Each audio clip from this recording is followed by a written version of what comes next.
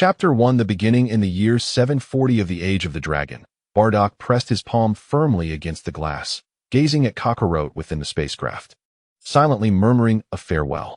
1 year later, in 741, a spherical spacecraft plummeted to the ground like a meteor, landing in the Baozi Mountain.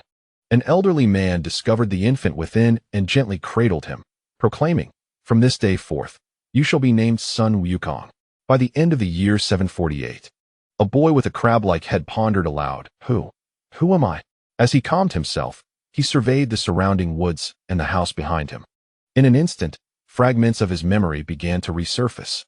He was both Sun Wukong and an ordinary young man from Earth, their souls now fused together. Unexpectedly, while watching Dragon Ball Heroes, he had been transported, though perhaps transported was not the right term. Sun Wukong's eyes fixated on the sky, his pupils dilating slightly. "I am neither Sun Wukong nor Kakarot. Perhaps they are but two names for one being. Let it be. From this day forward, I shall embrace the identity of Sun Wukong or Kakarot." He entered the house and lay upon the bed, contemplating his next steps. It was the end of 748, which meant that his encounter with Bulma was less than a year ago.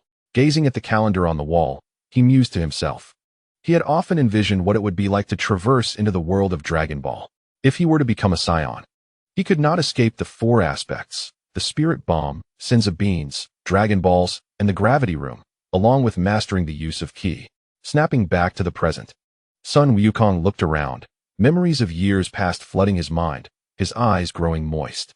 If only I had arrived a year earlier, perhaps my grandfather would still be alive. Yet, that was incorrect. It had not yet been a year since his grandfather's passing. He could use the Dragon Balls to revive him. However, it seemed his grandfather had encountered a love in the afterlife. Perhaps he would not agree to be brought back. Regardless, the first step was to locate Master Roshi and become his disciple. With renewed determination, Sun Wukong leapt from the bed, stretching his limbs. Grasping the Rui Jingu Bang from the wall, he embarked on his journey to find his master. Half a month later, Sun Wukong floated upon the surface of the sea, gazing at a distant island, finally exhaling a sigh of relief. He had found it. At that moment, Master Roshi lay in a recliner, engrossed in an adult magazine, a lewd grin occasionally appearing on his face, so absorbed that he failed to notice Sun Wukong's quiet approach. "Master Roshi, greetings. I am Sun Wukong, and I wish to become your disciple." The sudden voice startled Master Roshi, causing him to fumble, dropping the magazine to the ground. Regaining his composure, he picked up the magazine and dusted it off, then turned his gaze to the young boy before him. "You wish to be my disciple? And you are named Sun Wukong? Wait a moment, Sun Wukong?" Master Roshi adjusted his sunglasses, scrutinizing the boy. "Indeed, Master Roshi. My name is Sun Wukong, and Son Gohan is my grandfather." With a beaming smile, Sun Wukong addressed Master Roshi. His gaze caught the magazine in Master Roshi's hand, and he couldn't help but think that the old turtle was still the same lecherous figure. "How is Gohan's grandson faring lately?" Master Roshi reminisced about his two disciples. After a prolonged silence, he turned to the crab-headed boy, only to find him stammering, unable to articulate his thoughts. "Grandpa, he has passed away." Sun Wukong reluctantly uttered the words he dreaded. Upon hearing this, Master Roshi was momentarily taken aback. "Alas, the departed are gone, my child. There is no need for further sorrow." Though he felt a pang of sadness himself, Master Roshi sought to console Sun Wukong. "Let us speak no more of this. Do you wish to become my disciple? Being Gohan's grandson, I can certainly accept you, but be warned, my training is quite arduous. Perhaps due to Gohan's death." Master Roshi did not insist that Sun Wukong bring along a lovely companion, adopting a surprisingly serious demeanor. "Thank you, Master Roshi." Master Roshi glanced at the sky, noting that it was still morning, then turned to Wukong and declared, "Since you wish to be my disciple, training begins today. Follow me." He then led Sun Wukong to a cliff, where he carved the character for turtle into a stone and tossed it over the edge. "Do you see that stone? Find it, and you shall have food today. If not, you will go hungry." With that, Master Roshi turned and departed without a backward glance. Sun Wukong, gazing at the familiar surroundings, couldn't help but smile faintly. "Understood, Master Roshi." 5 days passed in the blink of an eye, and Sun Wukong could distinctly feel his strength gradually increasing. However, he yearned for a swifter ascent in power. One morning, after delivering milk, he sought out Master Roshi. only to discover him engrossed in yet another risque magazine, which prompted a smirk to form on Sun Wukong's lips as an idea brewed in his mind. Stealthily, he approached Master Roshi, mustering all his strength to exclaim, "Master Roshi." The thunderous shout startled Master Roshi, who sprang from his lounge chair, hastily concealing the magazine and feigning a cough. "Ahem, Wukong, what brings you here?" Sun Wukong found Master Roshi's pretense of seriousness, despite his lecherous nature, amusing, although he stifled his laughter, knowing it would earn him a reprimand. "Master Roshi, I wish to intensify my training. My physique has always been somewhat unique, and I feel this level of training is insufficient. Very well, starting tomorrow, I shall gradually increase the training regimen. For now, continue your practice." In truth, Master Roshi had recognized the uniqueness of Sun Wukong's constitution. The training regimen he currently assigned was the same as that which he had used for Gohan and his other disciples, who would finish utterly exhausted, while Sun Wukong merely perspired lightly and caught his breath. 6 months later, on a desolate stretch of land, two figures engaged in a rapid exchange of blows. To the ordinary observer, they appeared as mere shadows colliding incessantly, each impact leaving fissures in the ground beneath them. The turtle sage struck towards Goku's head with a punch, but Goku raised his left hand to block the incoming attack. Immediately after, he concentrated a sphere of energy in his right hand and aimed it at the turtle sage, who swiftly teleported several meters away. "Impressive, Goku. In merely half a year, you can hold your own against me," the turtle sage remarked. Having never encountered a prodigy like Goku, who could match him so closely in such a short span of time, Goku scratched his head sheepishly and smiled, attributing his progress to the turtle sage's training. He felt that since his traversal, his innate talent had become remarkably formidable. Perhaps the increased training volume contributed to this. Yet he had already reached parity in just 6 months. His combat prowess might even surpass that of the turtle sage, though he acknowledged his martial arts skills were still lacking. Yet, in the original narrative, such a feat would have been inconceivable. "I have little left to teach you. What remains is for you to further hone your martial skills. You should venture out more. Training alone will never suffice to become a true martial artist." The turtle sage reflected, observing Goku with a hint of nostalgia. Are you sending me away, Grandpa Turtle Sage?" Goku inquired. "I merely wish for you to gain experience. Before you leave, I have a gift for you, the flying Nimbus. Of course, it depends on whether you can ride it," the turtle sage responded, noticing Goku's reluctant demeanor. The sight of the Nimbus made Goku feel a twinge of apprehension. He was not the original Goku, and perhaps his heart was not as pure. Whether he could ride it remained uncertain. With a light leap, Goku found himself atop the Nimbus. "Incredible. I didn't expect to be able to ride it. Perhaps half a pure heart is still enough," he exclaimed joyfully, having prepared himself for the possibility of failure. "Grandpa Turtle Sage, could you also give me the orb around your neck?" Goku asked, scratching his head. "Impudent child. Take it," the turtle sage replied, tossing the orb to Goku. Goku caught it swiftly and expressed his gratitude. Seated on the Nimbus, he felt the exhilarating rush of flight and transformed into a streak of golden light, soaring into the distance. "Goodbye, Grandpa Turtle Sage." His voice echoed across the sky. "Goku, do not forget to participate in the 21st Martial Arts Tournament." "Understood." Let not the protagonist be mistaken for the original Goku, nor should he be seen as a complete stranger to this realm. He is a new persona born from the fusion of souls, possessing traits reminiscent of the original Goku, yet distinctly different. Chapter 2. The boy and the girl. As Goku flew gently back to the Bowsy Mountain on the Nimbus, he reflected on his ability to utilize the air dance technique. Though the Nimbus conserved considerable stamina, the air dance technique was not particularly difficult. The turtle sage was capable of it too, but for certain reasons, he refrained from using it. Arriving above his home, Goku leapt from the Nimbus, feeling a wave of nostalgia wash over him, having been away for 6 months. Gently pushing open the door, a cascade of dust slowly descended from its surface, illuminated by the sunlight, revealing its clarity. A glance within the room, uninhabited for over 6 months, unveiled a delicate layer of dust that had settled. Upon witnessing this, Wukong slightly furrowed his brow, feeling a surge of energy within him.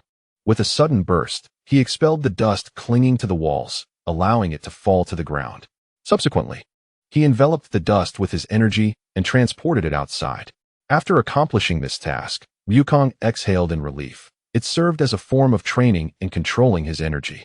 At that moment, a series of growls emanated from his stomach, a reminder of his hunger.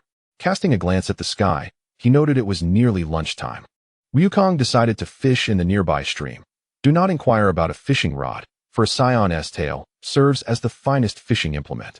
He had long practiced with his tail. Without hesitation, Wukong soared into the sky, performing a somersault before heading towards the stream, submerging his tail in the water. Approximately 10 minutes later, Wukong sensed a fish had latched onto it. With a vigorous flick, a fish measuring 2 meters in length and 1 meter in width, weighing at least 300 jin, soared to over 10 meters in the air.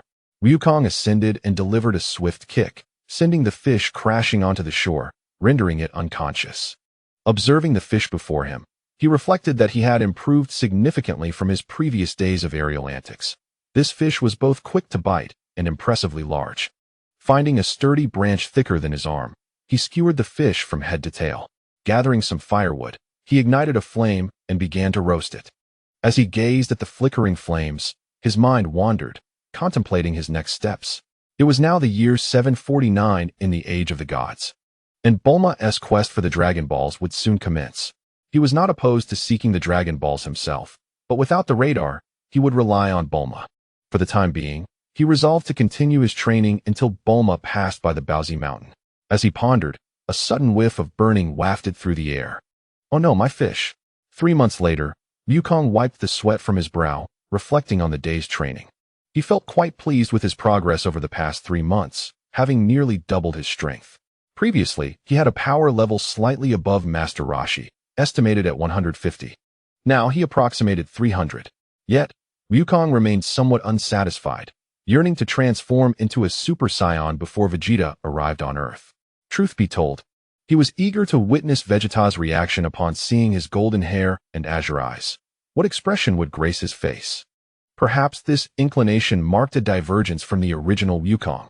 Was it a sign of wicked amusement? Was he becoming a scoundrel? Of course, all of this was still premature. To achieve the Super Saiyan transformation, he first needed a foundational battle power of 3 million. However, once he encountered Bulma and gained access to the gravity chamber, his foundational power would increase rapidly. Suddenly, Wukong sensed an individual approaching his home. Could it be Bulma? Contemplating this thought, he soared towards the direction of the sensed presence. Soaring through the sky, Sun Wukong immediately spotted Bulma, driving her small car along the road. He descended and positioned himself by the roadside, preparing to call out to her as she passed. Just then, he heard Bulma's desperate cries ahead. Glancing over, he realized her vehicle seemed to be out of control, veering off the road and heading straight towards him. Wukong's lips twitched in disbelief. What grievance could lead to such a collision? He swiftly moved in front of the car. Bulma frantically pressed the brakes and twisted the steering wheel, but alas, the car would not heed her commands. She screamed in sheer panic, and suddenly, a child appeared in her path. Bulma shut her eyes tightly and lowered her head, seemingly unable to bear the impending disaster. With a resounding crash, the vehicle came to a halt. It's over, it's over. I've killed someone. I'm going to prison. No, I'm only 16. And I haven't even found a boyfriend yet. Trembling, Bulma cautiously lifted her head and opened her eyes, only to discover the little boy standing unharmed in front of her, his hands deeply embedded within the car. Wukong extracted his hands from the metal, unfazed. With his formidable combat power of 300, stopping a car was merely child's play. Bulma's eyes widened in disbelief, questioning her very existence, until she noticed the tail behind Wukong. A monster. You're the real monster here. I saved you, and you insult me. Wukong crossed his arms defiantly. Bulma gingerly exited the car, gazing at the boy who was even shorter than herself. I'm sorry, and thank you for saving me. Who are you? What brings you to this desolate place? Aren't you afraid of being devoured by wild beasts? The creatures here are formidable. Even dinosaurs exist. Wukong feigned ignorance of Bulma. Wait, don't scare me. Dinosaurs? Bulma paled momentarily, but then caught the sly grin on Wukong's face, igniting her irritation. Of course, dinosaurs are terrifying for you, but for me, they are prime delicacies. By the way, you still haven't answered my question. My name is Bulma, and I hail from West City. I'm here in search of the Dragon Balls. Dragon Balls? What are they? Are they edible? Hey, little brat, not everything can be eaten. Collecting all 7 Dragon Balls summons the Eternal Dragon, who can grant any wish. Bulma scrutinized Wukong, recalling his earlier display of strength. A contemplative gleam crossed her eyes. What if you became my bodyguard? Protect me while I search for the Dragon Balls. Upon success, I can offer you unimaginable wealth. My family is the richest in the world, you know. Bulma said this with a hint of pride. Is that true? Absolutely. 100 million zeni. What do you say? Could you also help me build a gravity chamber? A gravity chamber? Yes. I will ensure to the best of my ability, though there are no guarantees. You must prepare yourself for that. All right, it's a deal. Son Wukong could not help but marvel at the wealth of Bulma's family. At merely 16 years of age, she effortlessly fulfilled a small request. Upon hearing Wukong's agreement, Bulma beamed with joy. However, glancing at her car, she realized it was no longer functional. She promptly retrieved a capsule and, with a flick of her wrist, summoned a motorcycle. What is your name? She inquired. Son Wukong. You may simply call me Wukong, he replied. Very well, Wukong. Please hop on, she invited, positioning herself at the front of the motorcycle and leaving ample space behind for him. No, thank you. I can fly, Wukong retorted, but soon regretted his words. Lamenting that had this been in his previous life before his journey, he would have readily accepted. Fly, Bulma exclaimed in astonishment. Indeed, on the Nimbus. With that, a swirling mass of yellow cloud appeared in the distance, and Wukong leapt gracefully onto it. Let us go, he said with a cheerful grin directed at Bulma. Watching him perched upon the cloud, Bulma felt a pang of envy. Can I sit on that cloud too? I am not certain. The Nimbus does not accommodate everyone. But you may certainly try. With that, Wukong guided the Nimbus to the ground and made space for her. Giggling, Bulma eagerly dismounted from the motorcycle and attempted to sit on the Nimbus, only to tumble through it and land with a thud on the ground. Ouch, that hurt, she exclaimed, rubbing her backside as she rose. Haha, it seems you cannot ride the Nimbus, Wukong chuckled. Bulma glared at the merrily laughing Wukong, feeling a surge of irritation. What are you laughing at? You're not allowed to sit. Come ride with me on the motorcycle, she demanded fiercely. Why not? He asked, bewildered. For no reason other than that I am the financier. Do you still wish for money? All right. Bulma, noticing Wukong's dejected expression, felt a sense of triumph. Let us set off. Once Wukong was seated, Bulma pressed the throttle, and the motorcycle sped towards his home. Chapter 0. The beginning of the journey. Bulma. Why are you heading to my house? Wukong feigned ignorance. Your house? Are you referring to the building not far ahead?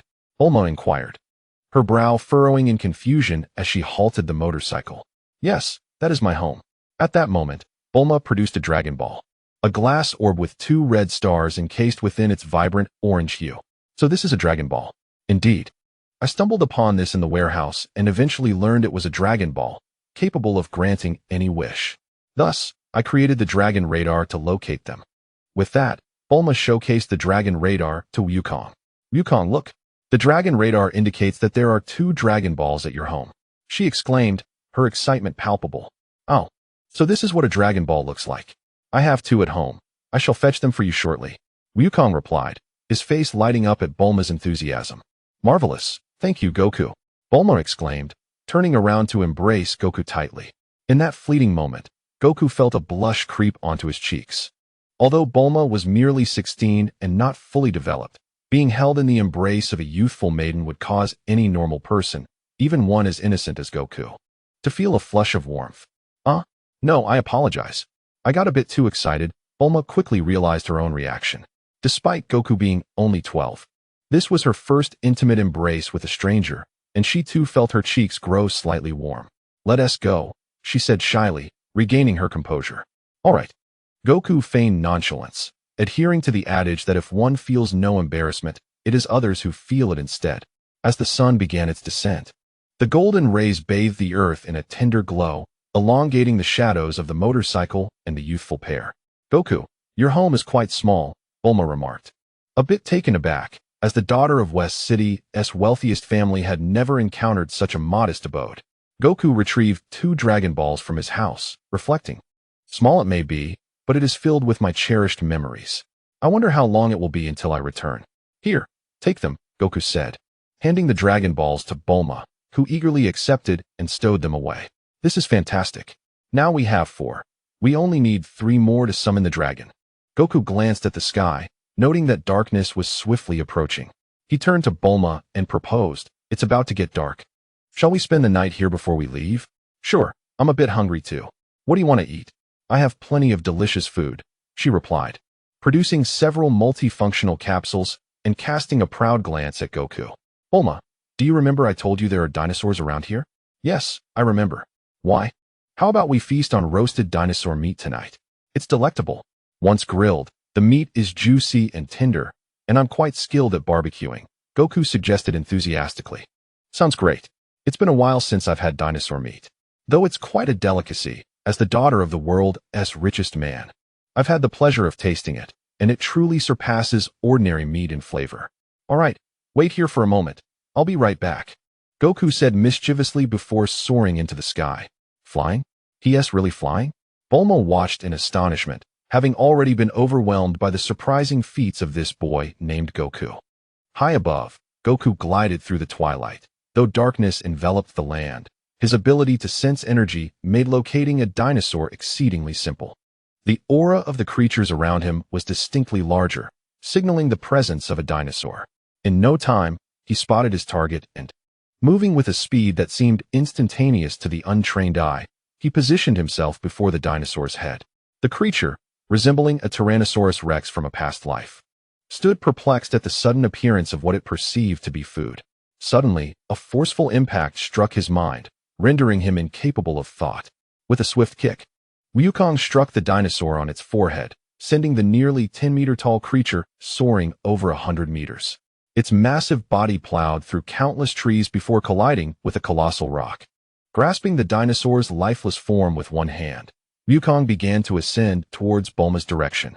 Bulma, lost in a trance as she gazed into the flickering flames of the campfire, suddenly felt as though the moonlight above was being obscured. Upon lifting her gaze, she beheld a slender figure descending slowly through the air, one hand raised, clutching the dinosaur. The faint moonlight illuminated the young boy's face, which, though still youthful, exuded an air of newfound maturity. His small frame seemed to grow taller in that moment. Witnessing this scene, Bulma's heart skipped a beat, yet the fluttering soon settled into calm. If only Wukong were a few years older, she pondered, gazing at the figure above. At just 12 years of age, Wukong was destined to remain her little brother. "Oh, what am I thinking?" Bulma chided herself. "Wukong is only 12. "Hey, Bulma, what is on your mind?" Wukong inquired, having set the dinosaur aside and noticing her distraction. Nothing. "Wukong, didn't you say your grilling skills were exceptional? Hurry up and cook, I'm starving," Bulma replied, a hint of urgency in her tone. "Oh, by the way, Bulma, do you have any barbecue seasonings?" "The ones at my place are rather bland," Wukong asked after slicing a sizable chunk of dinosaur meat with his energy. "Of course, I brought plenty of multifunctional capsules," she declared, producing one and smashing it to reveal a plethora of barbecue condiments. Seated on the ground with her legs curled and arms wrapped around her shins, Bulma watched the boy grilling the dinosaur meat before her. Gradually, the enticing aroma filled the air. "Wukong, it smells amazing." Bulma inhaled deeply, the delightful scent causing her to swallow several times. "Indeed, can I deceive you? Once this smaller piece is ready, it's yours," Wukong replied with a beaming smile as he presented the grilled meat to her, eliciting a gentle smile in return.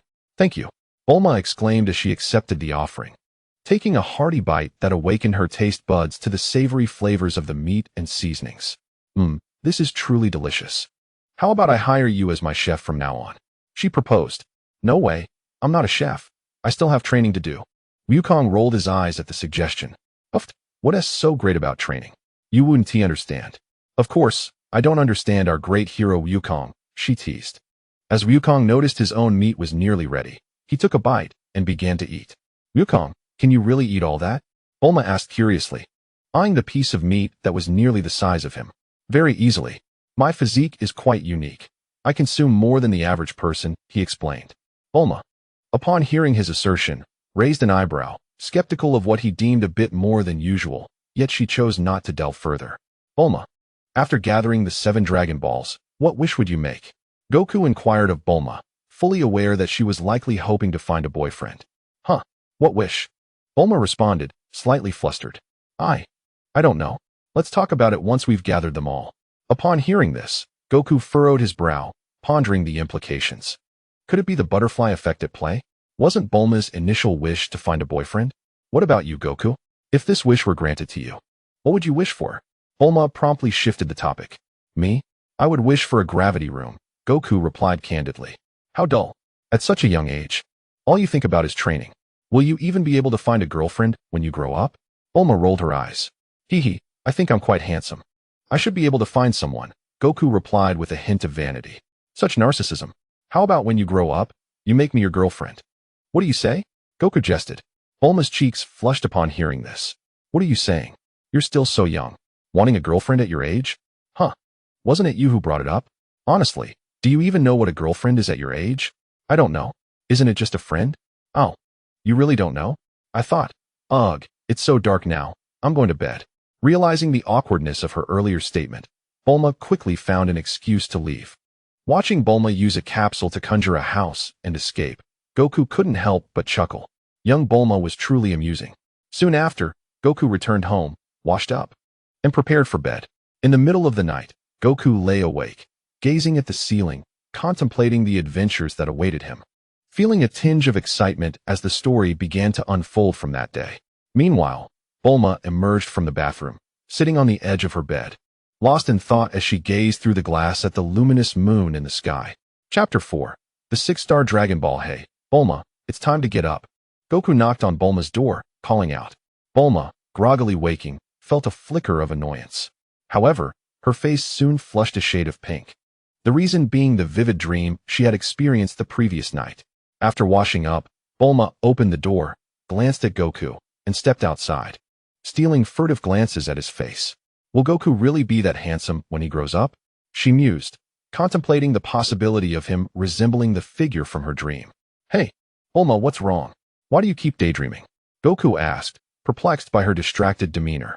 Was Bulma always like this in the original story? And no, it's nothing. By the way, Goku, what do you want for breakfast? Bulma regained her focus and inquired. Huh, what as for breakfast? Can you cook? Wukong cast a skeptical glance at Bulma, unsure if the original story depicted her culinary skills. He feared that she might concoct some culinary disaster and insist he eat it.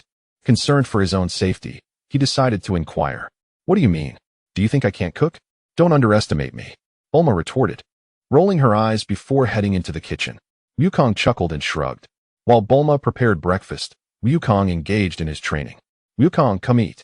Bulma's voice echoed from within the house, startling Wukong as he performed one-handed push-ups, nearly toppling over. With a forceful push, he rose from the ground. A mere 1,000 push-ups was merely a warm-up for him.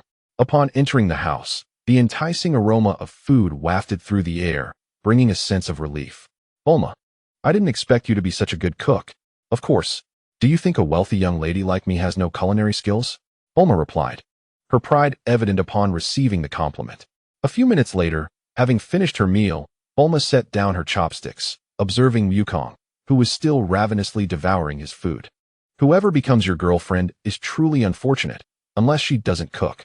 The time spent cooking will at least double compared to an ordinary person, she quipped, bemused by Wukong's appetite. Haha, what can I say? I was just born with a big appetite, Wukong replied, scratching his head sheepishly. Due to Wukong's voracious eating, it took Bulma a full half-hour to tidy up, and only then did they embark on their quest for the Dragon Balls. Nature is splendid. Just look at the flowers and grass. Staying in West City was utterly boring, Bulma exclaimed as they rode their motorcycle along the country road, marveling at the beauty around them. Indeed, this beautiful earth is a goal I must protect. Wukong mused, his gaze becoming increasingly dreamy as he admired the scenery. Days later, a village appeared on the horizon. The absence of Master Roshi was due to Wukong having found and returned him during his 6 months of training. Wukong, look. There's a village ahead. The dragon radar indicates a Dragon Ball is located there. Bulma exclaimed, her excitement palpable. That's wonderful, Wukong replied, recalling that this was likely the place where Oolong had appeared, with the Dragon Ball seemingly in the possession of an elderly woman. As they entered the village and dismounted from their motorcycle, they were taken aback by the eerie silence surrounding them. Bulma, suddenly alert, nervously asked, Wukong, don't you think this village is too quiet? Indeed, it is rather too quiet. Could there be monsters? Wukong replied, his brow furrowing. Monsters? Don't scare me, Bulma exclaimed, clutching Wukong in fright. How am I scaring you? It's a possibility, after all, he reassured her. Do not fear, for even if there are monsters, I shall effortlessly vanquish them. Trust in me. Listening to Goku's reassuring words, Bulma pondered for a moment, gradually finding solace in Goku's remarkable strength, demonstrated by his ability to halt a car with a single hand. Is anyone there? Is anyone there? Bulma called out into the surrounding emptiness, only to be met with silence. This is strange. The Dragon Ball clearly indicates it is nearby, she mused, perplexed. A knock on the door will reveal the truth. With that, Goku approached a nearby house and rapped on the door with firm knocks. Hello, is anyone home? We have come to eliminate the monsters. After a brief pause, sounds emerged from within the dwelling. Upon learning that the visitors aimed to eradicate the monsters, a man opened the door, peering out to scrutinize the two of them. You are here to eliminate the monsters? He inquired. Indeed. What manner of monsters plague your land? Could you enlighten us? Goku replied with a cheerful smile directed at the middle-aged man. Please, come inside. Villagers, please step forward. It is not the Oolong demon. The man called out, prompting several villagers to emerge from their homes. I told you, it cannot possibly be Oolong. It is far too early for that. Murmurs of discussion rippled through the crowd. The middle-aged man led Goku and Bulma into the house. Greetings, a charming young girl waved at them both. Hello, came the reply. This is my daughter, the man introduced. What exactly is this Oolong you speak of? Bulma inquired, intrigued by the villagers' evident fear. Oolong is a terrifying monster that dwells nearby.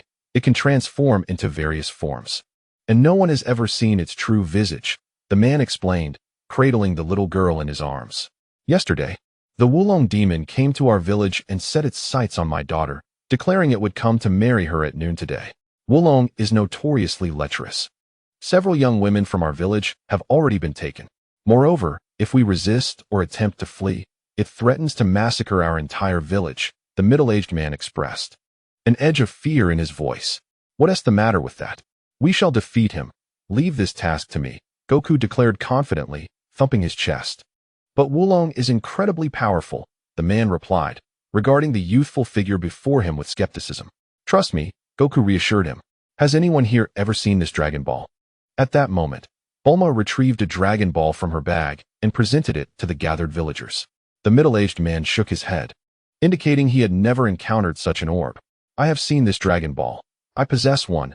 An elderly woman stepped forward from the crowd. Grandma Pow's. The middle-aged man acknowledged her. The grandmother produced a Dragon Ball from her clothing, and upon examination, Bulma recognized it as the 6-star Dragon Ball. Dear Grandma, if you grant us this orb, we shall eliminate Oolong, yes? Bulma knelt down, speaking gently to the elderly woman. If you can indeed vanquish Oolong, I shall give it to you. But can you truly do it, young lady? It is not I who will defeat Oolong, but rather him. Bulma, with her eyes closed, proudly pointed at Goku. Goku, show them your prowess. Goku, slightly speechless, glanced at Bulma, who had evidently been influenced by him over the past few days. Although he found her enthusiasm somewhat bewildering, he gathered a sphere of energy in his hand and aimed it at a nearby rock.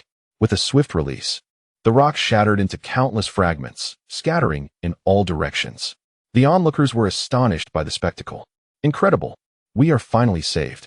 After a brief silence, a chorus of joyous exclamations erupted from the crowd. Chapter 5. Oolong. Goku and Bulma spent a warm night under the villagers' generous hospitality, and the next day arrived at noon. Goku, are you certain you wish to wait here? Bulma, resting in the shade of a tree, inquired of Goku, who was training in the village center. Yes, I can sense energy. As soon as that Oolong approaches, I will detect him and swiftly apprehend him. He is coming. Goku's aura flared as he soared towards Oolong, the wind generated by his speed swirling around them. Hey, could you slow down a bit? Bulma exclaimed, nearly having her skirt blown up, hastily pressing it down while gritting her teeth at the rapidly departing Goku. At this moment, Oolong was still some distance from the village and had no intention of transforming, given that his transformation lasted only 5 minutes. Suddenly, a cloud of dust erupted before Oolong, and as the haze cleared, a boy with a crab-like head appeared before him. Why you? Who are you? Oolong stammered, glancing fearfully at the crater beneath Goku's feet. You need not know my identity. Merely understand that I am here to capture you. You scoundrel! Oolong shouted angrily, instantly transforming into a towering robot, raising an enormous iron fist to strike Goku. Goku stood his ground, arms crossed, calmly awaiting the impending blow. Boom. Huh. I thought you were formidable. But you're nothing more than a single punch. What? Goku effortlessly deflected the iron fist that struck his face, emerging unscathed in Oolong's gaze. Is that all? Then it's my turn. Goku seized the iron fist and yanked it towards himself, causing Oolong's colossal body to tumble uncontrollably in his direction. Balancing on one leg, Goku delivered a powerful kick upward towards Oolong. Crash! Oolong's entire form bent backward, careening away until he collided with several trees, finally coming to a halt. Ouch! It hurts. I can't take this. At that moment, Oolong had reverted to his original form as a small pig, lying on the ground and clutching his abdomen in pain. Goku descended gently before him, gazing down at the pitiful creature. Will you surrender willingly, or shall I render you unconscious before capturing you? I surrender. I surrender. I surrender. Oolong immediately knelt, hands clasped over his head. Come with me. Face the villagers yourself. Wukong ascended into the sky, gliding gracefully towards the village, trailed by a small pig. Upon arriving, he was met by a throng of villagers eagerly awaiting his presence. This is Oolong. You shall pay your grievances with grievances, he declared, stepping aside to reveal the figure behind him. The villagers, anticipating a grand sight, were taken aback to find merely a pig. What? Is this Oolong? Just a pig. Murmurs of astonishment rippled through the crowd. Oolong, overhearing the disparaging remarks about his identity, felt a surge of indignation. I am a shape-shifting human, not a pig. He bellowed in fury. Speak quickly, what have you done with my daughter? A burly man surged forth from the crowd, brandishing a pitchfork, intent on striking Oolong. No. Please don't harm me. Your daughter is safe. I will guide you to her, Oolong stammered, retreating 2 steps in fright. With that, Oolong led the villagers towards his home. Please, do not regard me with such disdain. I am not a villain nor a murderer. I merely took a few girls. He implored, sensing the villagers' hostile gazes. All along the way, he attempted to justify his actions, asserting that he had committed far fewer misdeeds than they believed. As they approached a resplendent palace, Bulma gazed in disbelief. Is this truly your home? Indeed, it was constructed with ill-gotten gains, Oolong replied. And I only targeted the affluent, never the common folk. Noticing the villagers' dubious expressions, he quickly clarified. Regardless, robbery is hardly virtuous. Bulma retorted, her tone sharp. As she considered herself among the wealthy, should she then be a target for theft? Yes, dear lady, I shall never engage in wrongdoing again. Oolong, recognizing the formidable youth among them, sensed that he might heed Bulma's words and sought to appease her. Upon entering the palace, they discovered the girls Oolong had taken, adorned in opulent attire, lounging leisurely on the sofas. Seeing them, Oolong felt a pang of regret. Please, take them away. I seek a kind-hearted girl, not those who are indulgent and idle. Thank you, truly thank you. The villagers expressed gratefully as they handed the Dragon Balls to Bulma. Through his continuous explanations, Oolong managed to earn the villagers' forgiveness. Phew, I am finally pardoned, he sighed, wiping the sweat from his brow. The young warrior had facilitated his reconciliation, and he pondered the potential consequences had he failed. Wukong, should we not take that pig along as well? It can transform, and I sense it may prove useful. As Bulma noticed Oolong wiping his sweat, an idea struck her. Why not? It's entirely up to you. Wukong nodded in agreement. Hey, pig, come over here. I have told you, I am not a pig. I am a living being. Here I come. Upon hearing someone refer to themselves as a pig, Oolong was ready to retort, only to realize it was this lady, prompting him to change his tone immediately. What is it? Oolong inquired, rubbing his hands together in a gesture of appeasement towards Bulma. Come with us, she replied. Where are you headed? To be honest, Oolong was rather reluctant to leave this place. We are on a quest to find something called the Dragon Balls. An adventure? Oolong truly did not wish to embark on such a perilous journey. He valued his life immensely. What if something went awry during the adventure? Wouldn't that be the end of him? What's the matter? Are you unwilling? Goku raised an eyebrow, calling out to him in a playful tone. Goku flexed his fists and turned to face Oolong. The latter felt as though he had been jolted awake. No. I will go. It seemed there was no escaping this situation. He could only bide his time for a chance to flee. Oolong sighed inwardly. Goku observed Oolong, who appeared to be deep in thought, and smiled slightly. Did he not realize that Oolong was contemplating his escape? I advise you to abandon any thoughts of running away. I can sense everyone's energy. If you attempt to transform and flee, I will detect it immediately. Once I do, well, Goku spoke, his expression betraying a mischievous, yet kind smile. How could that be? Why would I even think of fleeing? I absolutely adore adventures. Huh. Oolong kicked a small stone at his feet, forcing a nervous laugh. How infuriating. How can this little brat be so strong? Oolong lamented internally, feeling as if a stampede of wild horses was galloping through his mind. Farewell, everyone. Bulma waved to the villagers, and soon the trio set off down the rural path into the distance. As for the setting, take a moment to absorb it. Further details will be provided. Super Saiyan, a base battle power exceeding 3 million, allows transformation, resulting in a 50-fold increase.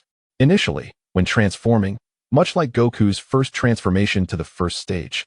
While the battle power may multiply by 50, the ability to fully harness this power remains incomplete, resulting in an actual power of around 13 or 14 billion. The same principle applies to the former king. In the ultimate stage, mastery over this power is not fully achieved. However, at the cost of significant energy, one can briefly unleash a battle power of 15 billion. The second stage occurs when Vegeta first emerges from the hyperbolic time chamber, at which point he can nearly utilize all his strength, though the consumption of energy and stamina remains substantial. The third stage is unnecessary to elaborate upon. It signifies growth in power, albeit with a decline in speed, rendering it less effective. Perfect control at full power allows one to harness the strength derived from the 50-fold increase, while substantially reducing energy and stamina expenditure, maintaining this state as long as one is not engaged in combat. Super Saiyan 2, a 100-fold increase, also achievable at full power, though it incurs slightly greater energy and stamina costs than Super Saiyan 1 at full power.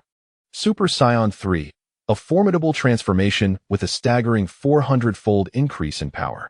However, the consumption of energy and stamina is exceedingly significant. Through rigorous training, this consumption can be somewhat mitigated, yet it remains substantial, making prolonged usage inadvisable.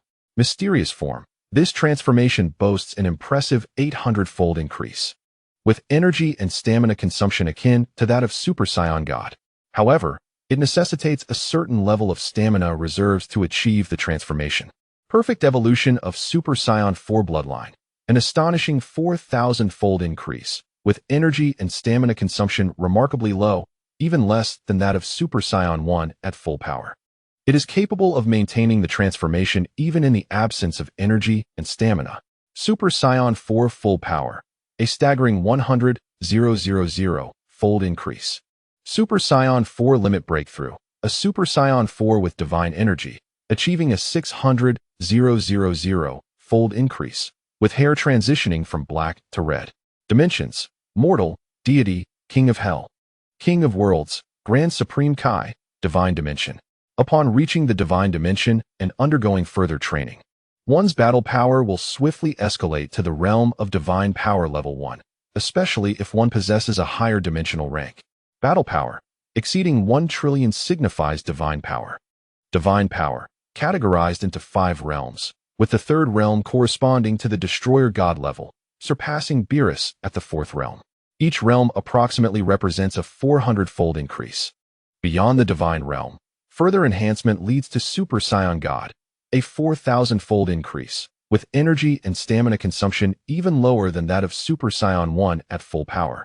While possessing divine energy, Super Saiyan Blue ranges from 100,000 to 200,000-fold, divided into Leak Blue and Full Power Blue, akin to the state depicted in the manga during the fight against Fused Zamasu, where energy is entirely sealed within. This full power differs from previous forms. If one has not attained the divine dimension, forcibly sealing all divine energy poses immense strain on the body.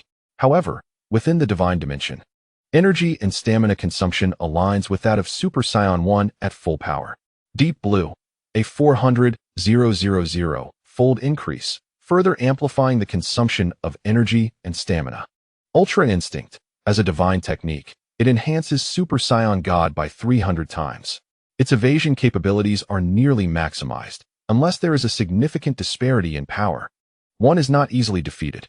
Perfect Ultra Instinct, a 600-fold increase over Super Saiyan God, with evasion nearly at its peak. Again, unless there is a considerable power gap.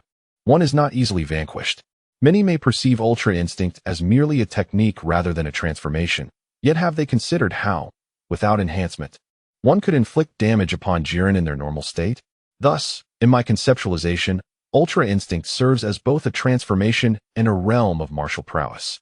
It is not purely a transformation, but rather the further development of one's latent powers. Self-Extreme, the divine technique of the Destroyer God, significantly enhancing defensive capabilities, achieving a 500-fold increase over Super Saiyan God. Furthermore, with each hit sustained, hidden strength is progressively revealed. However, there exists a theoretical limit that the physical body cannot endure. Any discrepancies with the manga can be viewed as an alternative interpretation, as the manga remains incomplete, does it not? Whether it is the art of effortless ease or the mastery of self, both are divine techniques. In the realm of the gods, their application imposes no strain upon the physical form, while the consumption of energy and stamina remains minimal. Chapter 6. A resounding slap. Hey, Oolong. Do you have any mode of transportation? Bulma inquired, noticing that there were 3 of them, yet only one motorcycle. Huh, no, not at all, Oolong quickly replied.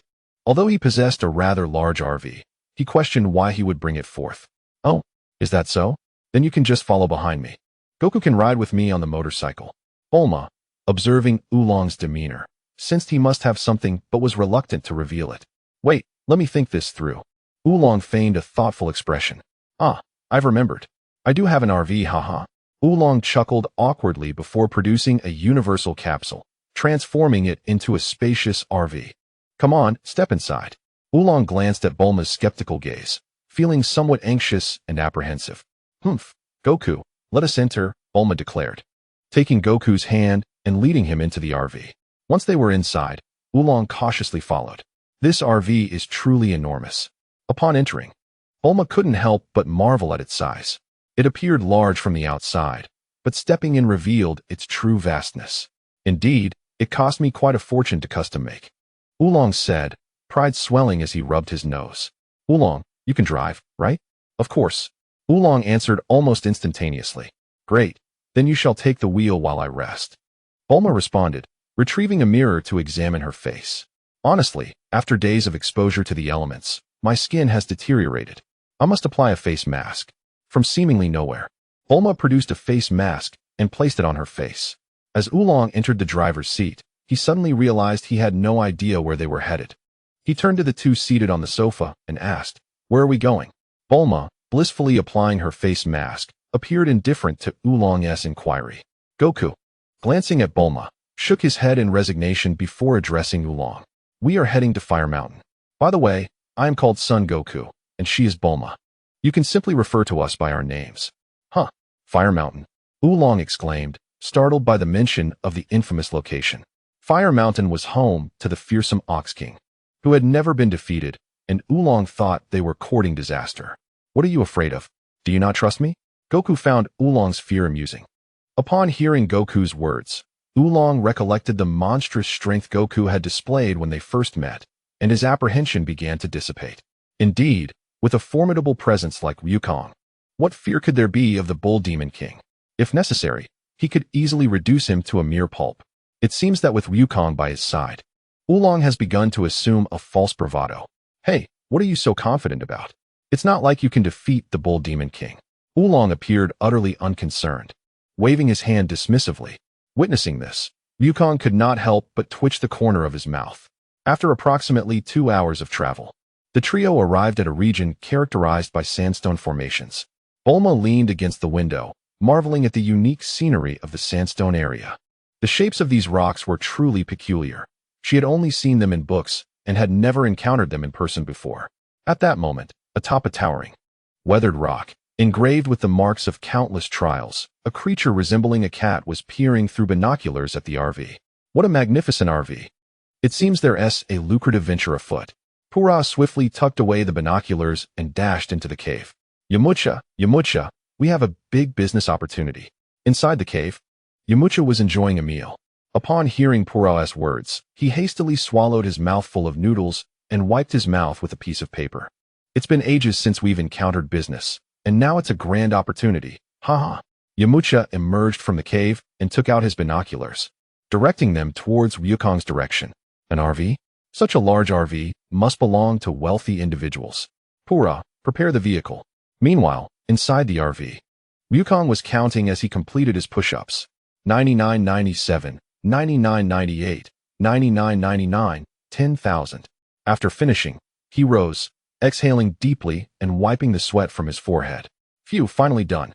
Ryukong, how can someone so small be so strong? 10,000 one-finger push-ups in just 2 hours. Training, of course. Ugh, I already know that it's from training. Bulma, noticing Ryukong's nonchalant demeanor, gritted her teeth and spat out her words almost syllable by syllable. Sensing Bulma's slight irritation, Ryukong quickly attempted to soothe her. Don't be angry. After we find the Dragon Balls, how about I teach you how to train? Really? The kind that allows you to fly? Bulma's eyes instantly sparkled with excitement upon hearing this. Indeed, Ryukong, noting the radiance in Bulma's eyes, instinctively shielded his own. This is what you promised. You cannot go back on your word. Rest assured, Ryukong replied, rolling his eyes. Seeing that Bulma had ceased her pestering, Ryukong settled down cross-legged, closed his eyes, and began to meditate.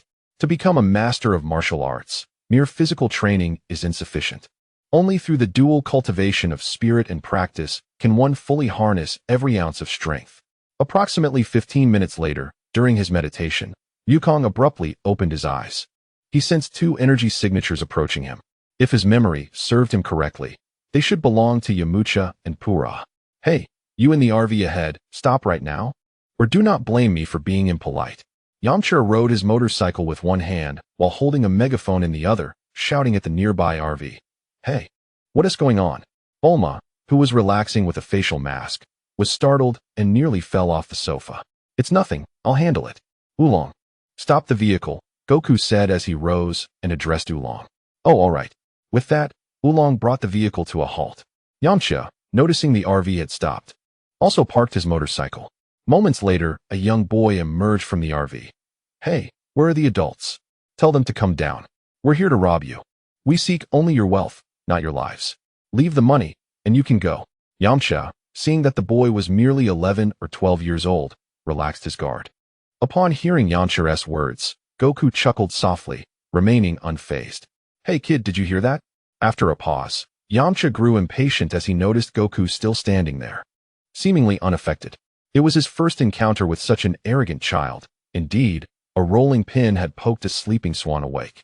Yamcha stepped in front of Goku, extending his right hand to grab Goku by the collar.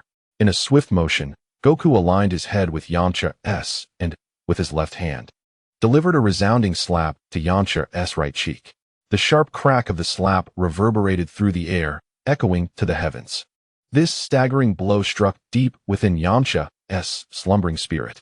In an instant, he seemed to see his great-grandmother waving at him. An unfamiliar old woman holding a bowl of hot soup, attempting to feed him. Yamcha was sent flying, spinning 3.5 times in the air before collapsing to the ground, unconscious. Thus, a masterpiece was born. Oolong and Bulma, drawn by the thunderous sound of the slap, emerged from their refuge. What is this? They beheld a man with one side of his face swollen like a pig, lying on the ground in a rather peculiar position. Pura rushed to Yamcha's side, shaking him in an attempt to wake him. Yamcha, please wake up. Don't leave me alone. After a moment, Yamcha groggily regained consciousness, feeling the swollen half of his face, realizing he had lost sensation. What is happening? What occurred? It was evident that Yamcha had suffered temporary amnesia from the blow. Yamcha, you were slapped by that boy and fainted, Pura kindly reminded him. Yamcha touched his swollen face again, and in an instant, recollection flooded back. He rolled up his sleeves, eager to confront Goku, but upon glancing, he noticed Goku's raised palm and his smiling face. Yamcha instinctively took 2 steps back, feeling a twinge of fear. Just you wait. This is not over. I will return. After speaking, Yamcha pulled Pura onto the motorcycle and swiftly departed without a backward glance. Truly, at such a tender age, why choose the path of a bandit? Bulma mused regretfully as she drove away with the two of them. Forget about it. Let us get in the car and leave. Goku suggested. You're right. Let us go. We should arrive at Flame Mountain sooner, she agreed. Chapter 7.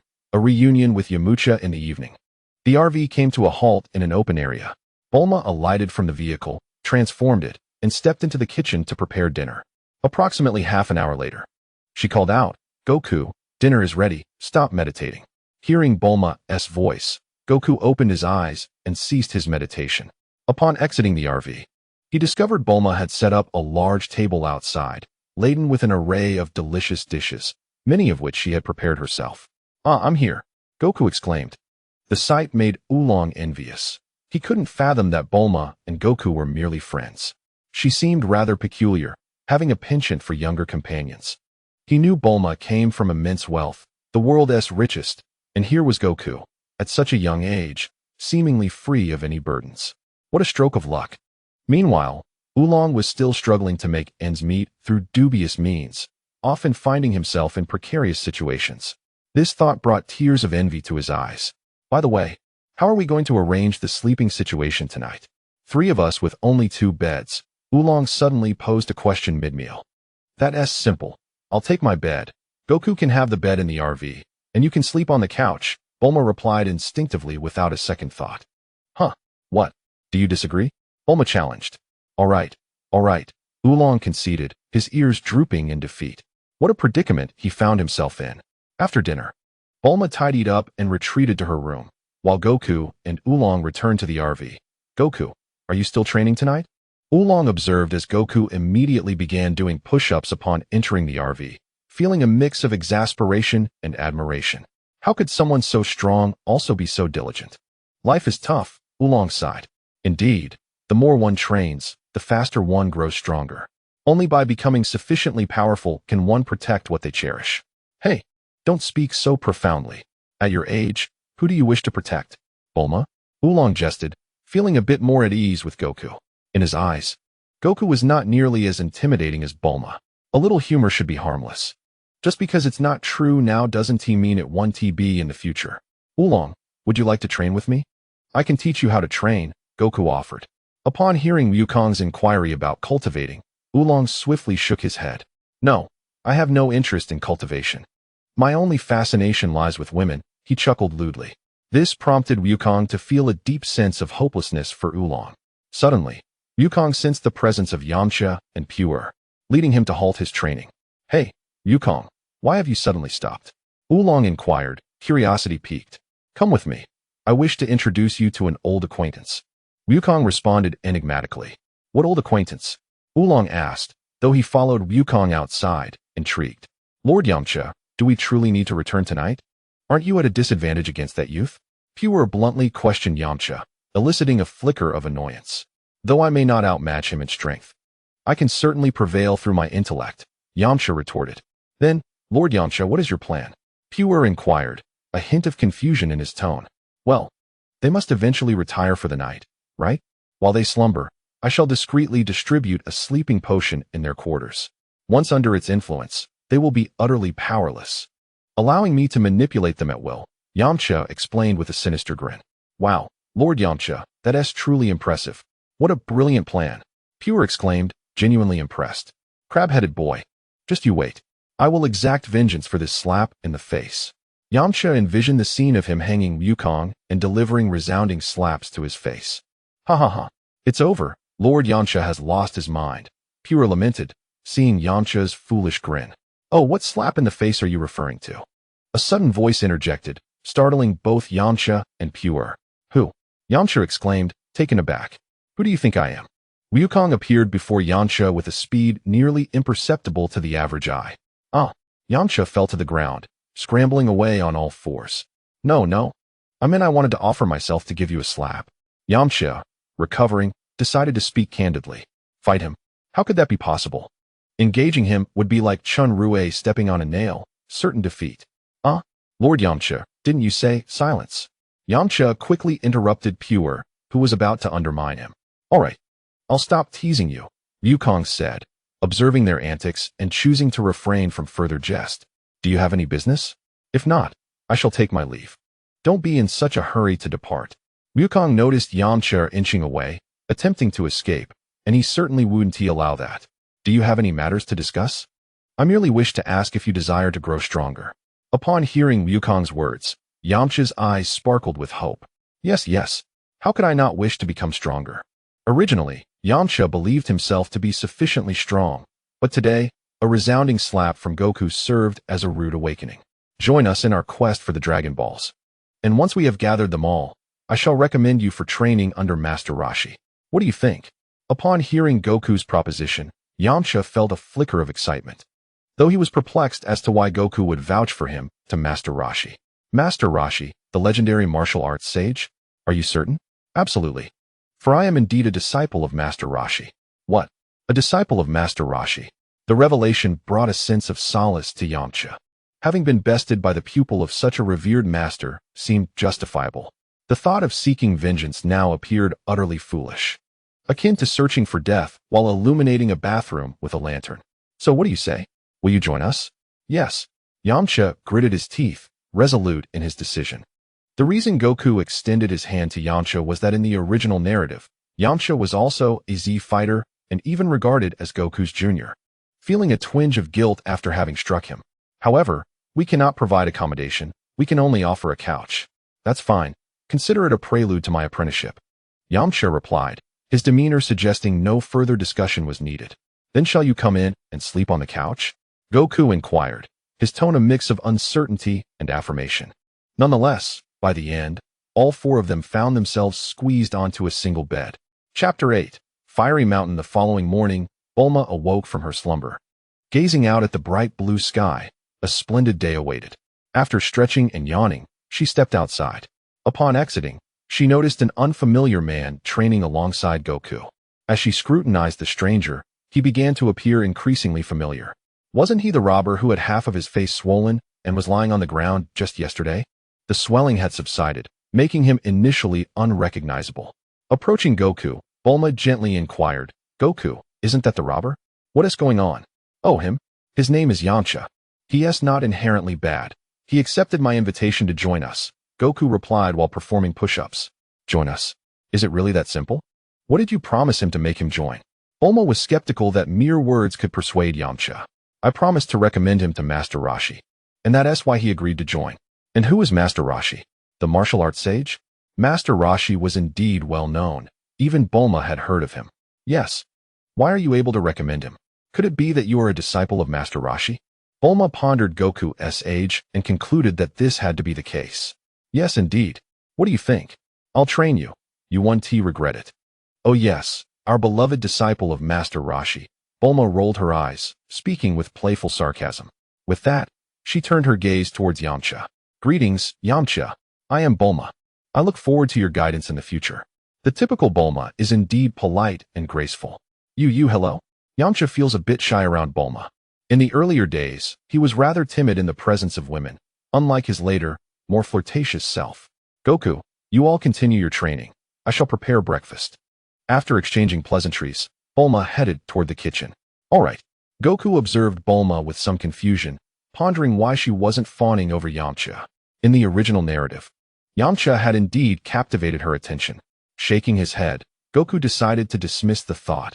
Bulma's previous demeanor had already diverged from the original story, so this alteration was to be expected. Huh? Goku, do you consume that much? Does your strength correlate with your appetite? Yamcha, having finished his breakfast, gaped at the towering stack of plates beside Goku, who was still eating. There must be some connection, right? My strength is significantly tied to being a scion, and scions have a massive appetite, so that makes sense. Hearing Goku's reasoning, Yamcha resumed eating. Although he was full, he was determined to grow stronger. Before long, Yamcha found himself unable to eat more, yet upon glancing up, he noticed Goku still feasting, which made him grit his teeth in determination. Burn, my little universe. Half an hour later, the vehicle traversed the wilderness. Goku was doing push-ups while Yamcha sat on the couch, visibly distressed with a full belly, cradling it with both hands. Goku, you've led me astray. Serves you right. You chose to eat so much. You must understand that people's physiques vary. Bulma retorted unapologetically. 2 days later, the group of 5 departed the wilderness, arriving at a mountainous region. This place is quite peculiar. Despite being in the north, it feels so warm. Oolong, turn on the air conditioning, please. Bulma wiped the sweat from her brow. The Flame Mountain lies just ahead. This area was once known as Cool View Mountain, a refreshing retreat in summer. However, 10 years ago, a great fire descended, transforming it into Flame Mountain. Oolong explained as he drove. Look, there is Flame Mountain ahead. Following Oolong's gesture, the group beheld a towering mountain engulfed in flames. Oddly, the summit remained unscathed, with a palace standing proudly atop it. The fire is intense. It's quite unscientific that it has burned for a decade without extinguishing. Bulma marveled. The Ox King should be just ahead, but with Goku by our side, we need not fear him. Oolong recalled the legends of the Ox King with a tinge of trepidation. Who is the Ox King? Bulma, having missed the previous conversation between Goku and Oolong about him, now felt a wave of curiosity. You're unaware? He is the king of demons, and anyone who approaches Flame Mountain will meet their demise at his hands. He resides halfway up that mountain, the palace there was once his home. But due to the raging inferno, he can no longer return. You seem quite knowledgeable about this. Bulma was surprised to discover Oolong's extensive understanding. The book states it clearly. So what shall we do now? The radar indicates that the Dragon Ball is located on Flame Mountain. Bulma appeared somewhat perplexed. On Flame Mountain? That should be within the palace, where the treasures once seized by the Ox King are stored. Oolong reminded Bulma. What do we do now? Goku, can you fly up there? Bulma looked at Goku with a pleading expression. Have you considered whether the Ox King would allow us to take the Dragon Ball? Goku countered. What are you afraid of? Goku, you are strong enough to just take it. Exactly. Yamcha chimed in with Oolong. Just snatch it. Goku promptly gave Oolong a light punch. Ouch, that hurt. Why did you hit me? Oolong immediately covered his head, rubbing it, looking confusedly at Goku. All you think about is stealing. Have you ever considered helping the Ox King extinguish the fire, and then he might give us the Dragon Ball? Exactly. This time, it was Bulma who agreed. Now we wait. The Ox King should be coming out soon. Goku could already sense the Ox King's aura approaching them. Before long, a robust voice reached their ears. Hey, you little brats at the foot of Flame Mountain, what do you want? Planning to rob my treasures? A tall figure emerged from the woods, wielding a massive axe and wearing a hat. Ox King, you've misunderstood us. We wish to help you extinguish the fire. Bulma hurriedly explained. No explanation would suffice. Who wouldn't he be frightened by such a towering figure? What? Help me extinguish the fire? The Ox King was momentarily taken aback. Wonderful. If you can put out the fire, you may choose anything from my treasures as your reward. With that, the Ox King couldn't help but laugh heartily.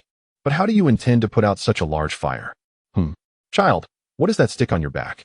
The Ox King noticed Goku's golden staff. This was left to me by my grandfather. Do you know my grandfather? Grandfather, you are the grandson of Sun Wukong? Yes, I am Sun Wukong. And Sun Wufan is my grandfather.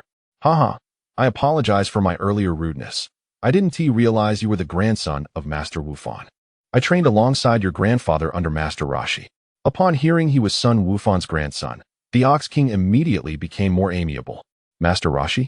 I also trained under Master Roshi. How wonderful. You must possess great martial talent. By the way, I have already sent my daughter to borrow the banana fan from Master Roshi. You can just wait here. Once my daughter brings back the fan, we can extinguish the fire, and then you may choose something from my treasures as a welcoming gift. Oolong and Yamcha exchanged glances. Observing the close interaction between Goku and the Ox King, they discerned from each other's eyes that, unexpectedly, Wukong was indeed well connected. And only the two of them were truly unfortunate. It is evident that some are born into privilege while others are destined to toil. In Chapter 9, the 7-star pearl and the banana fan come into play. The banana fan had already been discarded by Master Roshi. Wukong still recalled the narrative from the original tale, where the fan was thrown away after being soiled by Master Roshi, ultimately being found in the home of an old woman on a northern ice mountain. What? It's lost? Indeed, this was something Master Wutian could accomplish. The Bull Demon King was initially taken aback, but upon reflection, he realized it was within Master Wutian's capabilities.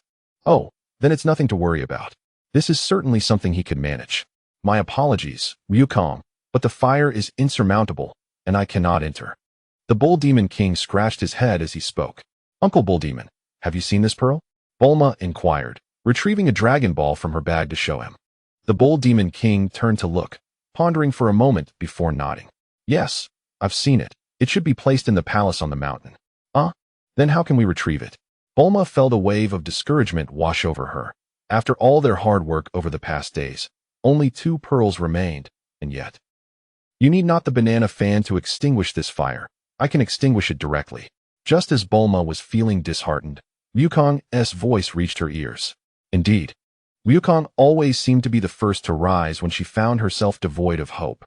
Bulma gazed at the small figure of Wukong, feeling an indescribable emotion stir within her.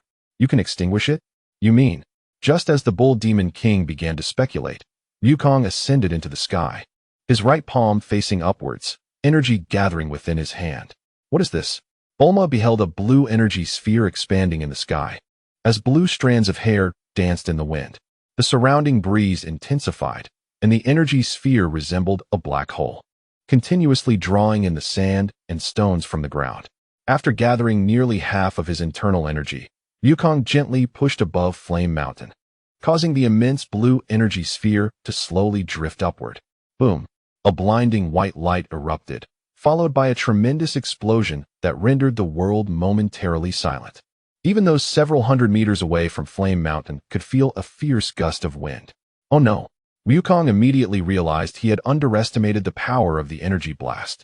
Energy surged from his body like a fountain, propelling him swiftly towards Bulma as he raced against the wind. Oolong transformed into a towering robot to avoid being swept away, while Yamcha, confident in his martial prowess, planted his feet firmly to protect Porter in his embrace. For the Bull Demon King, the gust was inconsequential, but for Bulma, it was a calamity. Wukong, I'm coming.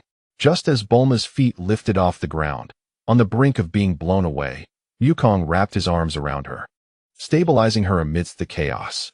Upon catching Bulma, Goku let out a sigh of relief, grateful that he had arrived just in time.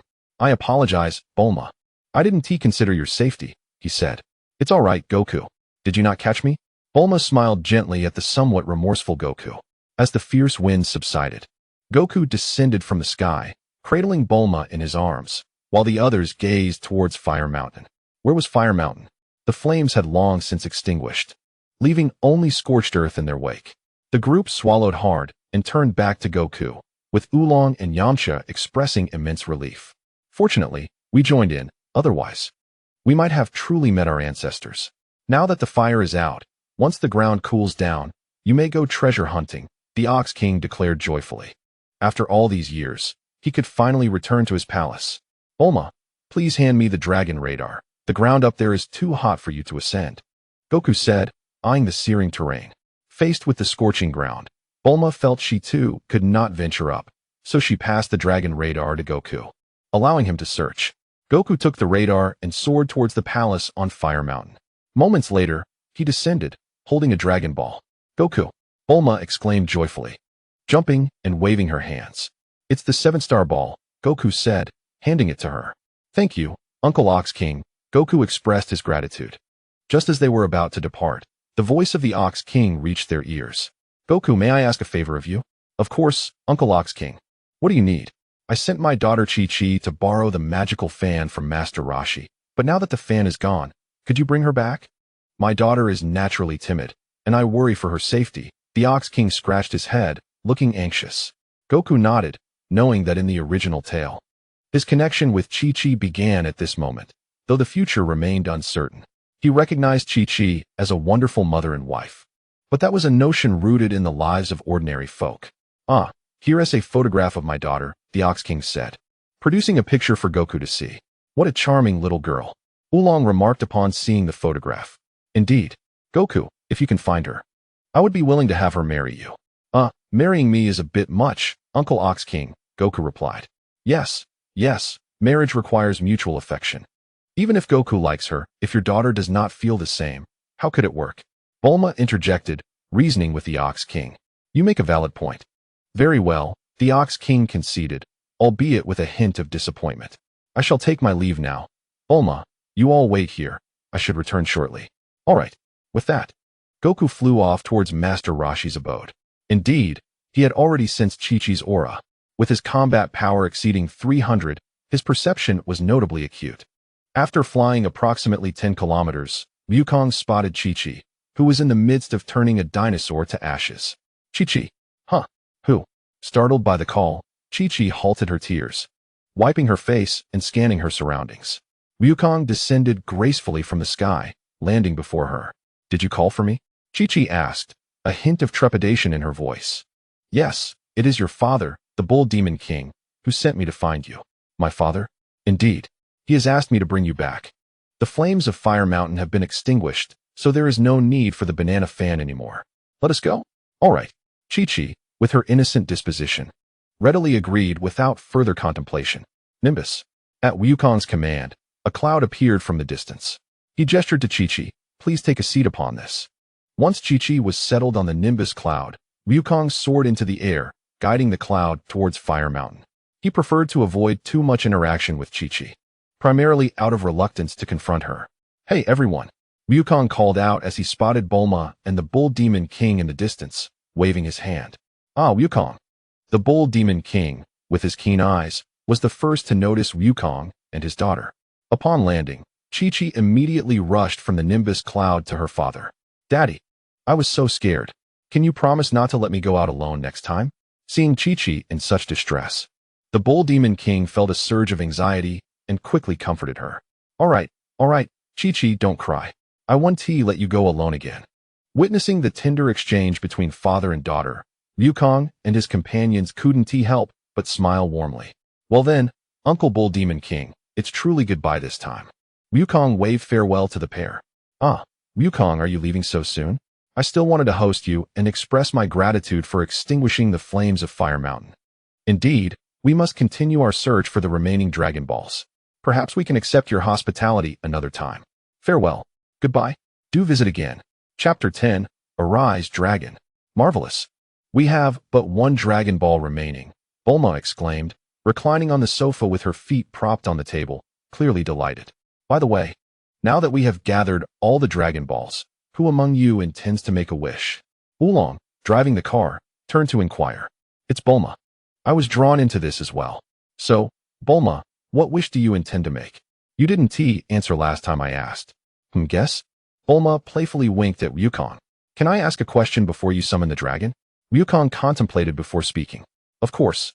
What is your question? I'd like to know if my grandfather wishes to be revived. I can relinquish this wish opportunity to you. However, based on my understanding of my grandfather, he may not necessarily desire to be resurrected. At that moment, let us consult the eternal dragon. If your grandfather consents to revival, then let it be so. As Goku and his companions drew closer to the last Dragon Ball, they encountered the Rabbit Army along the way. The Dragon Ball radar indicated that the Dragon Ball was nearby, as Bulma remarked while gazing at the device in her hand. Let us pause for a moment. I need to descend. Goku rose from his meditative state. Wait, why do you need to go down? Bulma inquired, a hint of confusion in her voice. I sensed the energy of two individuals. The Dragon Ball must be in their possession. Lord Pilaf, their vehicle has stopped. Xiao Wu and Pilaf were crouched on the hillside. Indeed, they too possessed the Dragon Ball radar, drawn by the allure of the Dragon Ball on my person. Ashi, be cautious, Pilaf warned. Having discovered that all 6 Dragon Balls were congregated together, realizing others were also in pursuit, he devised a trap, withdrawing one of his Dragon Balls as bait. Wait, Lord Pilaf, someone has descended from the vehicle. He is flying. Xiao Wu exclaimed, her eyes widening in astonishment. What? He is flying? Pilaf's mind struggled to comprehend. He is coming towards us. Before Xiao Wu could finish, a gust of wind swept through, compelling them to shield their eyes. Upon reopening them, Goku hovered before them. Hand over the Dragon Ball. I am aware of your intentions, Goku said, a smile gracing his lips as he regarded Xiao Wu and Pilaf. Who are you? Dragon Ball. We have never heard of such a thing, Pilaf retorted, signaling Xiao Wu with a glance. Understanding the cue, Xiao Wu raised her rifle, aiming it at Goku, and pulled the trigger. The sound of gunfire echoed as golden, gleaming shells ejected from the heated chamber, clattering to the ground. The sharp scent of sulfur filled the air.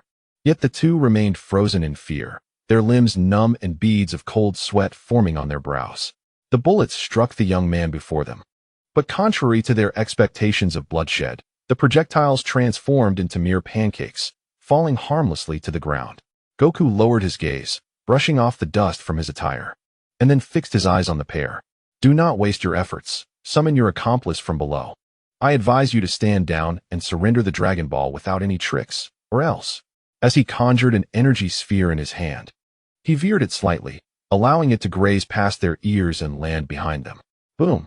The resounding explosion reverberated, and both could distinctly feel a wave of heat crashing towards them. The two individuals trembled as they turned their heads, spotting a steaming pit, 10 meters wide and 2 meters deep, a mere few dozen meters away. Simultaneously, they swallowed hard. Pilaf cautiously produced the Dragon Ball and handed it to Goku. Upon receiving the Dragon Ball, Goku noticed their companions had yet to emerge from beneath the earth. Aren't you going to call your companions out? He inquired. We have no companions, just the two of us, Pilaf replied, a hint of panic in his voice. Still clinging to false hopes. Very well. With that, Goku once again concentrated energy into a sphere, aiming it at the location indicated by his senses and launching it forth. The explosion resonated, scattering the metallic remnants of the robot in all directions, and a small dog clad in a ninja outfit was propelled outwards. Goku expertly controlled his force, leaving only superficial injuries on Ashu, posing no threat to his life. Is this what you mean by having no partners? Goku tilted his head, glancing at Pilaf and his companion. Pilaf, what do we do about the Dragon Ball now? Ashu asked as the three gathered together, observing Goku as he approached Pilaf. What can we do? Are you going to fight him? We can always search again later. After all, we only need to wait a year, Pilaf retorted, casting a fierce gaze at Ashu, indicating a willingness to let him face danger alone. Bulma, the Dragon Ball. Suddenly hearing Goku's voice while watching television, Bulma turned her head and quickly caught the Dragon Ball he extended towards her. Wonderful. Now we finally have all 7 Dragon Balls. A radiant smile spread across Bulma's face. Shall we summon the Eternal Dragon now? Yamcha inquired from the side. Bulma looked to Goku, who nodded in affirmation. Then let us proceed outside to summon the Eternal Dragon. The group stepped out of the RV, carrying the 7 Dragon Balls. Come forth, Eternal Dragon. Grant my wish, Bulma declared, arranging the Dragon Balls and reciting an incantation. In an instant, darkness enveloped the sky, transforming the previously clear day into night. The 7 Dragon Balls radiated a golden light that expanded, ultimately coalescing into a slender, magnificent dragon. Wow, it's enormous, Oolong exclaimed, unable to contain his awe. State your wish. I can fulfill any desire, but only one, the Eternal Dragon proclaimed. Bulma turned to Goku, urging him to speak. Goku, catching Bulma's gaze, finally voiced his request. Eternal Dragon, could you inquire if my grandfather wishes to be revived? After a brief silence, the dragon responded, he does not wish to return. Instead, he wants you to live well and not to worry about him, for he is quite content. Now, please state your wish. Go ahead, Bulma, Goku prompted. Bulma stepped forward, smiling brightly as she declared, Eternal Dragon, please provide me with a gravity chamber contained within a universal capsule. Goku gazed at Bulma in astonishment. Bulma, what about me? She interjected playfully, hands clasped behind her back, bouncing towards Goku with a beaming smile. Your wish has been granted. Farewell. The divine dragon vanished, transforming into 7 Dragon Balls that soared in all directions. No, nothing at all. Have you considered the time wasted in constructing a gravity chamber for you? Since I cannot conceive a wish, wouldn't it be more efficient to make a direct request? Thank you, Bulma. Goku solemnly expressed his gratitude to Bulma as he grasped the universal capsule descending from above. What are your plans next? Yamcha, I shall provide you with 10 million later, Bulma inquired of the group. Subsequently, a thought struck her as she fixed her gaze on Goku. You must not run away. Return with me to West City. You promised to teach me training. Huh. How could I possibly flee? Goku scratched his head, offering an awkward chuckle. I intend to train with Master Roshi. Yamcha was quite pleased at the prospect of receiving 10 million. Naturally, I shall return home, Oolong stated without a moment's hesitation. He was not in want of money, as the fortune he had pilfered previously sufficed for a lifetime. Hey, Oolong, upon your return, do not let me discover that you are still engaged in thievery or abduction. Goku threatened. No, I shall not, Oolong hastily replied, knowing that failing to respond would likely result in a beating, and he had no desire for that. Bulma tossed out a universal capsule, conjuring an aircraft they had purchased during their previous encounter with the Rabbit Army. Everyone, please board. I shall take you to your desired destination. After Bulma settled into the aircraft, she addressed the others. Chapter 11. The unusually warm welcome of the briefs after safely delivering Yamcha and Oolong to their intended locations. Goku and Bulma returned to West City together. Bulma's residence was situated in the heart of the city, prompting Goku to marvel at the expansive space her home occupied in such a central location. Upon entering, they were greeted by Mrs. Brief, who approached them eagerly.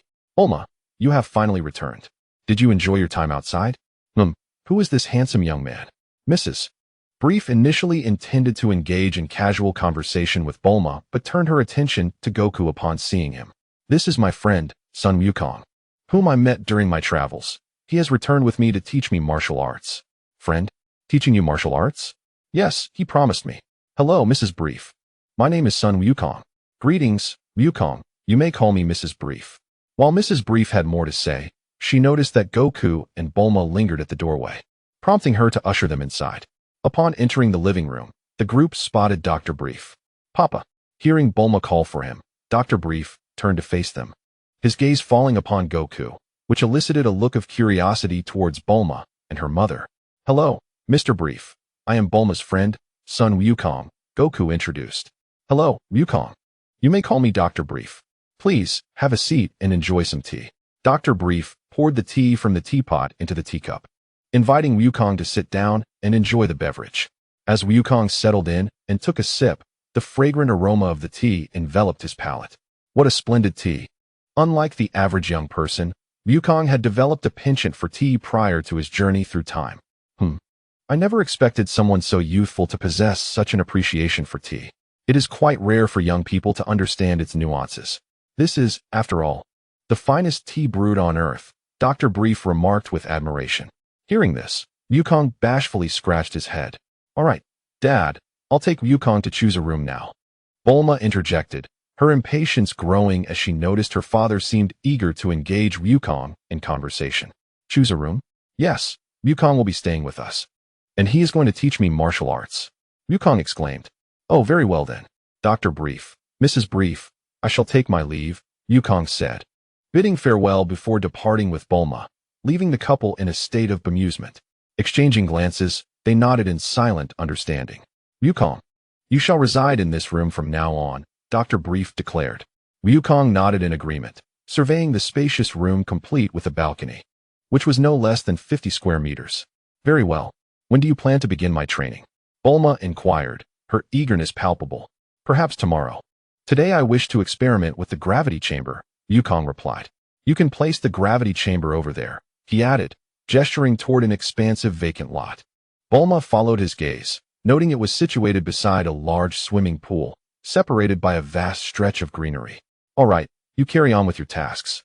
I will call you when it's time for dinner, Bulma said, aware of Wukong's excitement to try out the gravity chamber. After a nod of acknowledgement, Wukong soared toward the designated area. Upon reaching the first floor, Bulma found her parents seemingly waiting for her. Bulma, come here for a moment, Dr. Brief called. Oh, all right. Bulma replied. You go ahead.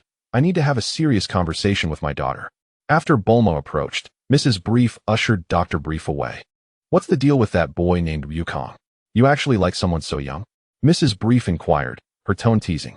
What do you mean, what's the deal? He is merely my friend. Besides, he is only 12. How could I possibly? Bulma retorted, her temper flaring. Friend? A friend brought home to stay? Yes. He is 12 now, but that does not mean he will not grow up. Don't think I can't see it. He will undoubtedly be quite handsome when he matures. If you don't make a move, I might just have to. Mrs. Brief teased, unable to resist provoking Bulma further. I will not engage with you any longer. Think what you will. In any case, you always have a justification for your assumptions. With that, Bulma stormed off to her room, enveloping herself in her blanket. Indeed, she was at a loss as to why she had brought Wukong home in the first place.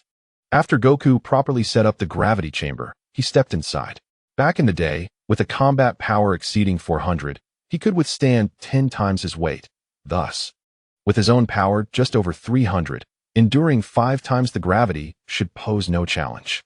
However, as Goku activated the 5-fold gravity, an unexpected wave of pressure momentarily threw him off balance, nearly causing him to fall. Indeed, The gravity chamber is a crucial tool for anyone traversing the Dragon Ball universe. Only through experience can one truly appreciate the immense impact that gravitational force has on each cell, significantly enhancing combat abilities. Goku remarked as he trained. As evening approached, he was called for dinner. Goku, come eat. Okay. During the meal, the briefs demonstrated exceptional warmth towards Goku, believing he would undoubtedly become their son-in-law in the future. How could they not be enthusiastic? As for Goku's background, did it truly matter? No matter how affluent his lineage, it couldn't surpass their own wealth and influence. Nonetheless, Goku's appetite did astonish them somewhat. However, they brushed it off, thinking that eating well would contribute to his strength, ensuring their daughter's future happiness was secure.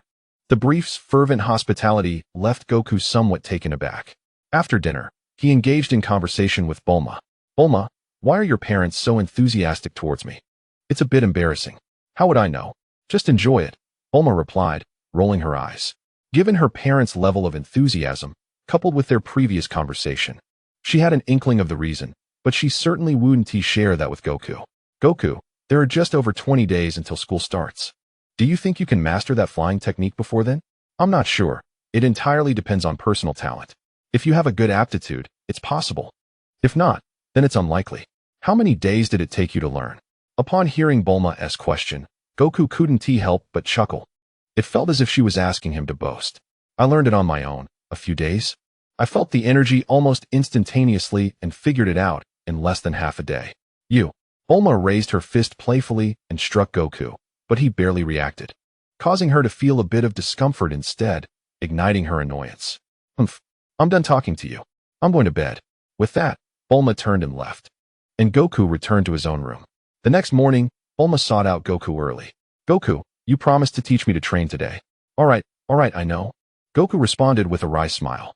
Arriving at the yoga room, Goku instructed Bulma to sit cross-legged.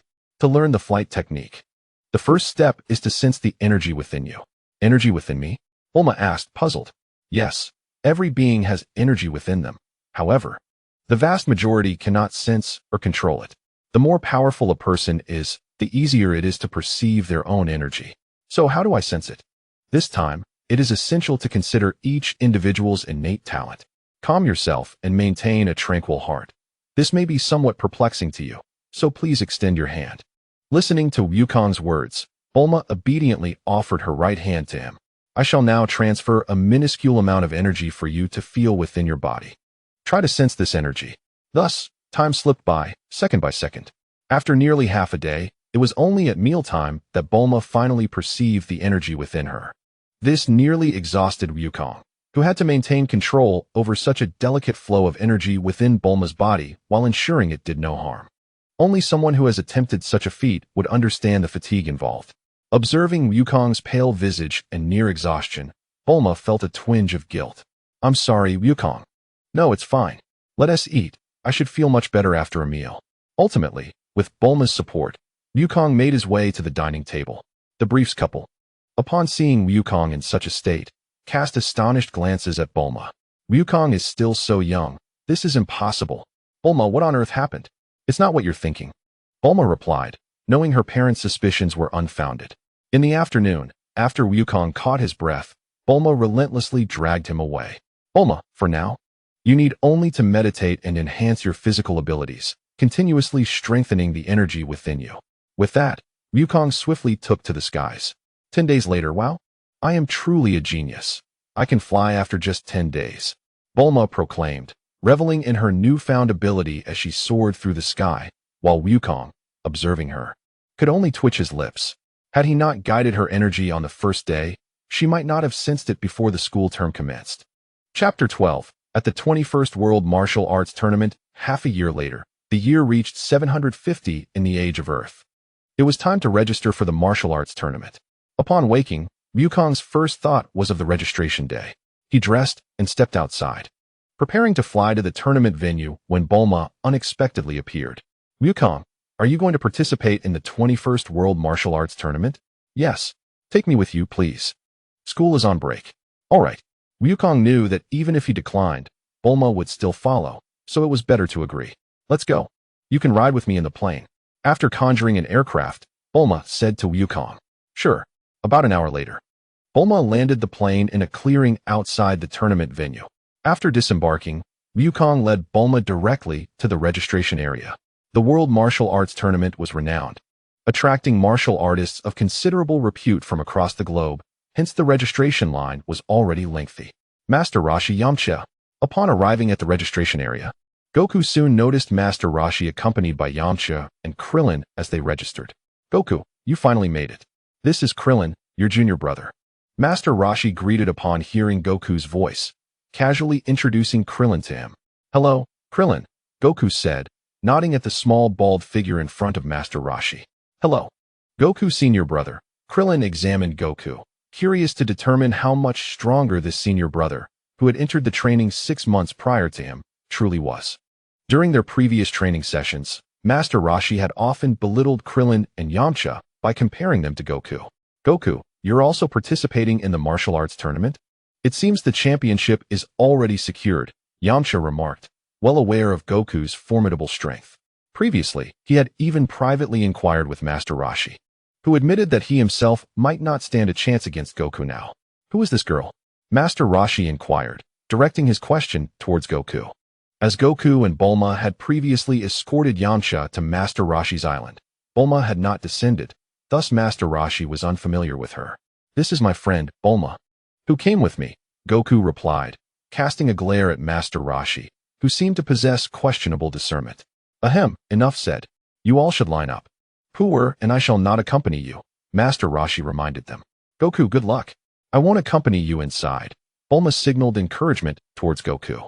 After a considerable wait, it was finally their turn. Goku drew number 70, Krillin obtained number 93, and Yamcha got number 5. Haha, splendid. It appears that the three of us will not face each other in the preliminary rounds. Yamcha chuckled while glancing at the match schedule. Given his prowess, he was confident of advancing to the finals. If luck were to falter and he faced Goku in the preliminaries, it would certainly be a cause for lament. The three of them proceeded to the preparation room. Observing Goku in meditation, Krillin couldn't help but ask Yamcha, does Goku's senior brother often do this? Indeed. He was like this even when we were searching for the Dragon Balls, Yamcha replied. Now commencing the preliminary round for Group 3, please welcome numbers 69 and 70. Upon hearing his number, Goku opened his eyes and walked towards the arena. Haha, I didn't expect number 70 to be a child. How fortunate for number 69. The audience remarked, enviously eyeing the competitor assigned number 69. Number 69 was a robust man, and upon realizing his opponent was a mere child, he burst into laughter. Haha. Little brat. Before number 69 could finish his taunt, Goku swiftly appeared before him and delivered a resounding slap. With a sharp crack resounding, number 69 was sent flying off the stage. An instant silence enveloped the crowd. Yamcha, witnessing the strike, felt a slight sting on his own right cheek. Mockery, after all, comes at a price. Goku retracted his hand, embodying the distinction between himself and the original Goku. The victory of number 70 was announced after a few moments of delay by the host, who finally acknowledged Goku's triumph. Ultimately, Goku and his companions advanced to the finals without any doubt. Should we share this delightful news with Master Roshi? Krillin inquired of Goku. No need. Master Roshi is surely aware that the three of us would make it to the finals, Goku replied. Yamcha, upon hearing this, nodded in agreement. At that moment, an announcement echoed through the loudspeaker, calling the finalists to gather at the martial arts temple. Let us proceed. Upon arriving at the temple, Goku spotted Master Roshi disguised as Long. Meanwhile, in the audience, Bulma suddenly noticed Master Roshi was missing. Hey, where's that old pervert? Goku, meanwhile, was alerted to an unpleasant odor. Goku, someone here smells terrible, Yamcha exclaimed, pinching his nose and pointing towards an individual. Goku also covered his nose and nodded. Indeed, such a person was quite repugnant. In contrast, Krillin, lacking a nose, remained oblivious to the stench. The draw for the matches was swiftly conducted. Krillin versus Buck, Yamcha versus Goku, Long versus Keenan, and Nam versus Lanfang. Goku furrowed his brow as he glanced over the draw. It appeared he had inadvertently caused a butterfly effect. Buck was the source of the foul odor, and while most would be disgusted facing him, Krillin, without a nose, was unaffected. Unsurprisingly, Krillin emerged victorious from his match. As the second match commenced, Yamcha declared, it seems my journey ends here. Despite significant progress over the past 6 months, he still fell short compared to Goku. The match began, and as the hosts signaled to start, Goku remained stationary, allowing Yamcha to make the first move. Yamcha, observing Goku's stillness, felt a cold sweat trickling down his brow, his limbs trembling slightly. The memory of that slap from over half a year ago lingered in his mind. In an instant, Goku's unmoving figure seemed to merge with the image of the Goku who had struck him. I concede. Ultimately, Yamcha was unable to overcome his inner fears, gasping for breath as he admitted defeat. Son Goku is the winner, the host proclaimed, watching Yamcha descend from the stage. Goku felt a pang of guilt for the heavy toll his previous slap had taken on him. In the subsequent 2 matches, Master Roshi and Nam triumphed effortlessly. Brother Goku, that gentleman named Oolong is truly formidable. After the quarterfinals, the 3 gathered once more, and Krillin couldn't help but reflect on Master Roshi's earlier performance. Yamcha had already begun to speculate. The man named Oolong was evidently far superior to them, yet he had never heard of him before. Coupled with his earlier lecherous demeanor, which suggested he was indeed Master Potato. Is that gentleman Oolong actually Master Potato? Yamcha sought confirmation from Goku. Indeed. Oh. Krillin never anticipated that in the end, he would be the only one left in the dark. Thank you. The one who shrouded him in mystery. Wukong. How can you be so certain? Yamcha questioned, somewhat puzzled. It is the chi. Each person's chi is distinct, and the aura surrounding that elderly gentleman, Oolong, is akin to that of Master Roshi. At this moment, Wukong had mastered the manipulation of chi with considerable proficiency. Initially, Master Roshi had imparted the fundamental understanding of chi to him, and through his diligent training, he had reached this level. Yet, for Wukong, this mastery was still insufficient.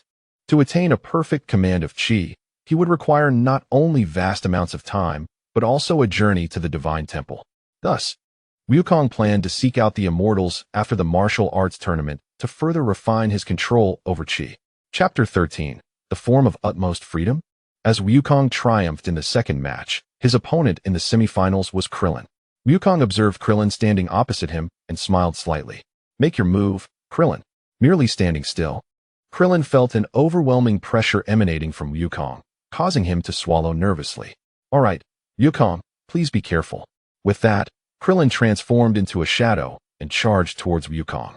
Clenching his fists and positioning his arms like a taut bow, he aimed a powerful punch at Wukong. Just as the fist was about to strike, Wukong suddenly vanished from sight. Oh no, Krillin thought anxiously as he quickly spun in the air, but inertia prevented him from halting his momentum. As Krillin staggered back several steps to dissipate the force, Wukong delivered a swift kick to his abdomen. In an instant, Krillin became a streak of white light, soaring off the stage. All of this transpired in merely a second or two. The announcer had yet to react when the match concluded. Son Wukong has emerged victorious. Upon the announcer's proclamation, Wukong descended from the stage and helped Krillin to his feet. Ha ha, Wukong, the gap between us is indeed vast. At that moment, Krillin, though not entirely unscathed, was in a rather disheveled state, yet he still smiled genuinely. No worries, if you persist in your training, you will surely catch up to my current self. Really? That would be wonderful. Krillin's eyes sparkled with hope. Wukong had indeed played a clever trick. Catching up was possible, but only to his present self. He granted everyone the time to pursue, until they would become unattainable. Cough, cough, perhaps I'm being a bit ostentatious. As expected, Master Roshi also defeated Nam, leading to the final showdown between Wukong and Master Roshi. Wukong, give it your all. I believe the championship is destined for you. Bulma cheered from the audience. Nodding in acknowledgement at Bulma, Wukong ascended the stage.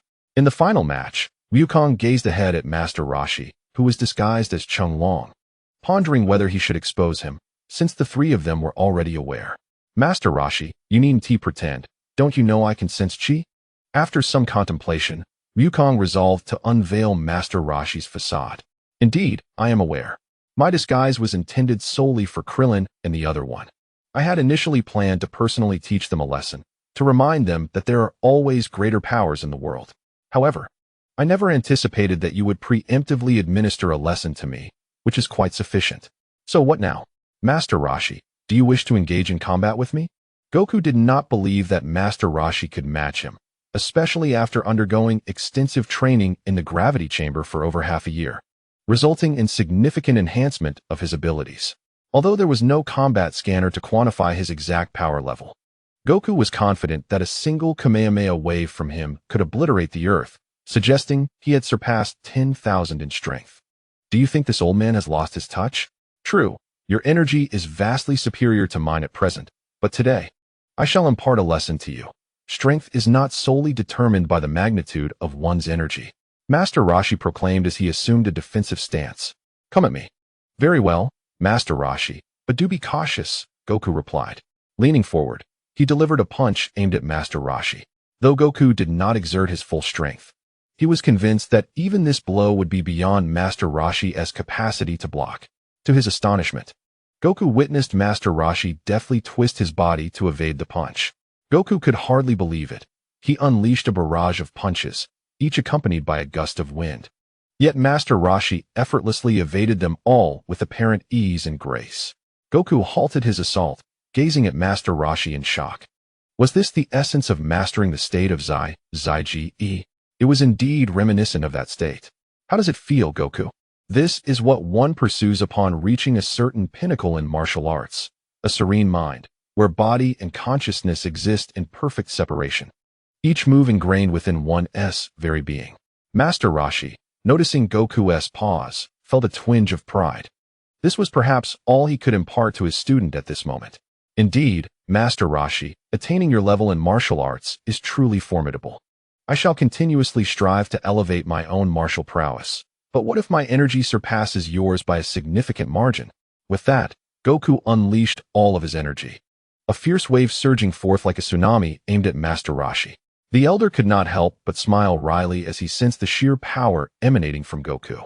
Yes, a profound mastery of martial arts could bridge certain gaps, yet if the disparity became too vast, even the highest level of martial arts would seem trivial. Goku soared towards Master Roshi, the overwhelming aura carving a path through the ground beneath him, and before Master Roshi could react, Goku had seized his arm.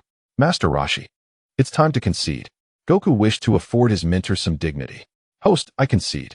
I hereby declare that the champion of the 21st World Martial Arts Tournament is contestant Son Goku. Upon the announcer's declaration, Goku was led to claim the prize of 500,000.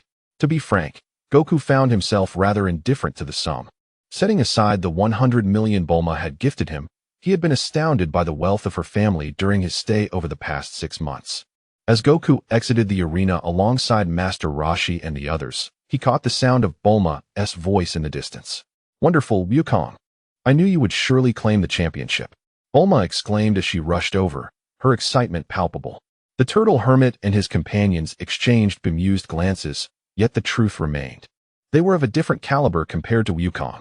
A bit more low-key, Bulma, Wukong thought, feeling a twinge of embarrassment at being associated with her exuberance as onlookers turned their gazes toward them.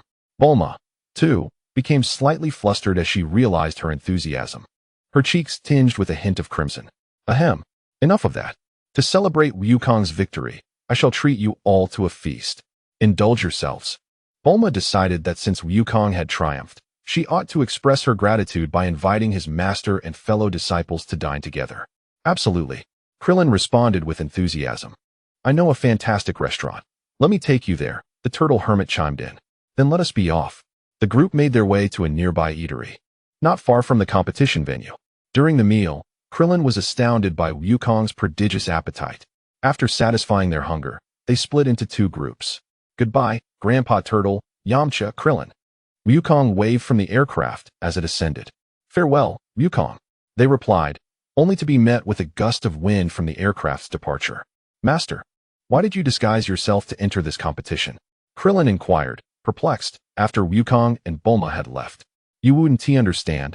I was teaching you, the turtle hermit retorted. But didn't you lose to Wukong? Krillin pointedly remarked. Thus, I say you wouldn't grasp what I imparted to him, the turtle hermit shot back, delivering a playful thump to Krillin's head. Ouch. When we return, your training regimen will double for a month. No, please, Master Potato. Chapter 14. On the road to the Celestial Tower, shall we annihilate the Red Ribbon Army? A year after the martial arts tournament, Wukong could scarcely fathom the extent of his power, Yet he was certain that he had grown at least 100-fold since the previous year. Wukong, are you about to leave? Bulma asked, watching him pack his belongings with a hint of reluctance. Indeed, it is time to grow stronger. After finishing his preparations, Wukong slung his gear over his shoulder and stepped onto the balcony. Couldn't you grow stronger using the gravity chamber at my house? Bulma followed him outside. No. While I can gain strength here, the advancement in martial arts takes much longer. Then where are you headed? Bulma tucked a loose strand of hair behind her ear, turning to face Wukong. There, to the horizon. Wukong gazed into the distance, where the clouds were painted a fiery red by the setting sun. Golden rays of sunlight filtered through the clouds, casting a warm glow on the balcony, tinting their hair with a reddish hue. For reasons she could not articulate, Bulma felt an unnameable emotion as she beheld the breathtaking sunset. To the horizon? How long will it take? A year? 2 years? Perhaps even longer. Will you come back to see me? Yes. Goku turned to Bulma. Could you lend me the dragon radar? Goku was reluctant to squander the once-a-year opportunity to utilize the Dragon Balls. For instance, in the past year, he had independently used the Dragon Radar to gather all the Dragon Balls and made a wish for the Scions to survive in space. No. Huh. Are you planning to use the Dragon Radar to search for the Dragon Balls once a year? Yes. Then, you must come to find me every year and take me along on your quest for the Dragon Balls. Bulma smiled warmly at Goku. What? I can find the Dragon Balls quickly on my own. You needn't trouble yourself. Goku, ever so straightforward, failed to comprehend. But Goku, this is my way of ensuring you won't forget me as a friend. So, you should obediently come to find me each year. All right, fine. With Bulma's insistence. Goku had little choice. Well then, goodbye, Bulma. Goku lifted off the ground, waved, and gradually ascended into the sky. Goodbye, Goku. Bulma leaned against the balcony, watching Goku soar higher and higher, suddenly shouting, Goku, don't forget our agreement. Once a year. If you forget, I won't let you off the hook. Understood. Although Goku had vanished from sight, his voice echoed across the heavens. Once he left West City, Goku's speed surged. His first objective was to eliminate the Red Ribbon Army. Seeking to obliterate the Red Ribbon Army was a decision Goku made himself, for they were certainly not good. It was best to eradicate such threats before they could concoct further chaos. He felt he was contributing to the peace of Earth. The elimination process was remarkably effortless, though it took some time. Goku first headed to the main base of the Red Ribbon Army, acquiring maps of all the sub-bases, and from high above. He unleashed energy blasts one after another. What is meant by a dimensional strike? This was it. The main base and all sub-bases of the Red Ribbon Army were reduced to mere fireworks, vanishing from this world. However, as is often the case, an unexpected turn of events arose. Goku discovered a base of Dr. Gero that was not marked on the map, making the emergence of Cell and the androids inevitable. Although, based on his current progress, Cell's arrival would not pose a problem. The thought of having his own cells within him was rather unsettling. After vanquishing the Red Ribbon Army, Goku flew towards the Korin Tower, arriving at its base. A towering white pillar stretched endlessly into the sky, ascending along the white column. He finally reached the top. Hello, Korin. Goku greeted the wise Korin, who was grilling fish. Are you here for the sacred water? Korin inquired after devouring the grilled fish. No, I have come to train. Upon hearing Wukong's response, Master Karen nodded thoughtfully. Indeed, it's quite good. Originally, the holy water was merely a facade. However, given your current strength, do you still require further training? Certainly. While my power is formidable, my martial arts realm remains rather low. I have come here to elevate my martial arts level. By the way, these are my tokens of gratitude for you. With that, Wukong retrieved several large baskets of fish from the universal capsule. Master Karen's eyes instantly sparkled upon seeing the fish. Very well, from now on. You may call me Master Karen. Now, suppress your energy to match mine and attack me. After hastily storing the fish, Master Karen instructed Wukong. Understood. Wukong suppressed his energy to the same level as Master Karen and launched a punch, only to have it easily dodged. He quickly pivoted and attempted a sweeping kick. But Master Karen effortlessly countered by flipping Wukong over. All right, that's enough. I have grasped your capabilities. Master Karen signaled for Wukong to cease. Your martial arts level is commendable, yet some of your movements are superfluous. For instance, that sweeping kick just now could have been executed with less exaggerated turning. As Wukong paused, Master Karen continued. You must gradually amend your bad habits on your own. I cannot teach you much more, but there is one who can, and that is the Heavenly God. The Heavenly God? Wukong feigned surprise. Indeed, he resides in the temple atop the sacred tower. Your Rui Bang serves as a connection between the sacred tower and the temple. However, since you possess the ability to fly, the Rui Bang may no longer be necessary. Master Karen had long noted the Rui Bang strapped to Wukong's back. Thank you, Master Karen. I have heard tales of miraculous beings you possess. May I exchange something for them? Wukong's eyes gleamed with desire for the Senza beans, recalling how he yearned to utilize them extensively in the later parts of the original story. Are you referring to the Senza beans? I have 6 jars. What do you intend to offer in exchange? Master Karen glanced at the fish nearby, hinting to Wukong. Wukong immediately grasped the implication, even without Master Karen's suggestion. He had concealed an abundance of fish within his universal capsule.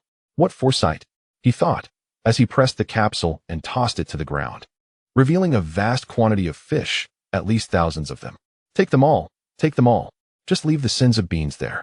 Master Karen dove into the pile of fish, gesturing towards the Senza beans without further acknowledgement of Wukong, lost in a sea of bliss.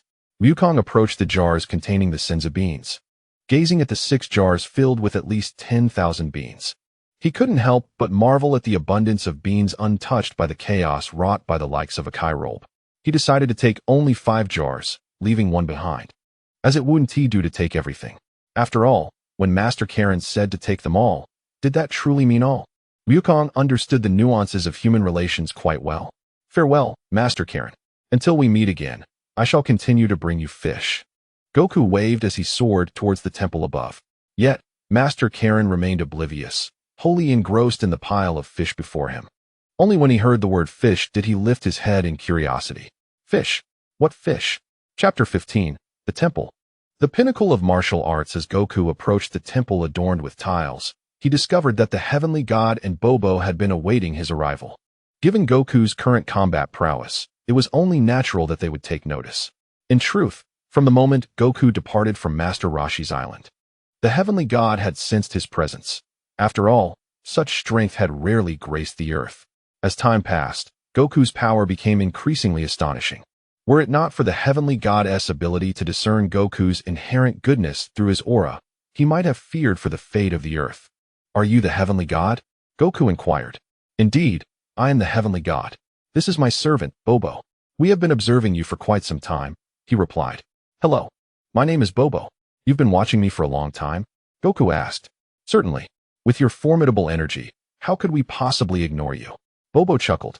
Goku scratched his head, acknowledging the truth in his words.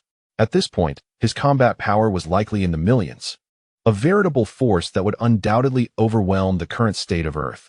I understand your purpose. You shall train with Bobo. He is more adept at this than I am. The Heavenly God gestured towards Bobo. The Heavenly God spoke true. Bobo possessed superior teaching skills, and his strength surpassed even Goku's. By how much, he could not say. After all, Bobo had guided several generations of heavenly gods. Bobo, I look forward to your guidance. Goku said earnestly. Very well. Follow me. The training commences now, Bobo instructed, leading Goku to an open area. Do you know the essence of martial arts? Bobo asked Goku. Is it to remain calm, allowing one's energy to flow with the mind? Goku suggested. No, that is merely at your current level. The highest realm of martial arts demands you to be as tranquil as the sky in defense, yet strike with the swiftness of thunder when attacking, all the while maintaining your composure in the midst of such velocity. Is that so? Goku pondered, finding similarities to the principles of the ultimate freedom technique. This underscored the flourishing nature of martial arts on Earth, which had even grazed the divine techniques of angels. However, this was merely a touch. Whether one could master it was an entirely different matter. Even if one did master it, lacking the divine aura would render it unusable. While Master Roshi and Bobo may appear similar, the enhancement provided by the ultimate freedom technique was unparalleled. You may lower your energy to half of what I emit and attack me, Bobo stated, revealing a portion of his aura. All right, Goku stretched his limbs, reducing his energy to half of Bobo's before launching a punch in his direction. However, Bobo effortlessly evaded the strike and countered with a punch to Goku's abdomen, leaving him no time to react. Despite Goku's energy being significantly higher, he still felt a sharp pain, staggering back a few steps while rubbing his stomach. Again, after more than a dozen exchanges, Yukong gradually began to feel impatient. After all, no one relishes being struck. Not even a rabbit would hesitate to bite when cornered. It is essential not to raise one's energy recklessly, for it would undermine the purpose of training. Bobo intervened to prevent Yukong from elevating his energy, and with clenched teeth, Yukong continued his assault on Bobo, enduring it all for the sake of becoming stronger. After half a day, how could one describe Yukong's current state? Oh dear, Uncle Chenrue, I feel as if I'm about to perish. Yukong collapsed onto the ground, gazing at the sky while gasping for breath. Bobo, you are truly ruthless. Without delving into the reasons, Yukong, with a battle power exceeding 1,000,000, found himself injured by Bobo. The physicality within the Dragon Ball universe has its limits, and the degree of defense is largely determined by the strength of one's energy. Yukong utilized only half the energy of Bobo, naturally leading to his injury. There was no alternative. The heavier the strike, the swifter the progress. This is also a reflection of your insufficient control over energy. Under normal circumstances, your energy is 1.5 times greater than mine, placing our martial arts at a similar level, enabling you to easily defeat me. If you could envelop your entire body with energy during your offensive, without a single gap, my attacks would not have inflicted such damage upon you. You speak so easily, but executing it is another matter, Yukong replied helplessly. Indeed, among mortals today, only your master, Wu Tianda, has achieved this, and he has lived for several hundred years. All right, let us go eat. Today's training session has concluded. Upon hearing Bobo's words, Yukong suddenly felt quite ravenous. In the grand scheme of things, food reigned supreme. This time, even the god of heaven and Bobo were astonished by Yukong's appetite. Half a year later, two figures clashed incessantly in the sky, each collision resulting in dozens of exchanges of offense and defense, the sounds of impact resonating throughout the heavens. Thud, thud, thud, thud, thud. Bobo delivered a punch towards Yukong, who caught it with his left hand and retaliated with his right. Bang! Yukong's attack was also thwarted by Bobo, and the two engaged in a relentless struggle, soaring from the sky to the ground and then to the temple. With a casual flick, Yukong sent Bobo flying, his hands drawn back like a bowstring, tightening his right fist as he leaned forward to strike at Bobo. Stop! Your combat skills have now reached a level comparable to mine. Hearing Bobo's words, Yukong stumbled mid-attack. Hey, Bobo, could you perhaps inform me sooner next time? Yukong retorted irritably. I just exerted all my strength, and here you are calling for a halt? You are now ready to begin mastering energy. In fact, during this past half year, your proficiency has reached a commendable level, yet there is still room for improvement. You must learn to utilize every ounce of your strength to its fullest potential, Bobo instructed Yukong. All right, by the way, Bobo, has it really been over half a year since I arrived? Indeed. Although Bobo was unsure why Yukong suddenly inquired about the passage of time, he nodded in affirmation. May I request a few days off? I promised a friend I would attend to certain matters. Yukong dared not forget the promise he made to Bulma. Despite Bulma's previous tenderness towards him, he knew that provoking her could lead to dire consequences. No problem, he reassured himself, as Bobo was always understanding. Thank you, Bobo. Please send my regards to the Supreme Kai. I shall take my leave now. In West City, Bulma lay on her balcony, gazing at the distant sky with a sense of ennui. Ever since Yukong departed, she had come to this balcony daily. Not for any other reason, but because it was from here that he had left. Damn Yukong, she thought, frustrated by the absence of news for over half a year. He hasn't forgotten about that matter, has he? She clenched her teeth at the thought. Bulma. At the sound of that familiar voice, Bulma's initial despondency transformed into overwhelming joy, and she looked up to see the outline of a familiar figure coming into focus. Yukong. Yes, I'm back. Let us go find the Dragon Balls. However, upon hearing those words, Bulma, who had been so touched moments before, was suddenly filled with anger. What? You return only to seek the Dragon Balls? You clueless man. Yet, she didn't show her frustration, as she had long accepted Yukong's straightforward nature after spending more than half a year with him. His return alone filled her with relief. All right. With that, Bulma dashed into her room, and after about 5 minutes of preparation, she emerged. Let us go. I'm ready. Chapter 16. The Path to Martial Arts Mastery. This time, Wukong and his companions gathered the 7 Dragon Balls in just over a day. If it had been solely Wukong, he might have accomplished it in half a day. As Bulma gazed at the 7 Dragon Balls nestled in her bag, a wave of nostalgia washed over her. Wukong, do you remember our first meeting? She asked, her tone tender. I remember. Your car malfunctioned, and you nearly crashed into me. I stopped you just in time. Luckily it was me. Someone else might have been seriously hurt. Isn't that fate? My fate was to nearly crash into you. Bulma chuckled at Wukong's blunt reply. Humph. Being nearly crashed into by me is your fortune. She rolled her eyes playfully. Let us summon the Eternal Dragon. Reflecting on the scene from 2 years ago when they last summoned Shenron, she felt a pang of nostalgia. How quickly time had flown. She was on the brink of 18, while Wukong had scarcely changed. As her gaze lingered on Wukong, she noted he seemed a tad taller, though not by much. His 14-year-old face still bore the marks of youth. By the time Wukong truly matured, she would be in her 20s, and the thought made her heart ache. In truth, this was all mere speculation on Bulma's part. Given her mother's genetics, it would likely take 4 or 5 decades for her to truly face the effects of aging. Mrs. Brief was remarkably youthful even in the world of Dragon Ball, and since Bulma was her daughter, she must have inherited some of that same vitality. After arranging the Dragon Balls, Wukong turned his gaze towards Bulma. Come forth, Shenron. Upon hearing Goku's words, Bulma's face lit up with joy. The once sentimental girl cast aside her worries. What was there to fret about?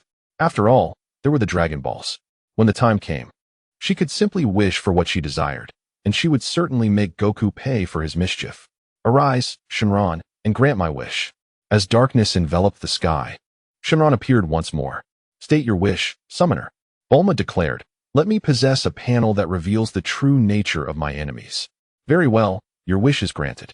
However, the efficacy of this panel is contingent upon your own strength.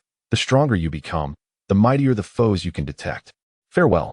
With that, Shenron transformed back into the 7 Dragon Balls, scattering across the earth. Goku nodded, acknowledging that the panel's functionality depended on his own abilities. This was indeed beneficial. Growth was something he would cherish throughout his life. Let us return to West City. All right, Bulma replied. On board the aircraft, Bulma turned to Goku and asked, after we reach West City, will you depart again? Yes. A heavy silence filled the cabin as Bulma tightly gripped the controls, her heart sinking into despondency. Yet, she reassured herself that it would only be for about 6 months. Goku, noticing her somber mood, attempted to console her. It will be all right. Though Bulma felt slightly lifted by his words, her spirits were still dampened compared to earlier. As night fell, Goku flew high in the sky, casting a final glance at Bulma's home before soaring into the distance. Goku, you must return. Bulma rushed to the balcony, calling out to him. The evening breeze gently tousled her hair. Though their time apart would be brief, it was undeniably precious. Separation was a precursor to a more profound reunion. And after this half-year apart, Bulma realized how profoundly Goku had etched his presence in her heart. Certainly, as Goku glided through the air, feeling the cool breeze caress his face, he gazed up at the myriad stars, a sense of unrest stirring within him. Bubbles, Kami, I have returned. The moment he stepped onto the hallowed tiles of the temple, he was greeted by Kami and Bubbles, who awaited him. Ah, you have returned, Goku. Indeed. Do not underestimate my fervor for martial arts, Goku exclaimed, his words brimming with youthful exuberance. Kami and Bubbles couldn't help but chuckle at his spirited demeanor. Goku examined Bubbles and Kami's battle powers on his panel, discovering that Bubbles possessed over 1,000, while Kami was nearly at 300, both residing in the same divine dimension. Observing Bubbles' formidable power, which was thrice that of Kami's, Goku couldn't help but marvel at the legacy of those who had tirelessly trained the previous generations of Kami. The panel meticulously elucidated the various levels of dimensions, indicating that he himself, being a mere mortal, was categorized accordingly. In prior settings, his panel displayed the following: Sun Wukong.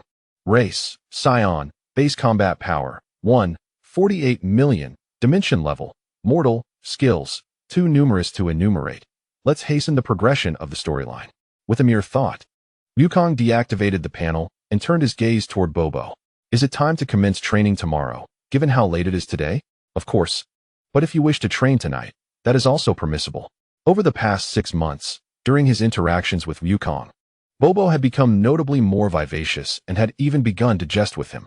Haha, very well then, Wukong chuckled, scratching his crab-like head.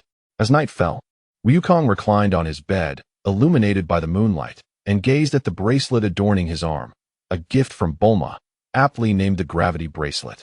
This prompted a recollection from merely half a day prior. Wukong, put this on, Bulma had insisted, presenting him with a blue bracelet, which left him somewhat perplexed. What is this? Despite his confusion, Wukong accepted it and secured it around his wrist. To kill you.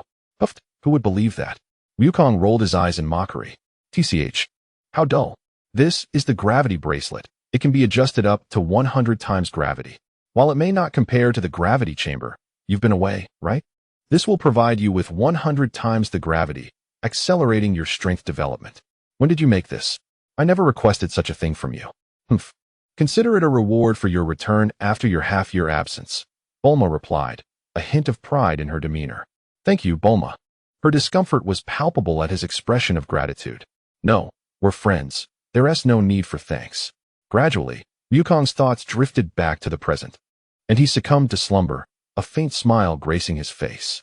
The following morning, after breakfast, oh, Bobo here. Wukong unleashed a punch at Bobo, and the two swiftly engaged in combat, the sounds of their fierce clashes reverberating throughout the entire temple.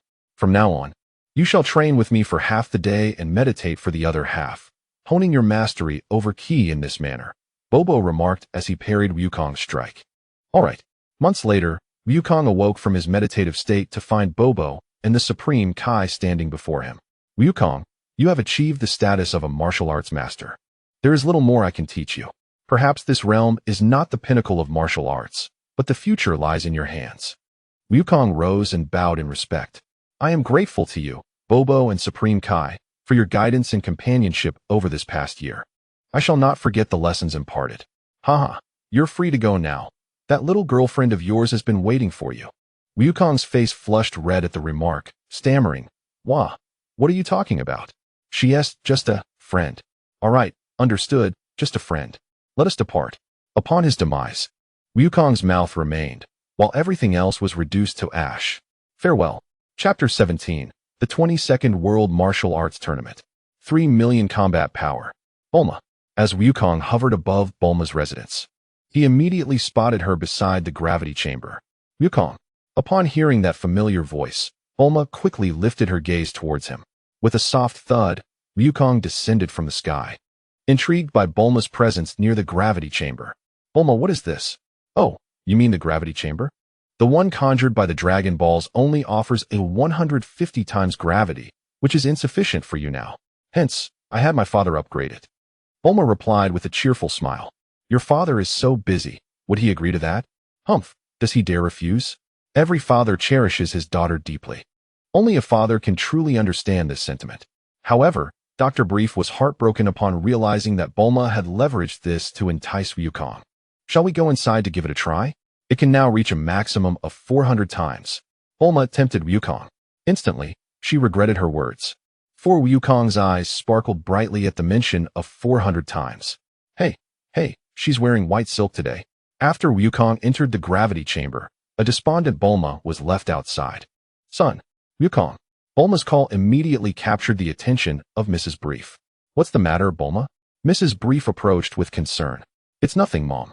Wukong is back. And I'm just so excited. A year later, Wukong summoned the dragon once more, initially wishing for the regenerative abilities akin to Boo's. However, the dragon denied the request, stating such powers were beyond its capabilities. Reluctantly, Wukong settled for a healing ability that could restore limbs as long as his head remained intact. On this bright, sunny day, Wukong and Bulma were enjoying afternoon tea in the courtyard. Wukong, tomorrow marks the registration for the 22nd World Martial Arts Tournament. Will you participate?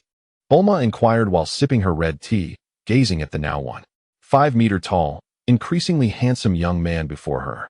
For some reason, perhaps due to excellent nutrition, Wukong had grown taller. He would have been around 3 meters at this age. I don't intend to participate. After all, I already claimed the championship last time. However, Yamcha and Krillin will likely join, so I might as well go and watch. With my 3 million combat power, Competing in a tournament where the highest is merely a few hundred would be rather unfair, wouldn't it?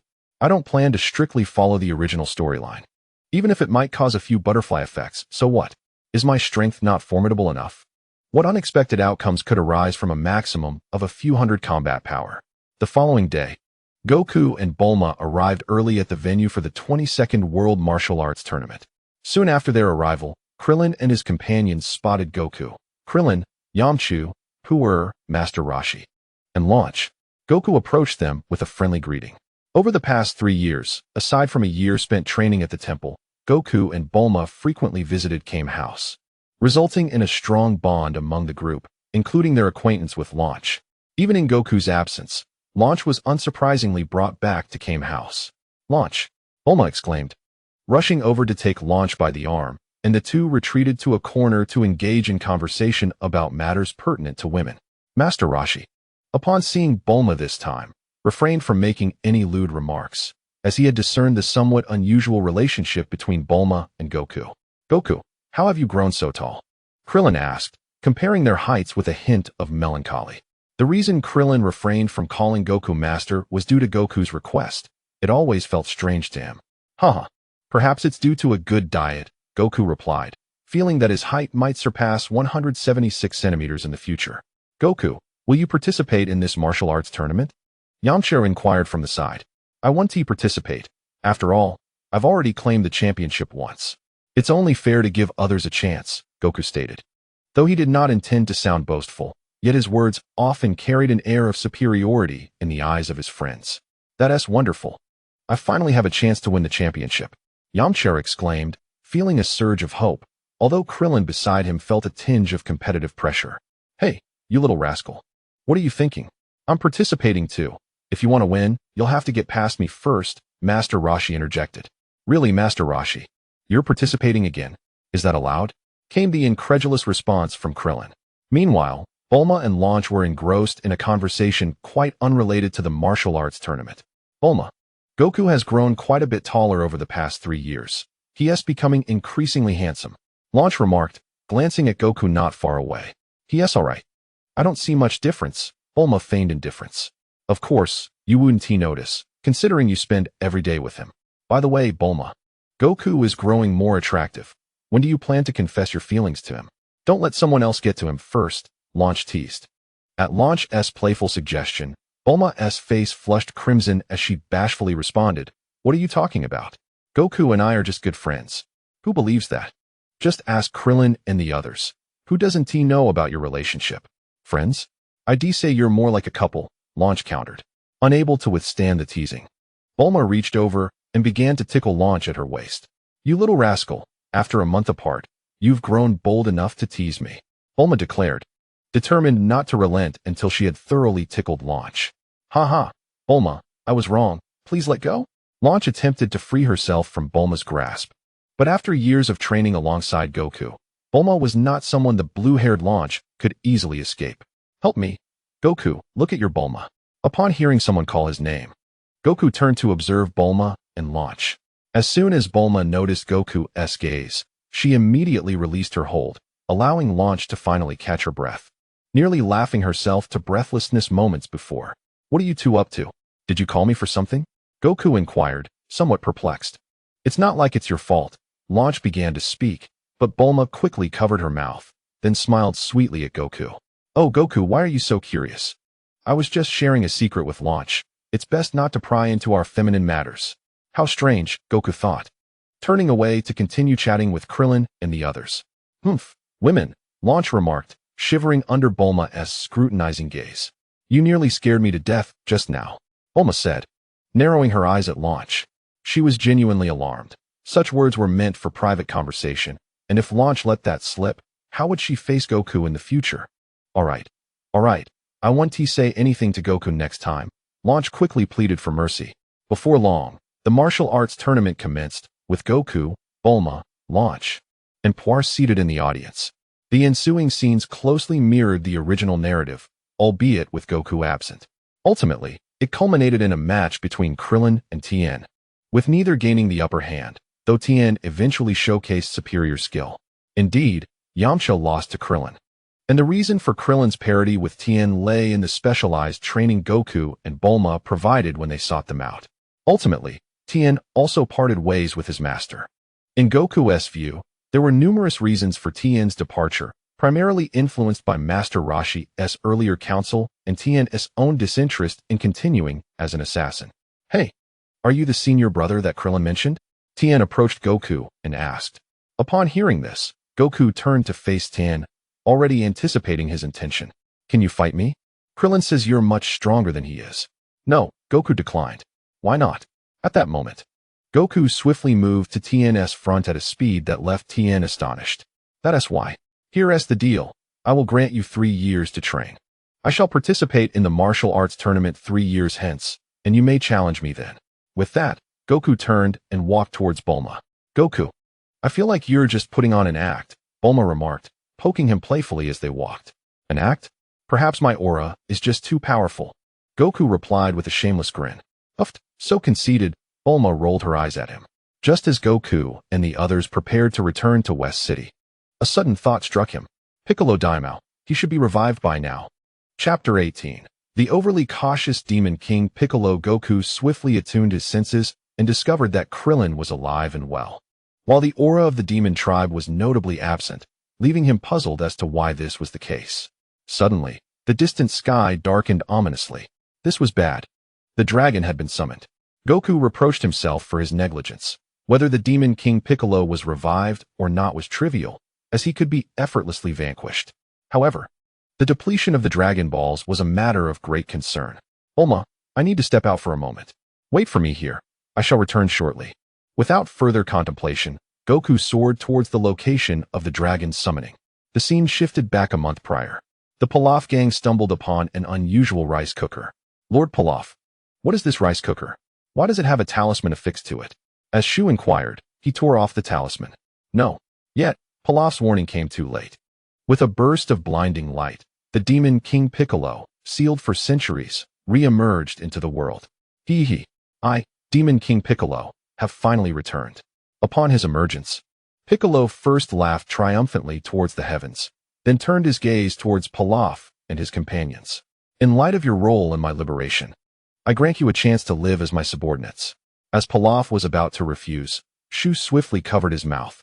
"Demon King Piccolo, we are willing to serve you." Pilaf chose to align his interests, relieved to have silenced Shu. Otherwise, their lives might have been forfeit. "Very well, tell me about the current state of the world." Piccolo felt it prudent to understand the present geopolitical landscape, lest he encounter someone stronger than himself. Currently, the entire world is under the dominion of the Earth Kingdom, ruled by a dog. A dog ruling the Earth? What a farce, an utter absurdity.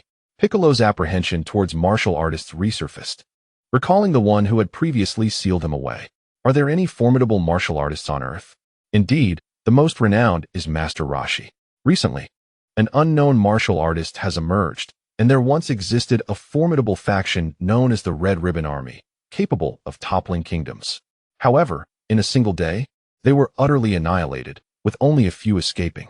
Upon hearing Pilaf's words, Piccolo furrowed his brow. This unknown martial artist, while perhaps not stronger than himself, was unlikely to be significantly weaker.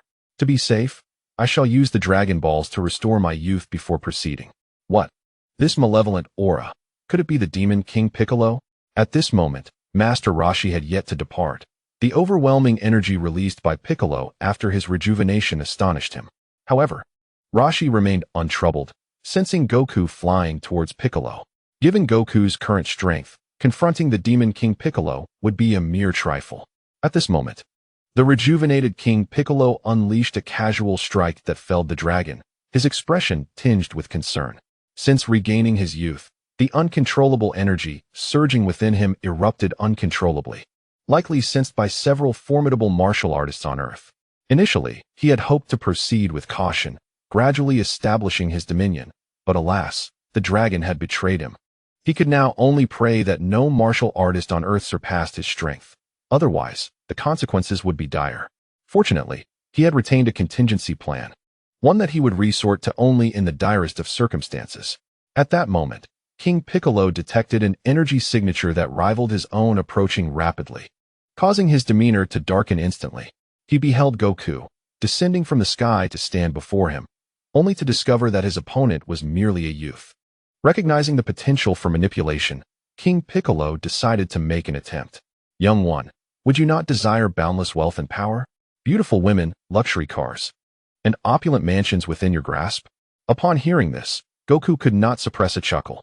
How absurd for one with a combat power exceeding 300,000 to entertain the notion of seeking riches from someone with a mere 200 points. King Piccolo, perceiving Goku's smile, felt a surge of optimism and quickly responded. Join me as my subordinate, and when I conquer the world, you shall be second only to me. How does that sound? Is there a possibility that after I vanquish you, I would then stand above all? Goku smiled back at King Piccolo. In that instant, King Piccolo comprehended that this youth had never harbored intentions of servitude. His sole purpose was to eliminate him, rendering any aspirations of dominance irrelevant. You are overly confident. Why do you believe you can extinguish me? King Piccolo scoffed, sensing Goku's energy was nearly on par with his own. After all, he was merely an ordinary earthling, and his rapid regenerative abilities would surely allow him to overcome an opponent of equal strength. Since you insist on courting death, I shall oblige. Before he could finish his sentence, King Piccolo propelled himself off the ground, launching a powerful punch toward Goku. In a flash, Goku transformed into a mere afterimage, appearing before King Piccolo to deliver a crushing knee strike deep into the latter's abdomen. King Piccolo coughed up a bitter liquid, his form hurtling through the air, shattering the sound barrier before crashing violently into the ground. With a resounding boom, the earth was rent asunder, leaving a massive crater in its wake.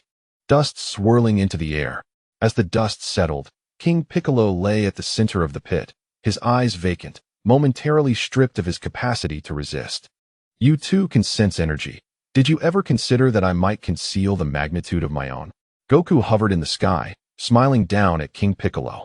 How audacious! King Piccolo gathered a vast sphere of energy in his hands and hurled it at Goku. With a swift motion, Goku deflected the energy blast upward. Boom! An explosion erupted above Goku's head, the resulting shockwave tousling his hair as it danced in the air.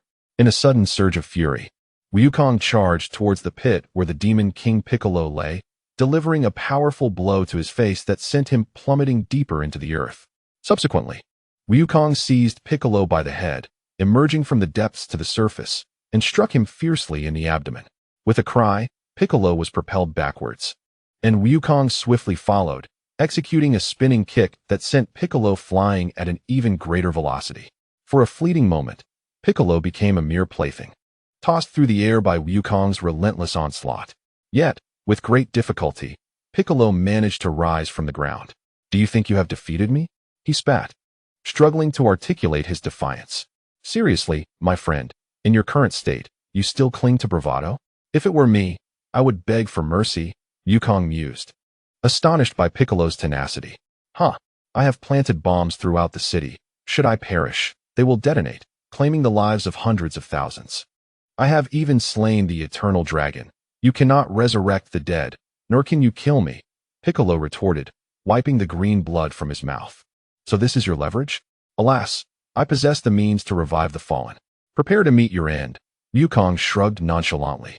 Wukong's words struck Piccolo like a thunderbolt, and after a moment of silence, he erupted into laughter. Ha ha ha, who would have thought the mighty demon King Piccolo would fall to a mere child? But we demons shall not be so easily vanquished. To hell with you all. With that, Piccolo expelled an egg from his mouth, detonating his own being in a cataclysmic explosion that shook the earth to its core. Miraculously, the devastation wrought by Piccolo's self-destruction did not harm Wukong, who merely watched as the egg soared away into the distance. Why would Wukong intervene? After all, that egg harbored the future caretaker of his household. Regrettably, countless lives were lost in the explosion, and they would have to wait a year for resurrection.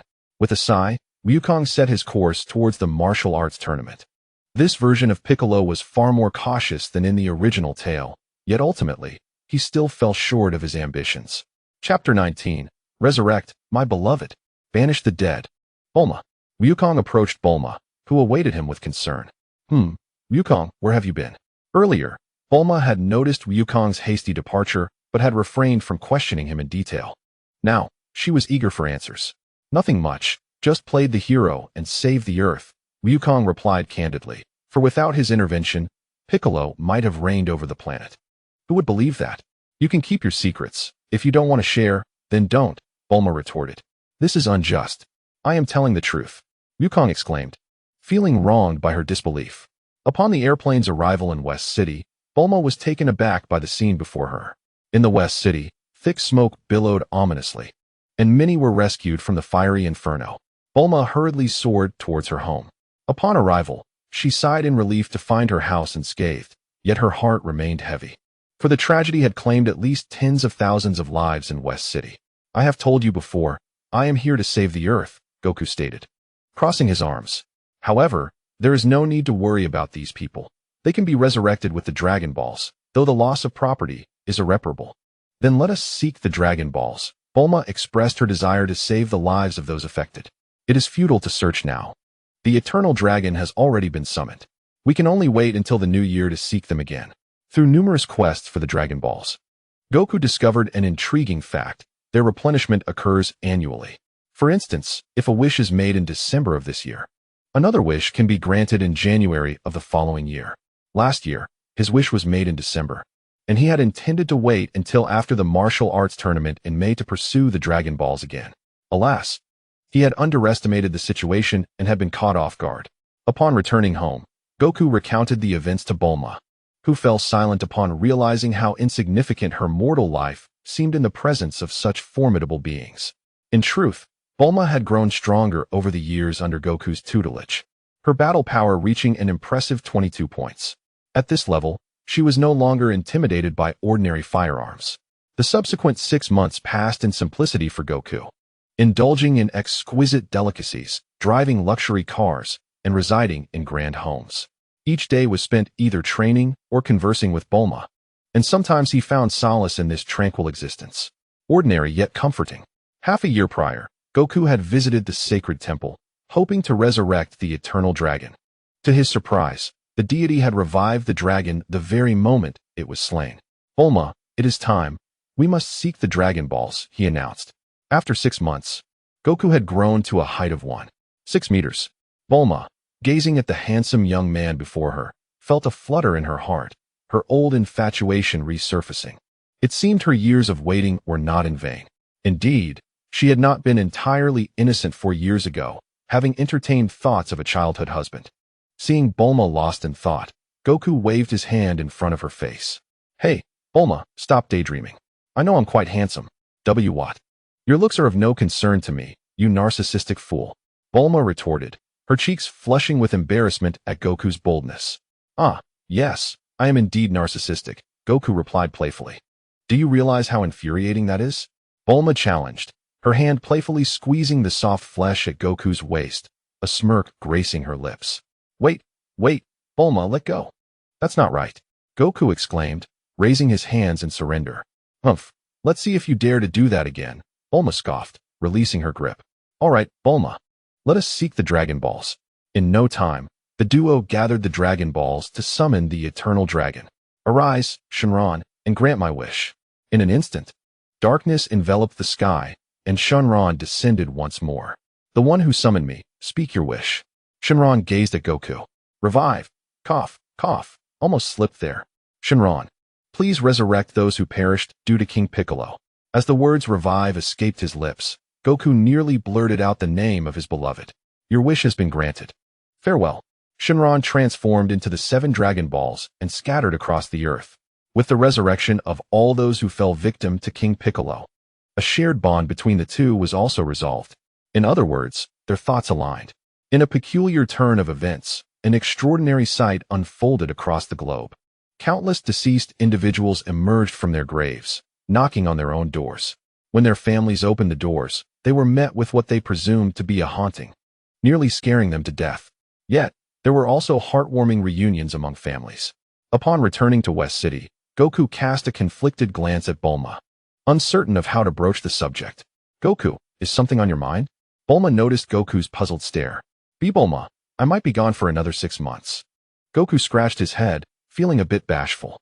He intended to travel to King Kai's planet to learn the Kaioken and Spirit Bomb. In the original tale, Goku spent nearly half a year journeying there, but he believed 6 months would suffice for him. Initially, Bulma felt a twinge of anger. But then she pondered the futility of such feelings. Training to become stronger was Goku's passion, and she had grown accustomed to it over the years. All right, go ahead. But it settled for only 6 months. Goku had braced himself for a reprimand, but was pleasantly surprised by Bulma's easy acceptance. Wonderful. Seeing Goku's jubilant demeanor, Bulma couldn't help but smile. Though they were not officially a couple, their conversation resembled that of a married pair. After bidding farewell to Bulma, Goku arrived at the Divine Temple. Kami. Upon entering, he found the deity waiting. Goku, what brings you here this time? Kami, may I request a favor? Goku, unsure of how to reach the underworld, sought Kami's assistance. Speak your mind, Goku. What is it? Having spent the past year getting acquainted with Kami and Mr. Popo, Goku felt comfortable asking for help. Could you take me to King Enma? Goku's request was startling, leaving Kami momentarily bewildered. King Enma? Are you certain, Goku? Yes. Goku affirmed, nodding earnestly. Very well, follow me. Before long, Goku and Kami arrived at the hall of King Enma. Why have you come here, deity of Earth? The King of Hell inquired, his tone tinged with irritation, for the Dragon Balls he had created had significantly increased the workload in his domain. Your Majesty, I have brought this young man with me, the deity replied. Greetings, Your Majesty, the young man interjected. I am son Wukong, and I seek to apprentice under the North Kai. The King of Hell, following the voice, beheld a youthful figure. Are you referring to the North Kai? He seldom accepts disciples. Whether you succeed in this endeavor depends upon your own merit. The path leading to his planet is along that route, the King of Hell remarked, gesturing toward the Serpent Road. Thank you, Your Majesty. Farewell, deity. Wukong waved goodbye to the deity and proceeded along the Serpent Road toward the North Kai star. Why do you linger here? The King of Hell expressed his displeasure toward the deity of Earth, who broke into a cold sweat. Yes, Your Majesty, I shall depart immediately. Chapter 20. The North Kai. Once Wukong ascended the Serpent Road, he understood why. In the original tale, the journey spanned 4 months. It was indeed exceedingly long. The path resembled an interminable stretch of old cloth. Even with his combat power of 5.23 million unleashed, it took nearly 10 minutes to traverse. Upon reaching the end of the Serpent Road, Wukong looked down to find a minuscule planet. With a gentle leap, he succumbed to gravity's pull and descended toward the planet's surface. He could feel a pronounced weight, greater than in other places. However, for one who could endure hundreds of times more gravity, it was a trivial challenge. Greetings, North Kai. I am son Wukong. Upon landing, Wukong encountered the North Kai. Hello. What brings you here? The North Kai inquired, scrutinizing Wukong with curiosity. I have come to seek your tutelage. I have heard that you possess 2 exceptionally powerful martial arts, and I wish to learn them from you. Oh, so you seek to be my disciple. However, there is a prerequisite. You must amuse me with a joke. The North Kai declared, placing his hands behind his back and strolling toward Wukong. Upon hearing this, Wukong was momentarily at a loss for what kind of joke to tell. Although he knew the North Kai had a low threshold for humor, he struggled to find an appropriate quip. After a brief moment of contemplation, he finally delivered a joke he deemed rather mundane. Ha ha ha. The North Kai, unable to contain himself after hearing Wukong's joke, burst into laughter, his hands covering his mouth, though his mirth escaped through his fingers. After approximately a minute of laughter, he ceased and turned to Wukong. Very well, that joke was quite amusing. I shall now begin your instruction in the Kaioken and Spirit Bomb. Ah, yes, those are the 2 formidable martial arts. Thank you, North Kai. First, you must capture the Barbarous. The North Kai pointed toward a gorilla. As soon as the North Kai finished his sentence, Wukong teleported next to Barbarous and reached out to seize it. The North King was taken aback. The power that had just erupted from Wukong was likely above 100,000 in combat strength. Initially, the North King intended to utilize his 2 pets to train Wukong's fundamentals, but he was astonished to discover Wukong's formidable strength. Well, I did not expect you to be so powerful. Let us begin your training in the King Fist and Spirit Bomb. Half a day later, Wukong concluded his training and was surprised to find that the North King had prepared a meal for him. Thank you, esteemed North King. What is there to thank for? As my disciple, I shall certainly provide you with food and shelter, the North King replied, immediately regretting his words. Oh dear, esteemed North King, another bowl, please. Goodness, is this fellow a reincarnation of a glutton? The North King was momentarily petrified as he beheld the towering stack of bowls beside Wukong. After the meal, Wukong attempted to adjust the gravity wristband to 10 times its normal setting, and a significant weight enveloped his whole body. A smile crept onto Wukong's lips as he realized it was multiplicative. The wristband's maximum setting was 100 times, which could be compounded to 1,000 times on the North King's planet. 1,000 times would suffice for a considerable duration.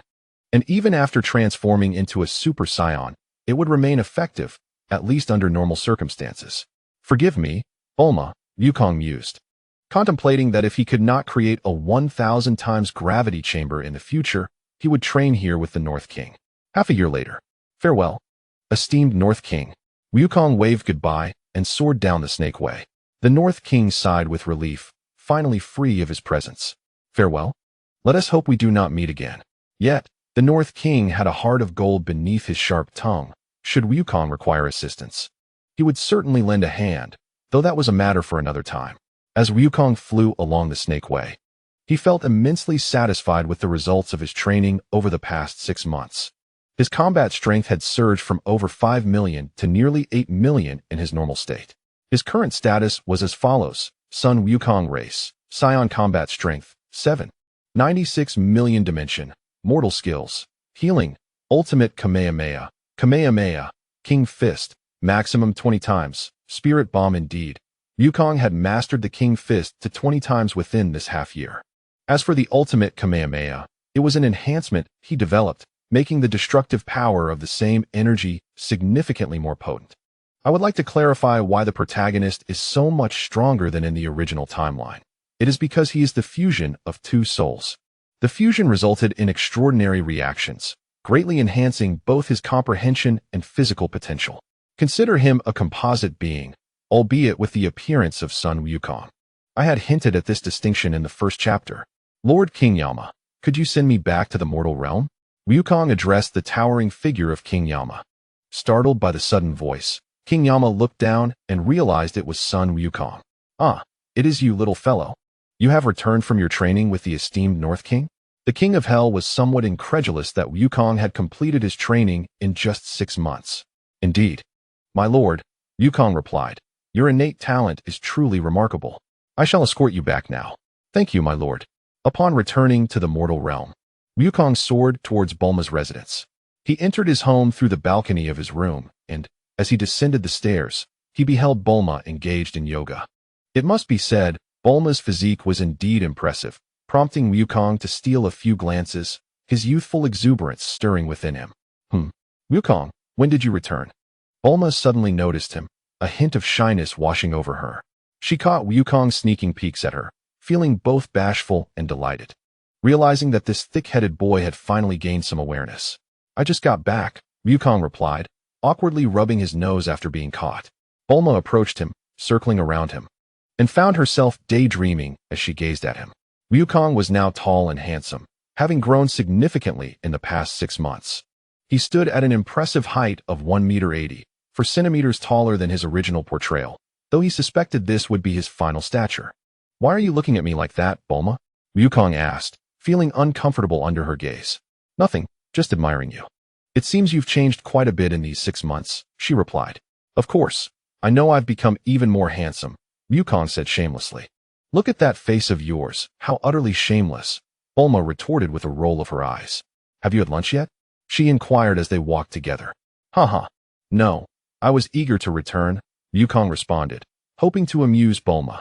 However, this tactic had failed to charm her, akin to praising a horse's leg instead of its prowess. Oh really? I wasn't aware you were ever in a hurry to come back, Bulma replied with a sarcastic tone. If I recall correctly, today marks the 184th day since your departure, surpassing the 6-month mark by 1 day. She shot a cold smile at Wukong, her slender hand reaching toward his waist. Feeling flustered under her scrutiny, Wukong quickly pleaded for mercy. I'm sorry, I want to do it again, please spare me this time. Humph, Bulma huffed, withdrawing her hand from his waist. Then, with a sudden change of demeanor, she smiled brightly at Wukong. How about this? You accompany me for half a day of shopping this afternoon, and I will forgive you. What? Wukong was caught off guard before Bulma took his hand and dragged him towards the commercial street outside their home. Chapter 21. A thin veil. Wukong followed Bulma to the bustling shopping district, realizing he could not escape today. He had accompanied her there once over 6 months prior, and that day had left him feeling more fatigued than an entire day of training, after which he had not ventured out with her again. Wukong gently stroked his stomach, contemplating that since escape was not an option, he might as well satisfy his hunger first. He then tenderly grasped Bulma's hand. How about we go eat first, Bulma? After our meal, I will accompany you shopping. Bulma had never anticipated that Wukong would take the initiative to hold her hand. The warm, dry sensation radiated from his palm, causing her fingertips to tremble. This fleeting rush of excitement and shyness made her feel like a 17 or 18-year-old girl, so nervous that she could hardly breathe. All right. Bulma's voice quivered slightly as she spoke. When Wukong attempted to withdraw his hand, he discovered that Bulma had firmly clasped it, as if, in that moment, she had seized the entire world. Gazing at Bulma, who was intently staring ahead, a smile crept across Wukong's face, and his hand, which he had intended to pull away, relaxed instead. Hand in hand, Wukong and Bulma entered a restaurant. Upon their arrival, the waiter promptly approached and led them inside. We'd like a private room, please, Bulma remarked when she noticed the waiter directing them towards a table for two in the main dining area. Are there not more than 2 of you? The waiter inquired. Puzzled. Just the 2 of us. Please lead the way, Bulma insisted. Given Wukong's hearty appetite, a large table was preferable, even if it would still be insufficient. The waiter quickly comprehended the situation, perhaps thinking that today's youth were quite extravagant. Noticing the waiter's understanding expression, Bulma thought little of it. Once inside the private room, after they settled into their seats, the waiter presented the menu. Bulma set it aside and addressed the waiter. No need to look. Just bring us 10 of every signature dish you have. 10. The waiter questioned, unsure if he had misheard. Yes, 10. Don't worry, we can manage it, Wukong interjected, adding that they might even order more later. All right. The waiter, somewhat dazed, exited, realizing he had misunderstood earlier. Ultimately, after adding 5 more dishes, Wukong, fully satisfied, left with Bulma. Meanwhile, the kitchen staff, relieved at the lack of orders, cursed under their breath, wondering if a company team-building event was taking place. Wukong, did you see the look that waiter gave you? I feel embarrassed for you, Bulma remarked with disdain. Humph, if he can't handle that much food, it's his own shortcoming. There's nothing surprising about it, Wukong retorted, asserting that the fault lay not with him, but with the world. Wukong, would you like me to help you style your hair? It looks quite handsome, but it resembles a crab too much. No, due to my physiology, my hair will always end up like this, regardless of how it's styled. Scion hair is fixed. Even if altered, it will eventually revert. Ah, that explains why you've had the same style all these years without any change. How about I take you shopping for some clothes? Bulma suggested, a hint of regret in her voice. Shopping for clothes? I usually find my martial arts GI rather monotonous. It would be nice to buy some new outfits. Let us go. Wukong initially intended to express that wearing a martial arts uniform sufficed, but upon catching Bulma's deathly glare, he swiftly reconsidered his words. This was not cowardice, but rather a heartfelt response. Bulma, whose countenance was as frigid as frost, suddenly melted like the first thaw of spring, revealing a satisfied smile. Oomph, you know better, she murmured softly. What did you say? Wukong inquired, slightly puzzled. That evening, after dining in the commercial district, Wukong and Bulma returned home. As soon as they arrived, Wukong collapsed onto the sofa. I'm so tired, he whispered, conscious of the consequences should Bulma overhear him. Wukong, what are you mumbling about? Bulma, having just placed their purchases down, turned to him with curiosity. Oh, nothing, just had a really enjoyable day, he replied dismissively. Upon hearing his words, a faint smile crept onto Bulma's lips as she spoke languidly. Oh, is that so? Shall we continue our shopping tomorrow? With that, she cast a beaming, yet slightly mocking glance at Wukong. What? Wukong panicked, unsure of how to respond. Bulma couldn't help but laugh at his expression. Haha, I won't tease you any longer. I'm just delighted you could accompany me for half the day. Strangely, Wukong felt an inexplicable heaviness in his heart at her words, wishing to articulate something, yet finding himself at a loss. Thus, 6 months of mundane life passed, during which Wukong and Bulma's bond gradually deepened. However, neither dared to voice the unspoken words that lingered between them, as if they were on the brink of breaking through an invisible barrier. After an arduous day of training, Wukong emerged from the gravity chamber, troubled. Why? My battle power has surpassed 10 million, yet I still cannot transform into a Super Saiyan. His expression was one of despair. He understood that transformation required rage. While he had attempted to conjure thoughts that would incite such fury, he found himself unable to recall any scenario that could genuinely provoke him to that extent. Wukong, what troubles you? You look rather downcast. Bulma, who had come to call him for dinner, observed his forlorn demeanor with curiosity. Oh, it's nothing. I have a solution. Let us have dinner. It seemed that both in his past and present lives, he had lived too smoothly.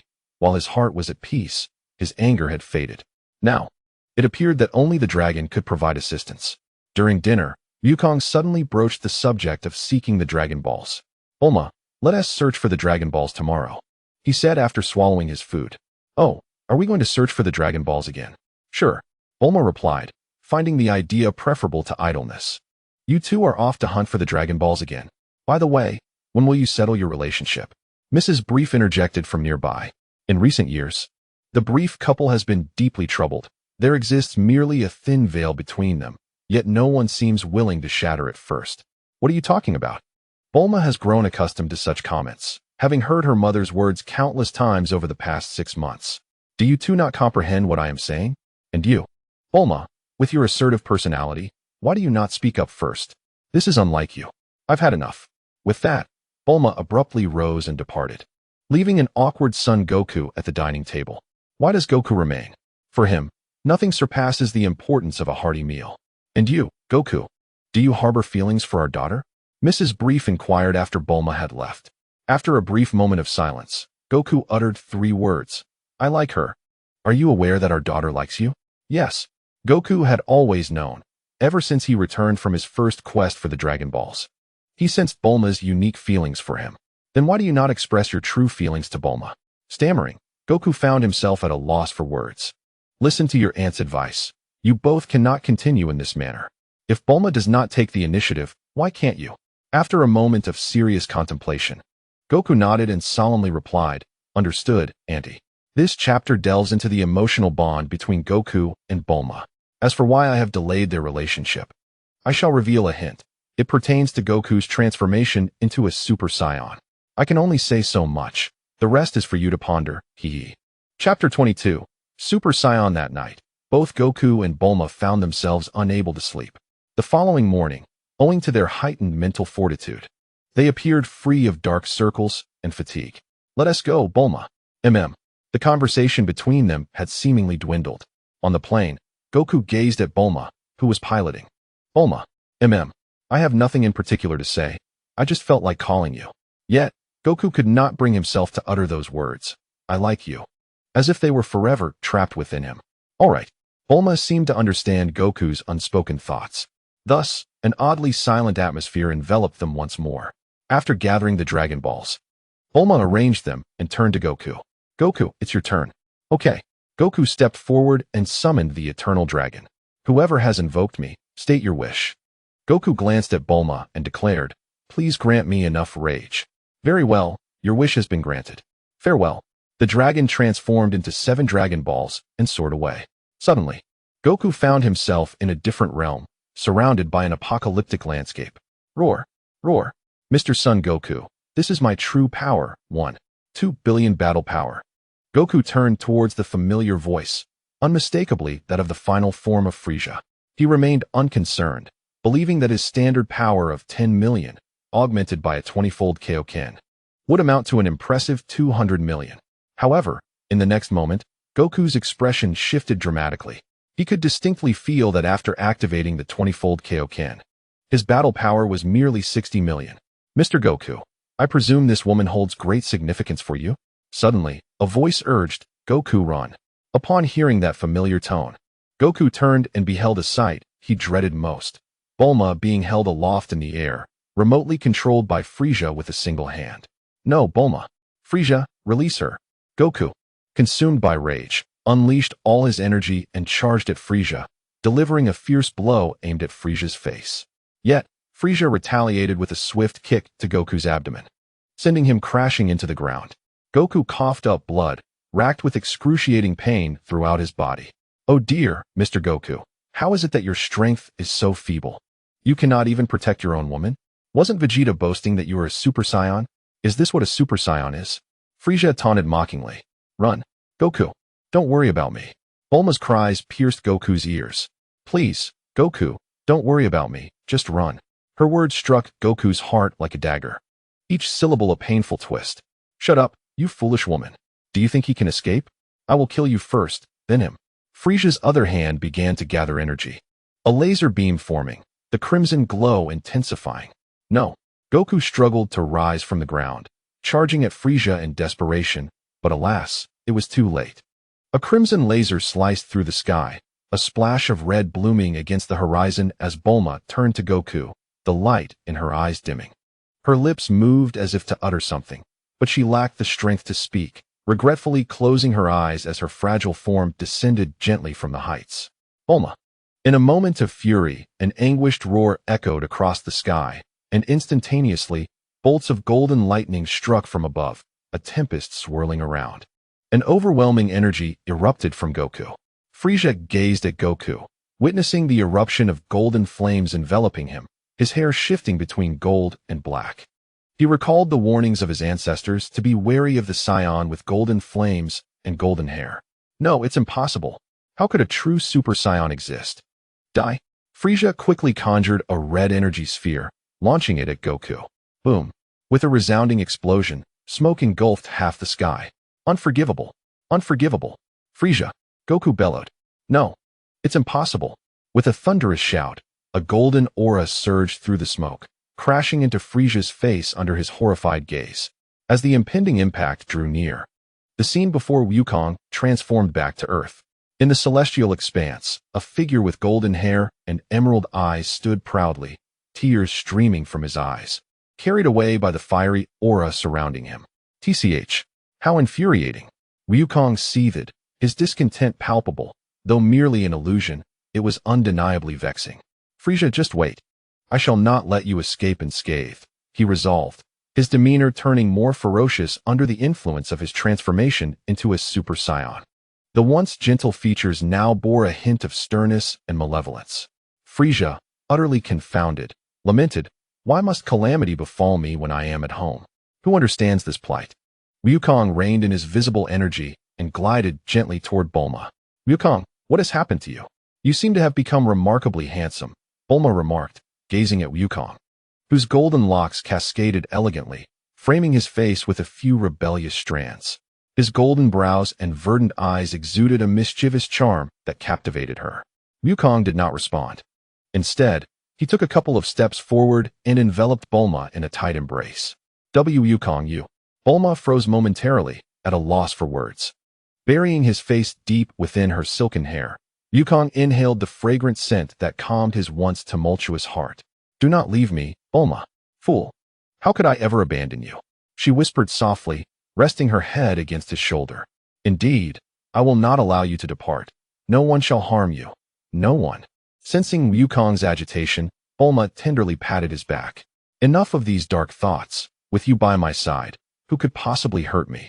Under her soothing words, Wukong's fervent emotions gradually subsided. Bulma, I adore you. Will you be my girlfriend? I wish to protect you for a lifetime.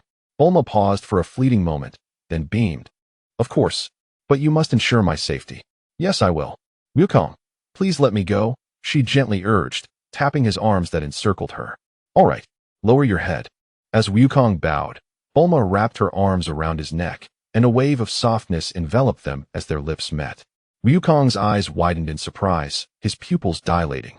As if time itself had frozen, his breath and heartbeat momentarily ceased. The unexpected kiss, akin to a tempest, caught him off guard. The sweetness of her lips entwining with his tongue. His mind blanked, and instinctively, he drew Bulma closer. After what felt like an eternity, their lips parted. Bulma held on to Wukong's neck, her eyes glistening with allure as she gazed at him. The warmth of her breath brushed against his face, igniting a fervent heat within him. Bulma gazed intently into Goku's eyes, gradually perceiving an unsettling shift in his gaze, his hands beginning to wander inappropriately. She quickly pushed him away. You mustn't act recklessly. We are in public. Any matters can be discussed later at home. While Bulma was bold, she had yet to reach such audacity. Then let us depart. We shall return home. With Bulma's interruption, Goku momentarily regained his composure, realizing it was merely the torment of youthful exuberance. Ah, fine, fine. I admit it. Everything gets blamed on me, doesn't it? He retorted. Indeed. Bulma linked her arm with Goku's, resting her head upon his shoulder as they strolled towards the nearby aircraft under the soft glow of the setting sun. The sunlight enveloped them gently, stretching their silhouettes into elongated shadows. Chapter 23. No mischief allowed at Bulma's home in West City. The Briefs couple regarded the young couple with a mix of disdain and amusement. Newly confirmed in their relationship, they seemed to desire each other's company every moment, unlike the familiarity that had dulled the romance of their own long-term marriage. Husband, when do you believe Bulma will bear our grandchild? Mrs. Brief whispered to Dr. Brief, careful to ensure Bulma could not overhear. I cannot say for certain, but knowing Bulma, I suspect it will not be long, he mused after a moment of contemplation. Indeed, considering their years of camaraderie and now the affirmation of their bond, I sense Bulma may soon urge Goku to share a bed. A mischievous smile crept across Mrs. Brief's face. Then we must prepare for their wedding. What do we know of Goku's family? Dr. Brief was uncertain of Goku's background. No. I previously inquired of Bulma about Goku. He is now the sole remaining member of his family, Mrs. Brief lamented. What a fine young man. Yet his circumstances are so tragic. Well then, you should speak to Bulma and Goku about when they plan to wed. Goku, your hand. Just days into their relationship. Bulma blushed as she caught Goku's hand resting upon her curves. I didn't mean to, Goku stammered, feeling a wave of embarrassment wash over him. It was hardly his fault. The atmosphere had simply become charged. Goku, would you like to share a bed tonight? Bulma forced herself to utter, suppressing her shyness. Sure. Goku was taken aback by the suddenness of this happiness. It was not merely joy, but rather the thrill of adolescence. He was still capable of riding the flying nimbus, a testament to his youthful vigor. Yet, he realized he hadn't done so in quite some time. No matter, as long as he refrained from riding it. It would signify his ability to do so. That night, Goku lay excitedly on Bulma's bed, half his face concealed by the blanket, his eyes peering toward the bathroom. Bulma emerged from the bathroom clad in her pajamas, her naturally fair skin tinged with a soft pink hue from her recent bath. Her damp hair, cascading gracefully over her shoulders. Gulp. Goku swallowed hard. What on earth are you doing? Bulma inquired, one hand cradling her hair while the other dried it. Only to catch sight of Goku peeking from beneath the covers, his eyes the only visible part of him. And nothing. Goku stammered, feeling a twinge of guilt. Bulma narrowed her eyes into a sly crescent, her smile hinting at mischief. Goku, you're not thinking about something inappropriate, are you? No, of course not. Just sleeping. He quickly replied, lying back down and feigning slumber. Is that so? Well, that's good. No funny business. Bulma whispered, her face almost brushing against Goku's ear before gently blowing into it. Goku clenched his fists, struggling to contain himself, feeling an undeniable tension. The following day, Goku had lost an entire night's sleep, and for good reason. Bulma had half her body draped over him while she slept, making it utterly impossible for him to rest. When Bulma finally awoke, she immediately sensed Goku's predicament, and with a startled gasp, she quickly withdrew. Goku, you can't be serious, Bulma stammered, her cheeks flushed. Goku sighed, staring at the ceiling in resignation. Are you wondering why this happened? Take a guess. It's not easy to sleep with half a person on top of you. Is it really that noticeable? Hey, wait. Goku exclaimed as he fled to the living room. Relieved to escape Bulma's overwhelming presence, he hadn't expected her to be so audacious. At breakfast, Bulma's cheeks were slightly flushed, avoiding eye contact with Goku. Yet she shot him a glance that seemed to convey a warning. If he dared to mention this to his parents, he would be finished. Goku felt utterly helpless, finding himself in a predicament where he could not voice his discomfort. He couldn't admit it even if he wanted to, as it would only bring him shame. At the dining table, Bulma's parents had already sensed the awkward tension between the two. What is going on with you two? Mrs. Brief inquired, her curiosity piqued. Mom, what are you talking about? There's nothing, right? Bulma said, feeling as though she could no longer eat. Didn't you two sleep together last night? Mrs. Brief pressed. Just because we slept together doesn't mean anything happened, Bulma retorted through gritted teeth. All right, let us drop it and eat, Mrs. Brief conceded. noticing Bulma's fiery expression. Thus, a month later, Goku obtained his spaceship from the Supreme Kai and sought out Dr. Brief. "Uncle, could you help me repair this spaceship?" Goku asked, pointing to the spacecraft he had retrieved from his Capsule Corporation capsule. Dr. Brief circled the spaceship several times, his curiosity piqued. "Goku, where did you acquire this vessel?" he inquired. "I got it from the God of Heaven," Goku replied, having previously mentioned the deity during their meal, so Dr. Brief found it unsurprising. "I see. I shall do my utmost to repair it, but I cannot guarantee success. Prepare yourself mentally," Dr. Brief remarked, nodding as he advised Goku to brace himself.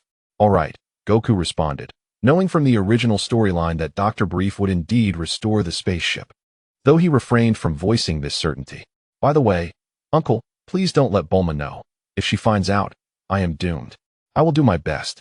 Approximately half a month later, Dr. Brief successfully repaired the spaceship. On that day, Goku returned to King Kai's planet. "King Kai?" Goku exclaimed as he landed, greeting the deity. Startled by the familiar voice, King Kai responded, "Goku, what brings you here?" "Of course, I came to train." Goku jested. Training? How long do you plan to stay this time?" King Kai, surrendering to the jest, inquired. "Haha, King Kai, I was merely joking. I'm not here to train. I wanted to ask if you have a map of the universe." King Kai snorted in response. "I do." With that, King Kai conjured an object resembling a USB drive. "You must be heading into space. Plug this into your spaceship, and it will provide you with a cosmic star chart." "Thank you, King Kai." Goku beamed. "It's noon. Would you like to stay for lunch?" Immediately regretting his invitation, King Kai faced the consequences of his words. "Sure. Thank you, King Kai." Goku was genuinely surprised by the invitation. What could King Kai do? Once words were spoken, they could not be taken back. And he reluctantly treated Goku to a splendid meal. Did you think King Kai's fare was ordinary? As a significant deity, the nourishment he provided greatly benefited one's spirit and combat prowess. In this alternate setting, Goku could consume a meal equivalent to King Kai's provisions for several days, which must have pained him greatly. Chapter 24. Planet Yardrat. On the eve of Goku's departure, Bulma and he lay in bed. Goku noticed that Bulma was unusually silent that day. "Bulma, what's wrong? You haven't spoken much all day," he said, concerned that she might be harboring feelings that could lead to illness. "Goku, are you really leaving again?" Bulma's voice trembled with emotion. As she had known since Goku found her father, Goku fell silent, uncertain of how to respond. They had only recently become a couple, and now he was about to embark on a journey far from Earth, venturing into the cosmos. After much contemplation, Wukong finally responded, "Can't you come with me?" Bulma gazed at him with a glimmer of hope. Wukong shook his head, cautioning her that the universe was fraught with peril. "I can ensure my own safety, but I cannot guarantee yours, Bulma. It is far too dangerous for you to accompany me." Disappointment flickered across Bulma's face. "How long will you be gone?"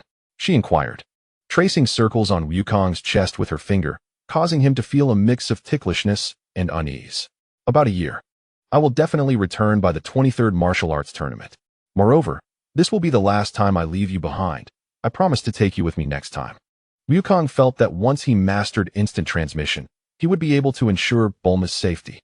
"All right, I will wait for you." With that, Bulma turned and sat on Wukong's lap, leaning in to kiss him. Wukong was momentarily taken aback by her sudden kiss. "Wukong, don't speak, just kiss me." That night was destined to be sleepless, a night of passion shared between them, reminiscent of a pair of mandarin ducks nestled together under a blossoming pear tree. The following morning, Wukong awoke feeling somewhat drained, having been overwhelmed by Bulma's fervent affection the night before. After rising, he glanced back at the sleeping Bulma and the hint of crimson on the sheets before quietly exiting the room. He disliked farewells, particularly the act of saying goodbye face to face. If parting were inevitable, why not do so silently?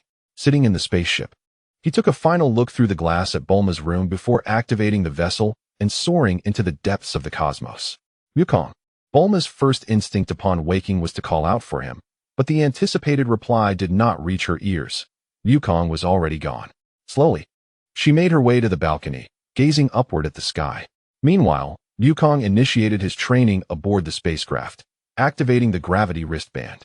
The device had been upgraded to withstand 200 times Earth's gravity, and while he found that training in 300 times gravity would yield the best results, it was still an improvement over none at all. The gravity chamber at Bulma's home on Earth, a gift from Shenron, had been upgraded to an impressive 600 times. Wukong had attempted to combine the effects of the gravity wristband with the gravity chamber, but for reasons unknown, the two did not stack. He did not dwell on it, knowing he was still far from adapting to the 600 times gravity. Approximately 2 weeks later, following the map provided by North Kai, Wukong arrived at Yardrat. As he entered the atmosphere, the inhabitants of Yardrat sensed his presence. Inside a grand palace, a tall Yardration commanded, "Butra, go fetch our guest." "Yes, Elder Pibra," replied a small Yardration with a pointed head. Wukong landed in a desolate expanse, where he sensed 10 distinct energy signatures. Interestingly, 9 of them were mere clones. Had it not been for his profound mastery of energy, he might not have discerned this. As Wukong opened the hatch and descended, he was greeted by 10 identical Yardration beings. "Greetings, esteemed guest. I am Batla, and our elder requests your presence," they said in unison, bowing in unison. Batla had already noticed Wukong's tail and was filled with curiosity. Was it not said that planet Vegeta had been annihilated by Frieza? Had the Scion race been extinguished? Moreover, this Scion, Spirito, exhibited no malevolence whatsoever. In the Dragon Ball Super manga, Spirito refers to the energy known as Ki among the Yardration people. "Hello, Batla. I am son Wukong, a Scion raised on Earth." Wukong had never thought to conceal his identity as a Scion. After all, the reputation of his race could hardly be described as illustrious, being rather infamous. Anyone could recognize them. "Batla, are you and the other 9 your duplicates?" Upon hearing this, Batla sheepishly scratched his head and dispelled the duplicates. "Haha, as we Yardratians are few in number and relatively weak, we often create more of ourselves when facing outsiders. You must possess a significant understanding of Spirito, otherwise you wouldn't have recognized it. I can understand, for weakness invites invasion, does it not? Mr. Wukong, please place your hand upon my shoulder, and I shall escort you to the elder." Following Batla's words, Wukong placed his hand on Batla's shoulder, and with a shift in scenery, they arrived at a grand palace. "Greetings, distant Scion. I am Pibra, the elder of Yggdrasia. How may I assist you?" Pibra sensed the benevolent nature of Wukong's Spirito, and thus, he was quite friendly towards him. "Greetings, Elder Pibra. My name is Son Wukong, a Scion raised on Earth. I have come to learn of the extraordinary martial arts of Yggdrasia," Wukong humbly stated. "You seek to learn martial arts? Yggdrasia welcomes you with open arms. However, I perceive that your proficiency in Spirito is quite advanced. Thus, acquiring our martial arts should pose little challenge for you." "Elder, is Spirito the term you use for Ki?" Wukong inquired, as he concentrated energy in his hand before dissipating it. He had read the manga and was aware that Spirito referred to Ki among the Yardration people. Yet he feigned ignorance to confirm. "Oh, so you refer to Spirito as Ki? They are indeed synonymous. I can sense your energy is exceptionally powerful. Therefore, you must already possess a wealth of combat knowledge. Let us impart some practical martial skills to you," Pibra replied understandingly, finding it easier for Wukong to comprehend with the terminology adjustment. "Batla, please take him," Pibra said, glancing at Batla beside Wukong. "Certainly, Elder. Mr. Wukong, please follow me."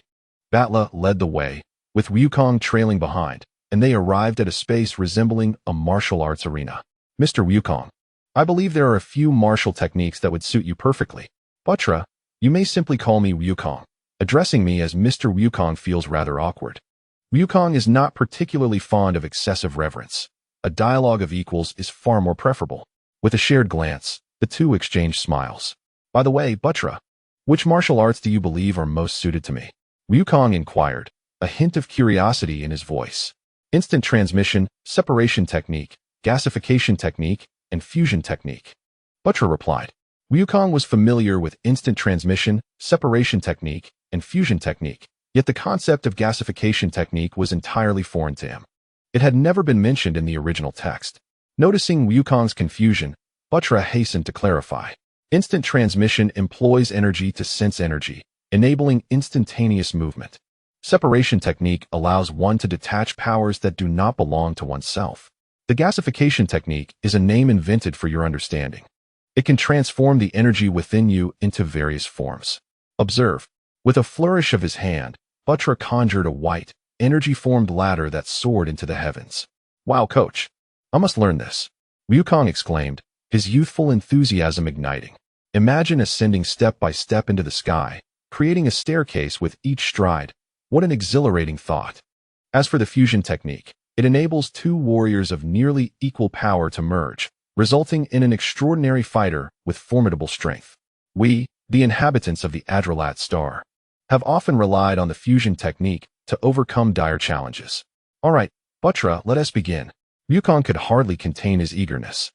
Butra was equally enthusiastic about imparting these martial arts to Wukong, and given that Wukong had a better grasp of Spirito than he did, it was an excellent opportunity for mutual learning during the instruction. As time flowed, a year swiftly elapsed. Wukong, are you truly departing? Butra asked with reluctance as they strolled through the palace, knowing that Wukong was set to leave that day. Yes, I have troubled you for a year. It is time to go. There are those waiting for me back in my homeland. As he spoke, thoughts of Bulma flooded Wukong's mind. After a year apart, his longing for her deepened. Is it the one from your home? It seems you two share a profound affection. You've mentioned her countless times over the past year. Butra reflected, inwardly chastising Wukong for his own single status. Indeed, let us visit Elder Pabala. His guidance on energy control has been immensely beneficial this past year. I should bid him farewell and express my gratitude before I leave. Wukong had not forgotten the assistance Pabala had provided him. In truth, Wukong had mastered the 4 martial arts in merely a month. The remaining 11 months were dedicated to honing his control over energy. Remarkably, during this brief span, his base combat power had surged to 32 million, likely due to his breakthrough into Super Saiyan, resulting in a significant increase in his overall strength.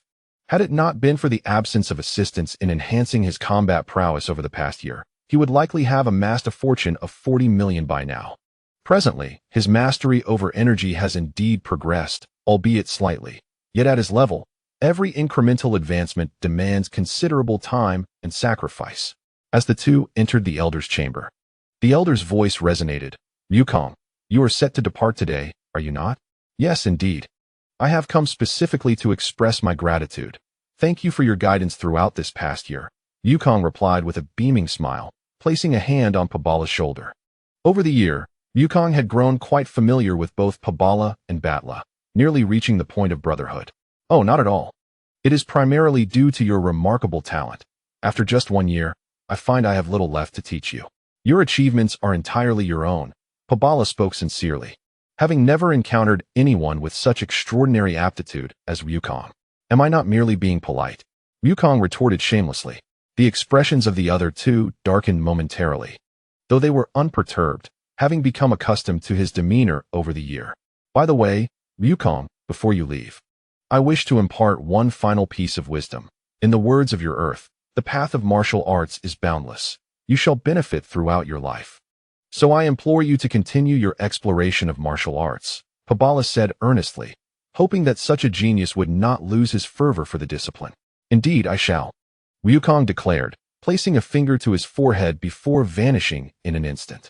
Pabala gazed at Batla in astonishment, while Batla suddenly seemed to grasp something, hastily speaking to Pabala. Oh, Elder, I forgot to mention, Wukong has modified the instant transmission technique.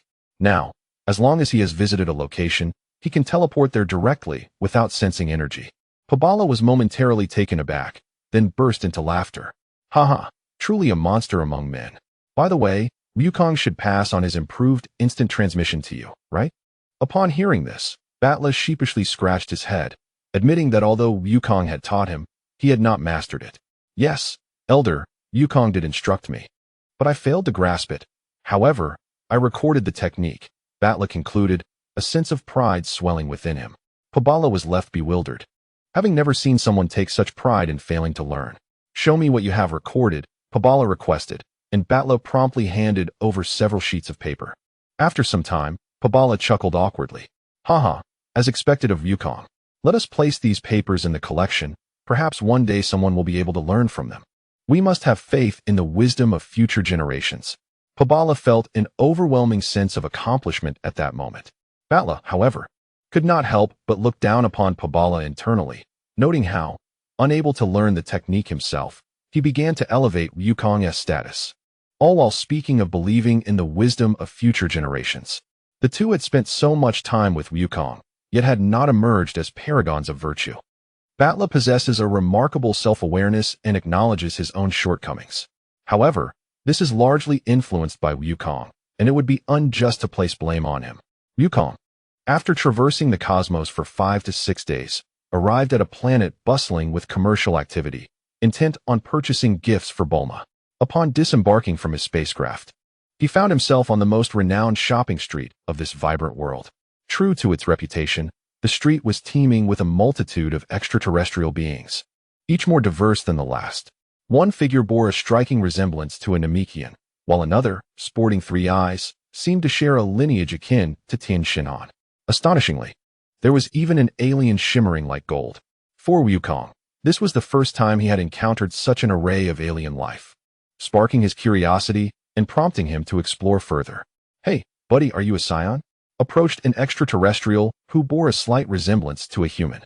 He introduced himself as Yake, a salesman on this commercial avenue, whose role was to entice patrons into spending, as his commission grew with each transaction. Many in the vicinity had taken notice of Wukong, but the sight of his tail, the unmistakable mark of a scion, instilled a sense of caution in them. Although the scion race seemed to be on the brink of extinction, their formidable reputation still resonated throughout the galaxy, and here stood a living embodiment of it. "Indeed, I am here to purchase a few items," Wukong responded, sensing a hint of salesmanship in the air. "Ah, my friend, you have come to the right place. We are renowned as a commercial planet, and this street is our crown jewel. What can I assist you with?" "I would be delighted to offer some recommendations." Yake's eyes sparkled with opportunity, recognizing that a scion, known for their strength, and consequently their wealth, might lead to a lucrative transaction.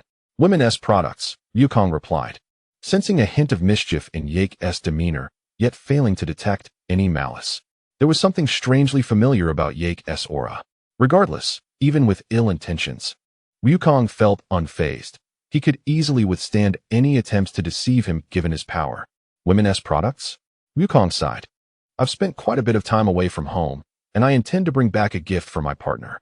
Surely, you understand the importance of such a gesture? Failing to do so could lead to dire consequences." "Wait, you too," Yake began, only to be silenced by Wukong's intervention. "Let us keep this between us. No need to voice it aloud," Wukong whispered conspiratorially into Yake's ear. At that moment, Yake regarded Wukong with newfound empathy, realizing that even a pure-blooded scion could fear their partner. Thus, Yake resolved to extract less money from Wukong, not out of mere greed, but out of a sense of camaraderie, recognizing their shared plight. Yet, one must still earn a living, so he would simply be a bit more judicious in his dealings. However, Yake could discern that his circumstances differed significantly from those of this scion. He was a son-in-law, enduring scorn and ridicule within his wife's family, with only his wife offering him solace. As for her relatives and friends, Yake could only express his disdain, deeming them blind to his true worth. He was the sole individual on this planet with a combat power exceeding 10,000, reaching 5 figures, yet he yearned for a simple, unremarkable life with his wife. Goku, unaware of Yake's family situation, would undoubtedly exclaim if he knew, "Wow, a Dragon Ball son-in-law. I get it." Yake offered Goku a reassuring glance. "If you are in need of feminine products, allow me to recommend some beauty and wellness items. I assure you, we possess a skincare product that gradually enhances both hip and bust measurements, unlike anything from Oxygen Star." With that, Yake produced a transparent electronic panel, showcasing a myriad of beauty products. Goku leaned in, astonished by the array of options, overwhelmed by their impressive array of features. "This one tightens and whitens the skin. This one extends life and youth." Yake elaborated on each item. Chapter 26. Cooler. Meanwhile, in the outer space surrounding Oxygen Star, a colossal disc-shaped spaceship hovered. "Lord Cooler, this area is somewhat close to Lord Frisia's territory. Is it wise to plunder this planet?" Shaviza inquired from the side. Cooler, standing before the glass window, smirked disdainfully at Shaviza's concern. "My brother? Pay him no mind. Even if he were to find out, he would not dare confront me.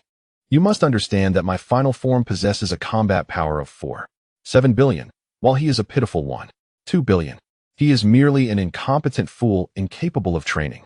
Do not speak to me of Golden Cooler from Dragon Ball Heroes. Can we take those narratives seriously? I shall only adopt a fraction of them and alter them accordingly," Golden Cooler will not exist in my version.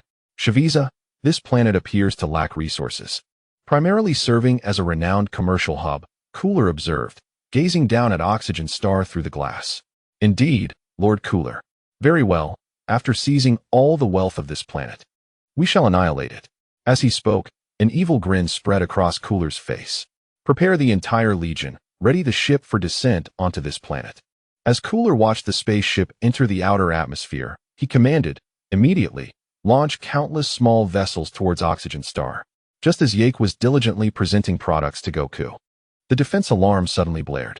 Yake and Goku looked up to see numerous aliens clad in battle gear descending from the sky, wreaking havoc indiscriminately. This is bad. Yake thought anxiously. His home was near the commercial district, and his wife might be in grave danger. At that moment, an energy projectile descended upon Goku and his companions. Goku raised his hand, gathering a sphere of blue energy that instantaneously transformed into a straight sword of energy, intercepting the projectile midair. A resounding explosion ensued, scattering the energy in all directions.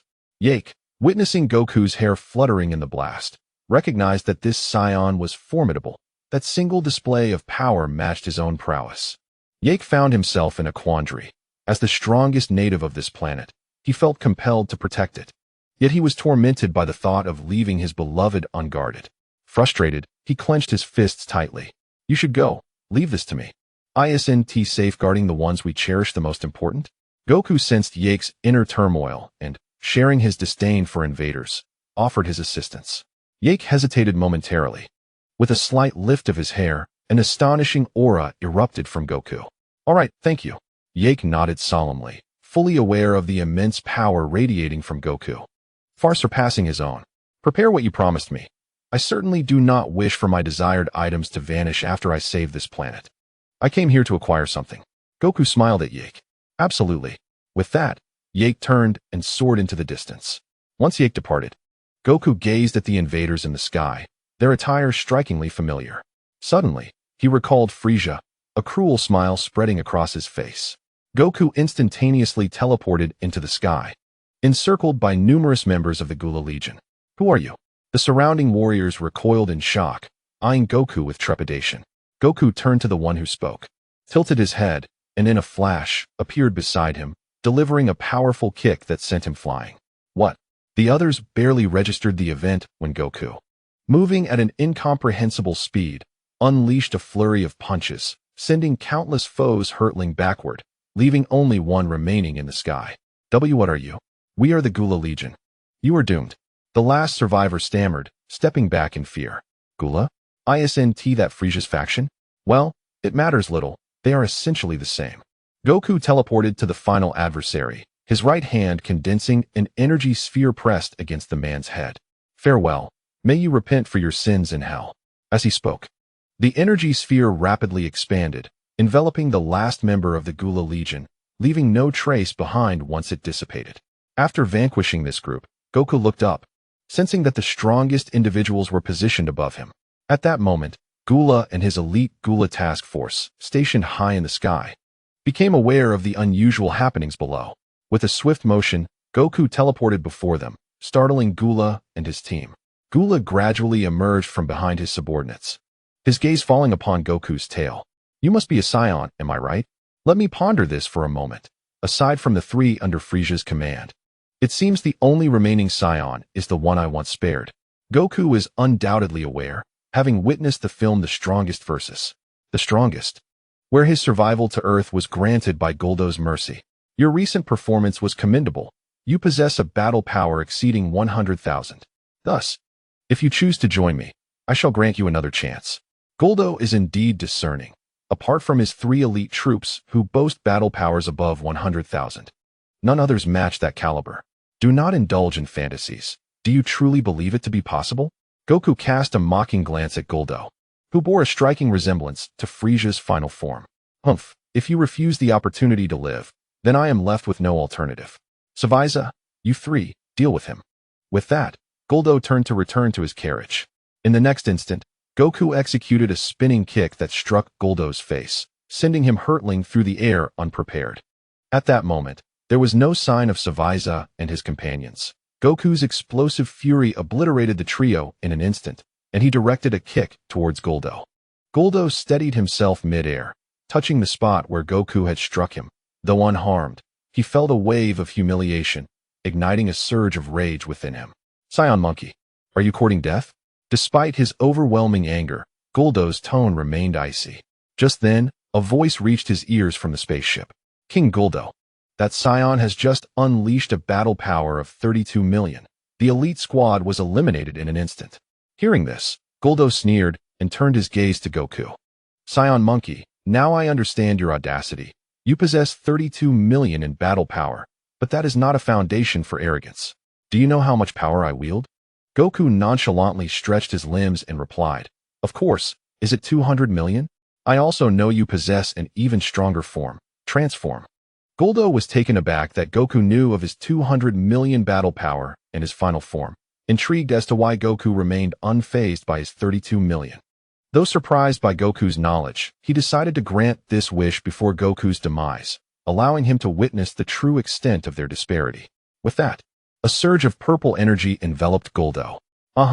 With a furious roar, the purple glow dissipated, revealing Guldo in his final form. Standing tall, feet together and arms hanging downward with palms facing upwards, he looked down upon Goku with disdain, declaring, Scion, do you see? This is the chasm that separates us.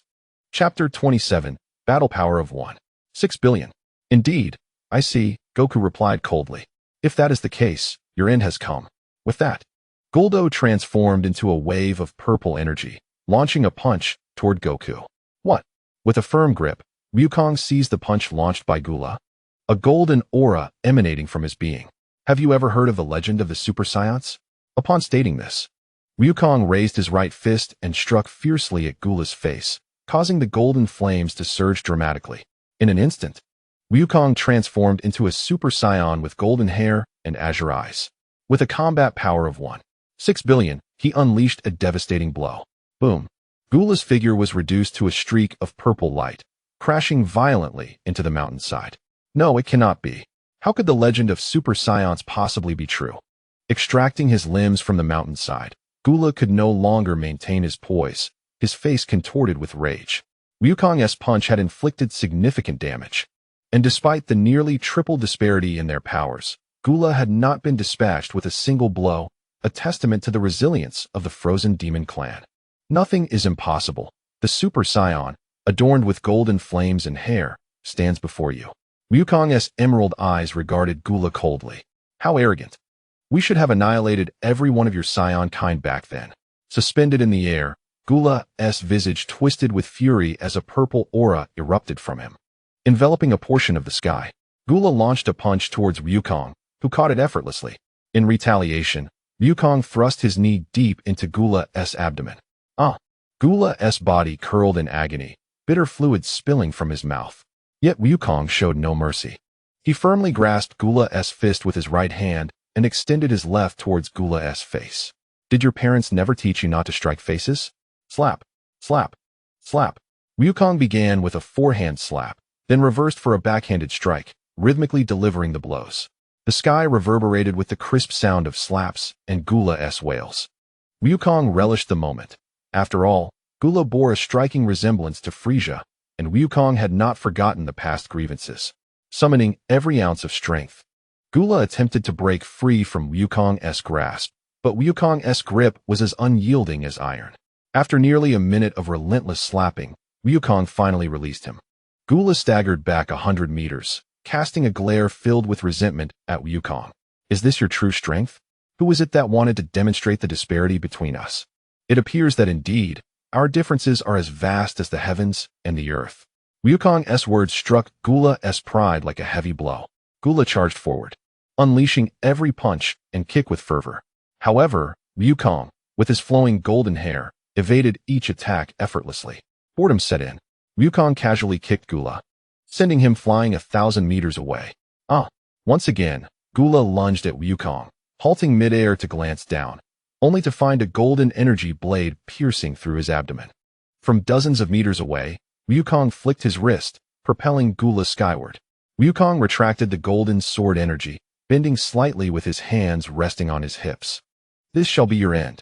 Golden and blue energy coalesced in Goku's hands, culminating in the iconic Kamehameha wave. A beam of golden energy enveloping blue energy surged skyward, momentarily rendering the entire firmament devoid of color. Haha, if I cannot live, then you shall die with me. Gula, aware that scions cannot survive in the cosmos, concentrated a golden sphere of destruction, hurling it downwards just before it turned to ashes. Goku, having sensed the impending danger, instantaneously teleported beneath the destructive sphere, summoning an energy sword and sweeping it across the energy ball, which split in two and detonated in the air. Boom. However, just as Goku believed it was over, a crimson laser descended from the heavens. He quickly extended his golden energy sword to deflect the laser. After this maneuver, the sword extended once more, rising majestically and slicing through the atmosphere, piercing a spacecraft in the outer layers of the atmosphere. With a swift motion, Goku severed the spaceship in two, creating a stunning display of fireworks in the cosmos. TCH, truly the Frozen Demon Clan, repugnant to the core. Yet, you have miscalculated. Even if this planet perishes, I can still survive in the universe. With that, Goku reverted from his Super Saiyan transformation, now merely in the second stage of Super Saiyan form, still feeling the significant toll on his energy and stamina. Gula and his elite forces had been vanquished. Only the lesser soldiers remained, their combat power barely reaching thousands. With the strongest a mere 10,000, while Goku's normal state was a staggering 32 million.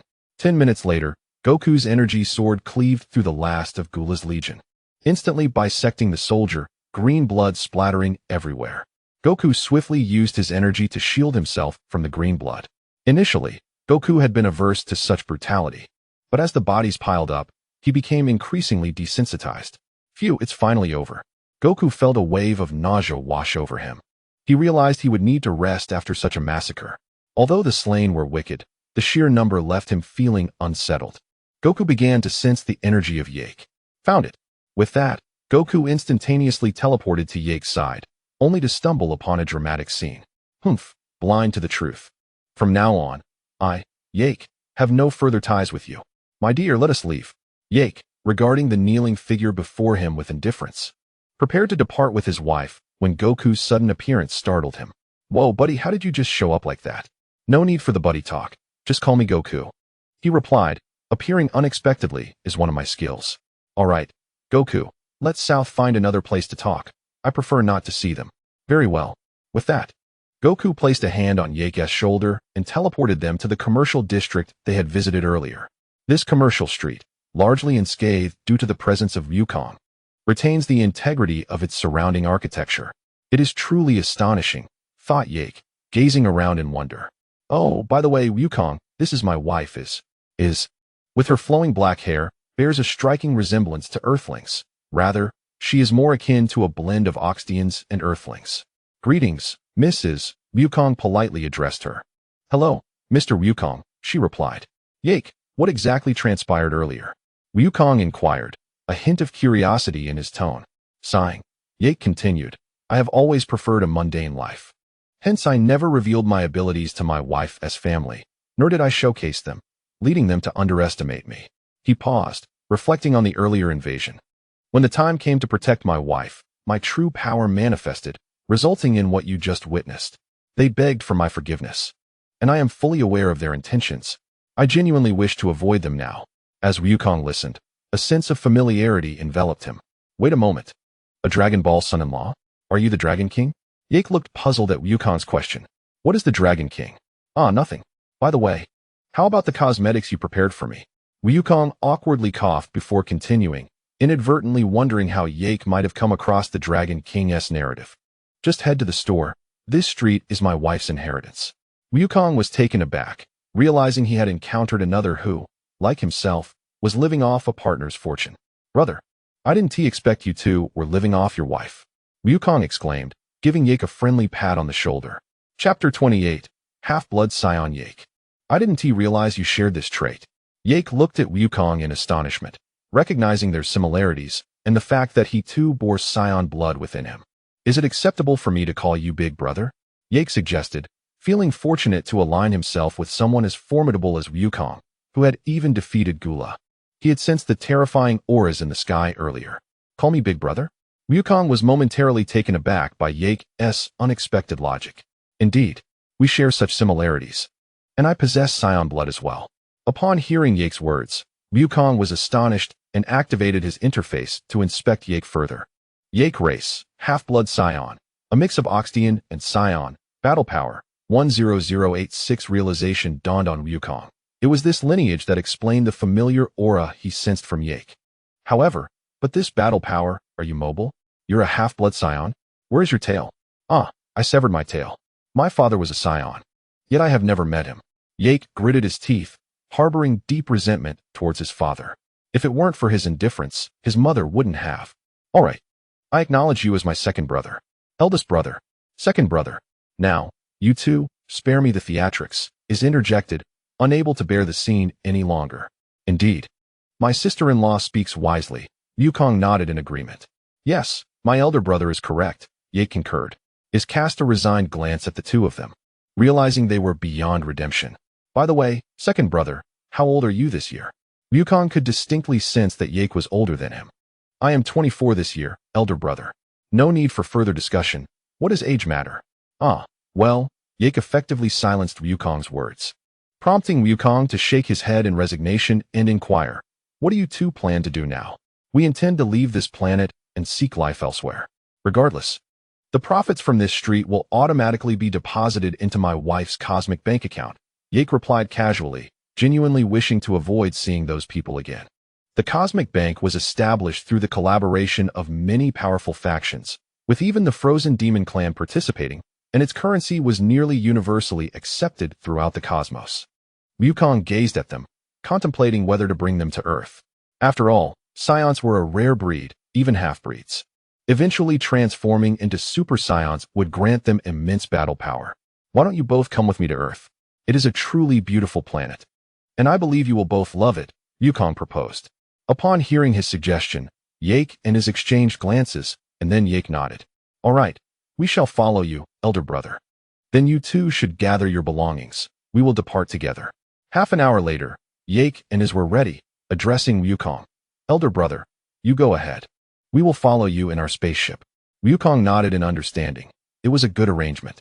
In the vast expanse of the cosmos, two spaceships traveled in tandem.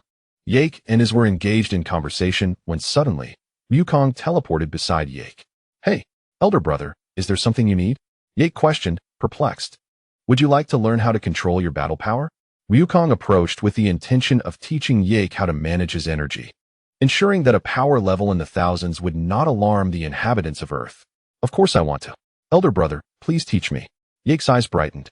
He had long envied Wukong's ability. Although he had independently comprehended a skill to conceal some of his strength, it paled in comparison to Wukong's. With this capability, he could better disguise his prowess. Bah, what do you mean by disguising my strength? It's merely about living an ordinary life. Place your hand on my shoulder and follow me to my spaceship for training. This place is not suitable for it, Wukong said, surveying the surroundings of the ship. His spacecraft was meticulously modified by Dr. Brief, featuring a spacious area dedicated to training, while the vessel of Yake and his companions was predominantly a leisure and living space. With that, Yake placed his hand on Wukong's shoulder, and in an instant, the two vanished from the ship. Iz looked at the disappearing figures, uncertain whether this journey to Earth would prove beneficial or detrimental, considering Yake had previously shown little inclination towards training. However, once Wukong began to instruct Yake, he couldn't help but marvel at the hybrid Scion's prowess. In less than half a day, Yake had begun to sense his ki and grasp its fundamentals. Though not quite at the level of his own past self, Yake surpassed many on Earth. Within a mere 10 days, he was able to freely control his exhibited combat power. Simultaneously, Wukong imparted the Kamehameha technique to him, which, once one mastered ki, was not particularly difficult to learn. Well, you've made commendable progress with your ki. Return to your ship. Your wife is waiting for you. I can sense a growing resentment in her gaze towards me these past few days. Wukong jested with Yake. Does she dare? With his absent, Yake felt emboldened. Heh, let's see if you have the gall to say that in front of Iz. Wukong unabashedly called him out. Ahem, never mind, brother, I shall take my leave now. Indeed. We are nearing Earth. That azure planet ahead is it. Wukong pointed through the glass window. Following Wukong's gesture, Yake beheld a stunning blue planet before him. His brother had not deceived him. Indeed, this planet called Earth was breathtaking. The sky was overcast, with a gentle drizzle cascading down silently, resembling countless silvery threads spun by silkworms. Countless fine strands wafted in the air, enveloping the dark expanse like a diaphanous veil. Bulma stood under an umbrella at the registration exit of the martial arts tournament, eagerly anticipating the arrival of the person she held dear. The rain intensified, pattering against her umbrella, yet the one she awaited had yet to appear. Bulma's eyes glistened with unshed tears, her spirits dampened. She had been waiting for over a year. "Wukong, did you not promise to return?" Her faint voice was like a whisper carried away by the wind, nearly lost to the elements. She pressed her lips tightly together, fighting back tears, but the redness in her eyes betrayed her emotions. "Indeed, I promised I would return." As Bulma lifted her gaze, the rain fell in a gentle drizzle, and through the misty veil, she discerned that familiar silhouette. In that moment, her tears could no longer be contained. "All right, stop crying. Am I not back now?" Wukong approached, enveloping Bulma in his embrace and gently wiping away the tears from her face. "Wukong, please don't leave again. I cannot bear to wait alone any longer." Bulma's whispered plea reached Wukong's ears. Holding her tighter, he lowered his head to kiss the soft warmth of her lips. At that moment, an opaque barrier enveloped the two individuals, a manifestation of Goku's energy. Not far away, the onlookers, Yake and his companion, felt a tinge of regret. Indeed, Goku had conjured a barrier. How infuriating. At that instant, Krillin's voice reached Yake's ears. Turning towards the sound, he spotted a short, bald figure. "Do you know Goku as well?" Yake inquired as he approached. "Indeed, I am his junior disciple. We are all his friends. By the way, who are you?" "Goku has never mentioned you," Krillin replied, gesturing towards Master Roshi and the others. "I am the newly recognized younger brother of my elder sibling," Yake boldly declared. At that moment, he noticed Master Roshi, and his expression shifted dramatically. "Hey, you lecherous old man.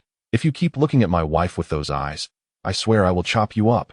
Yake glared at Master Roshi, unable to contain his displeasure. After all, who could tolerate such a gaze? My apologies. I had no idea she was Goku's sister-in-law." Master Roshi quickly averted his gaze and offered an apology. Humph. Yake ultimately chose to show some respect for his elder brother. Chapter 29. The arrival of the Sun family's caretaker. "Hey, what are you all staring at over there? Is it entertaining?" Goku and Bulma appeared beside them, the latter wearing a displeased expression. Her kindness was reserved solely for Goku. She had little patience for anyone else. "And no, it's nothing," everyone hurriedly explained. "Hello, sister-in-law," Yake called out. His utterance caused Bulma to nearly short-circuit in confusion as she glanced at Goku. "Who is this? He's quite the talker. Let him say a bit more," she thought. Noticing Bulma's inquisitive gaze, Goku promptly introduced, "This is my newly recognized younger brother, Yake, and the lady beside him is his wife, Is." Bulma regarded the couple. Yake's earlier salutation had left her with a favorable impression of them. "Hello, Yake and Is, I am Bulma." "Hello, sister-in-law," Is chimed in. Good, good. Sister-in-law greetings." Bulma felt herself float with delight. Goku looked at Bulma with exasperation before pulling her into an embrace, softly murmuring, "I've brought back many gifts for you this time. However, I cannot reveal them just yet." "Oh, why can't you show me now?" Bulma stammered, clearly taken aback by Goku's sudden affection.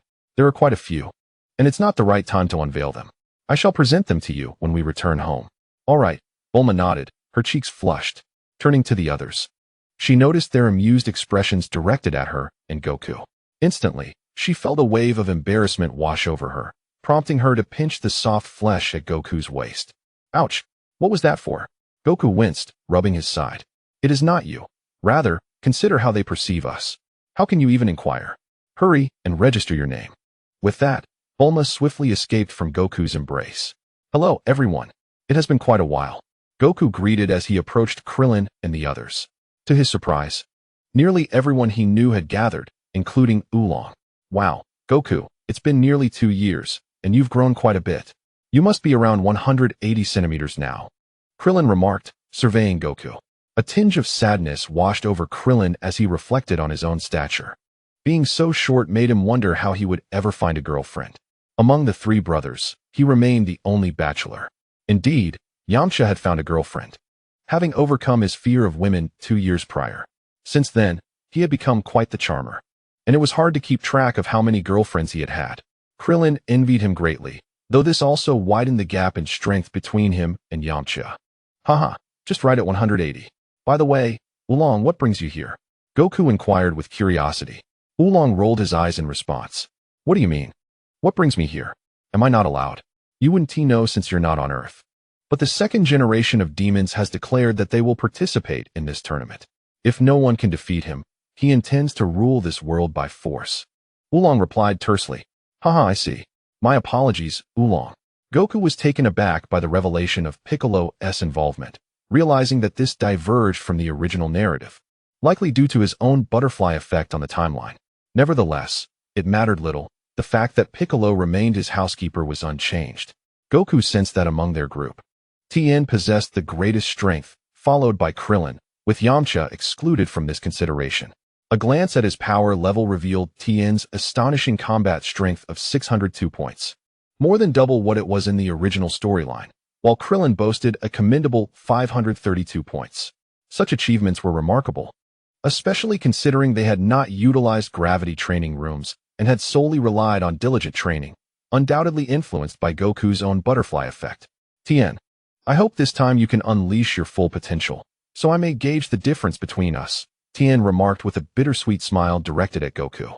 Familiarity with Goku's prowess had revealed to Tien just how formidable Goku truly was. He realized he could not even compare to the Goku of 6 years past, let alone the current version. The vast disparity in strength was indeed disheartening. Yet, Tien remained undaunted. His pursuit of martial arts could not be thwarted by mere setbacks. The essence of martial arts lay in competing against oneself, not in comparing to others. Indeed, Goku replied earnestly, resolved to deliver Tien a swift and decisive blow. In his understanding of Tien, this was the true mark of respect. Bro, should I join? Yamcha asked, feeling tempted as he observed the others preparing for the tournament. Sure. Why not? Goku replied nonchalantly. However, if Yake were to participate, none present, aside from himself, could possibly defeat him. After all, at this juncture, a battle power in the 4-digit range constitutes a dimensional strike, not to mention 5 digits. Is he also going to compete? Krillin glanced at Yake with a hint of skepticism. Yake had concealed his aura, rendering Krillin incapable of sensing his true strength. Krillin, do not underestimate him. He is second only to me in prowess. Be wary, lest you find yourself on the stage harboring a grudge against him. Goku remarked with a mischievous grin directed at Krillin, simultaneously casting a knowing look at Yake, who promptly understood the cue. What sort of look was it, you wonder? Hey, Goku, don't mess with me. Upon hearing Goku's words, Krillin felt a wave of anxiety wash over him, casting a fearful glance at Yake. The response from Yake was a somewhat unfriendly expression, which struck Krillin like a bolt of lightning. Oh no. In an instant, Krillin became despondent, and the onlookers could not help but chuckle at his comical demeanor. All right, I won't tease you any further, Krillin. Yake isn't that petty. Goku decided to clarify, sensing the jest had gone on long enough. It was then that Krillin realized he had been deceived. Everyone else had caught on, leaving him oblivious to the ruse. Thank you for the enlightenment. Krillin shot Goku a resentful look.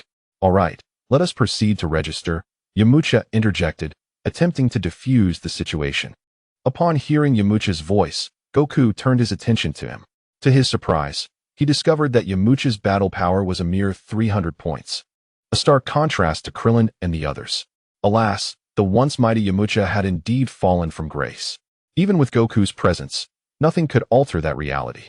Yamcha, you haven't been training diligently these past 2 years. Goku felt compelled to offer a gentle reminder, hoping for a change in Yamcha. Upon hearing Goku's words, Yamcha chuckled awkwardly, scratching his head as he replied, Sigh, despite my efforts, the gap seems to widen.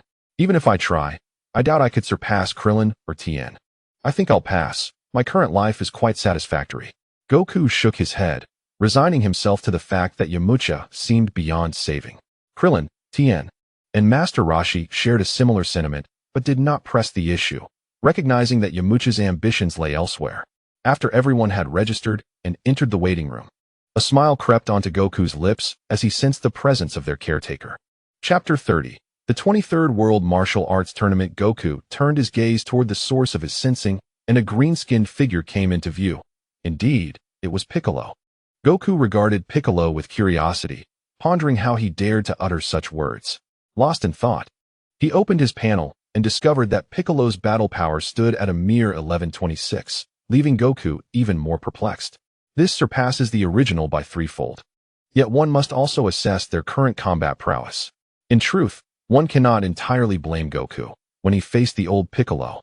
He created a vast ocean to compel him to regurgitate an egg, leading Piccolo to gravely misjudge his strength, believing it to be merely 400 or 500 at most. And now, Piccolo, having cultivated his power to just over 1,000, presumed himself invincible.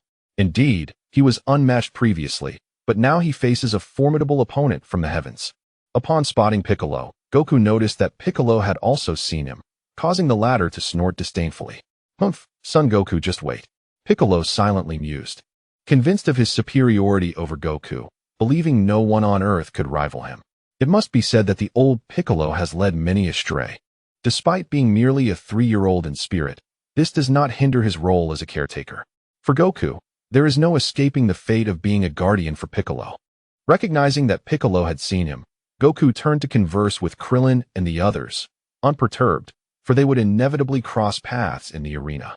This martial arts tournament progressed at a notably quicker pace than usual, primarily due to the presence of the Demon King Piccolo, which deterred some martial artists from participating for fear of death, resulting in only half the usual attendance.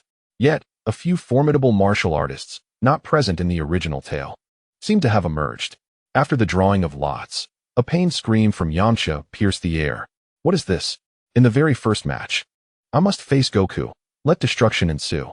Yamcha lamented, on the verge of tears, as he realized that, despite the multitude of contestants, he had drawn Goku as his opponent, while others had avoided such misfortune.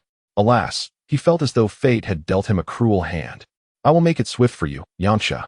Goku approached Yamcha, gently patting his shoulder, offering him a nod. "Son Goku." At that moment, a feminine voice reached the ears of the spectators. Following the sound, they beheld a beautiful young lady adorned in a qipao. Krillin shot Goku a glance filled with mischief, nudging him with his shoulder, his brows dancing with excitement.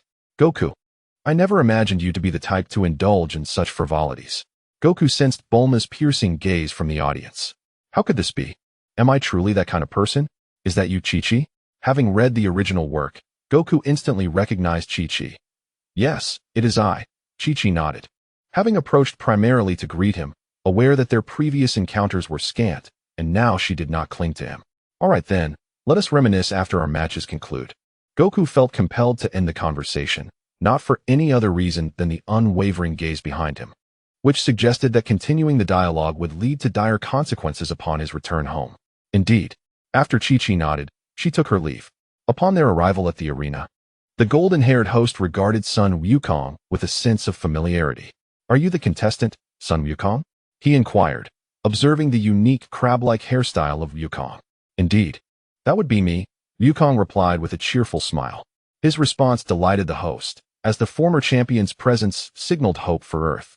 The host held vivid memories of Wukong's overwhelming victory in his previous tournament, particularly the indelible impression left by his formidable presence in the finals. "How splendid that you have returned. I scarcely imagined you would grow so much during our time apart," the host exclaimed. "Haha, no need to worry. Can the competition commence?" Wukong tilted his head in inquiry. "Very well, let the contest begin." As the match officially commenced, Wukong swiftly appeared before Yamcha, playfully patting him on the shoulder. "You should concede gracefully, rather than be knocked down by me. It would be quite undignified." Yamcha, in agreement with Wukong's sentiment, promptly descended from the stage to acknowledge his defeat. "Host, I concede." Witnessing Yamcha's nonchalant surrender, Wukong sighed and shook his head. It was evident that Yamcha lacked the ambition for martial arts. If he possessed any, he would not have yielded so easily. In the blink of an eye, the competition progressed to the quarterfinals. Wukong glanced at the draw and noted his opponents, Tien, Krillin, and Yardrat. It was indeed intriguing that Krillin and Yardrat would face off. Krillin, having spotted the matchups, felt a surge of anxiety as he glanced nervously at Yardrat. "You won't hold a grudge against me, will you?" he asked awkwardly, scratching his bald head. "Rest assured, I have no intention of making things difficult for you," Yardrat reassured him. Although he could be a bit cunning, he was certainly not the type to harbor grudges over trivial matters. Hearing Yardrat's words, Krillin breathed a sigh of relief, though he lamented that he would likely only reach the quarterfinals. "Well, I shall do my best." The first match pitted Wukong against Tien. "Wukong, unleash your true strength," Tien declared, adopting a serious stance as he focused intently on Wukong. He understood that should Wukong exert his full power, he would scarcely last a single move. Yet, what of it? It would offer a glimpse into the vast chasm that separated their abilities. "All right," Wukong replied solemnly, nodding in acknowledgement. The instant the match began, Wukong darted to Tien's side, catching him off guard as he delivered a swift chop to Tien's neck. Tien staggered forward before collapsing into unconsciousness. Wukong retracted his raised hand and turned to the host. "Please announce the result." "Oh yes, the winner is contestant Sun Wukong." The host, taken aback by the abrupt conclusion of the match, couldn't help but internally marvel at Wukong's prowess. The audience observed Tien's defeat with a mixture of authenticity and disbelief, captivated by the decisive nature of the outcome. With a serious expression, Piccolo gazed at Goku, who was slowly descending from the arena, seemingly paling even further. The earlier strike from Goku had occurred so swiftly that even he could not discern it, indicating that Goku's prowess far surpassed his own, while Piccolo remained lost in thought. The second match commenced. Krillin summoned all his energy, propelling himself towards Yak. Yak effortlessly evaded Krillin's incoming punch, swiftly dodging several of Krillin's rapid blows. Observing Yak's continuous evasions, Krillin couldn't help but break into a cold sweat. The disparity in their abilities was indeed significant. "All right, Krillin, it's my turn to attack," Yak declared. Although he had previously stated that he would not specifically target Krillin, it did not imply that he would solely adopt a defensive stance. In an instant, Yak delivered a swift kick to Krillin's body, though he refrained from exerting his full strength. Had he done so, Krillin would have been utterly obliterated. The immense force sent the unsuspecting Krillin crashing into the arena wall, leaving a cloud of dust in his wake. Krillin, after falling to the ground, managed to rise again, grateful that Yak had controlled his strength, preventing him from sustaining serious injuries. He chuckled helplessly, acknowledging the vast gap in their capabilities. "Yak is the victor." Yak accepted his triumph and approached Krillin. "Are you all right, Krillin?" "Haha, you didn't even go all out, just a minor scrape." Krillin smiled in response. Meanwhile, Piccolo's expression darkened further. Even though Yak had held back, he could barely perceive the fleeting shadow of his movements. "Damn it, another who is stronger than me."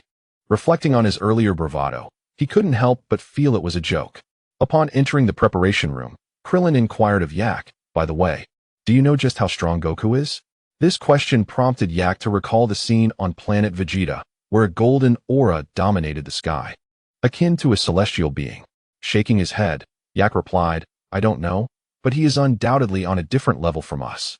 In the universe, there's a standard for measuring power levels. Mine is just over 10,000.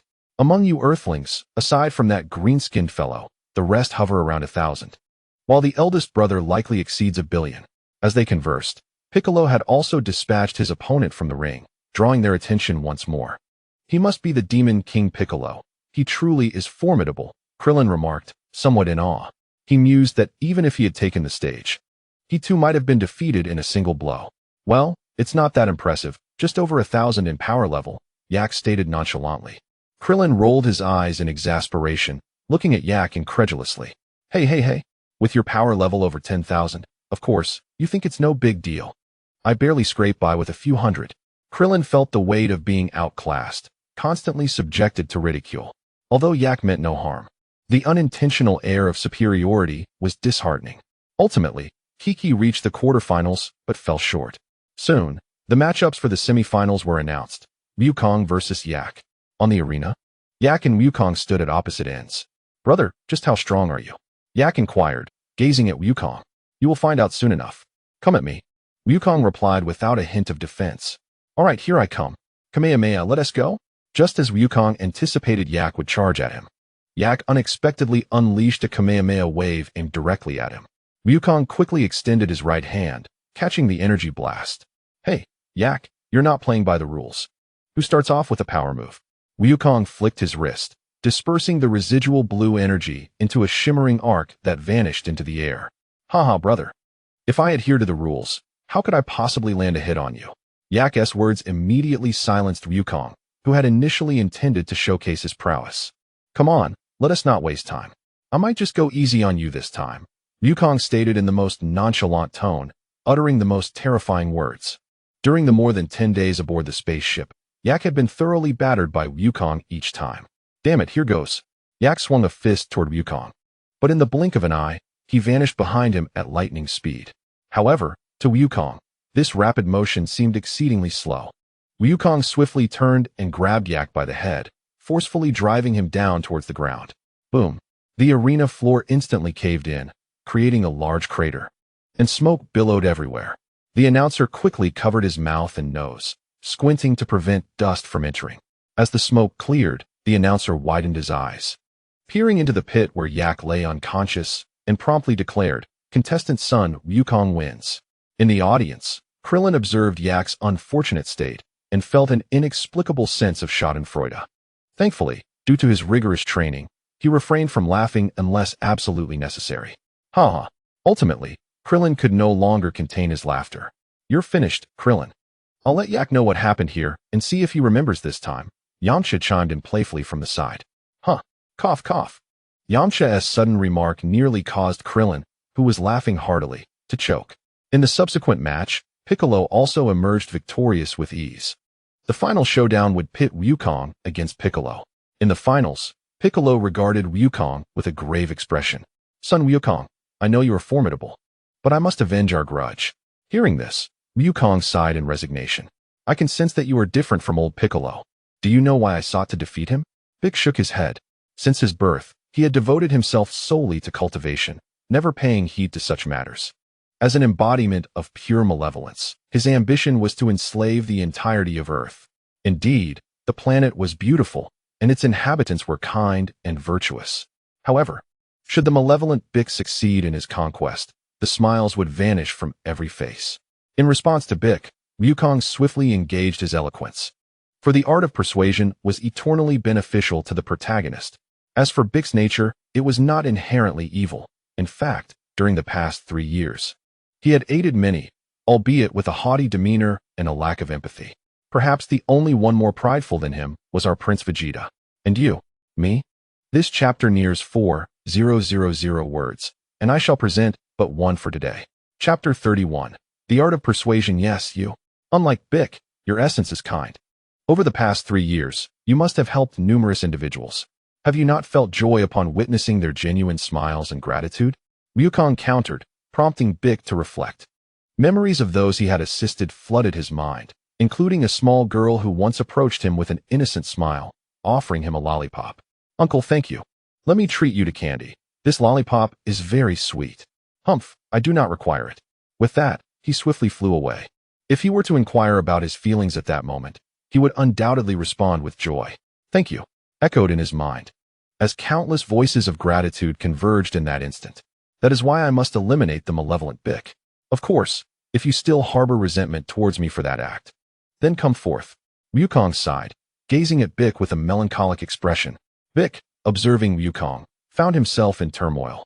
Indeed, he had grown fond of this earth and its people over the past 3 years. Yet, his father sought to destroy this beautiful world. Perhaps his demise was destined.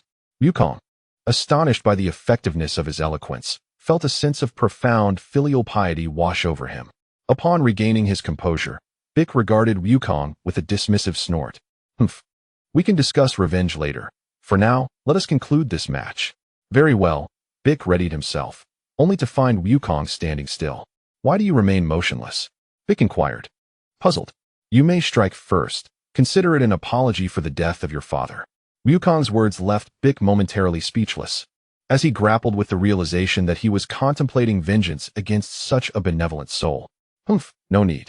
I have already relinquished my hatred. The malevolent Bic remarked. 666. Truly filial. Truly filial. Upon hearing Piccolo's words, Goku smiled faintly and then assumed a defensive stance. Come on. As Goku finally adopted a defensive posture, a smile crept onto Piccolo's lips, and he launched a punch towards Goku. Ultimately, in a predictable turn of events, Goku emerged victorious. After deflecting Piccolo's Demon King Cannon with a swift slap, he landed a punch squarely in Piccolo's abdomen, sending him crashing into the wall. Following the announcer's declaration of victory, Goku descended from the ring and pulled Piccolo from the wall where he was embedded. How about training with me from now on, to better protect this beautiful planet? Upon hearing this, Piccolo's green face flushed slightly, and he replied with a haughty tone, "Humph, no need." Goku anticipated this response, considering Piccolo's proud nature. Second only to Vegeta in their universe. "Well, I shall bring you a gift that will aid your training." With a dismissive snort, Piccolo took to the skies. Goku watched the receding shadow in the sky, shaking his head in resignation. The match was broadcasted worldwide, and as Goku triumphed with overwhelming strength, countless spectators erupted in cheers. Among them, a small group smiled with satisfaction, for they were individuals whom Piccolo had assisted, firmly believing in his kind-hearted nature. After collecting his prize money, Goku rejoined the crowd, though he regarded the reward as trivial. Just as he reunited with his friends, he felt a soft hand grasp the flesh at his waist. "Goku, could you explain who that girl in the Chi-Pao was?" Bulma asked, her eyes wide with curiosity. "Bulma, do you not remember the Ox King's family?" "That's Chi-Chi. She merely greeted me," Goku hurriedly clarified. Upon hearing this, Bulma released her grip. "So that's Chi-Chi. I always thought she would grow up to be beautiful." Bulma had vivid memories of her first quest for the Dragon Balls. Now that she has become so lovely, do you like her? Bulma posed a provocative question. Goku chuckled softly, pulling Bulma into his embrace, his gentle voice whispering in her ear, "No, liking you is sufficient. My heart is small enough to hold only you." Bulma's fair skin flushed crimson, for she had never heard such sentimental words from Goku before. "Oh dear, not here." The once bold Bulma now found herself shy. Observing her reaction, Goku couldn't help but marvel at the romantic dialogues he had encountered in his past life. At that moment, Chi-Chi, clad in her Chi-Pao, approached the group, and Bulma cast a slightly hostile glance in her direction. Chi-Chi noticed Bulma's gaze, and seeing the tall, handsome Goku, it would be disingenuous not to feel a flutter in her heart. Yet, what could she do about it? Some individuals are destined to be fated yet unattainable. Much like the characters Wukong and Bulma in the original narrative, as well as the present-day Wukong and Chi-Chi. She would never stoop to the level of competing for a man with another woman. Chi-Chi, Wukong responded, noticing that Bulma was tightly clutching his arm, making him somewhat uncomfortable. "Hello, Chi-Chi. I am Bulma, Wukong's girlfriend. I believe we have met before." As Bulma spoke, she did not forget to assert her claim, nearly leaning against Wukong. Wukong showed no signs of displeasure towards Bulma's behavior. After all, it was a testament to her affection for him, and he could certainly enjoy some benefits from it, couldn't he? Bulma, it's a pleasure to meet you. I remember you as well. Chi-Chi, it seems you have been diligently training over the years, managing to reach the top 8 in the martial arts tournament. Achieving such a feat implies a battle prowess of at least 100, which is no small accomplishment for an ordinary person, considering most never surpass a score of 10 in their lifetime. Indeed, I have a strong passion for martial arts, which is why I have persisted in my training. Chi-Chi, still youthful in spirit, maintained her fervor for martial arts, unlike her depiction in the original tale where she grew to resent training after becoming a wife. It wasn't that she despised it. Rather, Wukong's neglect of family responsibilities left her to provide for several scions. Did she not once instruct Goten for a period? How about I take you to a place that can significantly enhance your martial arts prowess? You all are welcome to accompany us. After saying this, Wukong glanced at Krillin and the others, whose martial arts levels paled in comparison to his own. Sounds good. Chi-Chi nodded. All right, let's go together, Krillin agreed, scratching his head, while Tien and Kairatsu also nodded in affirmation. Finally, the group looked towards Yamcha, who, under their scrutiny, ultimately decided to join them. It was not out of cowardice. Rather, it was a matter of following his heart. You all set your hands together and teleport us there. Once Krillin and the others formed a circle, Wukong cradled Bulma in one arm and placed his other hand on one of their shoulders. In an instant, they found themselves at the temple. Wukong, what brings you here? Who are they? The Supreme Kai regarded the sudden appearance of the group with curiosity. for he could not monitor Wukong and his companions at all times. I brought them here to train, Supreme Kai. Bubbles. Would you and the Supreme Kai be willing to instruct them? This matter hinged on the Supreme Kai and Bubbles' agreement, but Wukong felt confident they would likely consent, as it would promote the advancement of martial arts on Earth. The Supreme Kai and Bubbles exchanged glances and nodded in agreement. Very well, but it can only be for a period of 3 years. How much they learn will depend on their innate talents. 3 years. That should be sufficient. Wukong believed that he had achieved his goals in just 1 year, so 3 years would surely be enough for them, though he had never considered how high his own talent truly was. Bubbles looked at Wukong with an expression of disbelief. Do you think everyone possesses talent as great as yours? 3 years. That's quite a long time. Yamcha, feeling a tinge of trepidation, remarked that 3 years is quite a lengthy period. By the time that span concludes, there's a chance his girlfriend might have born a child, albeit not his own. You all should be proficient in the flight technique, correct? After your daily training, you can simply soar back home and return the following day for practice. In a moment of inspiration, Bobo devised a solution. Phew, that's a relief. Yamcha sighed in relief, no longer fearing the prospect of being cuckolded. All right, everyone. You shall cultivate here for 3 years. Bulma and I will take our leave. Oh, by the way, Akais and Yake, you two should accompany me. Your accommodations have yet to be arranged. With that, Goku instantaneously transported the 3 of them away from the temple. A brief summary and a glimpse into the character power levels for the next volume follows. This first volume concludes here. It took me over 10 days to complete, comprising just over 30 chapters, primarily focused on the narrative arc of the Dragon Ball saga. My initial intention was to explore the romantic dynamics between Goku and Bulma, but as a novice writer, I struggled with the execution. Upon recognizing my shortcomings in the early chapters, I hastily accelerated the narrative. To be candid, writing my first novel felt somewhat disjointed at the outset, but by the time I reached the 20th chapter, the flow began to improve. The protagonist of this tale is a modern individual who merges with Goku's soul, giving rise to a new consciousness. Thus, one should not evaluate this character solely through the lens of Goku's original persona, or entirely through contemporary reasoning. My motivation to pen this novel stemmed from a desire to inject humor and personal interest, which explains why the protagonist's former life was named Yin and I. For those familiar with the Dragon Ball Z, Battle of Z game, or who have encountered a certain content creator named Yin and I on Bilibili, this may resonate. As I continued to write, the realization of having signed a contract compelled me to adopt a more earnest approach. In summary, as this is my inaugural venture into novel writing, I appreciate your understanding of any shortcomings. Below are the power level specifications for the characters introduced, many of which I have amended, given the inconsistencies in combat strengths. If you have feedback, please feel free to comment within the text. If I find your points valid before the characters make their appearance, I will consider revisions. This narrative will indeed introduce modifications to the original power levels, primarily focusing on prominent characters who initially appear as adversaries. Characters with fewer appearances will not be discussed here. The following are the combat strengths upon their first introduction in this work. Raditz, 1500 Nappa, initially stated as 4000, but upon reflection, it felt more appropriate to set it at 5000. Vegeta, 18,000. Due to certain factors, his power level in this narrative is adjusted to 25,000, with further explanations forthcoming. Frieza, as established in the original series, his final form is 1.2 billion. However, in this tale, due to the demise of his brother Cooler, he experiences a sense of crisis that prompts him to train, ultimately reaching a final form power level of 600 million, with other forms multiplied by 5 times their original strength. The following content reflects the combat power as presented in the original text within my book. If there have been no enhancements within this narrative, this is the established combat power. However, it remains plausible that enhancements could occur due to the butterfly effect.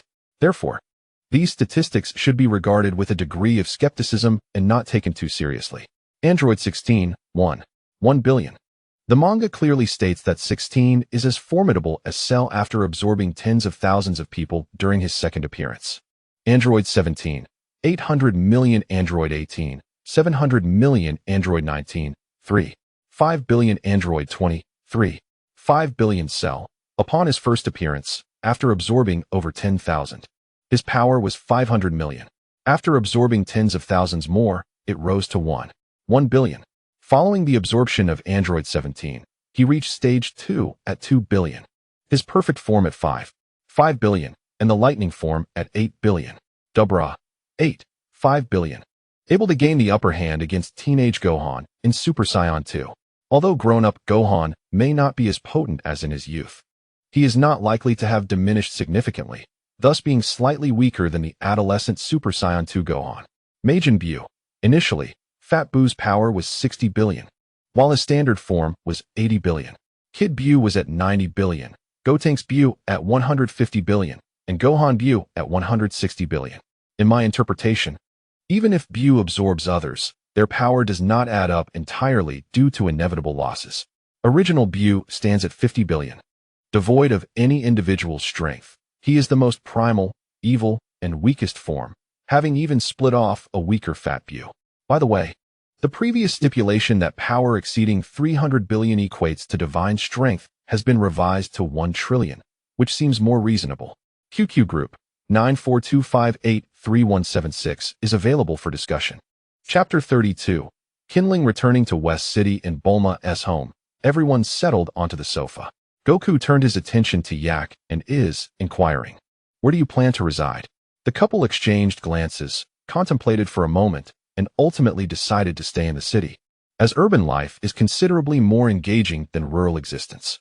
"We shall remain in West City and purchase a home nearby." They had left Planet Oxide with numerous valuable items, including a substantial amount of gold. Although gold holds far less value on their planet than on Earth, they were prudent enough to bring a significant quantity upon Goku's suggestion. "Nearby our home, there aren't any particularly large villas close to us. This area is the very heart of West City, surrounded by commercial streets, skyscrapers, and the like." Upon hearing Yak's remarks, Goku scratched his head, feeling somewhat embarrassed. "Is that so?" Yak felt a tinge of disappointment, but realized there was no alternative but to seek another location. "Then, brother, where is the nearest villa to your home?"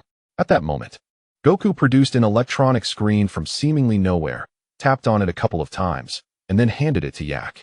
Yak promptly accepted it, lowering his gaze to examine the electronic display. "Let us settle on this villa, which is approximately 6 kilometers from our home, and it occupies a substantial area.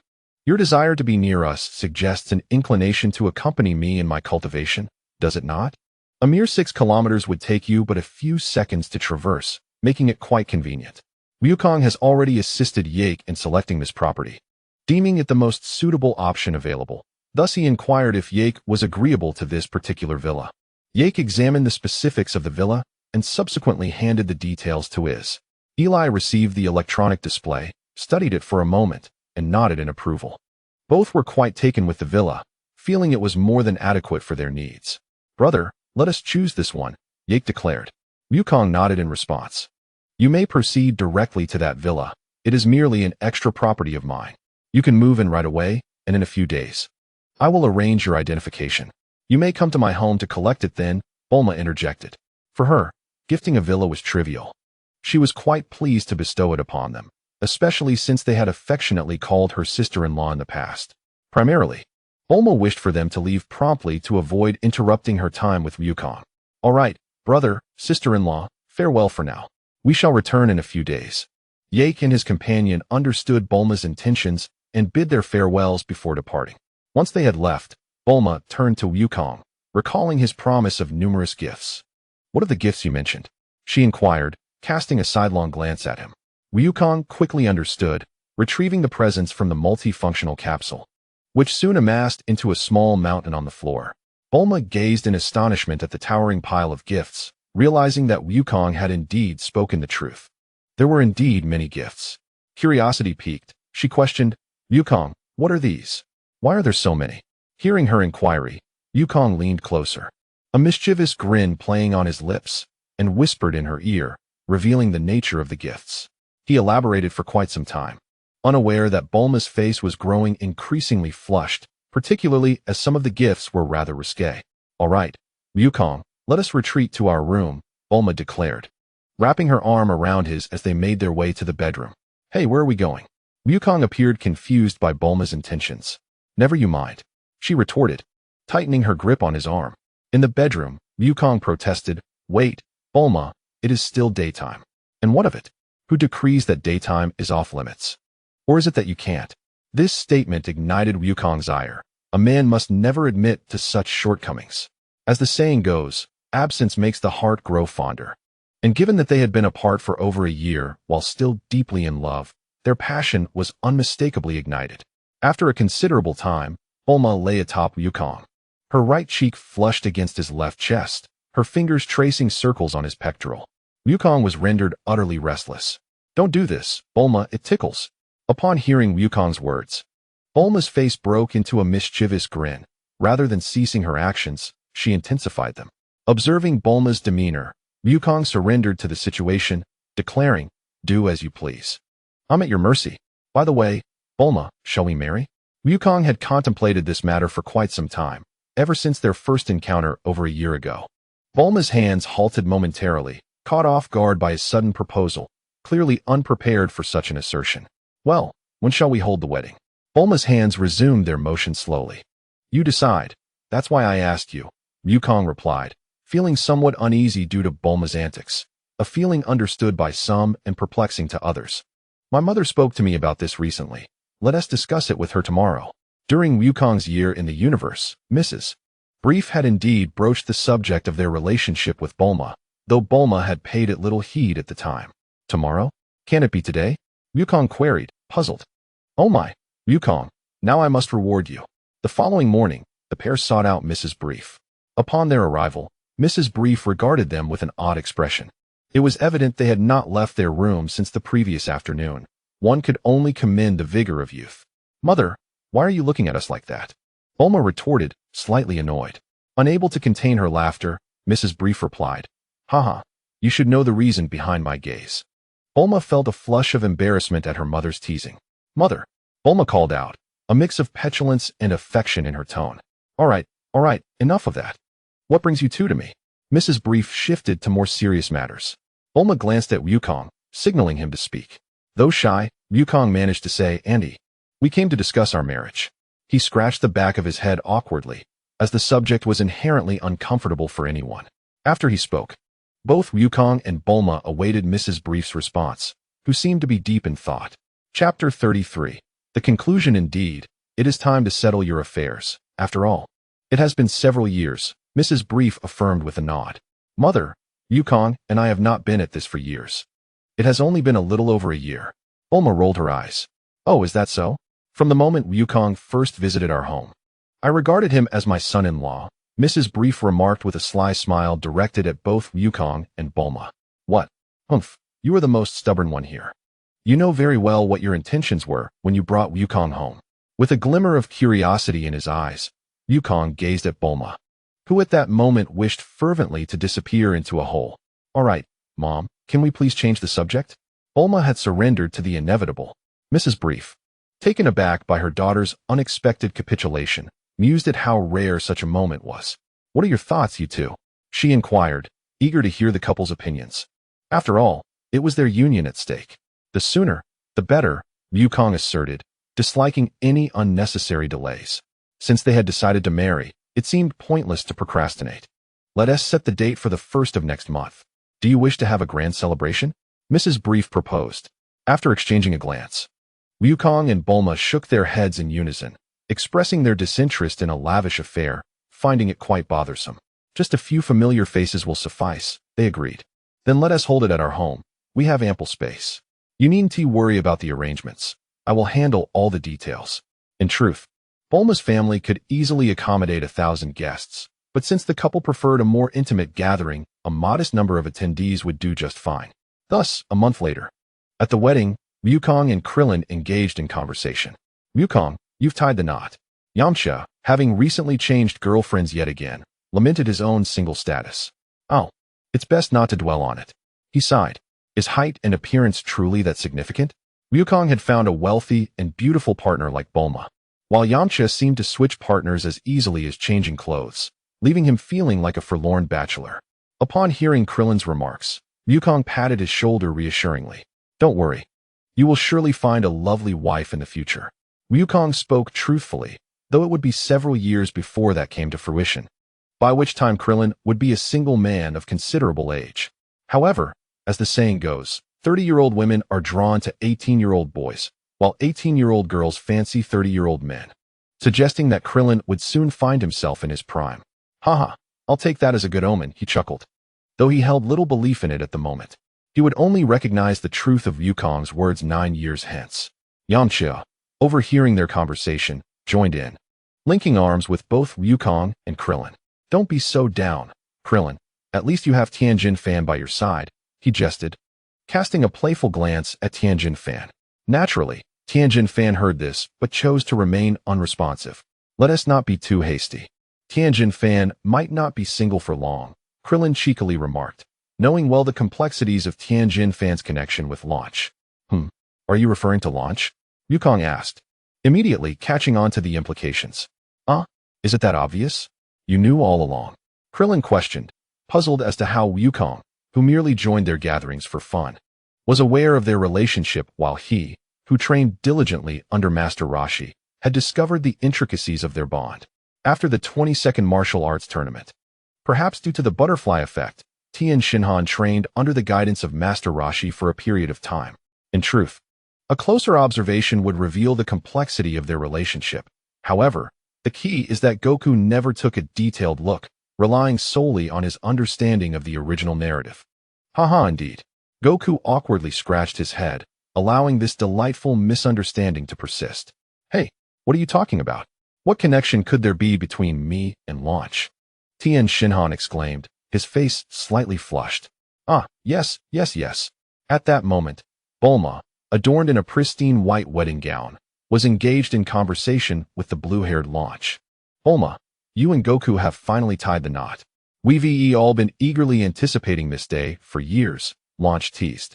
Upon hearing this, Bulma was taken aback, not expecting Launch to dare to jest with her now, as the dynamics had shifted dramatically. Indeed. By the way, when are you and Tien Shinhan planning to get married? Bulma inquired with a mischievous grin directed at Launch. Launch's face instantly flushed crimson. Had she been blonde, it might not have been so evident. Perhaps she had already shared her plans with Bulma. Bulma was certainly aware, which is why she seized the opportunity to tease her while her hair was still blue.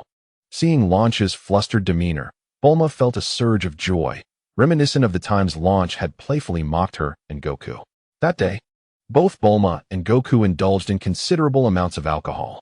As night fell, Goku, due to his formidable constitution, remained sober, while Bulma was thoroughly inebriated. Goku, do you prefer boys or girls? Bulma's cheeks were flushed, her eyes glazed with intoxication, her gentle demeanor laced with flirtation as she leaned against Goku, grinning foolishly. Why do you ask that? It's time to sleep. You're drunk. Be obedient, Goku gently replied, stroking Bulma's blue locks. No way. Bulma wants to have a baby with you. A night of silence ensued. The following morning, after enjoying breakfast together, the couple grabbed the Dragon Radar, embarking once more on their quest to find the Dragon Balls. This time, their search was leisurely, akin to a honeymoon, as they took the opportunity to admire the breathtaking landscapes of Earth. A month later, they successfully gathered all 7 Dragon Balls. This time, Goku wished for the divine method of cultivation. In truth, he had heard of dimensional levels during his training with the North Kai and understood the advantages that came with higher dimensional levels. Goku had previously sought advice from the North Kai regarding cultivation methods, but the North Kai had declined, stating that Goku could only receive guidance if he agreed to become a candidate for the next Kai. However, Goku would never consent to such a proposition. Dimension can also be viewed as a form of spiritual power, arguably a superior kind of mental prowess. A deity's mental strength must be immense. But no matter how powerful a mortal's mental capacity may be, they ultimately remain mere mortals. Goku possessed formidable mental strength, allowing him to advance rapidly through the dimensions before reaching the Great Kai. As for the reasons behind such incredible strength, there are 2. One is his innate talent, and the other is undoubtedly due to Lord North King, whose provisions are truly extraordinary. Lord North King is indeed a benevolent soul, Goku mused internally. In gratitude, Goku resolved to visit North King Star more often in the future. The Super Saiyan God embodies divine essence. He pondered what it would be like to attain the divine dimension, possessing divine energy in his normal state before transforming into a Super Saiyan God. Goku was filled with anticipation. Indeed, Only by reaching the divine dimension can one convert all their internal energy into divine essence. However, before attaining the divine dimension, it is not impossible to grasp divine energy, though its purity may be insufficient. Naturally, this principle seems not to apply to the Scions. Goku opened his eyes, having fully mastered the methods of divine cultivation, and returned home with Bulma. Upon arriving home, the first thing he did was to teach Bulma the methods of divine cultivation. Thus, half a year passed. Well, due to my involvement, here is a brief conclusion at the end. Referencing earlier chapters, you might want to take a look, XX Winky Face, as there are some power settings. Add me at Q942583176 for a chat. Chapter 34. The beginning at this moment. Goku anxiously awaited outside the room, for his child was about to be born, his first experience as a father. He believed no one could remain calm in such a moment. The tension was palpable not just for the child, but more so for Bulma's safety.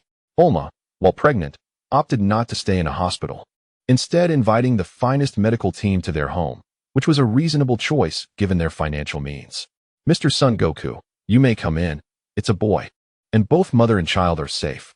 We shall take our leave now, but do call us if you need anything. A group of masked female doctors announced as they exited through the mobile door. After what felt like an eternity, Goku finally heard the words he had long anticipated.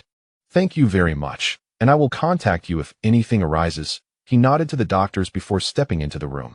Upon entering, Goku approached Bulma's bedside. Concern etched upon his face. Bulma, are you all right? At that moment, Bulma appeared somewhat pale. Yet her condition was significantly better than that of an average person due to her continuous training alongside Goku. I'm fine. Go see our son. He truly resembles you, Bulma said with a comforting smile. All right. After ensuring Bulma was not in distress, Goku turned his gaze towards the small bed where the boy lay. The little boy had a tail protruding from his backside, his face mirroring Goku's, though his hair was somewhat different. Upon closer inspection, it had a faint bluish hue, yet overall appeared black.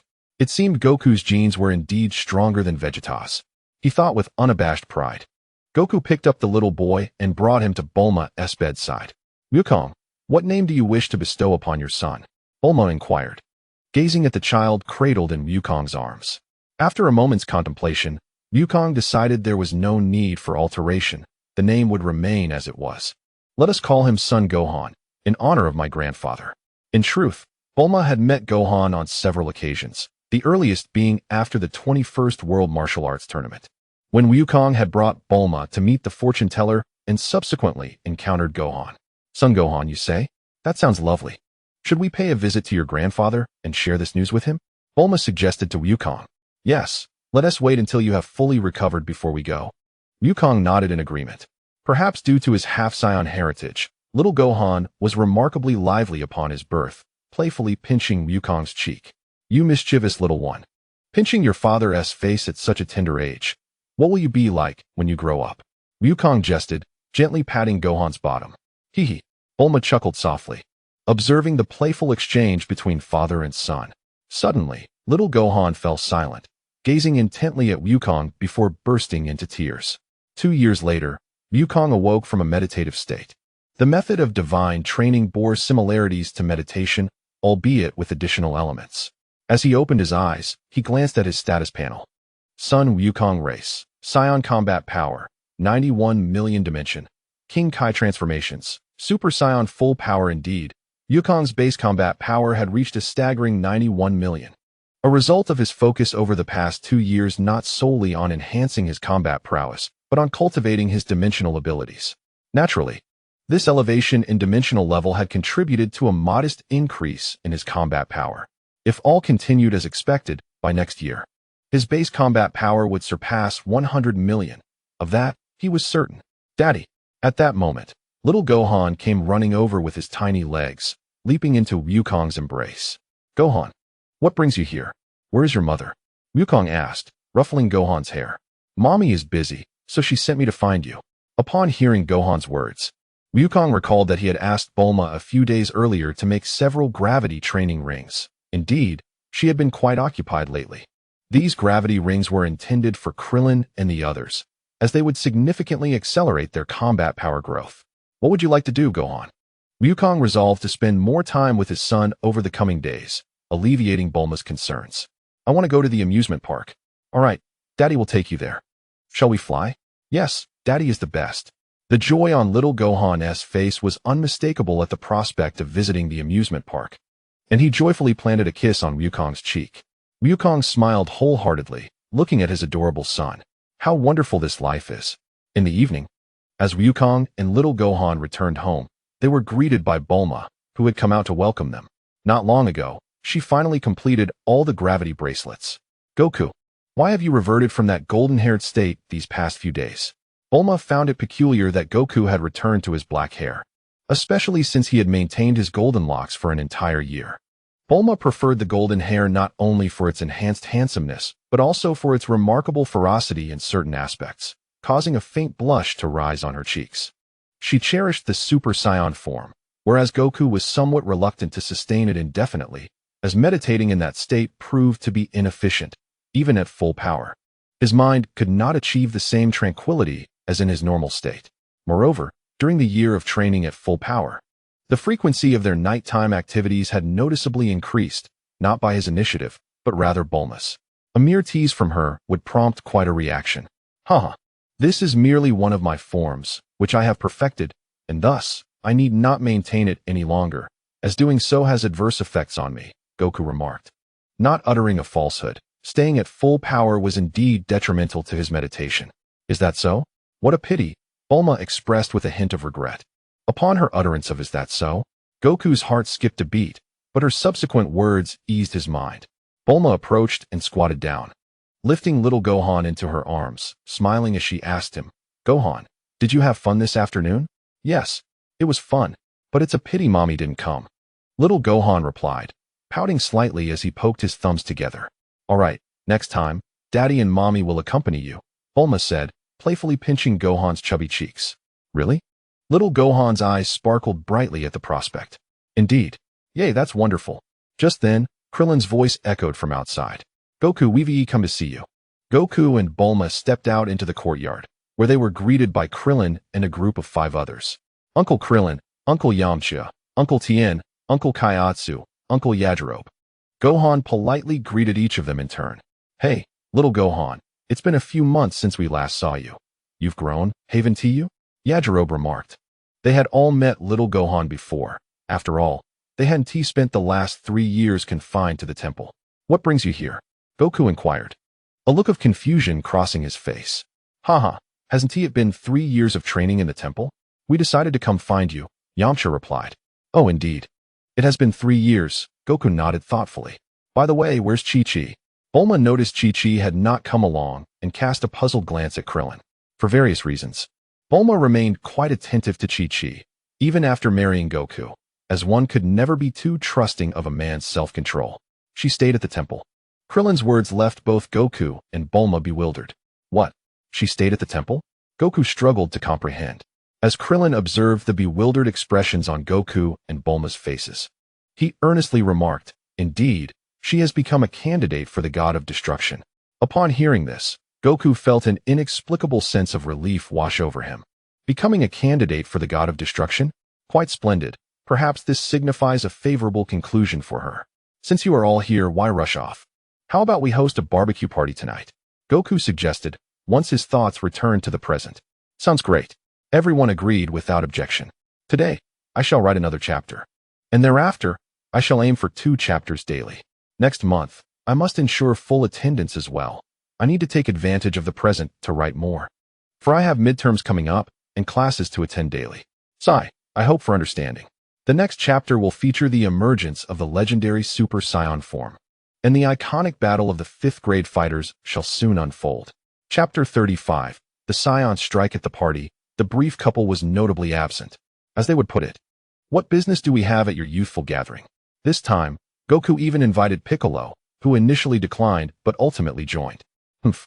It's all for that thing that makes one stronger, Piccolo mused internally. As the evening grew late, guests had consumed ample food and drink, engaging in lively banter. While only Goku and Yardrat continued to feast on grilled meat, Bulma had already taken little Gohan home to rest. Hey Goku, I've heard that many men experience a significant drop in their household status after marriage. What do you think? Krillin, slightly tipsy, grinned mischievously at Goku. Knowing Goku's fondness for Bulma, he surmised that Goku's status at home was not particularly elevated. Krillin, what kind of expression is that? Do you think my status at home is low? Goku felt insulted and promptly set down his skewer. Let me tell you, I'm not bragging. At home, I do as I please. Have I not fulfilled every request Bulma has made? My status is that of a household emperor, Goku proclaimed with an air of superiority. At that moment, the gravity bracelet on Goku's wrist vibrated. He glanced down and saw that it was a call from Bulma. Ahem, my dear wife is calling. I must step aside to take this call. Please continue your conversation. Goku pretended to clear his throat, then moved about 10 meters away, opened the voice call, turned the volume down low, and cautiously inquired, Hello, Bulma, what is it? What is it? What time is it? You're still there drinking and boasting? Hurry back. Gohan is asking for you to help him sleep. All right, I'll be right there. After ending the call, Goku looked over at Krillin and the others. Feeling confident that they had not overheard, he then straightened his posture and strode back with a sense of purpose. You all continue your chat. Bulma needs me for a moment. I shall return to the house. After speaking, Wukong flew back into the room through the balcony.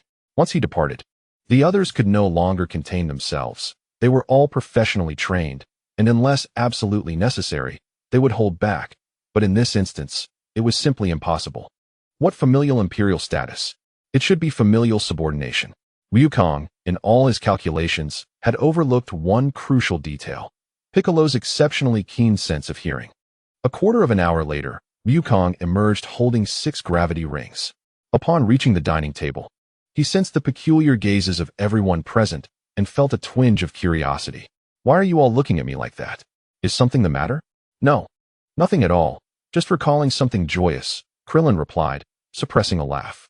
This is a gravity ring. It greatly enhances combat power and has been personally tested. Capable of withstanding up to 300 times gravity, but you'd best start off slowly, increasing from 10 times. Wukong explained as he handed the gravity rings to everyone.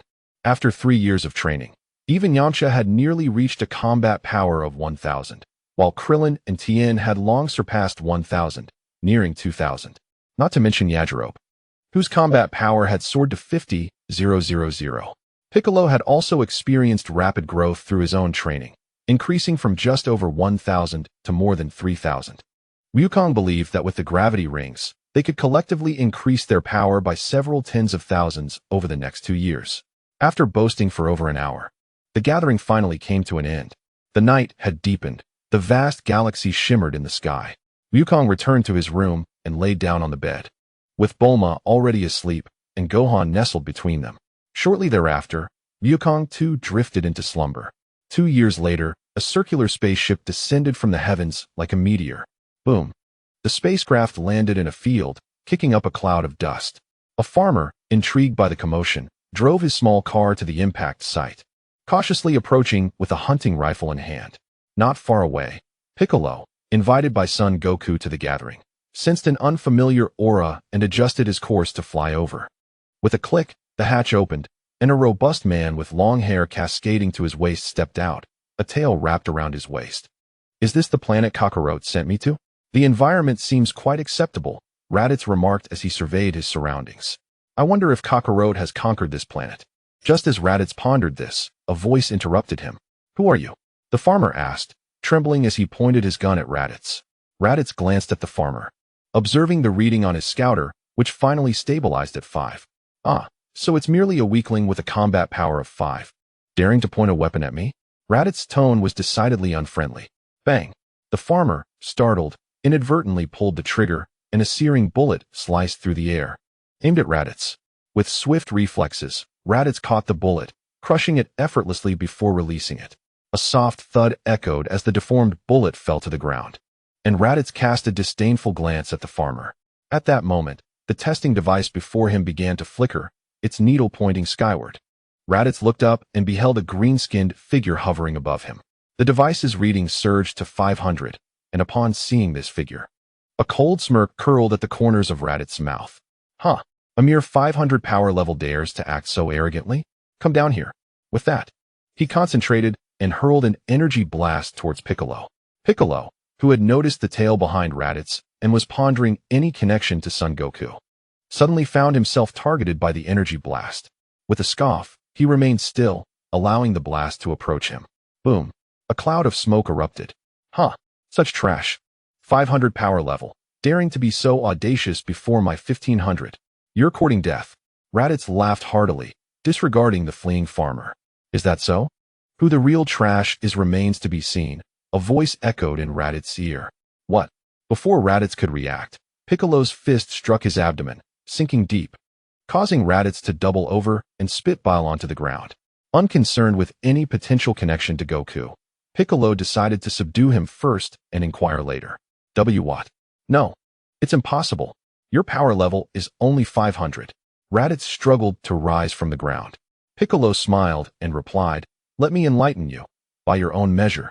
My power level is 38,000. Chapter 36, A Compassionate Vegeta? What? No, that's impossible.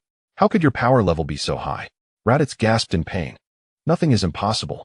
If you doubt me, why not test it with your device? With that, Piccolo unleashed his full energy. Raditz stood speechless as he watched the numbers on the device soar. 5,000, 10,000, 18,000. Amidst a billow of white smoke, Piccolo's power exceeded the device's maximum capacity, causing the entire apparatus to explode. No way. This planet is merely a low-level world. Why is this happening? Could it be that Kakarot?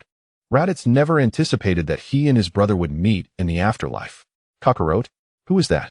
Never mind. I'll take you to Old Sun for a look. With that, Piccolo unleashed 4 streams of energy, dislocating Raditz's limbs. The sudden pain caused Raditz to involuntarily cry out, cold sweat streaming down his forehead. Stop screaming. Your limbs are merely dislocated. They can be realigned with a simple touch. Don't tell me you cannot endure this little pain, Piccolo coldly remarked, observing Raditz's agonized state. Meanwhile, at home in West City, Goku had already sensed the immense energy released by Piccolo, along with another distinct presence. If he was not mistaken, it belonged to his estranged brother, Raditz. Just as Goku prepared to fly over to them, his gravity wristband vibrated. Looking down, he saw it was a video call from Piccolo. With a swift gesture, he answered the call, revealing Piccolo's green visage. Hey, Piccolo. I was just about to look for you. I wanted to ask you something, Goku greeted. Nothing much. I've already resolved the situation. Take a look at this person and see if you recognize him. He has a tail, just like you, Piccolo said, shifting the camera to focus on Raditz. Following Piccolo's gaze, Goku realized his brother was in a dire state, his limbs dismembered and lying helplessly on the ground. Haha, he is my brother, Raditz. What? Your brother? Piccolo's demeanor shifted, a hint of panic evident. He worried that he had inflicted such harm on Goku's brother and feared retaliation. Don't worry. My brother hasn't done anything particularly heinous. Feel free to teach him a lesson. I wouldn't mind giving him a proper thrashing myself. Just keep him alive. After all, we have the Senzu beans. Goku hoped for Raditz's survival, as he was indeed his brother. If Vegeta could redeem himself, why not Raditz? Good. With your assurance, I feel relieved. I'll bring him along, Piccolo said, finally easing his tension. At that moment, Raditz, lying on the ground, suddenly heard a familiar voice, his father's voice. The only other person who could sound like his father was Kakarot. Struggling through the pain, Raditz lifted his head, and indeed, it was Kakarot, looking just like their father. Kakarot, you're alive. How wonderful. Raditz felt a glimmer of hope. He had thought he and his brother would meet in the afterlife. However, it appeared that Kakarot knew this green-faced alien. To be acquainted with someone of such formidable power, Raditz pondered that his brother's strength might be near that level. How splendid. It surpassed even Vegeta's. Kakarot, quickly, tell that green-faced one to release me. Goku shook his head in exasperation at Raditz's misunderstanding of the situation. My dear brother, perhaps you should assess your current predicament. I want to intervene. You must face the consequences of your past actions. Be cautious with your words. You are in his grasp. After addressing Raditz, Goku turned back to Piccolo. Piccolo, bring him along. Piccolo nodded in response, ending the video call and turning his attention back to Raditz. At this moment, Raditz had settled into silence, seemingly aware of his current predicament. Are you going to take me to meet Kakarot? Piccolo observed Raditz, who appeared to have become considerably more subdued, and smiled slightly. Yes, if the Kakarot you speak of is son Goku. Raditz was fully aware that this referred to Kakarot. He did not inquire further, remaining quite earnest. Piccolo casually seized Raditz' battle attire and soared towards Goku's residence. Meanwhile, on a distant planet far from Earth, Nappa turned to Vegeta, who was leisurely consuming a fruit. What now, Vegeta? Vegeta discarded the half-eaten fruit and rose from his perch on a rock. What else? We are going to Earth. Nappa, startled at the mention of Earth, responded with alarm. What? To Earth? Did you not hear the conversation on the scouter? That individual possesses a battle power of 380,000. That was merely his claim. The old scouter couldn't handle it. I could do the same. Let's go see for ourselves. If he truly has that power, then we will retreat. Vegeta, why do we need to go to Earth? Raditz might already be dead. Nappa was genuinely reluctant, finding the situation too perilous. Raditz is one of the few surviving Scions. If he is still alive, we must devise a way to rescue him. If Raditz is alive, it implies that his brother Kakarot may also be alive. For the sake of the Scions, we cannot abandon either of them. I believe they will not kill Raditz. If they intended to do so, they wouldn't make it so complicated. Let us proceed, Vegeta said, turning his back to Nappa. In truth, there was another significant reason he had not disclosed to Nappa. Earth was the homeland of that woman, and he wished to see it. Observing Vegeta approach the spacecraft, Nappa followed suit, feeling helpless. Ever since Vegeta had vanished for a year over a decade ago, his demeanor had undergone a transformation. The Vegeta of old would have cared little for their lives, yet the current Vegeta seemed to exhibit a semblance of humanity. But that is for the better. It benefits me, Nappa mused silently as he watched Vegeta's retreating figure. Before long, Piccolo arrived at Goku's home, carrying Raditz with him. After reattaching Raditz's limbs, Piccolo released him. Once liberated, Raditz showed no inclination to flee but instead inquired of Piccolo, "Where is Kakarot?" His demeanor had notably softened. "Humph, he will be here shortly," Piccolo replied, sensing Goku's energy approaching them. Moments later, Goku appeared before the two. "Hey, you guys are here." Piccolo nodded at Goku, gesturing for the brothers to converse, then turned to seek out Krillin and the others. Raditz gazed at the familiar crab-like head, feeling a wave of nostalgia. Perhaps the only difference between his brother and father was the absence of a scar on their faces. "Raditz, what brings you to Earth?" Though Goku claimed to understand the reason, he still felt compelled to inquire further.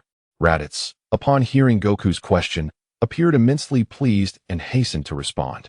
"It was Vegeta who sent me to find you, stating that you are one of the few surviving Scions. We should unite for our mutual survival."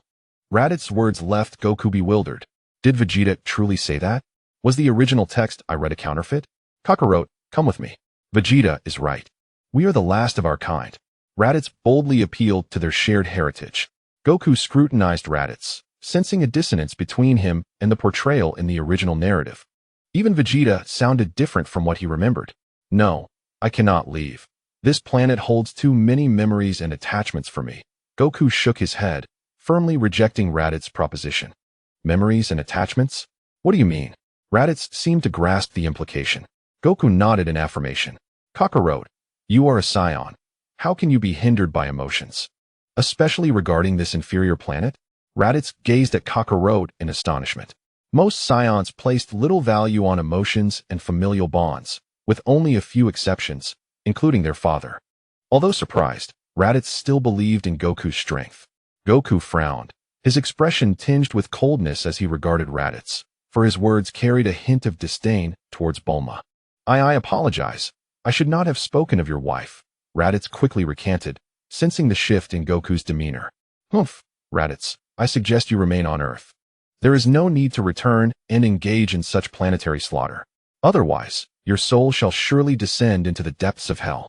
Goku, driven by the bond of brotherhood, felt compelled to warn Raditz. Raditz was taken aback by Goku's statement. "Kakarot, what do you mean by planetary slaughter?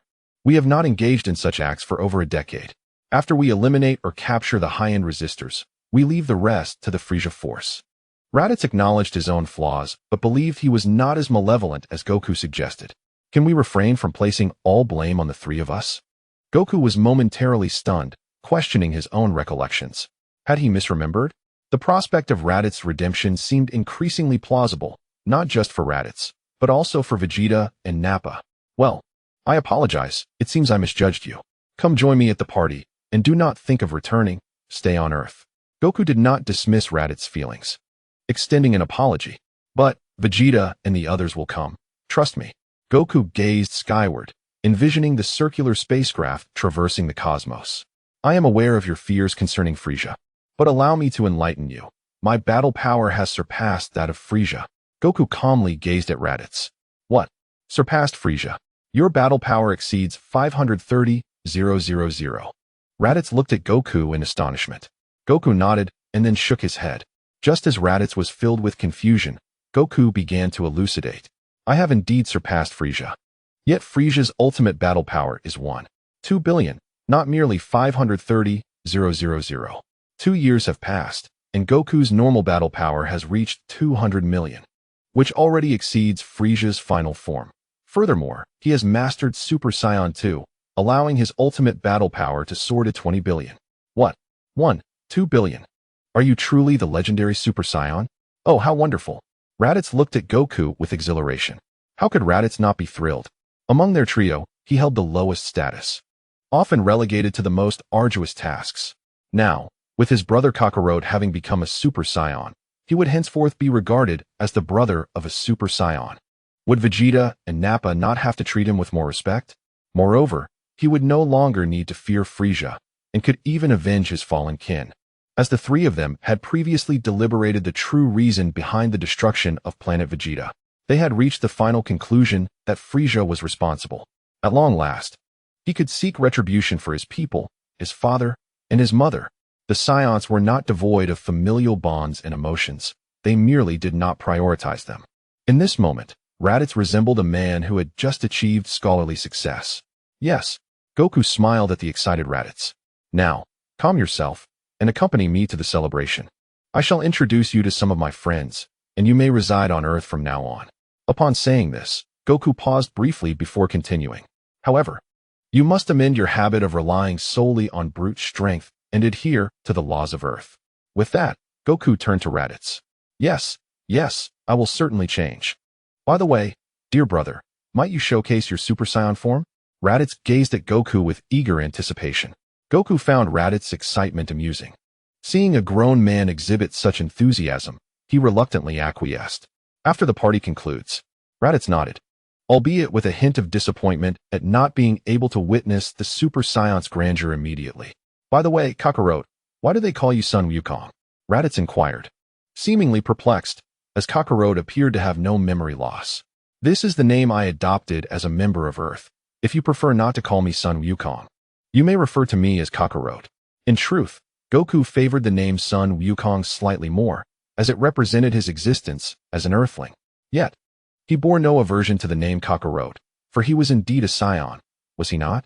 Goku led Raditz to the celebration, where the crowd immediately took notice of Raditz, whose hair cascaded down to his waist. Wukong, is this your brother? I never imagined you were an extraterrestrial. Had it not been for Bulma's revelation, we would have remained oblivious. How dull is that? Krillin jested from the side. Haha, well, you didn't ask, did you? At that moment, Bulma emerged from the house, cradling little Gohan, and upon spotting Raditz, she approached him. Hello, you must be Wukong's brother. I am Bulma, Wukong's wife, she said politely, holding Gohan. Why you? Hello, I'm Raditz, he replied cautiously, having sensed that Kakarot's wife was his Achilles heel. Haha, you're being overly formal, Wukong teased from the side. Raditz shot Wukong a glance. I can't afford to be informal. Oh, by the way, big brother, this is my son Gohan. He is 4 years old. Gohan, say hello to your uncle. Wukong introduced Raditz before turning to Gohan. Hello, uncle, Gohan exclaimed, leaping from Bulma's arms towards Raditz. Wukong observed quietly, unperturbed by any potential actions Raditz might take towards Gohan. Firstly, he believed Raditz wouldn't dare, and besides, the present Raditz was not the same as in the original narrative. As for the second reason, all right. Raditz opened his arms to embrace his nephew, only to be met with an overwhelming force that knocked him to the ground. Indeed, at merely 4 years old, Gohan's combat power had already reached 30,000, a feat achieved without Wukong's training. His days were spent in play, with Bulma occasionally tutoring him, covering advanced subjects, even finishing middle school material. However, with Bulma's genes, Gohan found these tasks quite manageable. It wasn't that Wukong did not wish to teach. He believed the best instructor for Gohan was Piccolo. This opportunity would be perfect for Piccolo to take Gohan under his wing. After all, over the years, Piccolo had received numerous benefits from him, and Wukong was sure he would agree. If he refused, he could always engage in a few sparring sessions with Piccolo. He would eventually acquiesce. Chapter 38. Is he really 4 years old? This was the second reason. At that moment, Raditz lay on the ground, feeling a twinge of pain in his chest. His mind consumed by a singular thought. 4 years old? Gohan, you must learn to control your strength. It seems I can no longer allow you such unrestrained play. Wukong glared at Gohan, then stepped forward to help Raditz up. Had it not been for Bulma's protective aura, the consequences could have been dire. Huh, Dad. Gohan looked utterly dejected. Haha, it's all right, your uncle is fine. Let it go, Kakarot, Raditz said, ruffling Gohan's hair before addressing Wukong. Brother, don't concern yourself with this. I have my own plans. Seeing Wukong's reaction, Raditz could only shake his head in resignation. By the way, how strong is Gohan now? His power is quite formidable. Raditz cradled Gohan as he turned to Goku. 30,000. Goku's nonchalant remark struck a heavy blow to Raditz's fragile spirit. At the tender age of 4, Gohan possessed a battle power of 30,000, while Raditz, nearing 30, barely reached 1,500. This half of his life had truly been lived like a dog. Gohan's remarkable strength, without rigorous training, was largely attributed to the fact that he was conceived after Goku transformed into a Super Saiyan. Considering that Goten and Trunks, at ages 7 and 8, could also transform into Super Saiyans, it became evident that Gohan's growth was somewhat sluggish by comparison. Truly, he was a prodigy of the Saiyan race, Raditz mused. The so-called genius, Vegeta, appeared utterly ludicrous next to 4-year-old Gohan. Noticing Raditz's despondent demeanor, Goku playfully draped an arm around his brother's neck. Brother, do you wish to grow stronger? To grow stronger quickly? Goku teased, raising his eyebrows. Really? Is that true? Raditz exclaimed, excitement gleaming in his eyes. Of course it is. Here, take this, Goku said, producing a gravity bracelet and handing it to Raditz. This device can adjust your gravitational force, which is immensely beneficial for training. Unbeknownst to Raditz, this gravity bracelet was a technique he had developed after enhancing his dimensional level, combining his mental energy and ki. It was far superior to the universal capsules, allowing him to store and retrieve items with a mere thought. With eager hands, Raditz accepted the gravity bracelet and donned it. Thank you, he expressed, genuinely grateful for Goku's kindness, especially since they had only recently met. Was this what familial bonds felt like? Once Raditz had secured the bracelet, Goku activated a panel and scanned everyone's battle powers. Yak, 653, 120. Piccolo, 38, 123. Tianjinhan, 21. 573. Krillin, 19, 582. Yamcha, 9, 540. Chaozu, 9, 423. Even Bulma's battle power reached 65, with her dimensional level attaining that of a deity. Bulma's extraordinary mental prowess was likely related to her genius intellect, explaining her rapid advancement in dimensional training. After surveying the readings, Goku nodded in satisfaction. All in all, it wasn't too shabby, considering Yamcha nearly approached 9,000. However, Yak's disparity from the others was quite pronounced, partly due to his half-Saiyan heritage and also because gravity training seemed to yield more pronounced effects for Saiyans. His panel is as follows. Sun Wukong, a Saiyan of the race, possesses a combat power of 220, 358, 409, and is classified at the dimensional level of the Grand Kai. He has mastered transformations into Super Saiyan 1 and Super Saiyan 2, with the latter being a skill he recently comprehended, never having displayed it before anyone else. Brother, please take that seat. Enjoy your meal and drink, but don't get too comfortable, Wukong said, pointing to an empty spot before departing. If you were to inquire about his destination, it would undoubtedly be to seek out his beloved wife. Why would he choose to accompany others when he could spend time with her? Wukong sat beside Bulma, feeling somewhat obstructed by Gohan's presence. Gently ruffling Gohan's hair, he said, "Go on, go play your game." "Okay," Gohan replied, his face lighting up as he departed. Wukong, satisfied, pulled Bulma into his embrace. A fragrant breeze wafted as Bulma's hair brushed against Wukong's nose. He inhaled deeply, a scent he could never tire of. Feeling Wukong's warmth, Bulma's cheeks flushed slightly, her eyes revealing a hint of shyness. Normally, She would not react this way, but with so many onlookers, it was different. Wukong, how could you be so bold? She exclaimed. Let me go. There are so many people here. Bulma gently tapped Wukong's arm, encircling her waist, twisting her body to signal him to release her. Wukong rested his head on Bulma's shoulder, savoring the unique fragrance of her hair. Stay still. Your movements make me uncomfortable. At that moment, Bulma seemed to sense something, her body stiffening as if she dared not move again. Yet, her face reddened even further.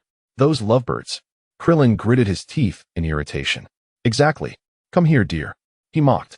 Looking at Yardrat and Tien, Krillin was exasperated. How infuriating. I could just die? He lamented. Thankfully, he had Yardrat and Tien by his side, he said in resignation. However, upon hearing Krillin's words, Yardrat immediately retorted, What do you mean I'm keeping you company? I've experienced too much. I'm no longer interested in such trivial displays. He cast a disdainful glance at Krillin. Have you ever experienced that? No? Then you wouldn't understand. Yardrat's words struck Krillin like a heavy blow, revealing his insecurities. Furthermore, it seemed Tien was no longer with him, as everyone's attention shifted towards Tien and Launch, who appeared to be deep in conversation. What are you staring at us for? Launch, with her blue hair, blushed slightly. Hey, Launch, when did you and Tien start dating? I remember 6 months ago. It wasn't the case, was it? Bulma, filled with curiosity, inquired of Launch whether she would be willing to taste such a peculiar fruit. No, nothing to discuss, Launch replied, her face as crimson as if it could bleed. Ultimately, under the relentless questioning of their companions, the two divulged their secret. They had been together for 2 months. On that fateful day, the golden-haired Launch finally emerged after a prolonged absence. On the very day she returned, she took the initiative to approach, and the already thin barrier separating Launch and Tien was effortlessly breached. This bold action shattered their delicate boundary, leading them to naturally become a couple, even contemplating marriage in a few months. They intended to share this news with Goku, but not so soon. However, a single remark from Yamcha abruptly disrupted their plans. Tien glared at Yamcha with an intensity akin to death itself. Chapter 39. The Sun family's new maid officially begins her duties. My apologies, Tien, Yamcha chuckled awkwardly, flashing a sheepish smile in Tien's direction. An apology was unavoidable. After all, Tien was undeniably superior to him. He merely wished to avoid a beating. Humph, Tien scoffed, choosing to spare Yamcha this time. Only Tien would do such a thing. Had it been Krillin or Yardrat, they would have surely engaged Yamcha in a sparring session. To celebrate Tien and Launch, let us raise a toast, Bulma proclaimed, lifting her glass filled with juice toward the gathering, seizing every opportunity to tease Launch. Cheers. After indulging in food and drink, the group gradually departed, but Goku retained Piccolo and Raditz. He led them aside and first posed a question to Raditz. Brother, do you prefer to reside in the city or the countryside? Raditz pondered for a moment before deciding on the countryside. The countryside, indeed. I wish to train undisturbed, striving to surpass Nappa and Vegeta as swiftly as possible. During the earlier festivities, Raditz had learned of their remarkable increase in combat power through the gravity training devices, with Yardrat experiencing a boost of over 500,000. This revelation filled Raditz with anticipation regarding how quickly he could also strengthen himself using the gravity device. His motivation to grow stronger was exceptionally high, especially with a method promising rapid enhancement. It was 100% reliable. Who could resist such motivation? Then you should head to the Capsule Mountain. There, no one will disturb your training. There's a fully equipped house available, and you can simply fly over using the coordinates I've sent to your gravity device. The house on Capsule Mountain was not the one he had previously shared with his grandfather, but rather a new one he had constructed later, fully functional and well-appointed. All right. Thank you, Kakarot, Raditz replied, unsure of what else to say, and he sincerely expressed his gratitude before soaring toward Capsule Mountain. Once Raditz had departed, Piccolo turned to Goku. Old man's son, did you keep me back for a reason? Upon hearing Piccolo's words, Goku felt a tinge of embarrassment as he voiced his request. Haha, I would like to ask for your assistance. What kind of assistance? Piccolo was rather willing to help Goku, especially since he had become so powerful, relying on Goku's support. Please train Gohan for a year. Wow, what? Piccolo looked at Goku in astonishment, incredulous that Goku would entrust his son to an outsider for training instead of doing it himself. In truth, Goku had no reservations about handing Gohan over to Piccolo. After all, old Piccolo was a formidable warrior with an exceptional mastery of energy manipulation. Moreover, having absorbed all of old Piccolo's knowledge and strength, his proficiency in energy control surpassed even that of Krillin and others, who had undergone 3 years of training in the Sacred Land. Goku nodded calmly, indicating he was not joking. Why? As his father, shouldn't you teach him yourself? Piccolo was perplexed by Goku's decision. I have my reasons. Trust me, all right? Just train Gohan for a year, and I shall continue his instruction afterward. Piccolo, often referred to as Gohan's true father, could not fathom how Goku believed that. Given Gohan's current closeness to him, Piccolo could usurp his title. Had he spent 4 years with Gohan in vain? He was convinced that, after just a year, Piccolo's bond with Gohan could not surpass his own. Reluctantly, Piccolo acquiesced with a nod. Very well, but I must warn you, if my teaching proves inadequate, do not blame me. No, I trust you. Goku regarded Piccolo with unwavering faith, causing a faint blush to rise on Piccolo's green face. You trust me? Piccolo turned his head away, still maintaining his pride. All right, let us enter the house and bring Gohan out. Okay. After nodding, Piccolo followed Goku into the house. Upon entering, they found Gohan engrossed in a video game. Despite being only 4 years old, he was surprisingly adept. Gohan, stop playing. Soon, you will accompany Uncle Piccolo. Hearing Goku's voice, Gohan paused his game, looking up at his father in confusion. Dad, where are we going with Uncle Piccolo? To train. For a year. Did you not always want me to teach you? Now, you will train with Uncle Piccolo. Gohan felt a mix of joy and unease upon Goku's words. He was thrilled at the prospect of finally being able to train, as he had a keen interest in it. But he felt unsettled that it was not his father who would be training him. All right, Gohan said, somewhat disheartened, feeling as though his parents were abandoning him, leaving him adrift. Well then, let us go with Uncle Piccolo now. Goku smiled at Gohan. Huh, Dad now? Shouldn't I bring some clothes or personal items? Gohan's little head was filled with confusion. No need. This is part of the training. Just take him along, Piccolo. Goku glanced at Piccolo, who stood with his arms crossed. Indeed, if Gohan were to transform into a giant ape on the night of the full moon, one must sever his tail. If that proves impossible, do not hesitate to contact me. Goku cast a serious glance at Piccolo. In truth, Goku no longer feared transforming into a great ape, for his dimensional level was sufficiently elevated, allowing him to retain his rationality even in that formidable form. However, Gohan was not yet capable of such control. Although Goku had imparted his training methods to him, the duration of practice had been insufficient for Gohan to maintain his sanity in the guise of the great ape. Piccolo nodded and stepped forward, lifting Gohan into his arms. Uncle Piccolo. Gohan, let us be on our way. Okay. Goodbye, Daddy. Gohan waved farewell to Goku. Farewell. Goku smiled as he watched the two figures recede into the distance, the sky gradually darkening around them. It was only when their silhouettes vanished from view that Goku turned towards the bedroom. What parent lacks concern for a child who departs?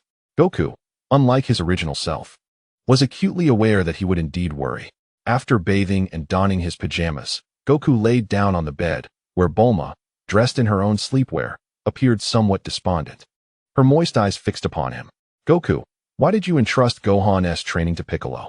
Goku gazed at Bulma, momentarily at a loss for words.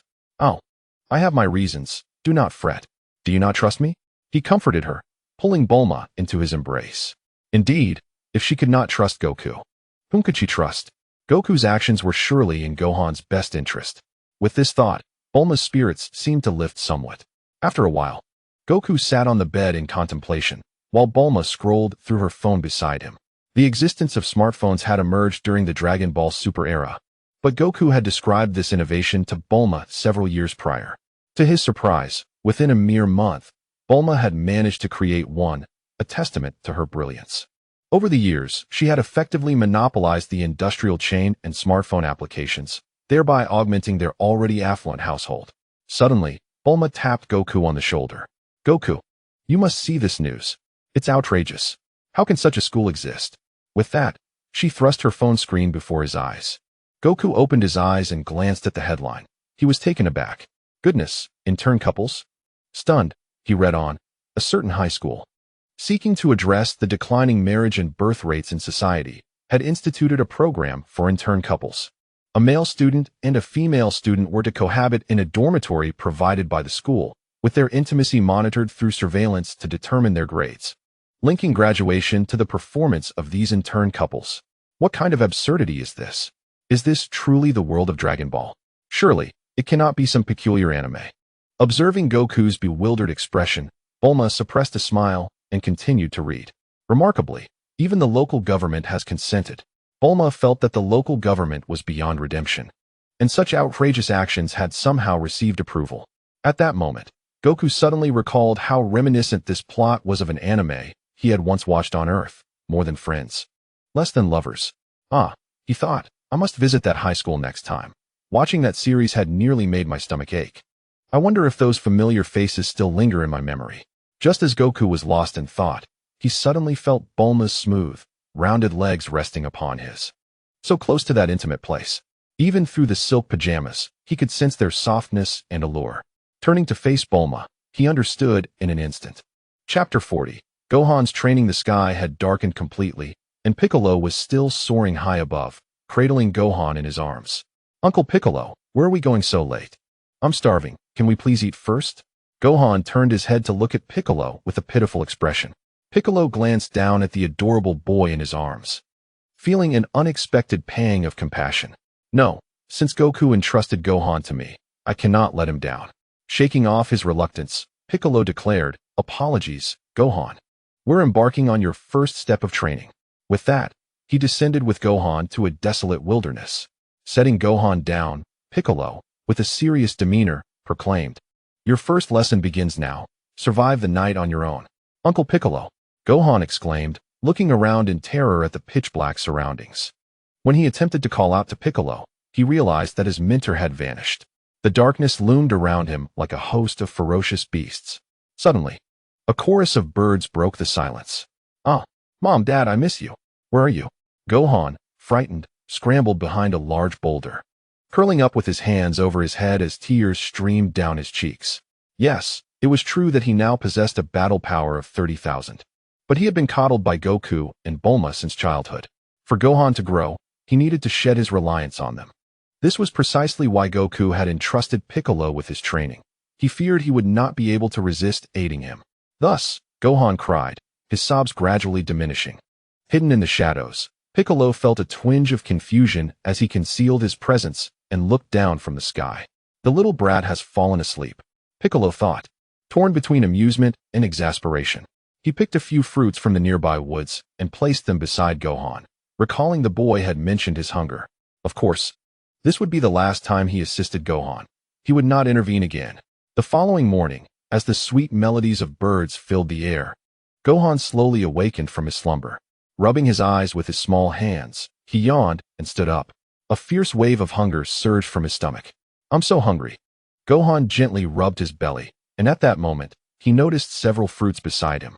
Without a second thought, he hastily picked one up and stuffed it into his mouth. The fruit was quite sizable, nearly as large as his own head. However, after consuming a few of them, he still felt hungry. Gohan lifted his arm and wiped his mouth. This must be from Uncle Piccolo, he thought.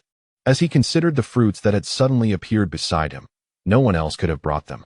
Thank you, Uncle Piccolo, Gohan exclaimed loudly towards the sky.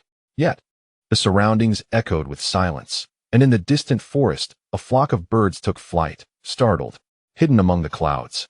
Piccolo heard him and felt a flush of color rise to his green face. Humph, that little brat.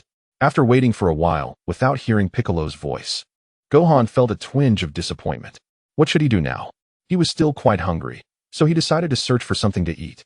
Gohan patted his belly, feeling as though he might faint from hunger. With determination, he activated his energy and soared into the sky, beginning his quest for food. Although Goku had not taught Gohan any advanced techniques, he had imparted some basics, such as the ability to fly. If he hadn't taught him anything at all, who knows what could happen? The Earth might have been destroyed by now. After a considerable time, Gohan flew about aimlessly, resembling a headless fly. Yet he found not a morsel of food. Eventually, he descended to the ground, lying still upon the earth.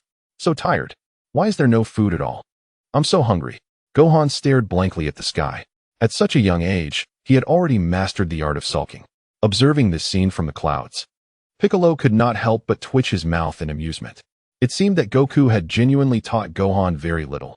He didn't even know how to sense energy, having only been instructed in the most rudimentary skills.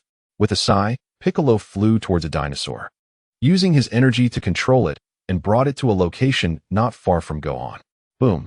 The enormous body of the dinosaur crashed to the ground, producing a thunderous sound.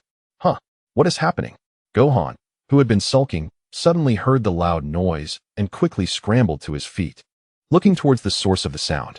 In the next moment, he spotted the dinosaur. The creature, already in a foul mood from being unexpectedly captured and thrown down, was not pleased to see Gohan. Upon noticing him, the dinosaur charged forward with its massive body. Initially, Gohan was frozen in place. But as the dinosaur opened its gaping maw to bite him, he screamed. In a panic, Gohan shut his eyes and dashed towards the dinosaur, transforming into a blur, and collided forcefully with its belly. The dinosaur experienced yet another bout of flight, though this time, fortune was not on its side. In the air, a graceful parabola was traced, reaching heights of over 100 meters, soaring thousands of meters before crashing to the ground, lifeless. Alas, dear Long Long, this time it is indeed the end. After a few seconds, Gohan cautiously opened his eyes, only to find no trace of the dinosaur. It had long since collapsed, motionless. Over 1,000 meters away, seemingly lifeless, Gohan flew to the dinosaur's carcass, gingerly poking it with his finger, and sighed in relief upon confirming its demise. My apologies, Mr. Dinosaur, it was not my intention. Little Gohan clasped his hands together and bowed several times. At that moment, his stomach growled once more.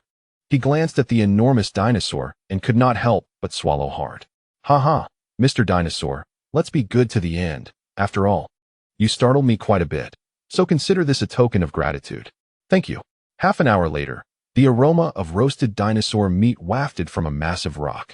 Thus, days passed, and little Gohan became accustomed to living alone in the wild. One day, Piccolo, who had been absent for several days, appeared before Gohan. Hey, Uncle Piccolo! Gohan exclaimed, excitement bubbling within him upon seeing Piccolo's sudden arrival. Your first lesson has concluded. Now it's time to train with me. I shall teach you the use of ki, Piccolo stated, arms crossed, and wearing a stern expression. All right. Gohan nodded eagerly, though he had adapted to his solitary existence. He was indeed ready for a change. Follow me as I fly, Piccolo instructed, levitating into the air and soaring into the distance, with Gohan promptly trailing behind. Thank you, Uncle Piccolo, Gohan whispered as he followed. Huh, what did you say? And nothing, Gohan stammered, feeling flustered. Yet, how could Piccolo's keen hearing have missed it? A slight smirk crept across Piccolo's lips as he feigned seriousness. If you have nothing to say, then be quiet. Yes. Unfortunately, as Gohan remained behind Piccolo, he was fated to remain oblivious to the expression on Piccolo's face. Chapter 41, Super Saiyan 2. During these past few days, Goku and Bulma had secretly visited Gohan several times. The love of a parent knows no bounds. Which parent is not concerned for their child? On this day, upon seeing Piccolo once more whisking Gohan away into the distance, Goku and Bulma made their way to the lookout. Upon landing, Goku gently set Bulma down. They had originally flown together, but Bulma's energy had dwindled, prompting Goku to carry her. Embracing the soft warmth of Bulma as they soared through the sky, their bodies pressed closely together, Goku mused, you know, flying like this isn't so bad after all. Brother, come out. I've come to find you. Goku called out into the open space outside the house, summoning Raditz. Not long after, Raditz emerged, having changed into a new outfit. Brother, I didn't expect you to have tailored a set of clothes, Goku remarked, observing Raditz's new attire. Perhaps accustomed to battle gear, Raditz opted not for ordinary clothing, but instead commissioned several styles resembling his combat uniform. Indeed, having grown used to battle attire. By the way, Kakarot, is there a reason for your visit? Raditz nodded, his gaze shifting curiously to Goku and Bulma. Brother, have you forgotten? Don't you wish to witness the legendary Super Saiyan? Goku, of course, refrained from admitting that his visit was a spontaneous thought. Some matters are best kept to oneself. Hello, and I am well. This is what one might call a benevolent fib. Oh right. Quickly, Kakarot, allow me to behold the legendary Super Saiyan of our race. Raditz exclaimed, realization dawning upon him as he eagerly grasped Goku's shoulders. Brother, Please let go of me. I need space to transform. Goku felt a tinge of exasperation as Raditz' enthusiastic grip tightened. All right. Raditz immediately released his hold, stepping back several paces to grant Goku ample room. At that moment, he noticed Bulma still standing beside Goku, seemingly perplexed. Aren't you afraid Kakarot might accidentally harm you during the transformation? Shouldn't you stand further away? Raditz inquired of Bulma. No need. She replied with a shake of her head and a smile. With a slight huff, Goku gradually closed his eyes, golden energy enveloping his form. In an instant, his hair and brows shimmered with gold. The golden aura surged around Goku, and in the next moment, the energy was drawn back into his body as he opened his vibrant green eyes. Is that it? Raditz was taken aback. He had anticipated the transformation of a Super Saiyan to be a grand spectacle, if not breathtaking, at least earth-shattering. Instead, Kakarot merely uttered a sound, and it was over. So swift? Raditz felt akin to a disappointed spouse, expecting his partner to endure for over half an hour, only to find it lasted merely 3 seconds. The height of expectation followed by such a stark letdown was truly disheartening. Hey, brother, what's with that expression? The very reason for this is my mastery over the Super Saiyan transformation. Goku, somewhat speechless, felt compelled to clarify, primarily due to Raditz's bewildered expression. Is that so? Goku, noticing Raditz's confusion, decided to elaborate. When one first transforms into a Super Saiyan, the surge in battle power renders one incapable of perfectly controlling such strength. It takes time and training to master it. However, during the transformation, the immense energy and stamina continuously dissipate, leading to significant exhaustion, as you can see. Having spoken, Goku released the golden aura from within, skillfully directing the energy to disperse into the air. This scenario proved to be quite detrimental for prolonged combat. Therefore, to optimize every ounce of energy and stamina while transforming into a Super Saiyan, this form was developed, which I shall refer to as Super Saiyan Full Power. Goku then retracted the exposed aura, and in an instant, he appeared considerably more tranquil. In the state of Super Saiyan Full Power, energy and stamina would not deplete incessantly. Instead, they would be preserved within his body, and the consumption of both would be significantly reduced, which is a prerequisite for transforming into Super Saiyan 2. Super Saiyan 2? Goku's final remark left Raditz bewildered. What on earth was Super Saiyan 2? Beside him, Bulma also expressed her confusion, as she had never witnessed Goku transforming into Super Saiyan 2, nor had she heard him mention it. Observing their puzzled expressions, Goku began to elucidate. Super Saiyan 2 is an advanced transformation based on Super Saiyan Full Power, possessing even greater strength, albeit with increased energy and stamina consumption. The power amplification for Super Saiyan 1 is 50-fold, while Super Saiyan 2 boasts a 100-fold increase. With that, Goku ascended into the sky, fists clenched at his waist, producing a distinct sound. And thus, here came Super Saiyan 2. With Goku's shout, countless golden flames erupted from his being, soaring higher and higher, reaching for the heavens. Sparks of electricity danced within the golden aura, scattering the clouds in the sky with the force of the energy waves. Goku's hair stood on end, save for a few stray strands, and his emerald eyes turned colder, his face embodying seriousness and maturity. Bulma gazed at Goku in the sky, her heart fluttering. He looked incredibly handsome, even more so than in his Super Saiyan 1 form. That serious yet mature visage struck a chord deep within her heart. At this moment, Raditz was rendered speechless, staring at Goku with a dazed expression. His battle prowess had already surpassed Frisia's. Now, with a 100-fold increase, what did that even mean? It was truly incomprehensible for such a formidable being to willingly remain on a lowly planet. Raditz gazed enviously at Goku, enveloped in golden flames. With a snap, Goku reigned in the aura, returning to his normal state as he descended slowly from the sky. He quickly noticed Raditz's envious gaze and walked over to him, patting his shoulder. Do not be envious. You too will be able to transform into a Super Saiyan, Goku asserted with unwavering confidence, believing that with his presence, Raditz would surely surpass a battle power of 3 million in his normal state. Upon hearing Goku's words, Raditz's excitement surged, his eyes alight with eagerness as he looked at Goku. Kakarot, is that true? Can I really transform into a Super Saiyan? Seeing Raditz's hopeful expression, Goku nodded affirmatively. Indeed, You too can transform. However, the initial step requires one to attain a combat power of 3 million. Raditz felt an exhilarating surge of dopamine coursing through his mind. Splendid. Splendid. I shall commence my training at once. Watching Raditz soar into the sky, Bulma looked at Goku with a bemused expression. Goku, your fellow Scions are truly a peculiar bunch. What shall we do now? What can we do? We shall return home. Goku shrugged helplessly, for as a fellow Scion, he could empathize with Raditz. Chapter 42, Vegeta and Ties. Thus, a year elapsed. During this time, Goku and Bulma frequently visited Gohan. Observing Gohan's continuous growth, the couple felt a profound sense of satisfaction, affirming that their initial decision had been right. On this particular day, Goku sought out Piccolo and Gohan. Dad. As soon as Goku touched down, Gohan spotted him and excitedly rushed forward, wrapping his arms around Goku's leg. Gohan. Goku bent down, affectionately ruffling Gohan's hair. He then turned to Piccolo. Piccolo, I am grateful for your training with Gohan over the past year. I shall take him home for lunch now.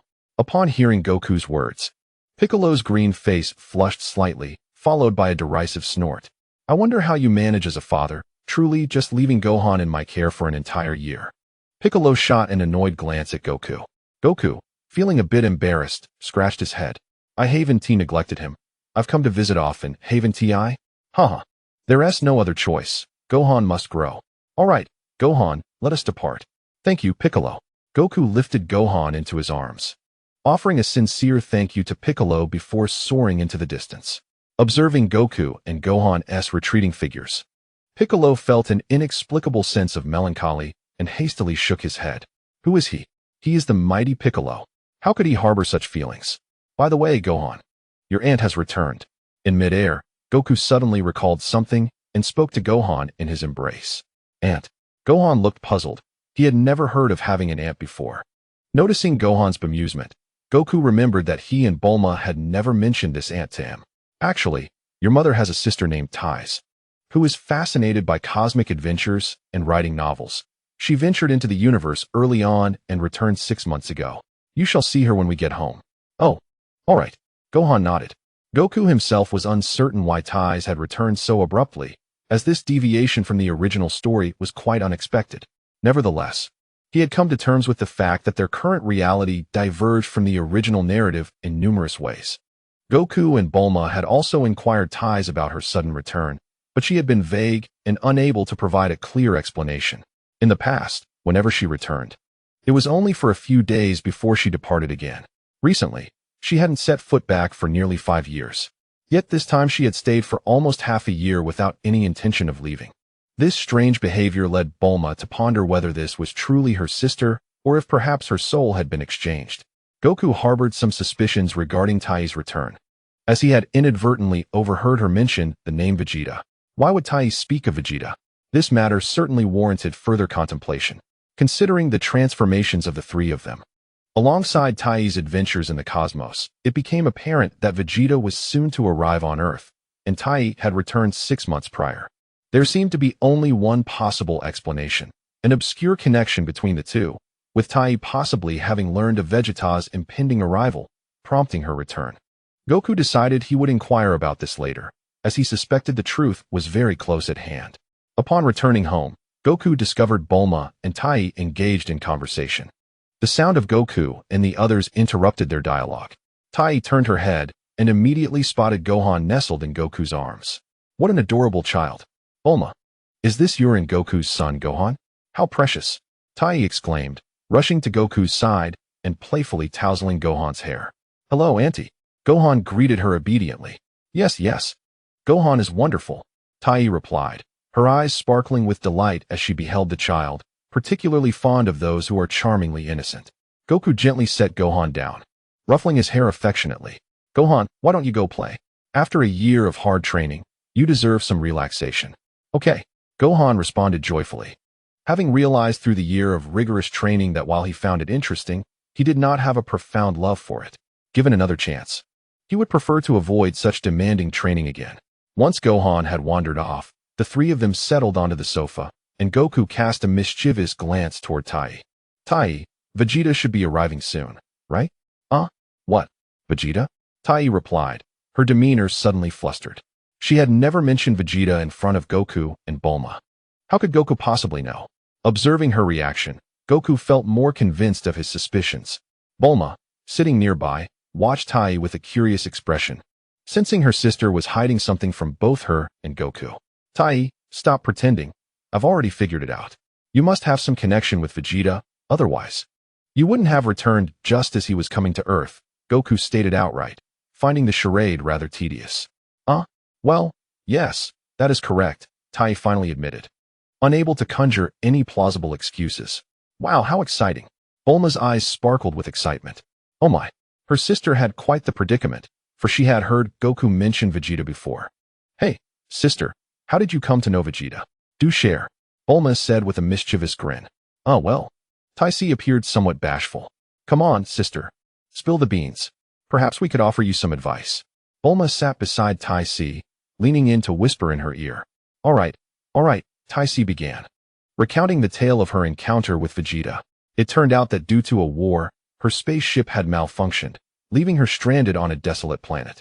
There, she stumbled upon a severely injured and unconscious Vegeta, no older than 15 or 16.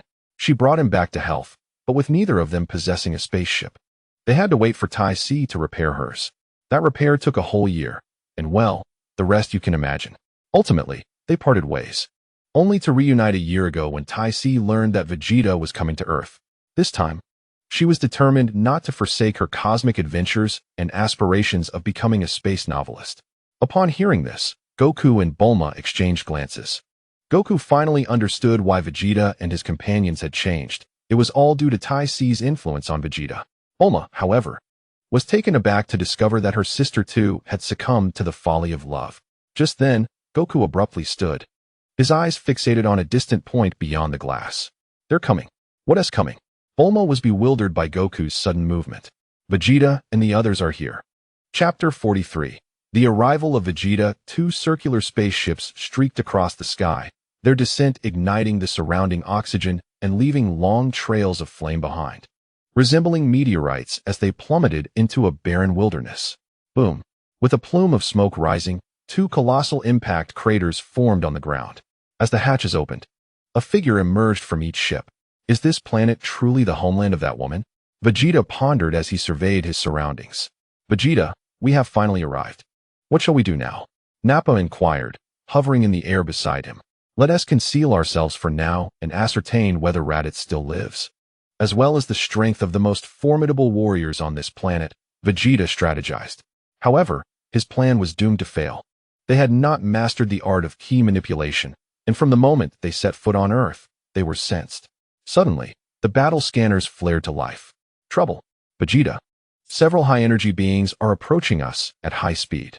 Nappa exclaimed, glancing anxiously at Vegeta. Damn it. Why were we exposed right from the start? Vegeta questioned, bewildered. Although the latest combat measuring devices worn by the two possessed the capability to obscure their readings, why then were they still exposed? Nappa, prepare for battle, Vegeta said sternly, gazing intently ahead. In the distance, Krillin, Tien, Yamcha, and Piccolo had gathered together. Yajirobe and Goku were absent. Yajirobe had gone to find Goku first, given his proximity to the latter's home. Meanwhile, Goku was in no rush. A year had passed, and even Yamcha's power level had nearly reached 20,000, with Piccolo attaining a staggering 100,000. It seemed Vegeta and Nappa would stir no significant commotion. Do you feel that? Piccolo inquired of the others. Indeed. There are two unfamiliar energies, one of which possesses the power to obliterate the Earth. Krillin nodded in agreement. Although each of those present could potentially destroy the planet, they would not do so. The unknown energy, however, was another matter entirely. Goku had not informed them of Vegeta's presence, leaving them unaware of the situation at hand. Let us go see what is happening, Tien suggested. Before long, they spotted Vegeta and Nappa. Vegeta, their highest power level is only 1,000. Nappa exclaimed, excitement gleaming in his eyes. If their maximum was merely 1,000, then he was evidently stronger, and he regretted his previous trepidation. Fool, have you forgotten Raditz? They can conceal their true power levels. With that, Vegeta removed his combat measuring device and, gripping it in one hand, crushed it effortlessly. Namekian? Vegeta questioned Piccolo, a hint of confusion in his voice. Upon hearing this, Piccolo nodded, having learned from Goku that he was indeed a Namekian. Are you kin to Son Goku?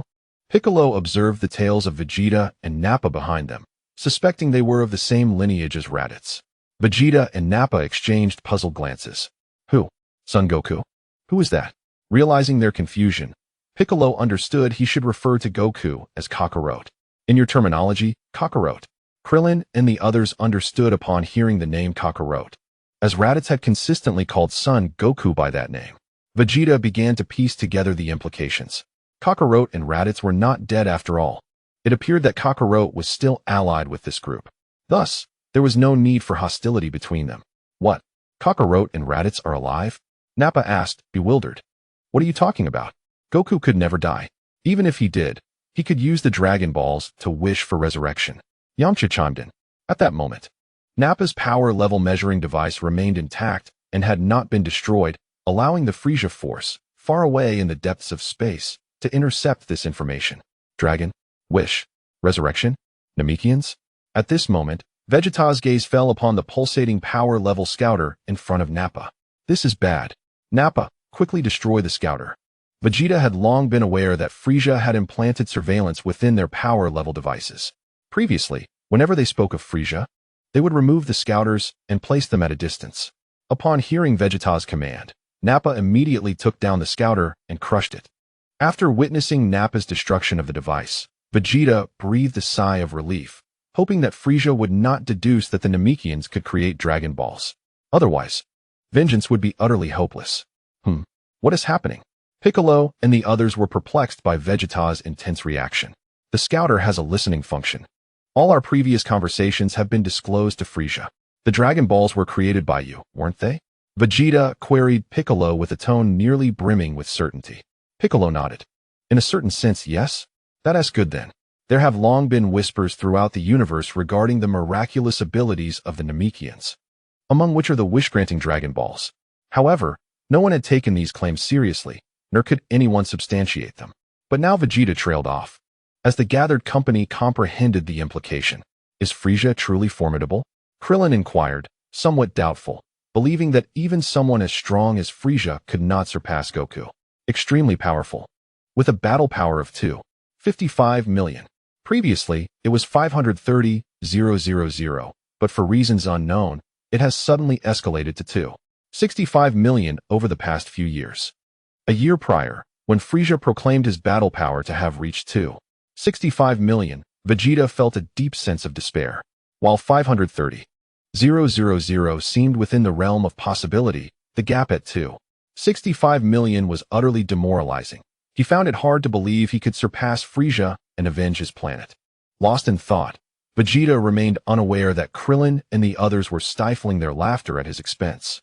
Hey Vegeta, Nappa nudged him, prompting him to return to reality. Upon regaining his senses, Vegeta glared at Krillin and the others, feeling a surge of irritation.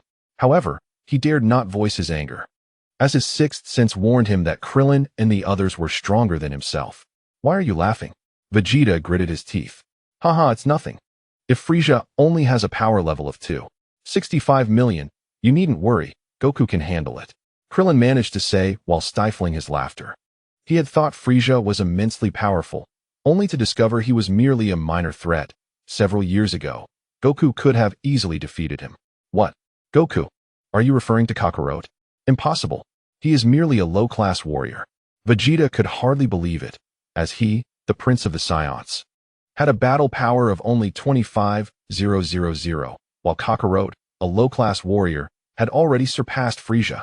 Chapter 44, Frieza's Ascendancy? Believe it or not, what I say is the truth, Krillin shrugged resignedly. Speak of the devil, and he shall appear. Goku, accompanied by Yardrat and Raditz, suddenly teleported to the Group S side. Raditz, Kakarot, Vegeta had indeed encountered Bardock, as he was one of the few warriors who surpassed the 10,000 mark on planet Vegeta. The distinctive crab-like hairstyle of Goku immediately made Vegeta recognize him. Vegeta, Goku nodded. Kakarot, has your power truly surpassed Frieza's? Has it exceeded 265 million? Vegeta inquired with palpable urgency. He was eager to learn the answer, torn between hoping it was true and wishing it were false. If it were true, what would that make him, the Scion Prince renowned as the greatest prodigy. Yet, if it were false, vengeance against Frieza would remain a distant dream. 2. 65 million? I'm somewhat puzzled. Wasn't it 530,000? Goku responded. How did it become 65 million? A year ago, Frieza himself stated it was only 530,000. Upon hearing Vegeta's words, Goku understood. It seemed that cooler affairs had provoked Frieza, prompting him to train for a time. This suggested that Frieza's ultimate battle power might have reached 600 million. A battle power of 600 million was impressive, especially considering his own normal battle power was merely 300 million. This is truly daunting. Goku calmly regarded Vegeta and nodded. Indeed, my strength has surpassed Frieza. Upon hearing Kakarot's affirmation, a flash of lightning coursed through Vegeta's mind, causing his entire being to tremble slightly. Clenching his fists tightly, his expression became somewhat fierce, as if he were making a significant decision. Kakarot, I implore you, avenge the Scions. Avenge Planet Vegeta. And also, avenge your father. After uttering these words, Vegeta appeared to lose all his strength, gasping for breath as he stumbled back 2 steps. Goku looked at Vegeta in surprise. He had not anticipated that Vegeta would beg him, relinquishing his pride as a Scion Prince. Why not seek vengeance yourself? I believe, given enough time, you too possess the capability for retribution. Goku smiled calmly, gazing at Vegeta. While Vegeta was willing to set aside his pride, Goku respected that pride, pondering whether a Vegeta without his pride could still be considered the Scion Prince. Hearing Goku's words, Vegeta smiled wryly, acknowledging that it was too late. Everything was beyond reach. And even if given time, he could not guarantee success. It's futile. Frieza is already aware of the Dragon Balls. He is either coming to Earth or heading to Namek. While he is yet to make a wish, we must eliminate him. Goku was taken aback by Vegeta's statement. Wait, how does Frieza now know of the Dragon Balls? He pondered. Never mind. Let us consider it a convergence of timelines. Nonetheless, Vegeta suggested. I believe Frieza will most likely head to Namek, as it is closer to him. Alright, you all should accompany me to Namek, Goku announced to everyone. The group was taken aback. Why were they to go together? They exchanged puzzled glances directed at Goku. For there lies something that can enhance your strength. Moreover, should Frieza arrive on Namek after your departure, I can swiftly teleport there. If I remain on Earth, what if Frieza comes here? Goku smiled at the gathered group. Very well, Kakarot. Upon hearing about the prospect of increasing their power, Vegeta immediately agreed. At present, what he lacked most was strength. But Goku, how can we all go together? Krillin surveyed the nearly 10 individuals present. You need not all go, just a few will suffice, and I will teleport the rest later. Teleportation, you mean that ability of yours to appear and vanish suddenly? Can you carry others? Goku had never demonstrated his ability to transport companions in front of Krillin and the others. Thus Krillin was quite astonished. Indeed. Who among you wishes to go to Namek first? Goku nodded, looking at the crowd. I shall go, Kakarot. Vegeta was the first to volunteer. I will accompany you. Vegeta glanced at Piccolo, confirming their shared nature. That should suffice. 2 individuals should be enough, Goku concluded. Very well, it shall be Vegeta and Piccolo, he affirmed. Oh, this is a gravity training device, Vegeta. You and Nappa should wear these. They greatly enhance combat capabilities. Goku retrieved 2 gravity rings from his storage space and handed them to Vegeta and Nappa. These gravity rings had been crafted by Bulma previously. She had made a dozen at once, and he still possessed nearly 10. In Bulma's words, who knows if she would make more in the future? It was wiser to produce a surplus for immediate use rather than spend time later crafting more. After donning the gravity ring, Vegeta expressed skepticism, wondering if it could truly expedite his training. Goku, noticing Vegeta's doubtful expression, quickly reassured him, do not underestimate this. Raditz used one for merely a year and reached a power level of 30,000. What? That useless Raditz has achieved 30,000? Nappa exclaimed in disbelief. Hey Nappa, the definition of useless may not be so clear-cut anymore. In light of such remarks, a formidable response was warranted, one of a physical nature. Raditz, upon hearing Nappa's taunts, shook his fist and replied, You think you can talk down to me? In an instant, Nappa was cowed. Haha, I am the useless one indeed. As the saying goes, a gentleman's vengeance is not to be delayed for a decade. He would repay this slight once his strength surpassed Raditz. All right, Vegeta and Piccolo. Will you each take a spaceship? Goku intervened, directing his attention to them. Yes. They both nodded in unison. Perfect, I have a spaceship, and Yajirobe has another. You two can take those. Suddenly, Goku recalled something and quickly said to Vegeta, Vegeta, come, let us return to my home. Place your hand on my shoulder. I shall take you to where those who wish to see you await. Wukong wore a mischievous expression. Upon hearing his words, Vegeta appeared puzzled. Someone wishes to see me? Could it be? Hey, wait for me, Kakarot.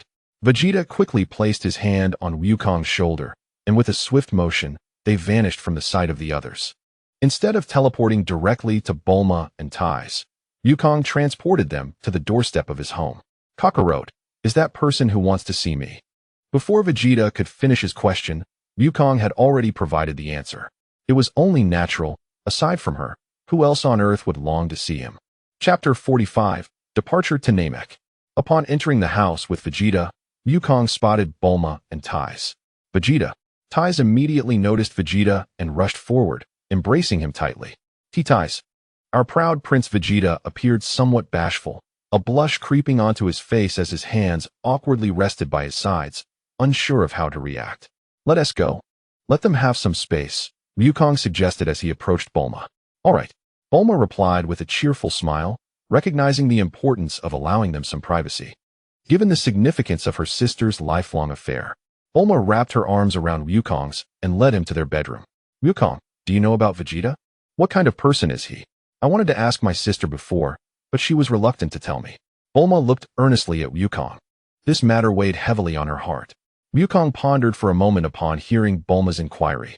Vegeta is the prince of our Scion race. Bulma gasped in astonishment. What? A prince? Indeed. However, there are only a few of us Scions left, so the title of prince has become somewhat meaningless. As Wukong spoke, Bulma's imagination conjured a romantic tale of a fallen prince and a beautiful adventurer. How enchanting! She yearned to delve deeper into her sister's relationship with Vegeta, but alas. Tais only provided a brief overview. What is he like? Bulma's question left Wukong momentarily speechless, for Vegeta had changed. If we were to consider the Vegeta of the original narrative at this time, Wukong could confidently describe him as malevolent. He can be rather proud, but he also cares for his wife and family. Wukong could only reflect on the later version of Vegeta. What do you think of him? Wukong countered. As for me, he constantly wears a cold, disdainful expression and is rather short. Bulma found Vegeta's perpetual scowl quite off-putting, and given his tall, spiked hair, he was only slightly taller than her, nearly a head shorter than Wukong. Haha, he has always been such a person, yet he possesses a genuinely kind heart. At this moment, an enormous, disc-shaped spaceship lingered in the vastness of space, light years away from Earth. A crimson-skinned extraterrestrial swiftly approached Lord Frisia's side. Lord Frisia, we have just intercepted a conversation among Vegeta's team, revealing that the Dragon Balls are indeed real. Frisia, who had been facing away from Dodoria, gradually turned his infant carriage around, gazing through the transparent glass at the cosmic starry expanse. Oh, the Dragon Balls? The fabled orbs from Namek that are said to grant any wish? Frisia's interest was piqued instantly. Indeed, my lord. How did you come by this information? Frisia inquired. Curiosity ignited within him, for the existence of the Dragon Balls had never been substantiated before. Vegeta's team is currently on a lowly planet known as Earth, where a Namekian resides. This Namekian has created the Dragon Balls, capable of fulfilling wishes. Frisia felt increasingly enticed by the prospect. Traveling to Earth seemed rather distant. It would be far more prudent to head directly to Namek, where numerous Namekians resided, thus ensuring even more splendid wishes could be realized. Let us depart for Namek. Ha ha ha. Thank you, Dodoria, for bringing me such splendid news. Frisia displayed a modicum of courtesy towards his subordinate, a quality that undoubtedly motivated many to serve him loyally. As the scene shifted to Earth, Vegeta and Piccolo had already boarded their spaceship, preparing to journey to Namek. Farewell. Vegeta, Piccolo. Goku waved at the two, bidding them goodbye. Humph. Vegeta and Piccolo exchanged a knowing, dismissive grunt, sealing the hatch behind them.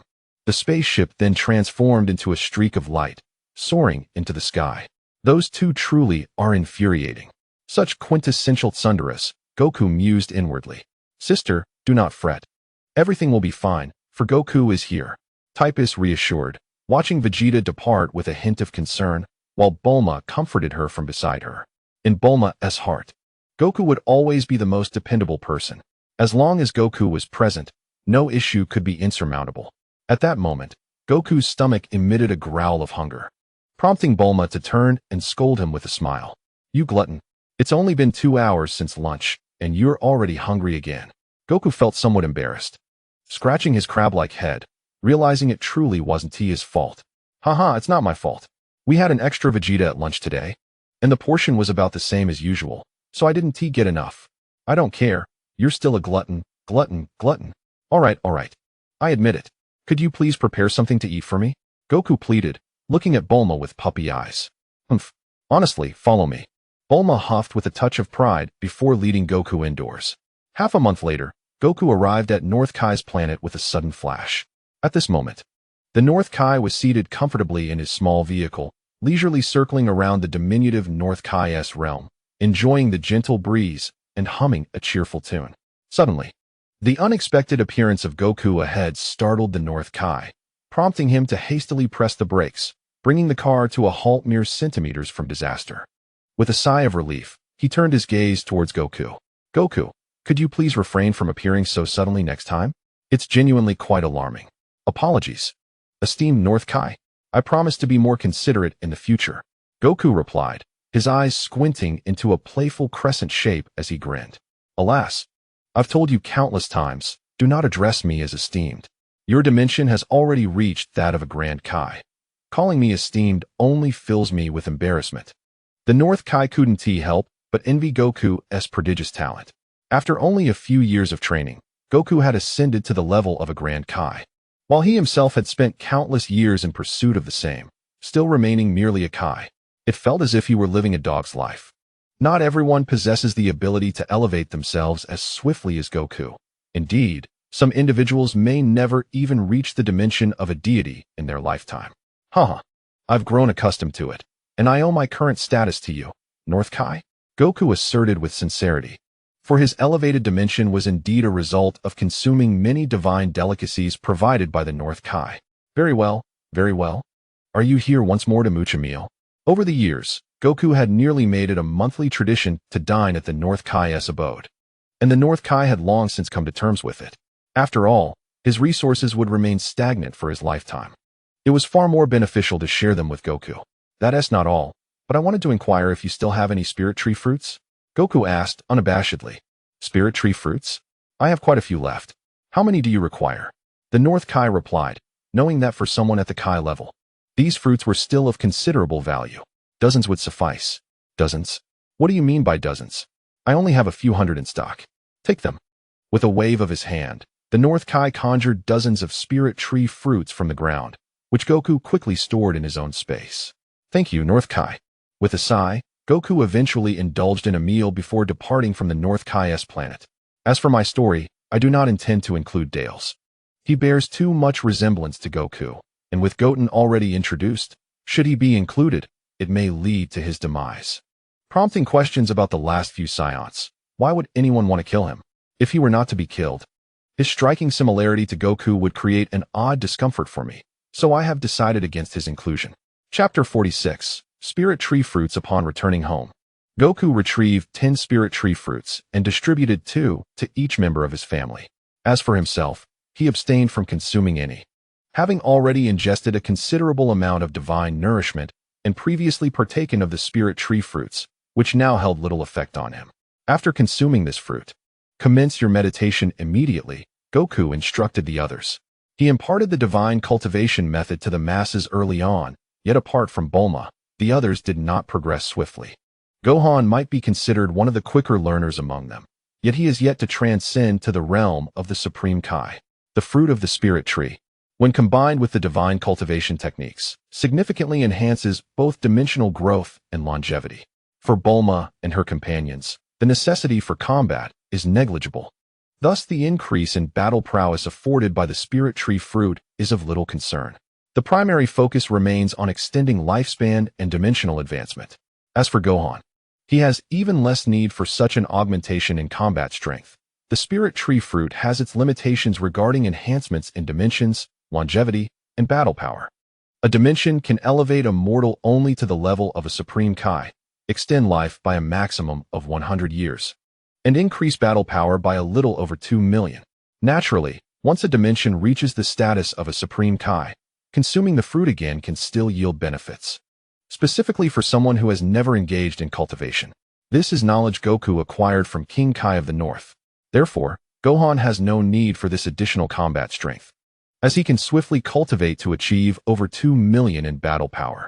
Over the past year, Gohan has not utilized gravity training and has devoted much of his energy to cultivating his ki.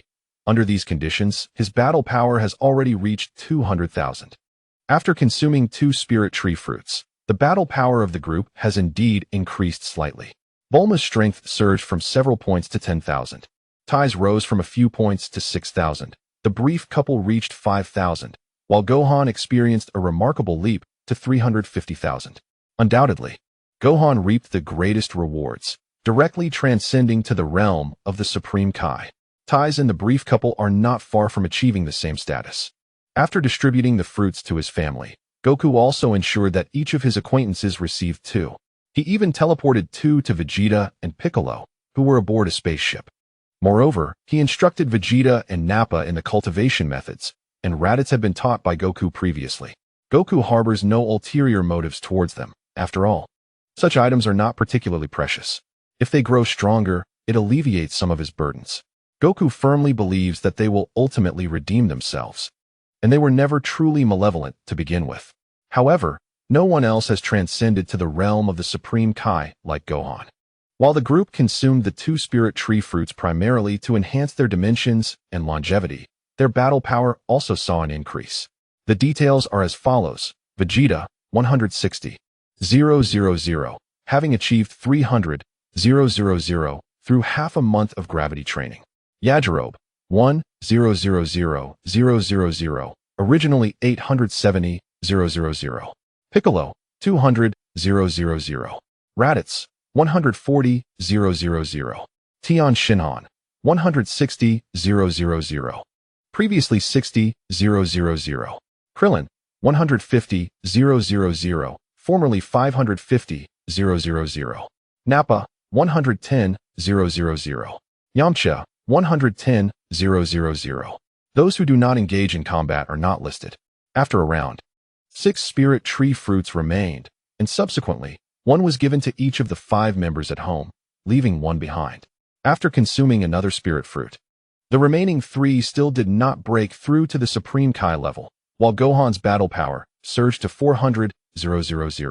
After consuming 3 spirit tree fruits, everyone felt rejuvenated, as if invigorated by boundless energy. At that moment, Goku sensed Bulma's gaze upon him.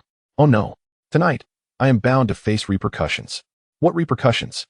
Goku was utterly oblivious to the hunger of the famished. At this juncture, Bulma glanced at the darkening sky and suggested, "Shall we have dinner? I already ate at North Kai's place." "I'm not starving," Goku replied, showcasing a display of needless chatter, which immediately earned him an eye roll from Bulma. "Goku, you really needn't say that," Bulma remarked with a forced smile. "Aren't you worried about preparing too much food?" "Ha, with you around. I doubt we could ever have too much," he chuckled. That evening, Goku truly experienced the formidable power of the spirit tree fruit. Half a month later, Goku gathered everyone together. Based on the timeline from the original work, Vegeta and Piccolo had already arrived at planet Namek. If they delayed any further, they might have to collect their bodies. "Goku, have Vegeta and Piccolo reach planet Namek?" Krillin inquired, his anticipation palpable, as it would enhance his own strength. "Yes, they should have been there for quite some time now. If we don't hurry, we may have to retrieve their remains," Goku replied solemnly. "You all link arms, and I will transport you there using instant transmission." With that, Goku pressed his fingers together at his brow. 3 powerful energies? The strongest exceeds 5,000,000. With 2 others engaged in battle, one around 2,500,000, and the other just over 2,000,000. Meanwhile, on planet Namek. Roar. "Vegeta, I never imagined your battle power could reach 2,000,000. It truly astonishes me. Could you be the legendary Scion?" "No, your appearance does not match," Frieza said casually after delivering a punch that sent Vegeta flying. Regaining his composure midair, Vegeta regarded Frieza with a grave expression. Through potential development and the Scion's recovery from grievous injuries, he had elevated his battle power to 2,000,000. Yet he still lagged behind Frieza S2, 650,000. Damn it. Now I can only see that green-faced fellow. When on Earth will Kakarot arrive? Vegeta thought, hands clasped at his waist. The astonishing energy gathered in Vegeta's hands. Die, Frieza. Gallic Gun. A robust purple energy wave streaked across the sky, hurtling towards Frieza. Humph. With Frieza's chilling laughter, his figure was shrouded in smoke. Ha ha ha, Frieza. You are nothing. Ah. The suddenly enlarged Frieza appeared before Vegeta, delivering a powerful punch to his abdomen. Vegeta spat out a mouthful of bitter liquid, transforming into a fleeting shadow as he crashed into a mountainside. At that moment, Goku had teleported with the others to Piccolo's side, who was exuding a terrifying aura. Piccolo, what is going on with you? Krillin exclaimed, staring at Piccolo in astonishment. Just a month ago, their differences were not so vast. What had transpired? Chapter 47. Unleashing Potential. Through Piccolo's brief explanation, everyone finally understood what the two had undergone. The Ginyu Force had been eliminated, and Frieza was now nearly alone. Piccolo had first undergone potential development, then assimilated with a Namekian named Nail to attain his current power. His strength now stood at an impressive 5.12 million, as Goku had stated. Krillin couldn't help but feel a twinge of envy as he glanced at Piccolo. He was still only in the hundreds of thousands, while Piccolo had leapfrogged from a mere 200,000. Sigh. Piccolo, the Grand Elder of Namek, should be nearby, right? Please take us to see him. I can resolve his issues. Goku had sensed the Grand Elder's presence, but thought it would be somewhat impolite to teleport directly in front of him. He suggested that Piccolo lead them there, as he had a special fruit from the Tree of Might reserved for the Grand Elder. Resolve his issues? You mean that kind of fruit? How do you know about it? Piccolo, having tasted the fruit before, was aware of its effects. Yet he was curious how Goku knew about the Grand Elder's situation. Well, as for how I know, of course, you wouldn't understand. Hearing a word from the wise is worth more than listening to 100. This sounded like a riddle, prompting everyone to roll their eyes. TCH, follow me. Before long, they arrived at the Grand Elder's dwelling. At that moment, a Namekian child named Dend was accompanying the Grand Elder. At last, you have arrived. The Grand Elder's frail and aged voice resonated. It was foretold that this man would save Namek. The Grand Elder kept his eyes closed. Yet Goku could sense he was observing him. Grand Elder, greetings. My name is Son Goku, a scion from Earth. Please consume this fruit. It will greatly benefit your current state. Wukong presented the fruit of the spirit tree to the Grand Elder. Thank you. The Grand Elder accepted the fruit and consumed it, placing his trust in Wukong, for he believed Wukong to be the prophesied savior. In an instant, the Grand Elder appeared significantly rejuvenated, his spirit and vitality restored. The onlookers were equally astonished, recognizing the fruit as a gift from Wukong, and they felt a profound gratitude swell within them. After a moment of emotional calm, the Grand Elder turned his gaze back to Wukong. Thank you. I feel as though I could live for several more years. Haha. Wukong, do you have any requests? Do not hesitate to ask. After all, you are the benefactor of our Namek. The Grand Elder understood the rarity of the spirit tree's fruit and could not fathom that Wukong would offer it without reason. Upon hearing the Grand Elder's words, Wukong smiled. It is well known that with great power comes great responsibility, but who decreed that greater ability must always be accompanied by greater duty? He was not the son Wukong of the original tale. He could not assist others without cause, for all things in this world require recompense, do they not? Thank you. Grand Elder, could you help us all unlock our potential, and perhaps allow us to use a Dragon Ball? Wukong believed the Grand Elder would not refuse. Certainly. Come forth one by one. As for the Dragon Ball, let Dundee take you when the time comes.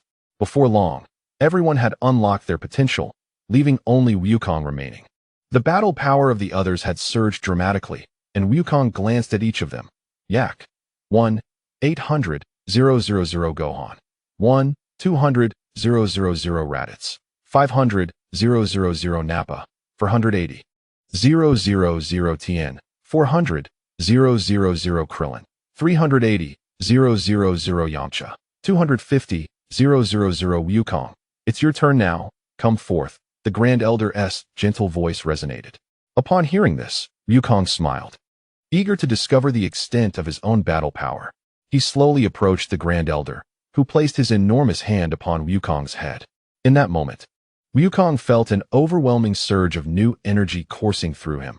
He quickly restrained it, ensuring that this potent energy did not escape, for it would be far too formidable for the others.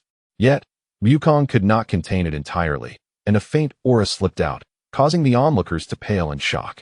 It was overwhelmingly powerful, rendering them devoid of resistance. Fortunately, Wukong was their friend, which provided a comforting sense of security. Ultimately, Wukong's battle power surged to an astonishing 500 million. At this juncture, beads of sweat streamed down the Grand Elder's brow. He looked somewhat weakened as he addressed Wukong. Your strength and potential are extraordinary. I can only guide you to this point. My apologies. Observing the Grand Elder's apologetic demeanor, Wukong shook his head. 500 million was more than enough for him. I am truly satisfied. Thank you, Grand Elder. I will take care of the rest. With that, Wukong executed an instant transmission, transporting everyone back to Earth. After sending everyone back to Earth, Goku instantaneously arrived at the battleground where Vegeta and Frieza were engaged in fierce combat. Vegeta? Goku felt a pang of regret for not arriving sooner, unable to bear the sight of Vegeta's dire state. At that moment, Vegeta lay defeated on the ground, his legs twitching in hopelessness.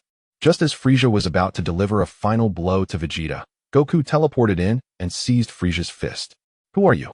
Frieza exclaimed, struggling to free his hand, only to find it firmly grasped. With a swift motion, Goku flung Frieza away. After administering a Senzu bean to Vegeta, who was previously barely conscious, he finally awoke. His injuries miraculously healed. Kakarot. Vegeta's eyes fluttered open to behold Goku's face, causing him to scramble backward in alarm. Haha, you've done well, Vegeta. I'm late, but leave the rest to me. Goku turned to face Frieza, his back to Vegeta. Damn it. Vegeta clenched his fists, feeling an overwhelming sense of frustration. Yet what could he do? Even after recovering from his severe wounds, he was merely at a power level of around 2.5 million, far from being Frieza's match. Ultimately, he felt like a failure, and his tightly clenched fists gradually relaxed as he gazed at Kakarot's silhouette. It's all up to you now, Kakarot, he silently resolved. At that moment, Frieza steadied himself in midair, regarding Goku with a hint of recognition. It seemed that this face had appeared when he annihilated Planet Vegeta. You are a Scion, aren't you? I remember this face from the destruction of Planet Vegeta. So, you must be that person's son, Frieza taunted. A master at provoking rage in others, truly living up to his reputation as a Super Saiyan creator. Indeed, Son Goku, a Scion raised on Earth. Now, it is time for us to settle our scores, Goku replied coldly, fixing his gaze on Frieza. Oh, scores? Are you referring to the murder of your father and the destruction of Planet Vegeta? Haha, do you have any idea of my battle power, Mr. Son Goku? Frieza responded with a refined demeanor. Yes and no. Unleash your final form, Frieza. I know you are just like your brother. Goku's grievances with Frieza extended beyond these two atrocities. He had not forgotten the events of years past. With this thought, a ruthless glint appeared in Goku's eyes as he regarded Frieza. Chapter 48, The Anomaly. My brother? It seems you were the one who killed Cooler. Prepare to witness my final form. Frieza, unaware that Cooler possessed a fifth form, assumed that Goku, who had defeated Cooler, had a battle power exceeding 200 million. With a thunderous roar, Frieza's towering form was enveloped in a swirl of purple energy, an astonishing aura radiating from him. What extraordinary strength does Frieza possess? Vegeta, drenched in cold sweat, gazed at Frieza suspended in midair. Having clandestinely acquired a rudimentary understanding of energy manipulation, he could now distinctly perceive the astonishing aura emanating from Frieza. As the violet energy dissipated, Frieza revealed his considerably diminished stature. Ha ha ha, Mr. Son Goku, my battle power has now reached 600 million. Do you still believe you have a chance? Frieza proclaimed with utmost confidence. Oh really? You seem rather diminutive. Is it true that concentration yields essence? Goku relished the opportunity to provoke Frieza. Veins bulged on Frieza's forehead, his rage surging uncontrollably as violet energy erupted from his body. He despised being mocked for his height. Damn monkey, perish. Frieza launched a powerful punch at Goku. Goku deftly blocked with his elbow and sidestepped, then swiftly retaliated with an elbow strike to Frisia's abdomen. Ah! Frisia spat out a mouthful of bile, barely recovering when Goku delivered a fierce kick to his face.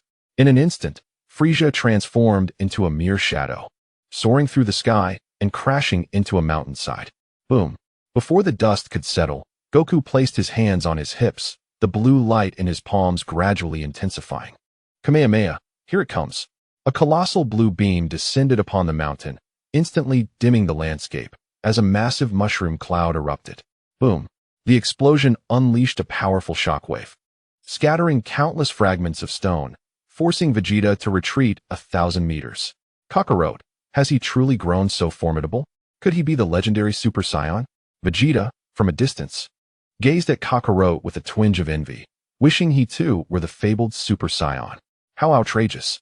Frisia unleashed his full energy, obliterating the surrounding debris.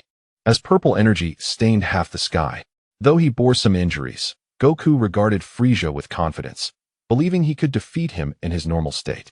Even if Frisia's battle power surpassed his by 100 million, the disparity in their combat skills would be sufficient to bridge the gap. The two engaged in rapid combat, their clashes echoing throughout the skies. Countless mountains crumbled, and the ground bore numerous impact craters. The entire Namek seemed to tremble. At that moment, a tear in the sky opened. This timeline appears rather peculiar. How intriguing. A tall woman with white hair and pale blue skin observed Goku and Frisia's battle with surprise. It seemed she sensed something. TCH, those pesky time patrollers. Allow me to bestow a gift before I depart.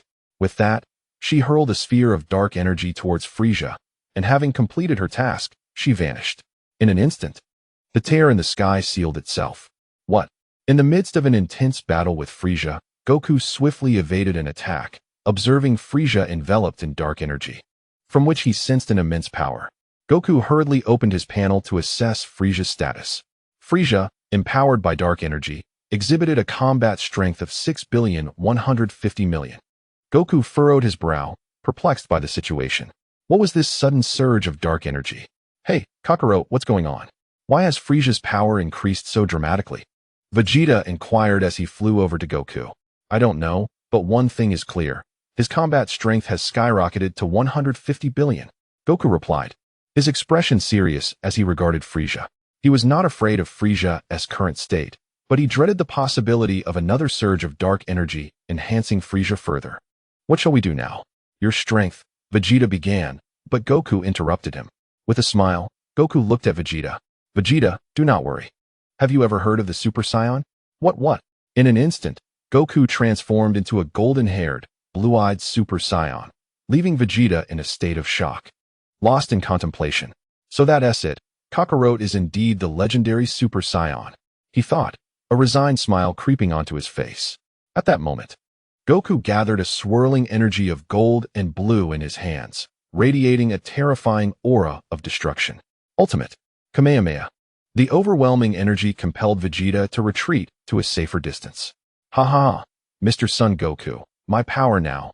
As the dark energy dissipated, Frisia's form was revealed, cloaked in dark purple flames. I shall finish you in one go. With a swift instant transmission, Goku appeared before Frisia, unleashing the long-concentrated Kamehameha wave.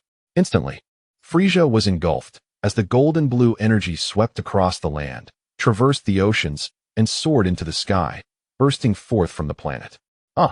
How can this be? Frisia screamed as he was reduced to ashes, the golden blue energy gradually vanishing into the horizon. Finally, it's over. Goku sighed in relief after Frisia's defeat, cautious not to let his guard down again. Once he returned to his normal state, he sought out Vegeta. Upon finding Vegeta, he noted the prince's despondent expression, instantly understanding his thoughts. After all, it was a blow to his pride as the Prince of the Saiyans to realize that he was not the only one who could attain the legendary Super Saiyan status. With that in mind, Goku approached Vegeta and patted him on the shoulder. Did you think there was only one Super Saiyan? Goku asked with a smile. Isn't that the case? Wukong couldn't help but let out a laugh. In the original story, during the Buu saga, the Super Saiyan transformation had already lost its value. No.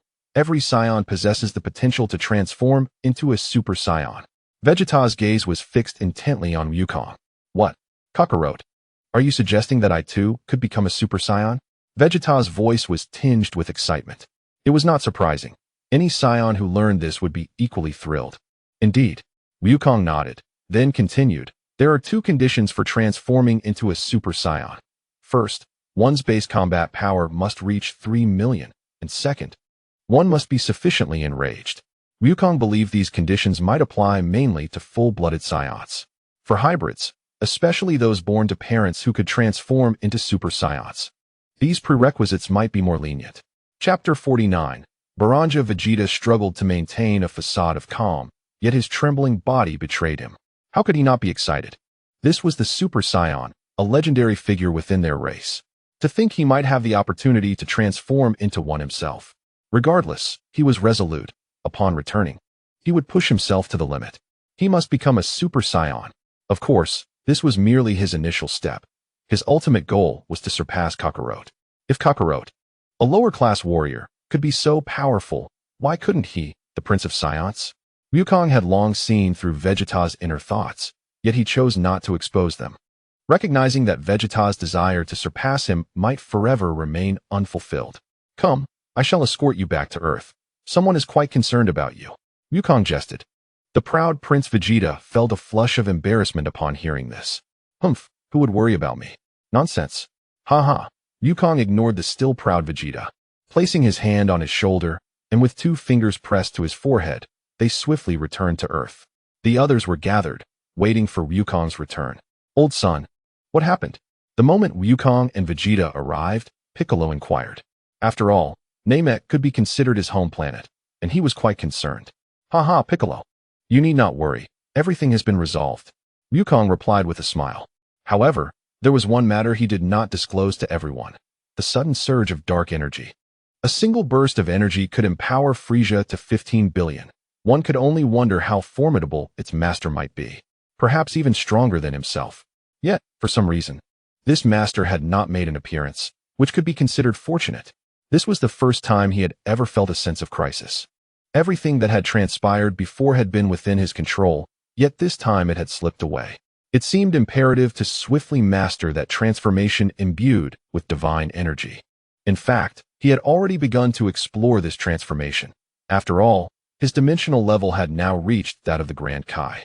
Perhaps upon completing this transformation, it may aid in transcending the divine dimensions.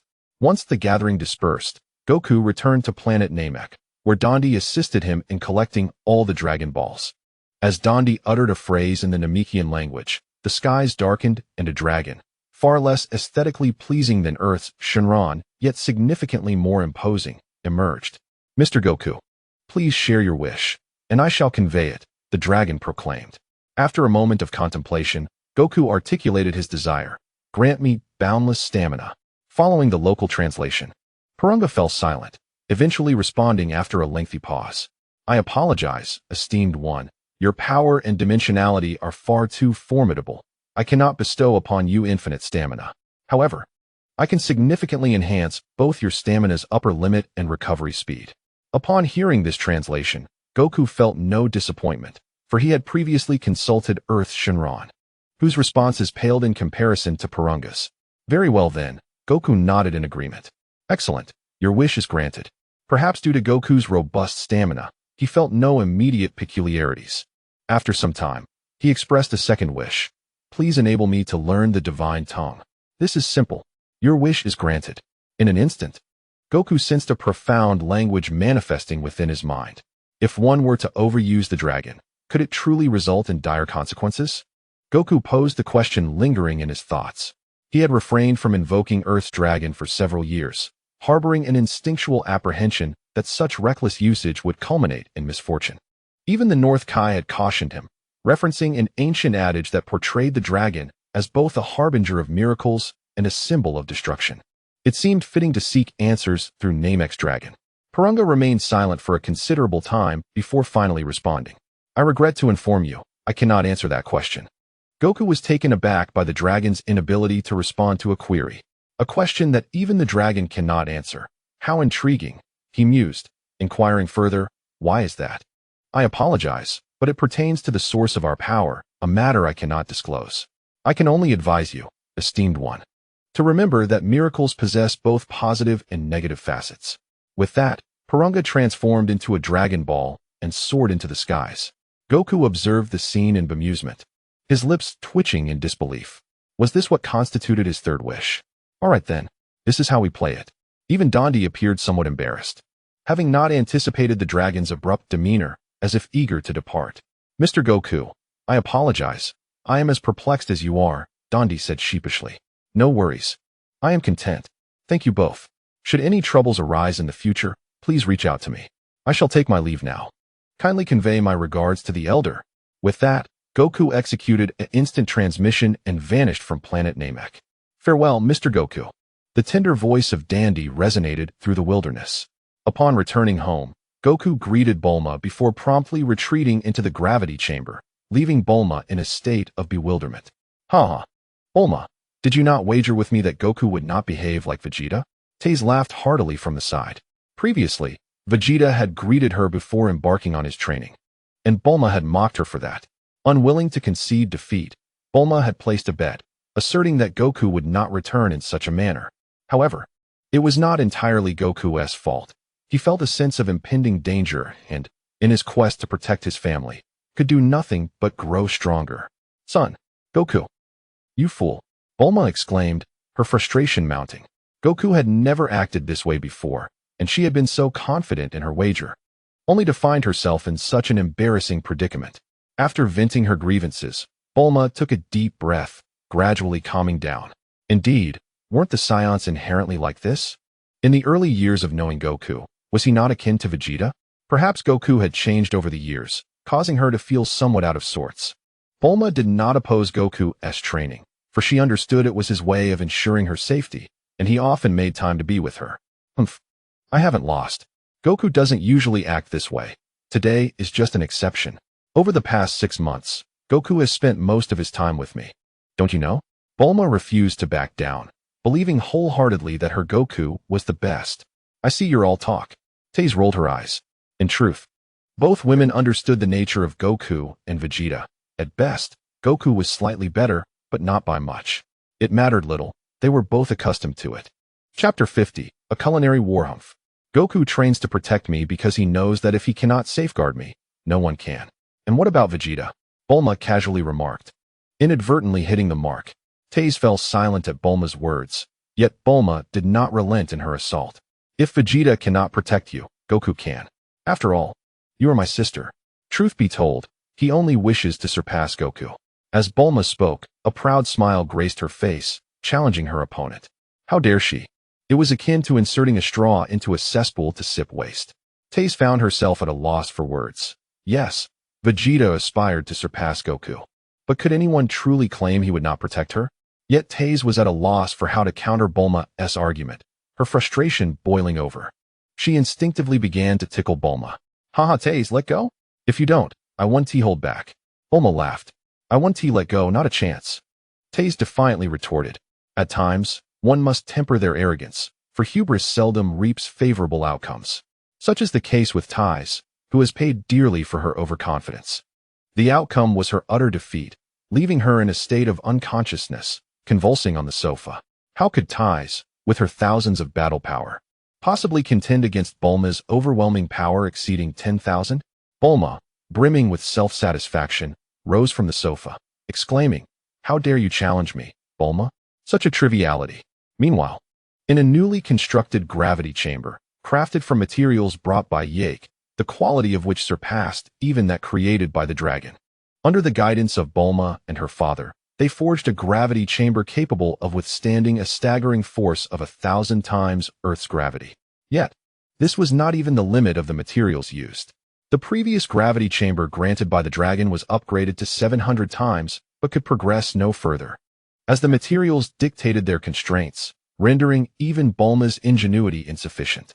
Goku, however, refrained from activating the gravity. Instead, he sat cross-legged, eyes closed in deep meditation, fully attuned to the ethereal essence surrounding him. At this juncture, his dimension had ascended to that of the Supreme Kai, merely a step away from the divine realm. Yet that step proved immensely challenging. However, grasping even a fragment of divine energy should not pose a significant difficulty. If only he had a mentor akin to Whis. The challenge would diminish considerably. His aspiration now was to comprehend a sliver of divine energy, which would serve as the foundation for his transformation into a Super Saiyan God. In that state, his energy would transmute entirely into divine essence, thereby accelerating his journey towards the divine dimension.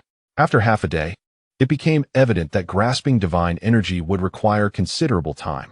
Alas, this is the drawback of lacking a master. Goku emerged from his meditation, slowly rising and sighing. In comparison to himself, Goku and Vegeta from the original tale were significantly more fortunate. Goku, for now, was set aside, but Vegeta had the guidance of an angelic being like Whis. As for himself, he was left to struggle alone. And to truly understand it might take him a year or two. Patience is key. He would continue to seek the essence of divine energy while fully developing his Super Saiyan form. After all, reaching only the second level of Super Saiyan felt somewhat unsatisfactory. Once Goku exited the gravity chamber and refreshed himself with a bath, he made his way to the dining hall, where darkness had fallen and dinner awaited. Approaching the grand dining table laden with delectable dishes, he naturally took a seat. Noticing Tai's absence, he inquired of Bulma, "Bulma, where is Tai's? Is she not joining us for dinner?" Upon hearing Goku's question, Bulma set her chopsticks down, directing a feigned smile towards him. "Why concern yourself with that? Just eat your meal. She has gone to fetch Vegeta." "Oh, very well." Wukong obediently bowed his head, commencing his feast upon the array of food before him. For reasons unknown, Bulma's tone today seemed particularly sharp. Kakarot. Upon hearing his name, Wukong lifted his gaze, instantly recognizing the voice belonged to Vegeta. "Ah, Vegeta, you've arrived. Come, eat quickly," Wukong exclaimed, shoving more food into his mouth as he spoke. Their eyes met across the table, resembling two bolts of lightning colliding in the air. Vegeta nodded in acknowledgement, promptly taking a seat and diving into the food with fervor. Their hands became mere blurs, the dishes visibly diminishing before the onlookers' eyes. The crowd gazed at Wukong and Vegeta, uncertain of how to respond. Must even mealtime be a competition? The Saiyans truly were a peculiar race. Half an hour later, everyone was satiated, even Gohan, while only Vegeta and son Wukong continued their relentless consumption. Indeed, the half-blood Saiyans' appetite paled in comparison to that of the pure-blooded. At that moment, both of their gazes fixated on the last chicken leg. "Hey, Vegeta, allow me to share the secret to transforming into a Super Saiyan." "Huh? What secret?" Vegeta turned toward Wukong, but in a swift motion, Wukong snatched the chicken leg and stuffed it into his mouth. "Haha, it's simply to eat more." Wukong chuckled after swallowing the meat, grinning at Vegeta. "How infuriating, Kakarot. You resort to underhanded tactics." Vegeta seethed with indignation, feeling as though he might transform into a Super Saiyan himself, yet lamenting his insufficient base power. His frustration seemed to intensify. Calm down, Vegeta. Once your base power is adequate, I have a method to help you achieve Super Saiyan status directly." Vegeta paused, his previously piqued anger dissipating in an instant. "What? You have a way?" Wukong nodded earnestly, this time without jest. "Indeed. Consider it a reward for consuming my food." Wukong smiled at Vegeta. He merely mentioned a reward for eating, without specifying the quantity or duration. Haha. Vegeta arrogantly turned his head, snorting, before resuming his meal. I shall let Kakarot off this time." Wukong chuckled softly, lowering his head to eat once more. Ultimately, under their relentless feasting, all the plates lay empty, just as both had reached their limits. After finishing, Vegeta departed first, and Wukong approached Bulma, saying, "Bulma, I'm off to train now. See you in the evening." With that, Wukong exited the dining hall, heading toward the gravity chamber. "Bulma, I believe we may need to expand the kitchen further. 2 voracious eaters and 1 small one. If we don't, it will surely wear us out." Lady Brief gazed blankly at the towering stack of dishes on the table. "May I inquire if you are open to the concept of laws, such as the law of destruction or the law of time? If you are amenable, I would be inclined to incorporate them, as it would facilitate the unfolding of the narrative, perhaps involving journeys to alternate dimensions." Chapter 51. Vegeta's Super Saiyan that evening. Under Bulma's enticing influence, Goku experienced the exhilarating joy brought forth by the enhancement of his physical prowess. He mused, after all, how could there be no change whatsoever? The following morning, After a fierce and tumultuous breakfast, Goku sought out Gohan. "Gohan, do you wish to train with your father from now on?" he inquired, affectionately ruffling Gohan's hair. Should Gohan express a desire to train, Goku would be more than willing, for in the original narrative, Gohan's potential was truly formidable, especially now. It would also serve as an opportunity for Goku to find a worthy rival. He did not expect Gohan to keep pace with him, but he would be content with a sparring partner after transforming into a Super Saiyan. After all, the Saiyan blood coursing through Goku's veins instilled within him an innate yearning for competition. Upon hearing Goku's proposal, Gohan paused, deep in contemplation. After a year of training, he had come to realize that he did not genuinely relish the rigors of martial arts. Perhaps he was merely intrigued by it. Furthermore, the intensity of his father's training was not something he could ever genuinely enjoy. Might his interests lie more in the realm of science? Inheriting Bulma's exceptional genes, Gohan had always been remarkably intelligent, harboring a fascination for scientific pursuits and even delighting in inventing little gadgets. After a lengthy silence, Goku noticed Gohan's hesitation. Even though he was not the same as the Gohan from the original narrative, he still lacked enthusiasm for rigorous training. Perhaps this distinction highlighted the differences between half-blood Saiyans and pure-blood Saiyans. In the absence of pressure, Gohan preferred to lead a normal life, akin to an ordinary Earthling. In the original tale, only future Trunks, among all the half-blood Saiyans, trained with relentless determination, bearing the weight of protecting the Earth alone. Unable to falter for even a moment, as the hopes of many rested upon his shoulders. "If you do not enjoy training, then pursue what you love," Goku declared, not wishing to compel Gohan into an endeavor he did not cherish. With Goku's presence, he could ensure Gohan's safety for a lifetime, allowing him to engage in what brought him joy. "Well, Dad, I can't say I dislike training, I just don't share your fervor for it," Gohan admitted, somewhat bashfully. Understanding dawned upon Goku as he regarded Gohan. In essence, Gohan did not wish to engage in constant training. He was open to occasional practice and had an interest in training, but it was unlikely he would ever train daily like his father. This was quite acceptable. At least he would not become a mere shadow of himself. "How about this? You can train with me on the weekends and during the week. Just maintain your training enough to avoid regression." "Sounds good. Thank you, Dad." It must be said that having a compassionate understanding of one's father is truly remarkable. Thus, 6 months have elapsed. Nappa and Raditz have found a new abode. Throughout this period, Goku has either been training or accompanying Bulma, with his regular combat prowess soaring to an astonishing 700 million. On this particular day, Vegeta sought out Goku. Over these 6 months, Goku and Vegeta had grown somewhat familiar with one another, as even in Bulma's expansive home, their paths frequently crossed during mealtime. At the dining table, they had long since become rivals who recognized each other's strengths. However, the proud Vegeta remained ever haughty. "Kakarot, my battle power must have reached 3 million by now," Vegeta said calmly, leaning against a wall with his head bowed. "What a pretender." Goku scoffed at this. Unlike himself, who never boasted unless prompted, Vegeta seemed to revel in it. After all, when the opportunity is served on a platter, to refrain from flaunting one's prowess would be rather impolite, wouldn't it? One cannot squander another's goodwill. Indeed, it has reached 3.25 million, meeting the minimum requirement for transforming into a Super Saiyan. Goku nodded in acknowledgement. "Since that is the case, allow me to share the method with you, Vegeta." Knowing Vegeta's pride, Goku took the initiative to broach the subject. "Humph." Vegeta merely nodded in a feigned aloofness, his pride intact. Seeing Vegeta's response, Goku couldn't help but chuckle.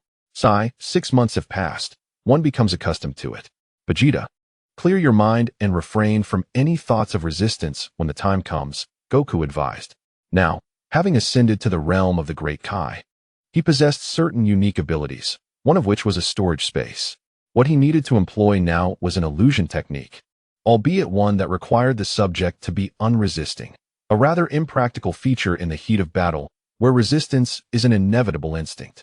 However, this capability could be effectively utilized to help Vegeta and others transform into Super Saiyans, guiding their subconscious into a realm of profound fury to accumulate the requisite anger for transformation.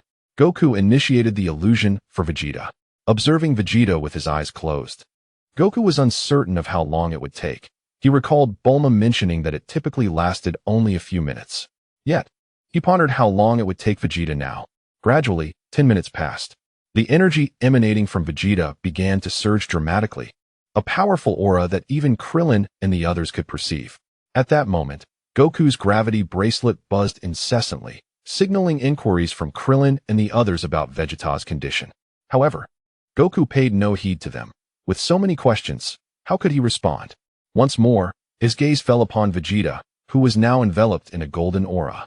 His hair flickered between gold and black, mere moments away from achieving the transformation into a Super Saiyan. With a thunderous roar, Vegeta finally transformed into a golden-haired, blue-eyed Super Saiyan. In an instant, he awoke from his illusion, panting heavily, his expression still filled with fury. How infuriating! Goku observed Vegeta's demeanor, realizing it mirrored his own past predicament. Both were trapped in a challenge. Goku, with a mischievous glint in his eye, turned to Vegeta. Well, Vegeta, you seem quite agitated. Care to share what that illusion was about? Humph. At Goku's words, Vegeta snapped back to reality, his anger slightly dissipating. He crossed his arms, but refrained from answering. Was it something a Saiyan prince could divulge? If he spoke of it, would he still retain his dignity? Oh, come now. Vegeta, don't be so stingy. Let's fight, Kakarot. Let me gauge the distance between us. Goku intended to respond further, but Vegeta launched a punch at him. Boom. Goku quickly raised his hand to block, the immense shockwave scattering the greenery behind them into disarray. Hey, Vegeta. If we're going to fight, let us do it in the sky. Don't rush. Bulma will surely kill me. Goku lamented, feeling a mix of exasperation and helplessness. Sigh. Well, since there's no escaping this, I might as well vent my frustrations on Vegeta. Goku led Vegeta skyward, a sly smile playing on his lips as he glanced at him. Sorry, Vegeta, but who asked you to put me in this predicament? I can't be the only one suffering, can I?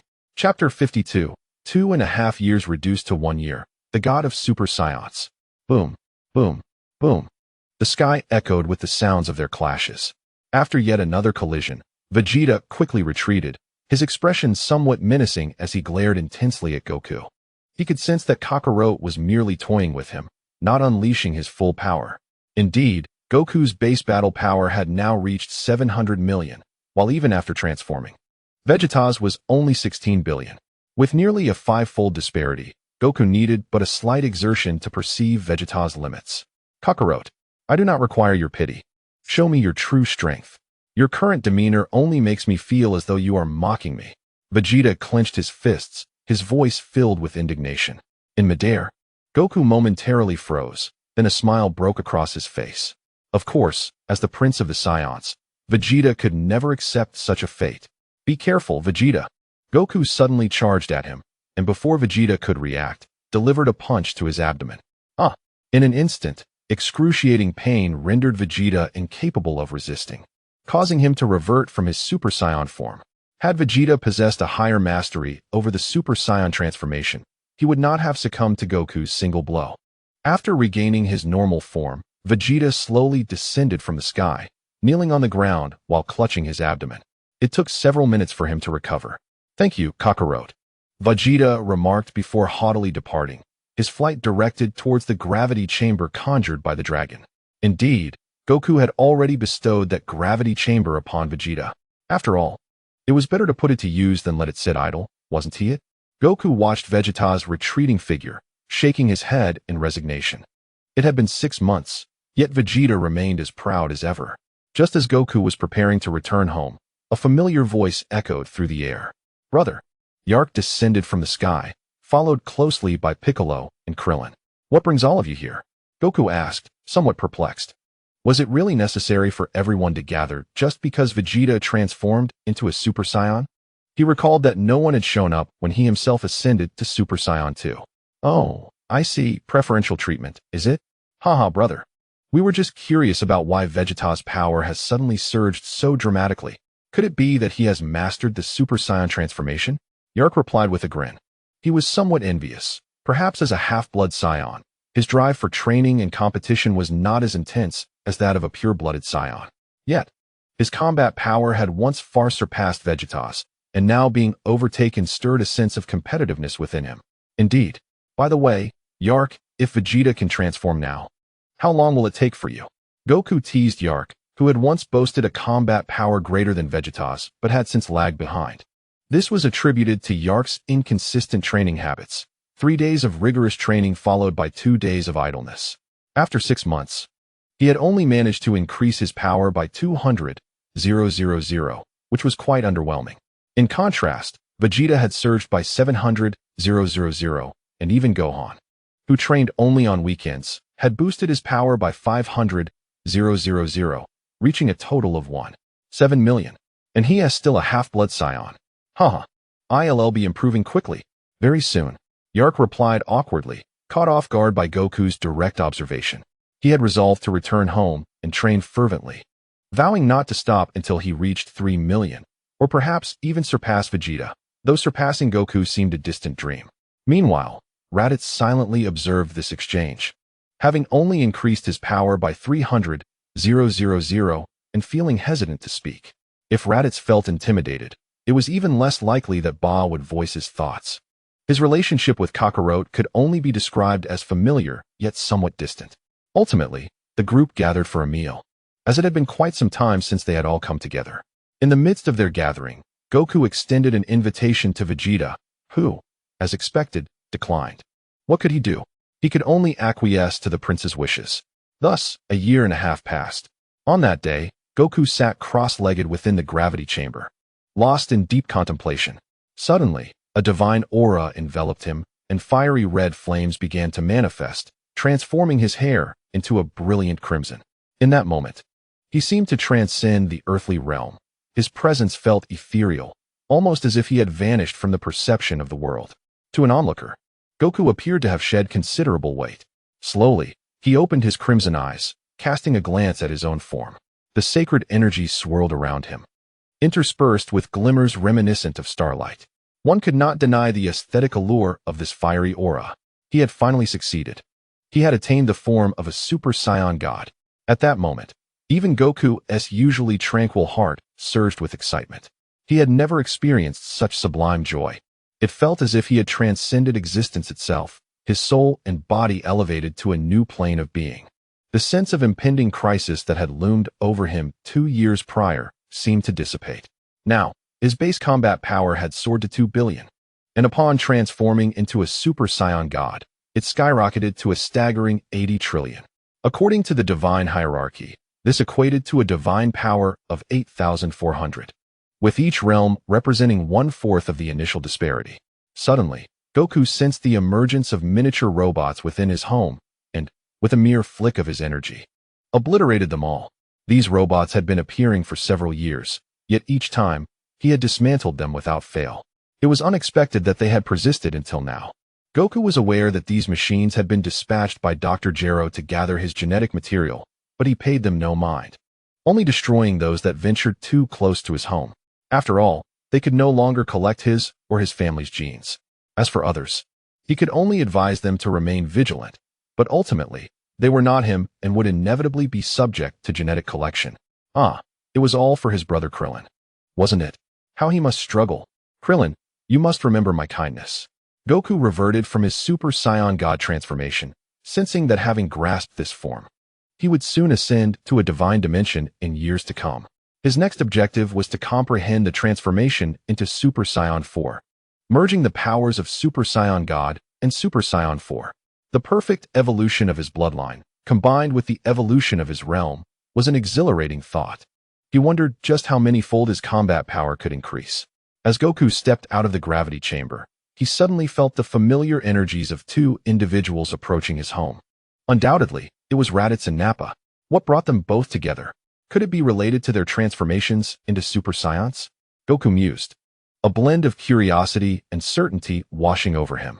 It seemed plausible. Their combat powers had always been closely matched, and it was not impossible for them both to reach 3 million at the same time. If they were to transform into Super Saiyans, their energies would be nearly equivalent, potentially allowing them to discover a worthy adversary. Allow me to pose a question regarding how Bulma from the future will handle matters. It is worth noting that in the future timeline, Bulma is also married to Goku. However, this future world diverges from that of the protagonists, the most significant difference being the absence of fusion. Eventually, the protagonist will traverse to this future realm, So how should the relationship between Goku and future Bulma be managed? Should Bulma be unfaithful, or should their interaction remain within normal bounds? Chapter 53, Raditz. Kakarot. Upon Raditz's arrival, he greeted Goku, with Nappa nodding in acknowledgement. Brother, you've come because you can transform into a Super Saiyan, haven't you? Goku was certain, having already sensed their combat prowess, which had nearly reached 3 million. Haha, indeed. Raditz replied, slightly embarrassed as he was once again seeking Kakarot's assistance. He felt awkward constantly relying on Kakarot while being unable to offer any help in return. You can finally transform. We've been waiting for you. Goku jested. After a year and a half, Gohan and Yak had both attained the ability to become Super Saiyans. During this time, Yak lamented his inability to keep up, as Vegeta, the king of transformations, was simply too formidable. Fortunately, the bi-weekly training regime allowed Vegeta's regular battle power to soar to 12 million, while Yak remained at a mere 10 million, just managing to ensure he wouldn't fall behind Gohan. This predicament wasn't entirely Vegeta's fault, considering the gap between himself and Goku, compounded by Yak and Gohan's relentless pursuit. It was understandable, especially Gohan, a child with extraordinary talent, who, despite only training twice a week, was rapidly closing the gap. Yak wished he could spend every day in the gravity chamber. Raditz and Nappa, feeling sheepish, did not respond. What could they do but continue to strive? As long as they didn't finish last, that was enough. They exchanged glances, their eyes ablaze with determination. All right, enough of that. Clear your minds. I will guide you into the illusion, Goku said, bemused by their earnestness. After all, it's not about striving to avoid being last. Raditz and Nappa replied, closing their eyes and calming their minds. Moments later, both successfully transformed into golden-haired, azure-eyed Super Saiyans. Raditz could no longer contain his joy. He had never dared to envision a day when he could transform into a Super Saiyan, all thanks to Kakarot. There is an old saying on Earth. A big brother is like a father, yet in his case, it felt inverted, leaving Raditz feeling quite helpless.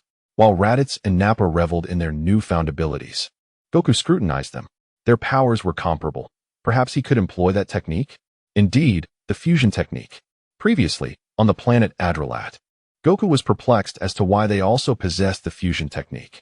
It was only after listening to Butcher's explanation that he learned it stemmed from interactions with the planet Metamor. After all, two celestial bodies renowned for their remarkable abilities would inevitably engage in communication, as such exchanges foster advancement. This fusion technique had even undergone modifications on Yardrat. Should a fusion fail, one would not revert to a heavier or lighter form, but simply fail, allowing for an immediate retry. Goku found this aspect rather agreeable. Hey, Nappa, allow me to impart a method for swiftly enhancing your strength. What do you say? Goku tempted from the sidelines. He was desperate to find a worthy opponent.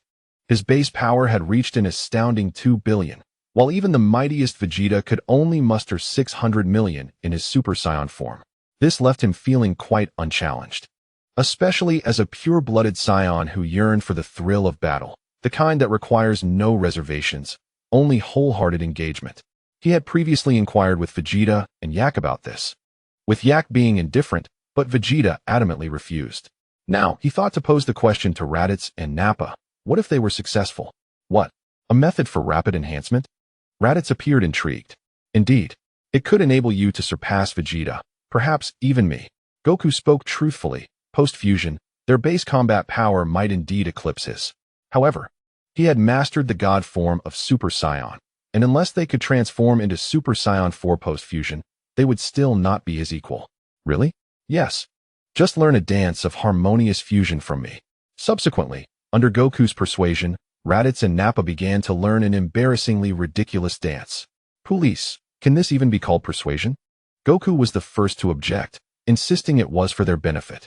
However, once they completed the dance, Raditz and Nappa realized it required both of them to fuse. They shook their heads in unison at this revelation. Laughable. Who would want to fuse with that loser? Ultimately, it was Goku's enticing remark, "Don't you wish to defeat me?" that led them to commence the fusion. Fusion. The red and blue beams of light spiraled and intertwined, gradually merging into a brilliant yellow glow. The radiance enveloped the two, swirling incessantly, until suddenly, an explosion of light occurred, its brilliance so intense that Goku had to shield his eyes. As the luminosity gradually faded, he lowered his hand, revealing a completely new figure before him. Haha, behold Lord Nats. Kakarot, you are no longer my match. Goku stared at Nats, whose hair had returned to its normal state, somewhat speechless. Did we just amplify his brash personality as well? Indeed, Nats' base combat power had soared to 3 billion, surpassing Goku by a factor of 0.5. Yet, he could only transform into Super Saiyan 3 at best. How audacious. Goku was also curious to see what Raditz would look like as a Super Saiyan 3, but regrettably, Fusion had averaged out their hair. Alas, Nats, let us commence. Wukong led Nats to a desolate area, subsequently transforming into a Super Saiyan. Nats regarded Wukong with a look of disdain, gathering the energy within him. Allow me to demonstrate. This is Super Nats. In an instant, Nats' energy surged dramatically, transforming him into a Super Saiyan, with golden flames soaring skyward, his formidable aura radiating throughout the galaxy. What? Is that Raditz's energy? No, it resembles Nappa's. Could it be a fusion technique? Vegeta paused his training in the gravity chamber, acutely sensing this overwhelming power. Could fusion truly possess such strength? Wukong gazed at Nats, excitement coursing through him. At last, someone who ignites my fighting spirit, even if they are fused. Wukong unleashed a punch towards Nats, who effortlessly blocked the oncoming strike. Gathering energy in his other hand, he hurled an energy blast at Wukong. With no time to evade, Wukong crossed his arms to defend against the attack. Boom! With a resounding explosion, smoke billowed as a figure was propelled backward through the haze. Wukong hurriedly attempted to stabilize himself in midair.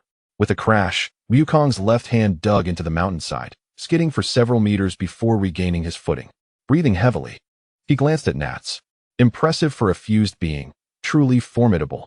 Wukong felt his excitement escalating as the dormant Saiyan blood within him began to boil. In my narrative, the fusion multipliers vary among individuals, Raditz and Nappa at 1,000 times, while the fusion of Wukong and Vegeta can achieve an extraordinary boost akin to Super Saiyan Blue. Chapter 54. The Billion Energy Warrior observing Wukong hanging from the mountainside, Nats casually unleashed several energy blasts. Golden energy soared toward Wukong like a draconic dance. Wukong, with his golden hair swaying, deftly dodged a few. However, a massive energy sphere hurtled toward him at high speed. Wukong caught it with both hands, enveloping it in his energy. With a powerful fling, he sent it hurtling back at Nats. Boom!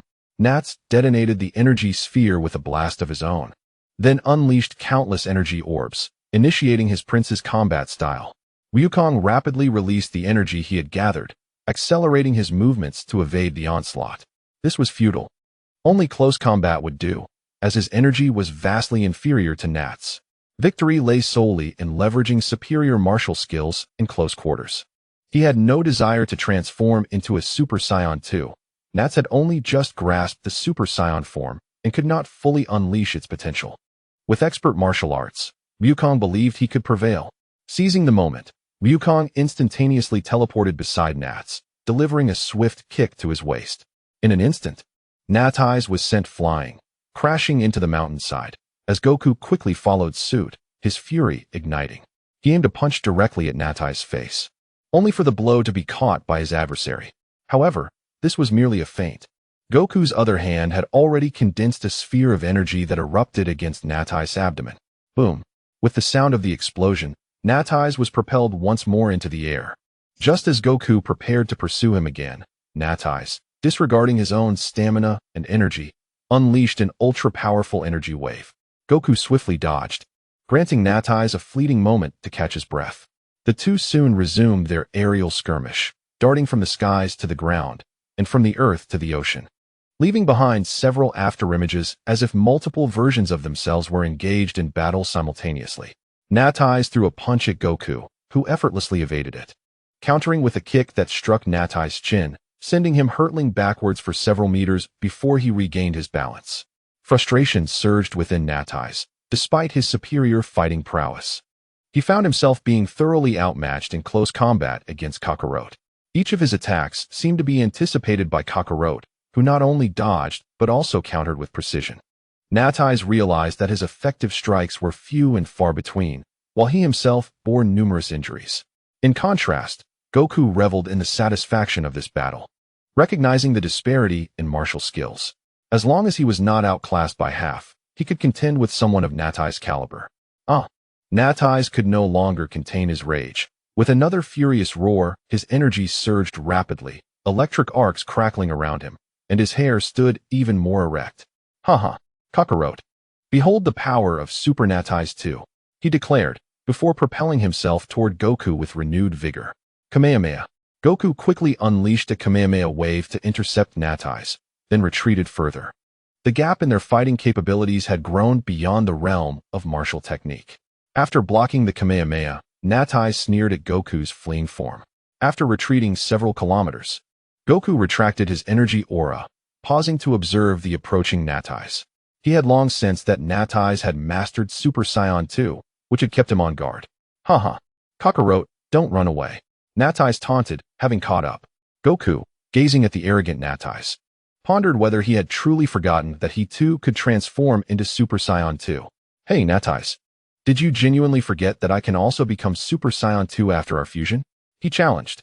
With a shout, Goku's energy doubled in an instant, transforming into his Super Saiyan 2 form. Come on, a new battle begins. Goku smiled at Natai's. The two swiftly engaged once more, with Natai's attempting to create distance. But Goku was relentless in his pursuit. After evading a punch from Nats, Goku executed a sweeping kick with one hand on the ground, striking Nats squarely in the face.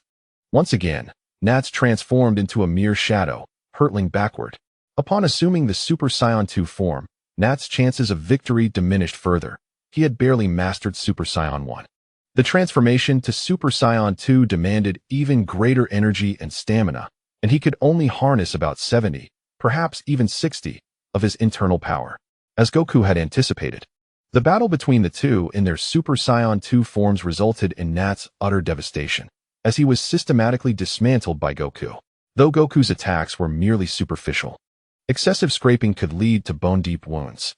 Once Goku reverted to his normal state, he kicked off the ground, and the two combatants, devoid of any enmity, each consumed a senzu bean. Almost instantly, they were revitalized, their injuries mended, though the boost in combat power was negligible. After transforming into Super Saiyan, it seemed that the innate prowess of their Saiyan lineage had significantly weakened. Raditz and Nappa exchanged awkward glances with Goku, recalling words exchanged during their fusion. There was no embarrassment while fused, but upon separation, the awkwardness was palpable. Yet, they had truly come to grasp Kakarot's strength, even when fused. They found themselves no match for him in the same form. Kakarot, you must not have unleashed your full power, right? Raditz inquired, his intuition guiding him. He might have doubted others, but with Kakarot, he held unwavering belief in the truth of his strength. Goku was surprised by Raditz's insight and nodded with a smile. Indeed. Upon witnessing Goku's affirmation, Raditz mused within himself. 3 years prior, Kakarot had already achieved Super Saiyan 2. Who knows what might emerge after 3 more years? Perhaps Super Saiyan 3 or even Super Saiyan 4. It seemed quite plausible. Alas, the disparity was immense. It was truly disheartening. However, it was still better than that fellow beside him. At least Kakarot remained his brother.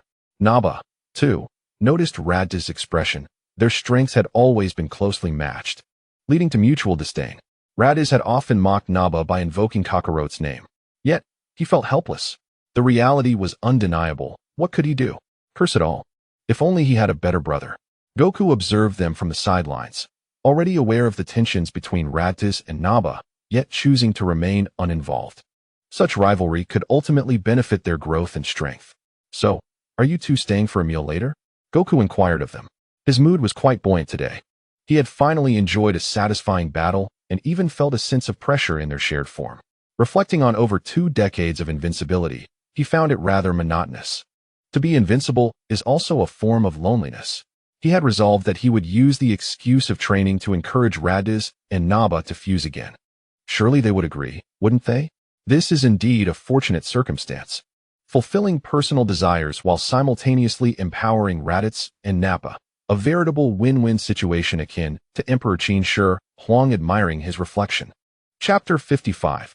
The arrival of future Trunks. Upon hearing Goku's inquiry, Raditz and Nappa exchanged glances and shook their heads in unison. Never mind, Kakarot. I shall not trouble you further. I must return to my training, Raditz declared, with Nappa nodding in agreement. Very well then, farewell. I shall head back to partake in a meal, Goku replied, shrugging helplessly before ascending into the air, bidding them adieu as he soared towards West City. Following an intense battle, Goku was genuinely famished. Despite the existence of ki, hunger was undeniably discomforting. One must not neglect oneself. Enjoyment is the essence of life. For Goku, indulging in delectable food until satiated was the ultimate delight. What's the matter? After laboring diligently for over 20 years, is it not permissible to relish in some enjoyment? Who would oppose a hearty feast? Upon returning home, Goku encountered Bulma, who was preparing to dine. Goku, what was that all about earlier? Bulma asked, having also sensed the previous battle, as she had studied ki manipulation alongside Goku. Most notably, Goku's tattered attire was hardly ignorable. In short, Raditz and Nappa fused. And I fought against their combined form, Goku summarized, opting for brevity due to his overwhelming hunger. Bulma was astounded to learn of Goku's encounter. You managed to engage in such a fierce battle with them? Is their fused form truly so formidable? Goku, let us eat first. I am famished, he exclaimed, feeling as though he might perish from hunger, not merely physically, but psychologically. All right, Bulma acquiesced, though she held little interest in such matters. Upon reaching the dining table, Goku noticed Vegeta already indulging in his meal. Vegeta, too, sensed Goku's presence and lifted his gaze, inquiring, was that energy from the fusion of Raditz and Nappa? Indeed. They even adopted a new name, Nats. Goku nodded, anticipating Vegeta's question. What do you think? Isn't the fusion technique impressive? Why not try it with Yardrat? If you two were to fuse, you could genuinely defeat me. Goku seized the opportunity to tempt Vegeta once more. Vegeta's forehead twitched with irritation at the suggestion. He would never consider fusion, not in this lifetime. No way. Kakarot, abandon that thought. I would never fuse with another. Vegeta angrily stuffed a large piece of beef into his mouth, chewing vigorously. Observing Vegeta's reaction, Goku felt a wave of exasperation wash over him. Sighing, he thought, it's truly difficult to coax Vegeta. Meanwhile, others looked on with amusement, witnessing the amusing rivalry between Goku and Vegeta, a quintessential pair of joyful adversaries. After the meal, Wukong and Vegeta had already gone off to train. Sitting beside Tais, Bulma leaned in and mischievously whispered, Sister, when will you and Vegeta officially define your relationship? Bulma's question caught Tais off guard, but she was unfazed, having grown accustomed to such inquiries over the past 2 years. I'm not quite sure, Tais replied. Upon hearing her response, Bulma became animated and spoke with the confidence of someone with experience. Oh, sister, you should take the initiative. Wukong and I were once in a similar situation, and one of you needs to be proactive. Bulma continued, leisurely sharing her thoughts. In my opinion, Vegeta isn't the type to take the lead, so it falls upon you, understand? Just a word of wisdom from someone who has been there. Tais pondered Bulma's words. While Bulma was sometimes unreliable, she wasn't wrong this time. Perhaps it was indeed time for her to take action. Days later, Wukong was diligently training in the gravity chamber as usual. Suddenly, he halted his movements and gazed in a certain direction, sensing an unfamiliar energy that seemed to have materialized out of nowhere. Judging by the timing, it must be future Trunks, though he was uncertain which timeline it was from. If it were from his own timeline, that would be improbable. Presently, he had achieved the level of the Great Kai, and no ailment could afflict him. Could it be from the timeline depicted in the original story? As Wukong concentrated on the energy, he instantaneously teleported to future Trunks' side. The next moment, he was taken aback. Trunks with golden hair? This was normal. He wasn't even a Super Saiyan. Which timeline could this be from? Wait, golden hair, could it belong to Vegeta and Tais? But how could his future self possibly perish?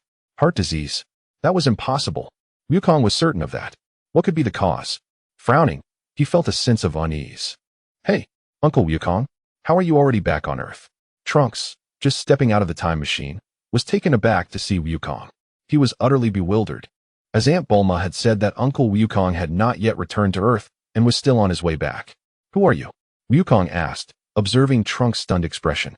Upon hearing Wukong's question, Trunks quickly regained his composure and hurriedly explained, Uncle Wukong, I'm Trunks, from 20 years in the future. My father is Vegeta, and my mother is Tais. Wukong's earlier assumptions were confirmed. This Trunks was indeed the child of Vegeta and Ties. However, how exactly did his future self meet his demise? That should not be the case. At that moment, Wukong sensed several energies approaching from the sky and realized that Vegeta and the others were arriving. Vegeta and his companions landed ahead of them. Subsequently, Bulma and Ties followed closely behind, and Trunks, naturally, felt their presence. Gazing at Bulma and Ties with a look of utter astonishment. Is it merely an illusion? My mother and Aunt Bulma can actually perform the flight technique? Goku, observing Trunks' expression in silence, discerned that this was another parallel universe, not the future of his own world. Goku, who is this young man? Bulma inquired, descending from the sky.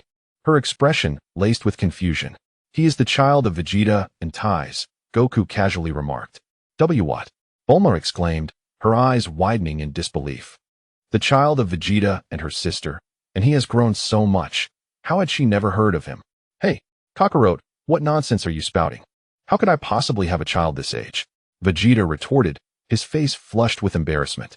Indeed, father, I come from 20 years in the future. Trunks nodded in affirmation. He felt no hesitation in revealing this, for he had heard from his mother that she and his father were already together at this time. The others exchanged mischievous glances at Vegeta and Ties, who were rendered speechless.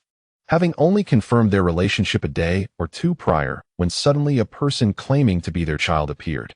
Moreover, it seemed plausible. Indeed, just 2 days ago, Ties made the first move. They were already on the cusp of intimacy, and her initiative led them to naturally come together. Humph. Vegeta huffed, turning his head shyly. What could he do? If this truly was his child, could he possibly deny it? Child, what brings you to this time? Ties inquired, albeit a bit bashfully. I have come to deliver medicine to Uncle Goku. What? Chapter 56. A journey to a despairing future. The group gazed at Trunks in astonishment, then turned their attention back to Goku. In my future, Uncle Goku dies from viral heart disease 3 years from now. Upon hearing this, Goku was convinced that this was indeed another timeline. The current version of himself could not possibly succumb to heart disease. Goku. Bulma clutched Goku's arm tightly, her eyes brimming with concern. Goku, noticing her distress, quickly offered reassurance. Do not worry, I will not fall ill with heart disease. That is the fate of another version of me from a parallel universe. After saying this, he affectionately tousled Bulma's blue hair. For a moment, Bulma was bewildered. What did he mean by another version of himself? As of now, your dimension has surely reached the level of a supreme being, right? You should be aware that you will no longer fall ill, especially considering that my dimension has ascended to that of a Grand Kai. With Goku's reminder, Bulma finally comprehended the situation, exhaling a sigh of relief. Thankfully, her Goku was safe. However, for precaution, she resolved to conduct a thorough examination upon their return. Meanwhile, Trunks felt as if his CPU might overheat from the intensity of it all. Uncle Wukong, what does another parallel universe mean? Trunks inquired hastily. In simple terms, the moment you traversed, you did not journey to the past, but rather to a parallel universe. No matter what changes you enact, they will not affect your original timeline. Wukong's words resonated like a thunderclap in Trunks' mind. How? How is that possible? Aunt Bulma and Brother Gohan are waiting for my good news, anticipating your resurrection, Uncle Wukong. For this, Aunt Bulma has labored tirelessly for over a decade, only to end up with nothing. Seeing the despondent expression on Trunks' face, Wukong shook his head helplessly. Trunks, it seems your future must have encountered some calamity. Wukong's remark shattered Trunks' spirit in an instant, causing his eyes to glisten with unshed tears. Yes, everyone is dead, leaving only Brother Gohan and Aunt Bulma. Trunks clenched his jaw tightly, anger directed at those two androids. What? We all perished? How could this be? Aki, standing nearby, expressed his confusion. Trunks lifted his gaze, his slightly reddened eyes meeting Aki's, only to find he did not recognize him. I do not know you. You are absent in my future. My apologies. Remarkably, Trunks offered an apology despite not being dead. Wukong smiled at Aki, aware that in Trunks' future timeline, Aki may have perished long ago, perhaps during the invasion by Gula a few years prior. Now, he had formed some conjectures about Trunks' timeline. In essence, it was a reality where he married Bulma, Vegeta wed Ties, and Raditz and Nappa also survived. In that timeline, Wukong remained the original Wukong, likely stronger due to increased training and improved conditions, yet he could not escape the fate of dying from a heart condition. Trunks, what exactly is the cause? Vegeta interjected, somewhat irked. After all, no one relishes the thought of their own demise. Upon hearing his father's inquiry, Trunks hastily began to explain. In 3 years, 2 androids will emerge. Created by Dr. Gero of the Red Ribbon Army, whom Uncle Wukong previously defeated. They are immensely powerful, even capable of overpowering you, father. Everyone was slain by them, now. Only Gohan and I barely resist. I returned to save Uncle Wukong, as Aunt Bulma and Gohan believe that if Uncle Wukong remains alive, the future will not end up like this. Vegeta listened with growing displeasure, yet the truth remained. Kakarot was indeed stronger than he. As Wukong absorbed Trunks' account, he suddenly paused. Wait, is Gohan still alive in the future? Wukong quickly asked Trunks. You mean to say that only you and Gohan are resisting? Yes, Uncle Wukong. But brother Gohan has lost an arm, Trunks confirmed with a nod. Upon hearing this, Wukong fell into silence. Has he truly lost an arm? Ultimately, it is better to lose a life than to suffer such a fate. Trunks, are you ready to return after delivering the medicine? Wukong inquired of Trunks. Yes. My future brother Gohan and Aunt Bulma are awaiting my news. Although the tidings I bear are grim, they are better than silence, Trunks replied, his demeanor visibly dimming. It seems I have wasted your trip. I, in this timeline, will not succumb to heart disease, Wukong observed, noting Trunks' increasingly somber expression, a gentle smile gracing his face. However, I would like to accompany you to the future. What? Trunks exclaimed, astonished, gazing at Wukong. The response from Wukong was a smile and a nod. Please wait a moment while I bid farewell. Wukong turned to his side to face Bulma. Bulma, I wish to visit the future. I will return shortly. Bulma smiled and reached out to straighten Wukong's slightly disheveled collar. Be careful, and please send my regards to my future self. Though Bulma feigned indifference, she could not help but worry for Wukong. Perhaps his strength could indeed address the challenges of the future, yet unforeseen events could always arise. Her fear lay in the possibility of such mishaps, though she chose not to express it, wanting to spare Wukong any additional concern. Who is she? She is Bulma. Not the type to be timid or delicate. Uncle Wukong, your strength, Trunks began, only to be interrupted by Wukong. Are you worried that I might be unable to contend with the androids? Wukong's expression shifted to one of barely contained amusement. As others around him shared the urge to laugh, it was absurd that anyone would question Wukong's prowess. It was akin to asking a person in the midst of a bathroom break if they were there to relieve themselves.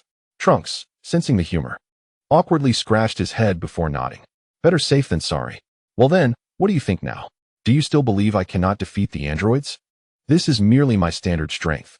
Wukong unleashed his energy, directing a controlled pressure towards Trunks. Wow, that is impressive. Your normal form surpasses the androids. Trunks felt beads of sweat forming, yet his heart swelled with joy. Fantastic. Brother Gohan and Aunt Bulma were right. The future is indeed saved.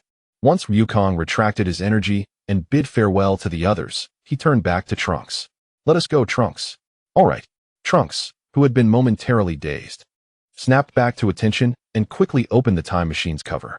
How magical. Uncle Wukong may not have been resurrected, but he has brought back another Wukong from a different timeline. The two soared into the time machine as the cover slowly closed. In a daze, Trunks activated the time machine. With Uncle Wukong by their side, the androids are surely doomed. Seated inside the time machine, Trunks clasped his hands tightly. Father, Mother, at last.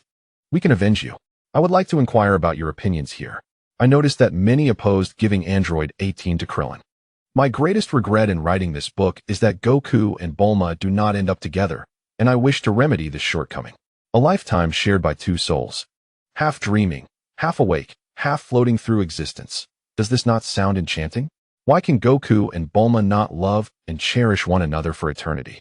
What necessity is there to introduce another character into their narrative? I cannot allow the protagonist to have affections for anyone but Bulma. After all, there are numerous female leads in Dragon Ball, and I yearn to craft a tale centered around a single female protagonist. Should this story conclude, my next endeavor may indeed feature multiple female leads, potentially including Android 18, but this narrative will not. At most, I might consider introducing characters like Nappa or Raditz. Or perhaps allow Goku to remain solitary. Ultimately, It depends on your choices.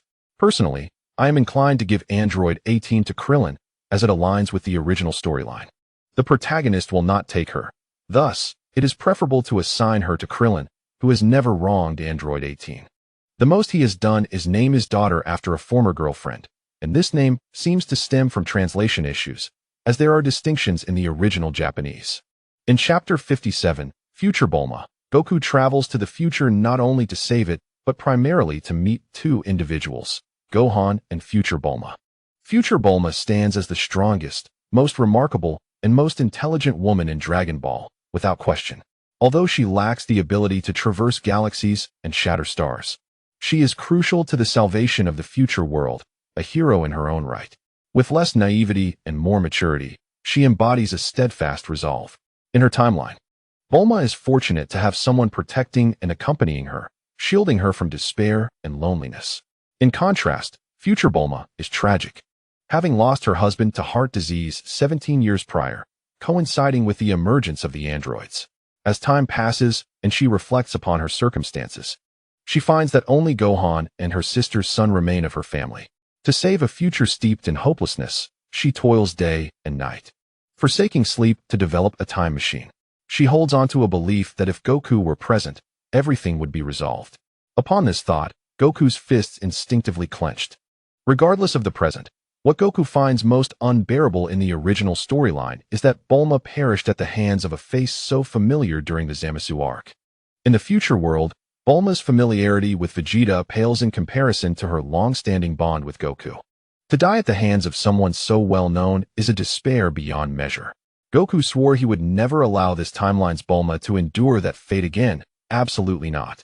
With a flash, the time machine whirred, and in an instant, Goku and another individual emerged in a stark underground chamber. Goku jumped out of the time machine and surveyed his surroundings. The place was indeed quite rudimentary, with numerous cracks adorning the walls. Uncle Goku, please follow me. Aunt Bulma and Brother Gohan are in a nearby underground chamber. With Goku's mastery over Ki, he had already sensed the locations of Bulma and Gohan. However, he decided to allow Trunks to guide him. After all, it was a gesture of goodwill on Trunks' part. As they traversed the desolate terrain, shards of rock littered the ground, and an unsettling scent of decay lingered in the air. Goku gazed around at the dilapidated surroundings, feeling an even deeper admiration for future Bulma, who had toiled for over a decade under such dire conditions to develop a time machine, an extraordinary feat. Perhaps the phrase "a mortal standing shoulder to shoulder with deities" was truly meant for her. After approximately a minute of walking, the path ahead opened up.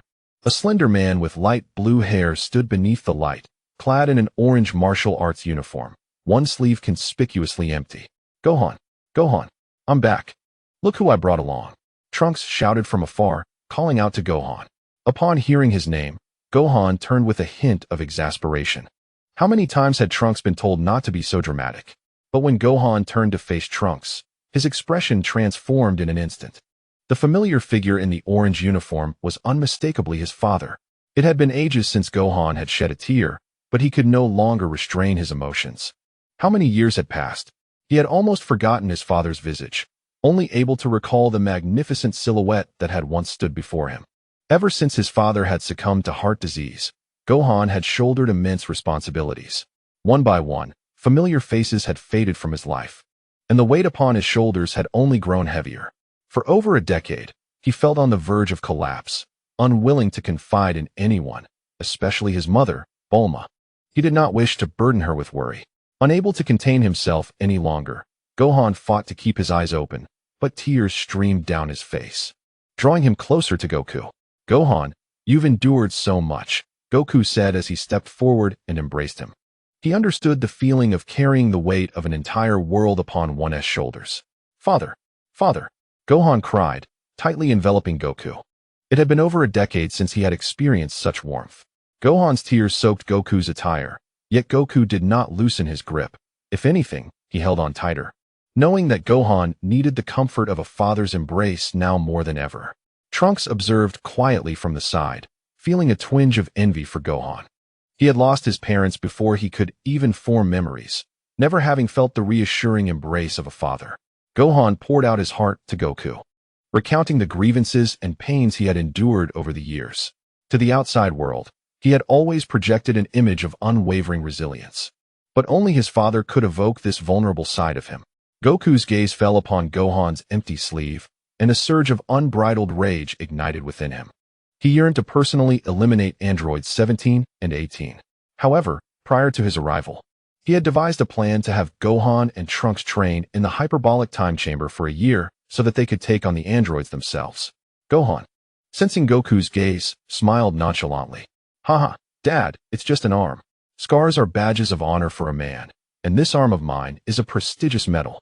Goku nodded casually, already contemplating a way to restore Gohan's arm. They conversed for a considerable time, chatting for over 10 minutes. Dad, why don't you go in and check on Mom? She's inside working on her research, Gohan suggested, pointing to the room behind him. Following Gohan's direction, Goku beheld a relatively intact, high-tech chamber. All right, you two wait here. I'll take you somewhere later, Goku replied, nodding before walking toward the door and entering. Upon stepping inside, Goku was greeted by an array of bottles and instruments. Compared to Bulma's lab in his own timeline, it seemed lacking. Yet, given the apocalypse, having such a laboratory was already commendable. Goku observed a petite figure with blue hair busily working at the lab bench. She appeared to be considerably thinner than he remembered. No, if this is the case, the energy required for the time machine would be significantly less. I should give it a try later. Bulma murmured to herself while recording data. Out of the corner of her eye, she caught sight of an orange figure, initially mistaking it for Gohan. However, upon turning to face the familiar silhouette, she froze in astonishment. Goku? Is that really you? Has Trunks succeeded? Goku smiled at Bulma as she softly called his name. Yes. Bulma. Chapter 58. Reunion with Bulma what? That's Dad from another timeline. He hasn't been resurrected? Gohan exclaimed, astonished as he turned to Trunks. He had thought that his father from this timeline had come back to life. Trunks nodded earnestly, believing it was better for Gohan to learn the truth than to remain in ignorance. The place I went to was not the past, it was another timeline. Uncle Goku said that the moment I traversed, I did not go to the past but to a different reality. Later, Uncle Goku followed me back to the present. Gohan felt a tinge of disappointment. It would be disingenuous to say he wasn't disappointed. For this Goku was not the father he had known in his timeline and would eventually depart. However, the opportunity to reunite with his father and experience the long-lost embrace brought Gohan immense satisfaction. Yet, he pondered about his mother's feelings. While he could accept the situation, he was uncertain if she would be able to. A look of concern crossed his face as he gazed towards the room where Goku had entered. Goku. Bulma tightly embraced him, burying her face in his chest, unable to contain her tears any longer. For many years, the burdens she bore would have crushed an ordinary woman long ago. No one truly comprehended the weight of her struggles, yet she persevered until the arrival of Goku. In an instant, her taut nerves seemed to relax. Hadn't she toiled for over a decade for this very moment? Goku was resurrected. Salvation for the world was at hand. Goku gazed at Bulma, who, at that moment, wore her long hair cascading down her back, secured by a simple hair tie. Her skin, having long evaded the sun, appeared strikingly pale. The expression in her eyes and on her face revealed the hardships and exhaustion of the past 10 years. Time had not left visible scars, but the toll of her labor had certainly manifested. Goku found himself with hands suspended in uncertainty, unsure of how to proceed. For this was a Bulma from an alternate timeline. Yet, upon observing the tears glistening on her long lashes, reminiscent of a delicate lotus flower, his heart softened. Those teardrops seemed reluctant to fall, as if they lingered on her pristine skin, and he embraced Bulma, feeling her body tremble slightly. He understood that she needed someone to confide in, and he resolved to be that confidant. I'm here, Bulma, he whispered. Goku, I am so tired, so very tired. They spoke for an extended period, and Bulma began to discern a subtle difference in Goku. Although they had been apart for over a decade, his character and mannerisms remained etched in her memory. The Goku before her, while strikingly familiar, bore a hint of distinction that she keenly noticed. Goku, you aren't from my timeline, are you? You come from another one, don't you? Bulma offered a forced smile in his direction, yearning for him to deny it.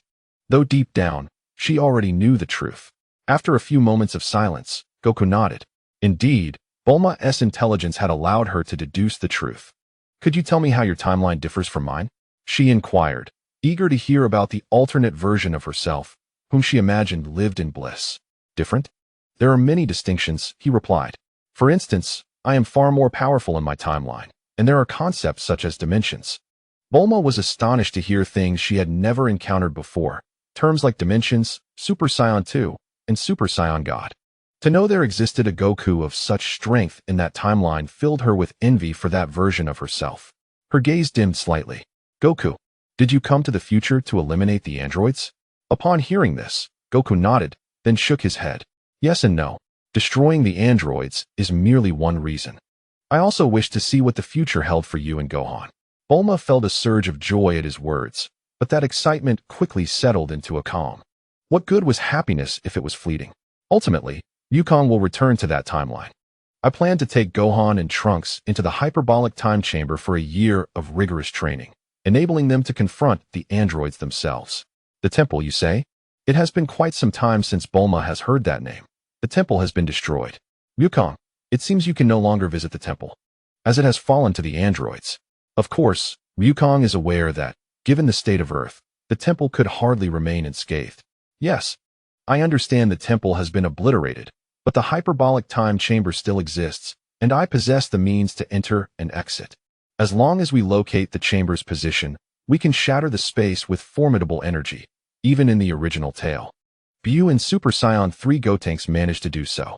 Now, with my combat power reaching 80 billion, I am confident I can achieve this. Very well. You may take them both. Upon hearing Bulma's words, Yukong was somewhat taken aback, his expression reflecting confusion as he looked at her. Seeing this, Bulma chuckled softly. You carry on with your plans. I still need to work on the energy for the time machine. Don't you wish to return to your own timeline? In truth, Bulma secretly hoped Yukong would remain in her timeline, but this Yukong was not truly hers. He belonged to another reality. After a moment of contemplation, Yukong nodded and vanished before Bulma's eyes in an instant. Outside the room, Gohan and Trunks were engaged in conversation when Yukong suddenly appeared before them. Hey, Dad. Why did you appear out of nowhere? Gohan asked, puzzled, as he had expected their discussion to last longer. Your mother is preparing energy for the time machine, and I am taking you both for special training. Special training? Gohan and Trunks exchanged bewildered glances. Indeed, I want you to confront the androids directly. Yukong intended to lead them into the hyperbolic time chamber for a year of cultivation, confident that with his guidance, a year would suffice for them to master the full power of Super Saiyan. Really? Gohan and Trunks exclaimed, their faces lighting up with excitement at the prospect of facing the androids themselves. Gohan, I assume your strength is comparable to those two androids? Yukong inquired. Noting Gohan's ability to reach a combat power of 800 million when transformed into a Super Saiyan, Gohan nodded, acknowledging that he was nearly on par with Android 17, slightly stronger than Android 18. However, due to Trunks' comparatively weaker abilities, he often found himself in a position of having to fight two opponents, resulting in repeated defeats, including the loss of his own arm. That can be easily rectified. After my special training, even Trunks will be able to effortlessly defeat both of them. Yukong smiled at the two of them. Is that true, Uncle Yukong? Trunks had long felt guilty about being a burden to Gohan. Had it not been for Gohan's selfless act to save him, he would not have lost his arm. This guilt had remained unexpressed, as he wished to spare Gohan any additional worries. Before anything else, I must attend to a matter, one that will restore Gohan's arm. Chapter 59. A fierce confrontation with future Goku. Gohan and his companion gazed at Goku, astonished. In that moment, Goku placed his hands upon his forehead and, with a swift instant transmission, vanished before their eyes. On the North Kai's planet, the future Goku, who had perished over a decade ago, was engaged in his training, a halo hovering above his head. Suddenly, he sensed an energy manifesting on the North Kai's planet. What astonished him most was that this energy bore an uncanny resemblance to his own. Goku, too, perceived his future counterpart and felt a profound displeasure towards him. It was infuriating to think that even in death, he retained his corporeal form and could occasionally return to the living realm, yet he had never once visited Bulma, leaving her in solitude for over a decade. As for why the future Goku had not eliminated the androids, Goku understood the reason. The deceased were forbidden from intervening in the realm of the living. This was a rule. The only exception had been during the Bu saga, when the Supreme Kai had been on the brink of death. Who would heed the rules then? Now, the android crisis was confined solely to Earth. How could two versions of oneself diverge so greatly? Indeed, Goku had always regarded the future Goku as an extension of himself. The two souls had merged, becoming indistinguishable. He was Goku, he was Kakarot. Who are you? The future Goku asked, confusion etched upon his face as he looked at Goku. How could there be someone who looked just like him, nearly identical in energy? It was impossible. Each individual possessed a unique aura.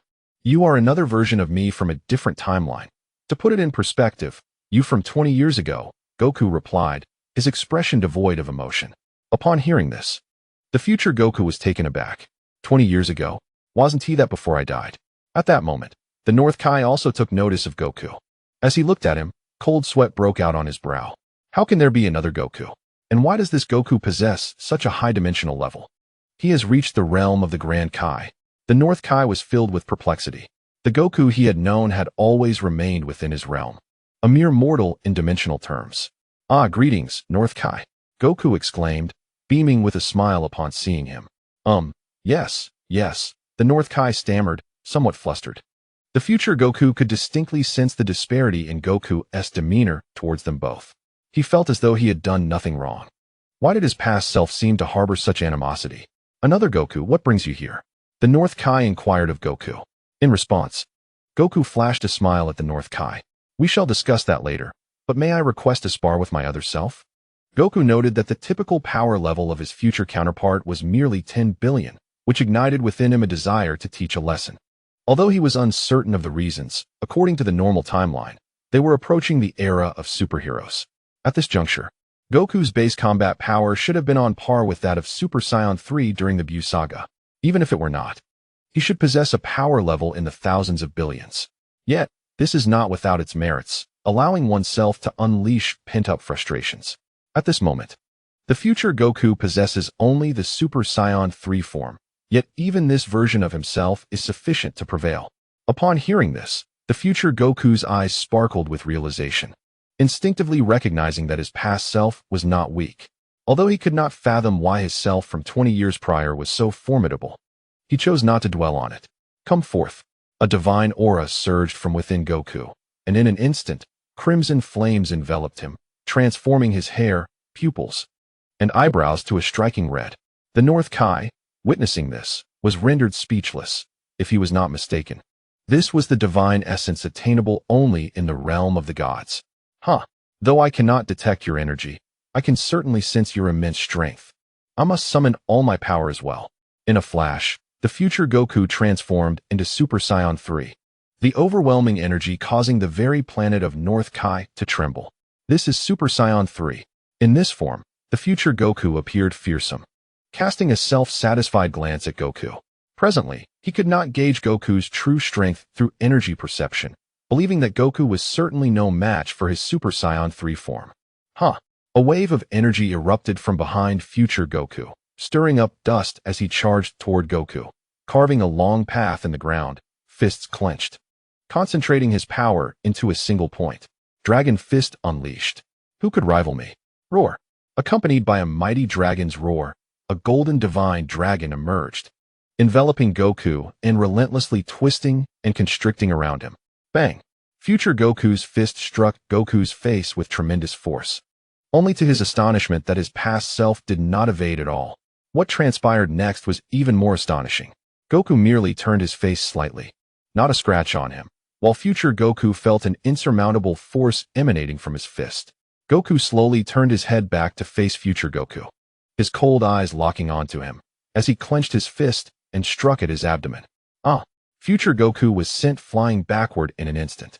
Goku leaned forward slightly, swiftly maneuvering behind future Goku, delivering a kick that landed squarely on his back. Goku, now seething with rage, pursued him, their forms becoming mere afterimages intertwining in the air. Though it was a one-sided assault. The sky echoed with the anguished cries of future Goku as Goku delivered relentless punches, gradually dissipating the anger within him. Goku ceased his barrage, allowing future Goku a fleeting moment to gather himself in midair, launching a kick toward Goku's right cheek. Goku blocked with his arm, using his other hand to grasp future Goku's ankle. as the red aura began to spread toward future Goku. The crimson flames entwined around him like thorns, swiftly enveloping his entire being. But how infuriating.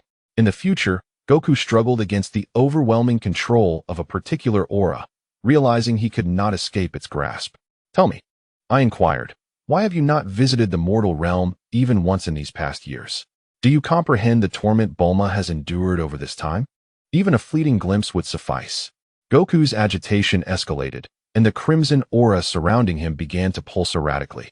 "I know you can return to the mortal realm for a short while. This would not alter anything there." With a fierce grip, Goku seized the future Goku's sleeve and forcefully hurled him toward the ground. Boom. Above, the future Goku transformed into a fleeting shadow, colliding with North Kai's planet, resulting in a cloud of smoke. As the haze dissipated, future Goku reverted to his normal state. Rising slowly from the crater, he was certainly not unscathed. Displaying a battered visage, he seemed to wish to articulate something, yet words eluded him. The future Goku felt like a harbinger of misfortune. He had previously been cursed by others, and the ominous prophecy had indeed come to fruition. His presence had summoned Frieza and his progeny, and the emergence of androids was also a consequence of his actions. Perhaps his absence from the mortal realm would have been far better. This belief remained unshakable within him. I could only speculate how the original narrative perceived this. It would have been entirely plausible for him to return to the mortal realm for a day, to guide Gohan and Trunks, or even to relay teachings through North Kai, serving as a testament to the harrowing anomalies of the future world. Yet, I resolved that I would not return to the mortal realm. Future Goku raised his gaze to the heavens, his eyes resolute as they met Goku's. "Do as you will, but know that Bulma has always longed for you." Goku felt that further discourse was futile. He believed that his future self was truly beyond redemption. Dismissing his transformation, Goku soared to stand before North Kai, disregarding his future counterpart.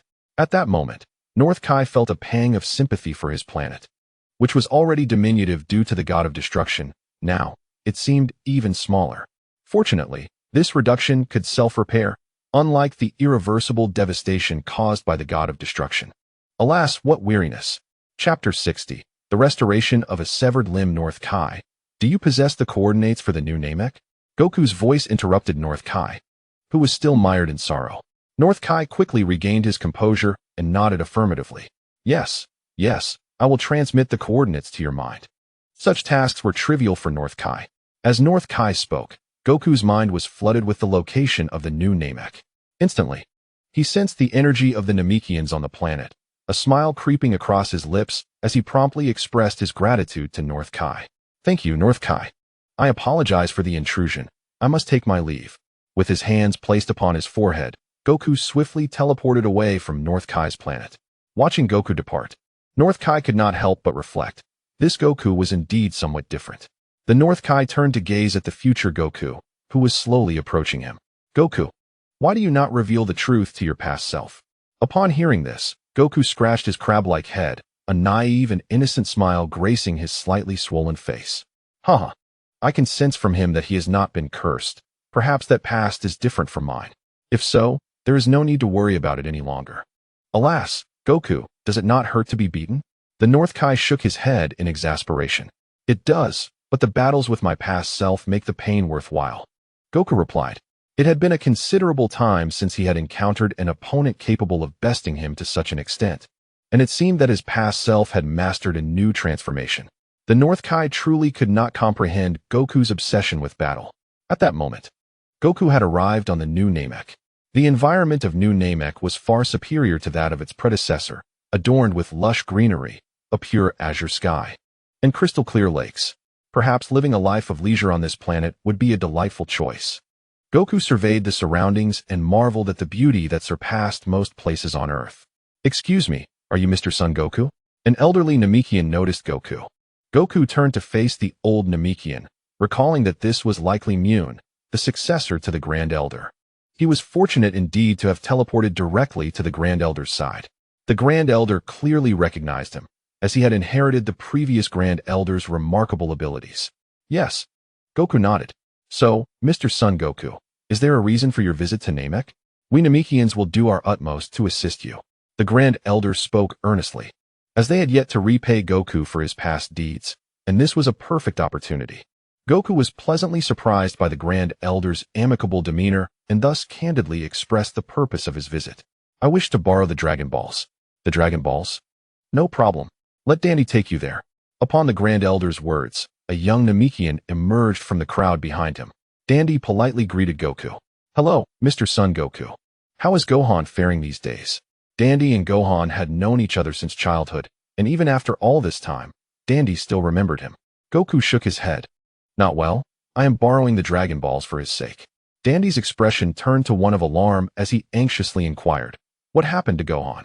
He has lost an arm and now can only seek the help of the Eternal Dragon. Oh, I recall that Earth also possesses an Eternal Dragon. Your memory serves you well, but the Guardian has perished, and thus the dragon has vanished. Alas, the nearby Namekians, upon hearing this, expressed a sense of regret, for they too were of the same kin. I truly apologize, Mr. Goku. Allow me to guide you to the Dragon Balls. Please follow me. With that, Dandy ascended into the sky, hovering in midair as he awaited Goku. All right, Goku nodded and soared upwards. The two unleashed a brilliant white aura, propelling themselves toward the various clans. In no time, they had gathered all 7 Dragon Balls from the different tribes.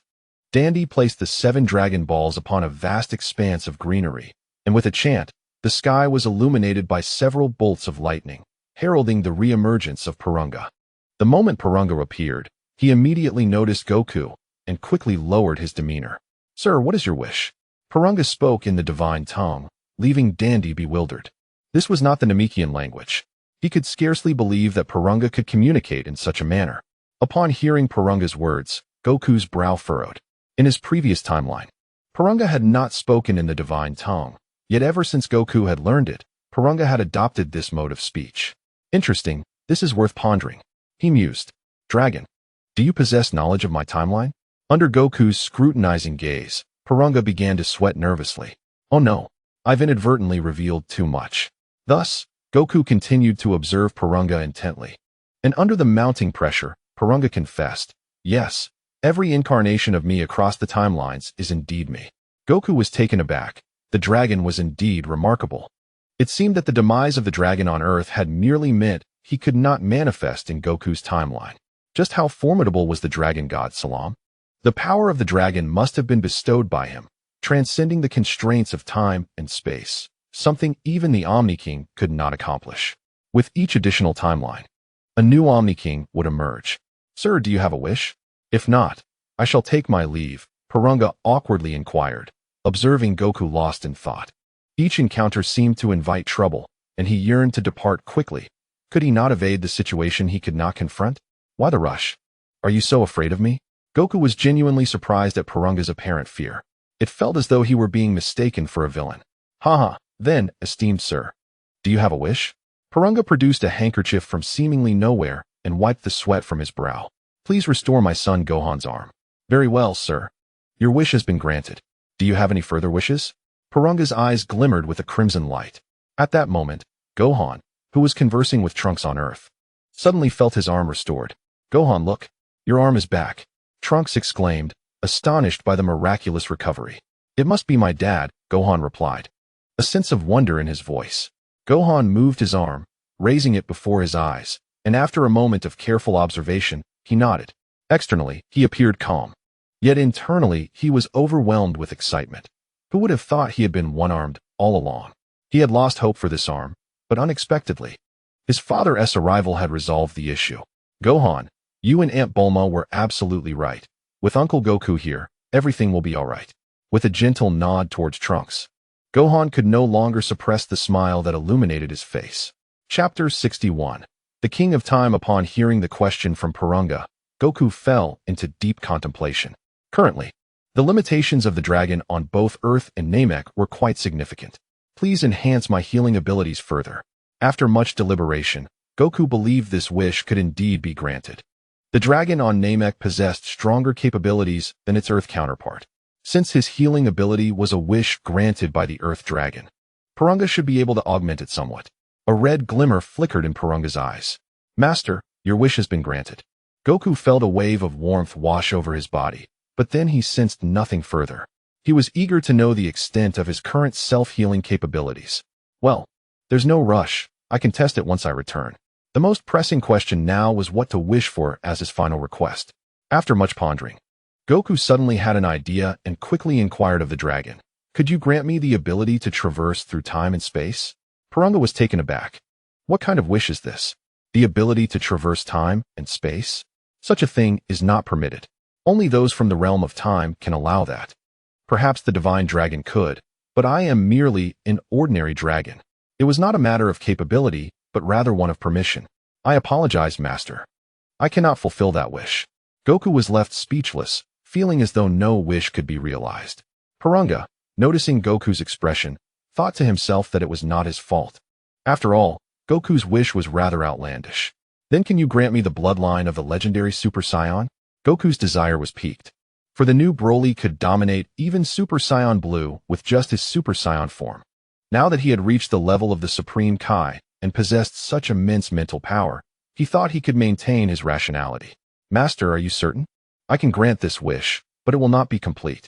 Moreover, if you acquire the bloodline of the legendary Super Saiyan, you will be unable to ascend to the divine dimension, as that bloodline conflicts with the divine dimension and the essence of divinity. This was the first time Goku had encountered such a situation. The notion of relinquishing the divine dimension and its essence was unacceptable, especially since this bloodline was merely a youthful version, rendering it even less necessary. Forget it, just enhance my potential. Unsure of what wish to make, Goku decided to request the development of his potential to elevate his strength.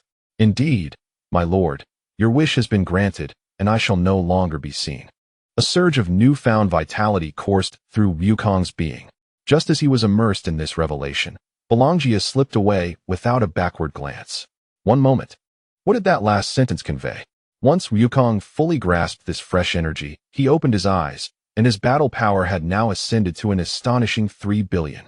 Thus, farewell, Dandy. Wukong placed his hand upon his forehead and bid Dandy goodbye. Indeed, farewell, Mr. Wukong. Please convey my regards to Gohan. I shall. With that, Wukong's figure vanished from Dandy's sight. Wukong instantaneously transported himself to Earth. Rather than seeking out Gohan and Trunks first, he made his way to the remnants of the temple. He resolved to locate the position of the hyperbolic time chamber. Upon arriving at the temple's ruins, he found the area strewn with shattered walls. The entire structure had been cleaved in two, suspended in midair.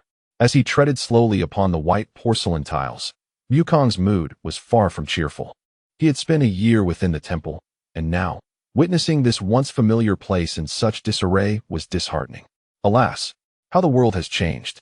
Wukong soon reached the entrance to the hyperbolic time chamber. As expected, the entrance had vanished, leaving him with no choice but to force it open. With his hair standing on end, he unleashed a golden aura that enveloped his entire being, instantaneously transforming him into a Super Saiyan 2. Wukong directed his energy towards the entrance. Boom. In an instant, a passage large enough for entry appeared. Wukong skillfully controlled his energy, merely opening the entrance without causing further destruction.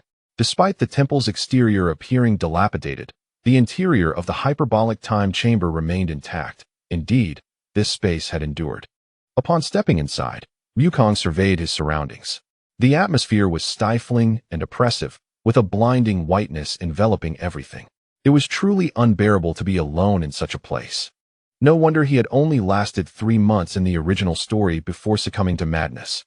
Son Wukong. At that moment, a feminine voice called out to him. Wukong quickly turned towards the source, his brow furrowed, realizing he could not sense the energy of its owner. This appearance? A little girl? Is this not the Supreme Kai of Time? What brings her here? Wukong was bewildered. The Supreme Kai of Time had not appeared in the original canon, leaving him uncertain of her existence. However, he was now convinced that the reason he had not sensed her presence earlier was due to the divine aura being imperceptible to mortals. Perhaps if he transformed into a Super Saiyan god, he might perceive it. Who are you? Wukong feigned ignorance and inquired of the Supreme Kai of Time. Wukong, greetings. I am Kranoa, the Supreme Kai of Time, and I have come to find you. Find me? Wukong was puzzled as to why such a prestigious figure as the Supreme Kai of Time would seek him out. Indeed, since the last appearance of Tawa in your realm, I have taken notice of you. The words of the Time King of the Gods struck a chord with Goku. Could it be that Tawa was the architect of Frisia's transformation? Certainly, the aura emanating from him bore a striking resemblance to that of a character from a video game. It must have been her doing. Are you referring to Frisia's transformation?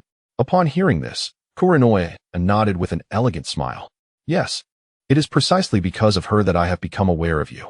You are unlike any other Goku from alternate timelines, yet you are undeniably the same person. This piques my curiosity, and I wish to extend an invitation for you to join the Time Patrol. Kuranoya's revelation took Goku by surprise. He had not anticipated being invited to the Time Patrol by the Time King of the Gods. However, Goku shook his head in refusal. One must consider the formidable foes they would face. Was he, a mere fledgling who had just grasped the Super Saiyan God form, truly equipped to contend with such adversaries? His priority was to safeguard his own timeline and those connected to him. Do not be hasty in your rejection, Kuranoya urged, producing a sphere of energy that floated toward Goku. In a bid for caution, Goku transformed into a Super Saiyan God, shielding himself from the energy's approach. What is this? Goku's expression darkened, as anyone would be unsettled by an unknown energy attempting to enter their body. Fear not. This is the essence of time and space, granting you the abilities of the temporal realm. What do you think? Is this gift not splendid? Do not rush to decline. Consider it a personal favor owed to me. In the future, should I encounter an insurmountable challenge, I may call upon you for assistance. Kuranoya beamed at Goku. She felt a twinge of regret, recognizing the rarity of such an artifact. Nevertheless, the prospect of allying with this unique Goku seemed worth the sacrifice. Essence of time and space. Are you suggesting that I will be able to traverse through time? Yes, but also no, it will depend on your ability to comprehend it. This is merely the essence. A guide to initiate your understanding and accelerate your learning process. Kuranoya elaborated, responding to Goku's inquiry. Not everyone possesses the capability to grasp the power of time. Even with the assistance of the essence, the odds are merely improved. Yet, she had faith that this Goku would succeed. Well then, thank you. Esteemed Time King of the Gods, I owe you a debt of gratitude. Goku recognized that possessing the power of time was indeed formidable. Just look at Hit's time skip technique, which exemplifies the initial manifestation of such power, an essential asset for surpassing challenges. A mere debt of gratitude seemed a worthy trade-off. Goku carefully stored the temporal energy in his inventory. While he did not believe the Time King of the Gods was deceiving him, it was prudent to exercise caution with external energy. He would wait until he could ensure its complete safety before absorbing it. Upon hearing Wukong's words, Kuranoya's face brightened with delight. Having already owed him a favor, how far could the journey to the car be? Such matters must be approached step by step, without haste. By the way, do you remember the mention of Tova earlier? Kuranoya resolved to divulge some intelligence to Wukong. Of course, I remember. What about it? Wukong inquired, stroking his chin and casting a puzzled glance at Kuranoya. Don't tell me Tova is planning to stir up trouble in my timeline? That would certainly be a source of concern. She appeared without a trace, preferring to engage in covert mischief behind the scenes. Such individuals were the most detestable, especially when one felt utterly powerless against them. All he could do was patiently await her schemes. Well, you did fail to capture her previously, but it is certain that she has set her sights on your timeline, Kuranoya continued, reflecting on her own ominous foresight. Wukong felt a wave of frustration wash over him. He wished to slap himself for his accurate predictions. How formidable is Tova, then? Wukong's curiosity piqued. If she was not stronger than him, that would be manageable. But if she surpassed him, her ordinary form is slightly weaker than yours, but she possesses a demon god form, which remains a mystery, Kuranoya mused, examining Wukong thoughtfully. After all, this is not an official canon. It is derived from games and promotional anime. To ensure my narrative aligns more logically, I shall make some alterations, as is customary in fan works. Upon hearing this, Wukong felt a surge of anxiety. The thought that her ordinary form was only marginally weaker than his, along with the existence of a demon god form, was unsettling. Yet, he found himself questioning how Kuranoya was aware of his strength. Rest assured, she will not confront you directly. At least we are here to support you. And should she formally appear in your timeline, you can seek assistance from the god of destruction in your realm. No matter how powerful she may be, she cannot surpass a god of destruction, Kuranoya reassured him, adopting a calm demeanor. However, Wukong's lips twitched in irritation. The god of destruction in their timeline? He is always asleep. Strong as he may be, he is utterly uninvolved. If he were more active, would our universe still be ranked second to last? How do you know my strength? Wukong inquired, setting aside thoughts of Beerus for the moment and voicing his curiosity. Upon hearing his question, Kuranoya's pride swelled, and her tone became more animated. Of course, it was during your battle with the version of yourself from this timeline. Your red-haired form had already attained the realm of divine power, along with the aura of a deity. If I had not helped you conceal it, do you think the angel of this timeline would have remained oblivious? Would they not have realized you are not from this world? Crossing timelines indiscriminately is a grave offense, even if one travels from the past to the future. It seemed that he had incurred yet another debt of gratitude. Yet he had also gained a valuable piece of information regarding Whis' awareness of his presence. Wukong began to formulate a plan for his return to his own timeline.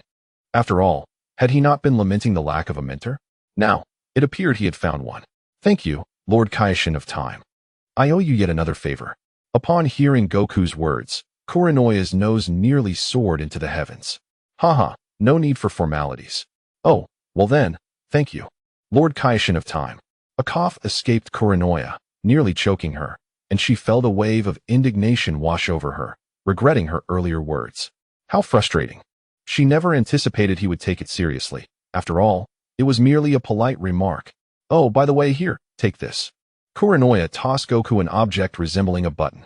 He quickly grabbed it, examining it for a while, yet found nothing remarkable. What is this?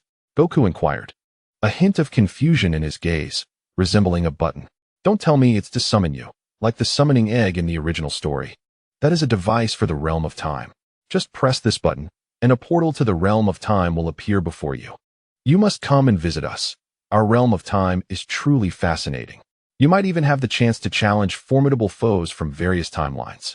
As she spoke, Kuranoya couldn't help but entice Goku, knowing that powerful opponents were a great allure for someone like him.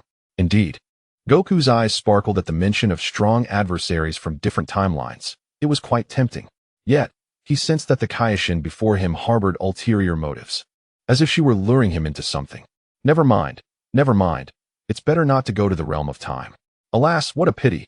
Thank you, Lord Kaioshin of Time. I will certainly visit if the opportunity arises. Goku mused internally while outwardly expressing something entirely different. Yes, you must come. You said so yourself. Could Kuranoya not discern Goku's thoughts? Both shared an unspoken understanding. Absolutely, next time for sure. After some more playful banter, Kuranoya bid farewell to Goku. Goku, I must take my leave now. Farewell. As she spoke, a shimmering portal of time appeared behind her, and she began to float toward it slowly. Well then, goodbye, Lord Kaioshin of Time. Goku called out as he watched Kuranoya drift into the portal. Once she departed, he exited the hyperbolic time chamber and arrived at the crumbling temple. For such an extended period, he had maintained the entrance with his energy. It was time to find Gohan and Trunks, to complete their training so he could confidently entrust this timeline to them. Goku placed his fingers on his forehead, searching for Gohan's and Trunks' energy. And with a swift instant transmission, he left the temple. The temple remained as dilapidated as ever. The beauty of yesteryears had long vanished. It seemed as though nothing had changed, except for the addition of a glowing portal connecting to the hyperbolic time chamber. Chapter 63. A father showing off before his son dad. As Gohan gazed at the suddenly appearing Goku, a surge of excitement coursed through him. So, how are you adjusting now? Goku instantaneously materialized beside him, his attention swiftly drawn to Gohan's arm. He could naturally sense the joy emanating from Gohan following the arm's restoration. Haha, I'm still getting used to it. After all, it's been quite some time with just one arm, so adapting is somewhat challenging. Gohan, noticing Goku's gaze, moved his newly formed arm with a smile. At least there's no serious issue. I'm off to meet Dondi now. Dondi? The Namekian Dondi? How is he faring? Gohan inquired, a spark of excitement igniting within him, as they shared a bond that transcended mere friendship, though years had passed since they last met. Well, his standing among the Namekians should be quite high now, so there's no need for concern. He asked me to send his regards. Thank you, Dad. Gohan nodded, feeling genuinely happy for Dondi. All right, follow me, Goku declared, and without delay, he teleported them to the dilapidated temple. It was Trunks' first encounter with the temple, and as he surveyed the surrounding ruins, he turned to Goku with a puzzled expression. Uncle Goku, where are we? Upon hearing Trunks' question, Goku glanced at Gohan, a look of confusion crossing his face, as if to ask whether he had brought Trunks here before. Gohan understood the unspoken question and quickly clarified, "No, I haven't brought him here before. I came alone once and witnessed the temple in ruins. I only mentioned it to him then, and at that time. He couldn't even transform into a Super Saiyan, so it was too dangerous to bring him along. Indeed, it was rather perilous without being able to transform. Even now, it's somewhat risky if I weren't here with you," Goku remarked, noting Trunks' battle power of just 6 million, which validated Gohan's statement. Trunks, feeling somewhat embarrassed, lowered his head and scratched his golden hair. In comparison to Gohan and Uncle Goku, he felt woefully inadequate. "Enough of that. Lift your head. We're going to the hyperbolic time chamber. There, 1 day outside equals a year inside, and that is where we shall train." Goku levitated slowly towards the chamber, with Gohan and Trunks trailing behind. The trio arrived at the entrance of the hyperbolic time chamber, which still stood intact, sustained by the remnants of Goku's energy. "Dad, is that your energy?" Gohan marveled at the aura surrounding the entrance, feeling overwhelmed by the sheer might that rendered any notion of resistance futile. Just how powerful had his father become? "Yes, impressive, I assent it. To put it in terms of battle power you're familiar with, my base power has reached 30 billion. Goku smiled at Gohan, relishing the opportunity to impress his son as a proud father. 30 billion. Do we reach 30 billion when we both transform into Super Saiyans? Gohan recalled Trunks mentioning that his father's base power had surpassed even his own when transformed into a Super Saiyan. "No, your power stands at 800 million, while Trunks is merely at 300 million. Goku couldn't help but feel that their combat abilities were exceedingly low. However, it was understandable given that their future selves had not undergone proper training. In the future, Gohan had only received a year of formal training, after which he spent his days battling androids. As for Trunks, with a half-hearted Gohan as his mentor, how strong could he possibly become? In the original narrative, he trained for 2 years in the hyperbolic time chamber with Vegeta, achieving a Super Saiyan combat power of at least 2 to 3 billion. In essence, their lack of rigorous training left them oblivious to how they should improve. However, now that I have arrived, everything will change. "What? So low?" Trunks exclaimed, feeling a wave of disappointment wash over him. "Haha, do not fret. After a year of training here, I assure you that your combat power will exceed 20 billion once you transform into Super Saiyan. Now, let us proceed." Goku reassured him before stepping into the hyperbolic time chamber. "Dad, wait for us," Gohan urged as he hastily pulled the still disheartened Trunks into the chamber. Upon entering, both Gohan and Trunks were immediately struck by an overwhelming discomfort, feeling the oppressive heat and struggling to breathe. Goku quickly noticed their reactions and explained with a smile, "Are you feeling uncomfortable? Struggling to breathe? The air here is only 1/14 of what it is outside, and the gravity is 10 times greater." He clarified, "Indeed, it is 10 times. The Japanese version explicitly states this. Any translations indicating 4 times are due to errors, while some correctly note it as 10 times. Gohan and Trunks nodded in unison, realizing that it was indeed quite unbearable, yet such an environment seemed perfectly suited for intense training. Goku stepped forward, facing them. "Your mastery of the Super Saiyan form is far too rudimentary." "Gohan, you?" "Me?" Gohan responded, puzzled. "Yes, at present. You can only be considered a Super Saiyan at the 2nd stage, and you?" Goku turned to Trunks, who was startled by the sudden attention. "You are merely at the 1st stage of Super Saiyan." At this point, Goku began to weave a sense of mystery. "Do you know where the ultimate destination of a Super Saiyan lies?" He gazed at Gohan and Trunks, both of whom shook their heads in confusion. They had no clue what the pinnacle of Super Saiyan entailed. They assumed it was simply being a Super Saiyan. Super Saiyan is merely the beginning. Beyond it, there exists a form that transcends Super Saiyan, which I refer to as Super Saiyan 2. Above Super Saiyan 2 lies Super Saiyan 3. And there are even Super Saiyan 4 and the Divine Super Saiyan. Goku refrained from mentioning the Ultra Instinct and other advanced forms, as they were still far beyond their grasp, even for himself. At this moment, Gohan and Trunks were utterly bewildered, rendered speechless by the astonishing revelation they had just encountered, something they had never heard of before. In the realm of Super Saiyan transformations, there exists a form known as Super Saiyan Full Power, which significantly diminishes the consumption of energy and stamina, allowing for a temporary enhancement of strength through increased expenditure of these resources. Upon speaking, Goku transformed into Super Saiyan full power, much to the astonishment of Gohan and Trunks, as not a trace of golden aura erupted from his body. Then, he exclaimed, "This is Super Saiyan 2. Accompanied by a light roar, Goku's golden hair stood more erect, with only 3 strands remaining at his forehead. Even in his Super Saiyan 2 form, he emitted not a single flicker of aura. At this point, he had mastered Super Saiyan 2 entirely. It bore some resemblance to Super Saiyan full power, albeit with a slightly higher consumption of energy. Observing the admiration in Gohan's eyes filled Goku's heart with pride. If it were anyone else, he might not have felt such elation. What father would not take joy in the adoration of his son? Goku refrained from transforming into Super Saiyan 3 or Super Saiyan God, for these were too distant for them at present. One must be pragmatic and progress step by step. In this year, I aim to have you master Super Saiyan full power. Goku believed that mastering this form within a year would not be arduous for them, considering they were hybrid Saiyans with exceptional innate talent. Particularly Gohan, who, while perhaps not as gifted as his counterpart from another timeline, was undoubtedly the most talented in this realm.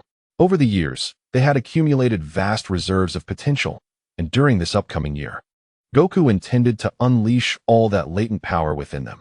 Chapter 64. 1 year later, Super Saiyan 4. 1 year? Can we truly achieve this? Gohan and Trunks exchanged glances, ultimately choosing to place their faith in Goku. He exuded an aura of strength and confidence, a figure worthy of trust and reliance. Since Goku believed in them, they resolved to exert themselves tenfold, determined not to disappoint him. They nodded in mutual understanding, attuned to the meaning in each other's gaze. The first step was to enhance their foundational combat power. Without sufficient base strength, they could not hope to master Super Saiyan full power. In truth, improving their basic capabilities could progress swiftly in such an environment, as training under tenfold gravity was inherently more effective than training under standard conditions. Moreover, the fastest way for Saiyans to augment their strength was through combat. With Goku continuously sparring alongside them, their power would rise rapidly. Thus, an entire year passed within the time chamber, while only a single day elapsed outside. Throughout that year, Gohan and Trunks endured grueling training, practicing relentlessly with Goku every day. It is essential to understand that Goku's usual state boasts a staggering battle power in the billions. The result of their training sessions often leaves him battered and bruised, even when accompanied by another. However, there is no cause for concern. Goku possesses an abundance of senzu beans. Whenever hunger strikes, he indulges in these miraculous beans. And when injuries occur, he consumes them as well. With tens of thousands at his disposal, he has only utilized a few hundred over the course of the year. Primarily, he has realized that these senzu beans are becoming less effective for him. With his innate regenerative capabilities and exceptional stamina, he rarely finds himself in a state that requires their use. As for others, he has previously distributed a considerable quantity of senzu beans. Yet this represents only a mere fraction of his total supply. Furthermore, at his current dimensional level, he has acquired a skill akin to a healing technique, allowing him to expend his own energy to restore others. Under Goku's attentive and meticulous training, both he and his companions have experienced remarkable growth in their combat abilities over the year. Gohan's foundational battle power has surged to 200 million, and he has fully mastered the Super Saiyan transformation at peak capacity, with the second transformation not far off. Perhaps a mere brush with death could catalyze this transformation? On the other hand, Trunks has also harnessed full power, yet his base battle power stands at 100 million, which is still commendable. Their prowess, in comparison to the current androids, represents a significant advantage, capable of easily contending with the fully formed Cell.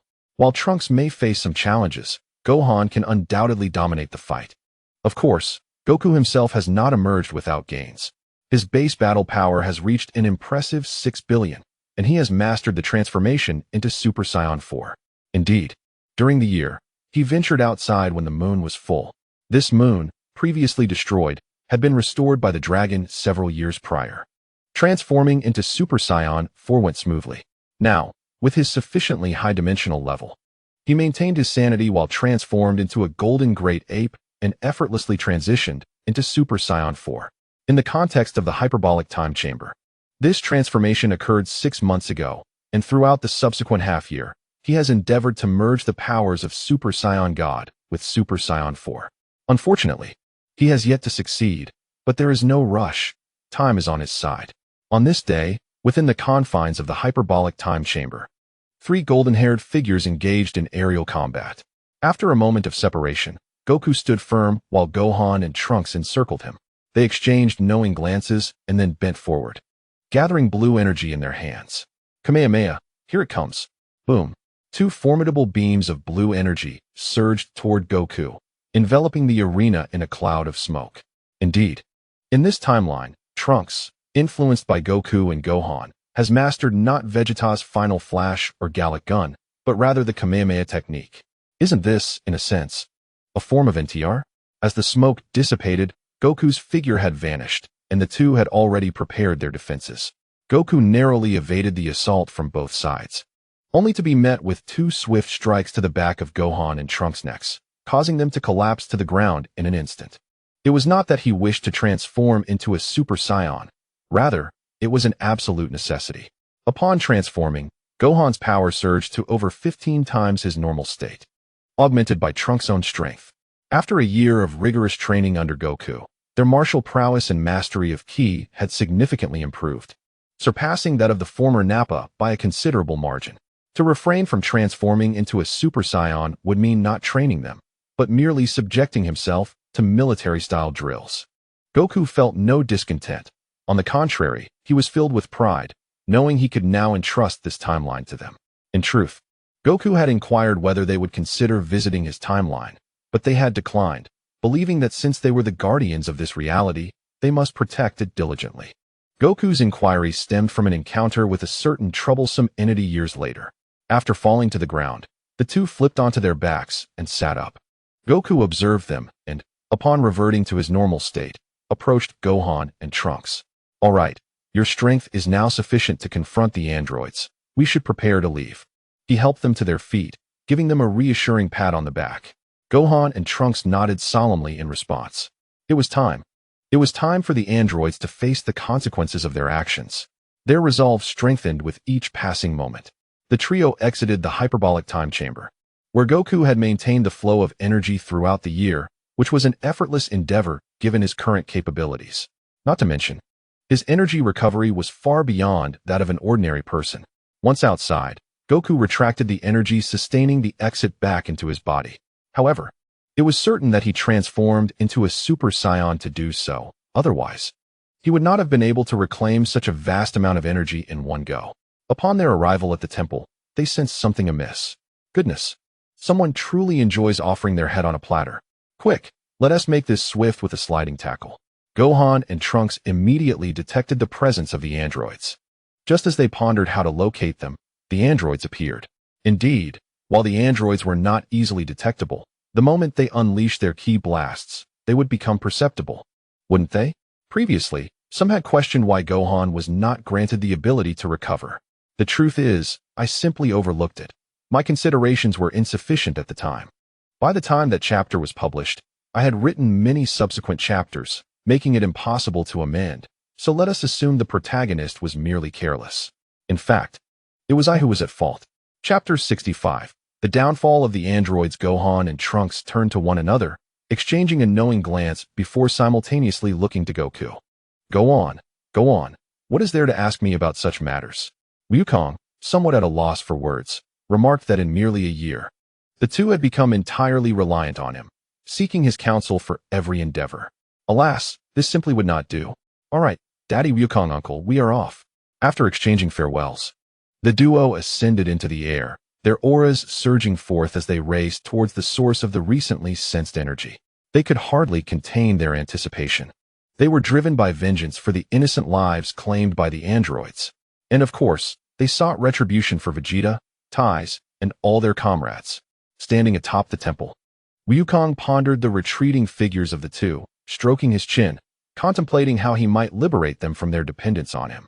Nearby, the android number 18, having just obliterated a survivor's base, lifted her gaze towards the distant heavens.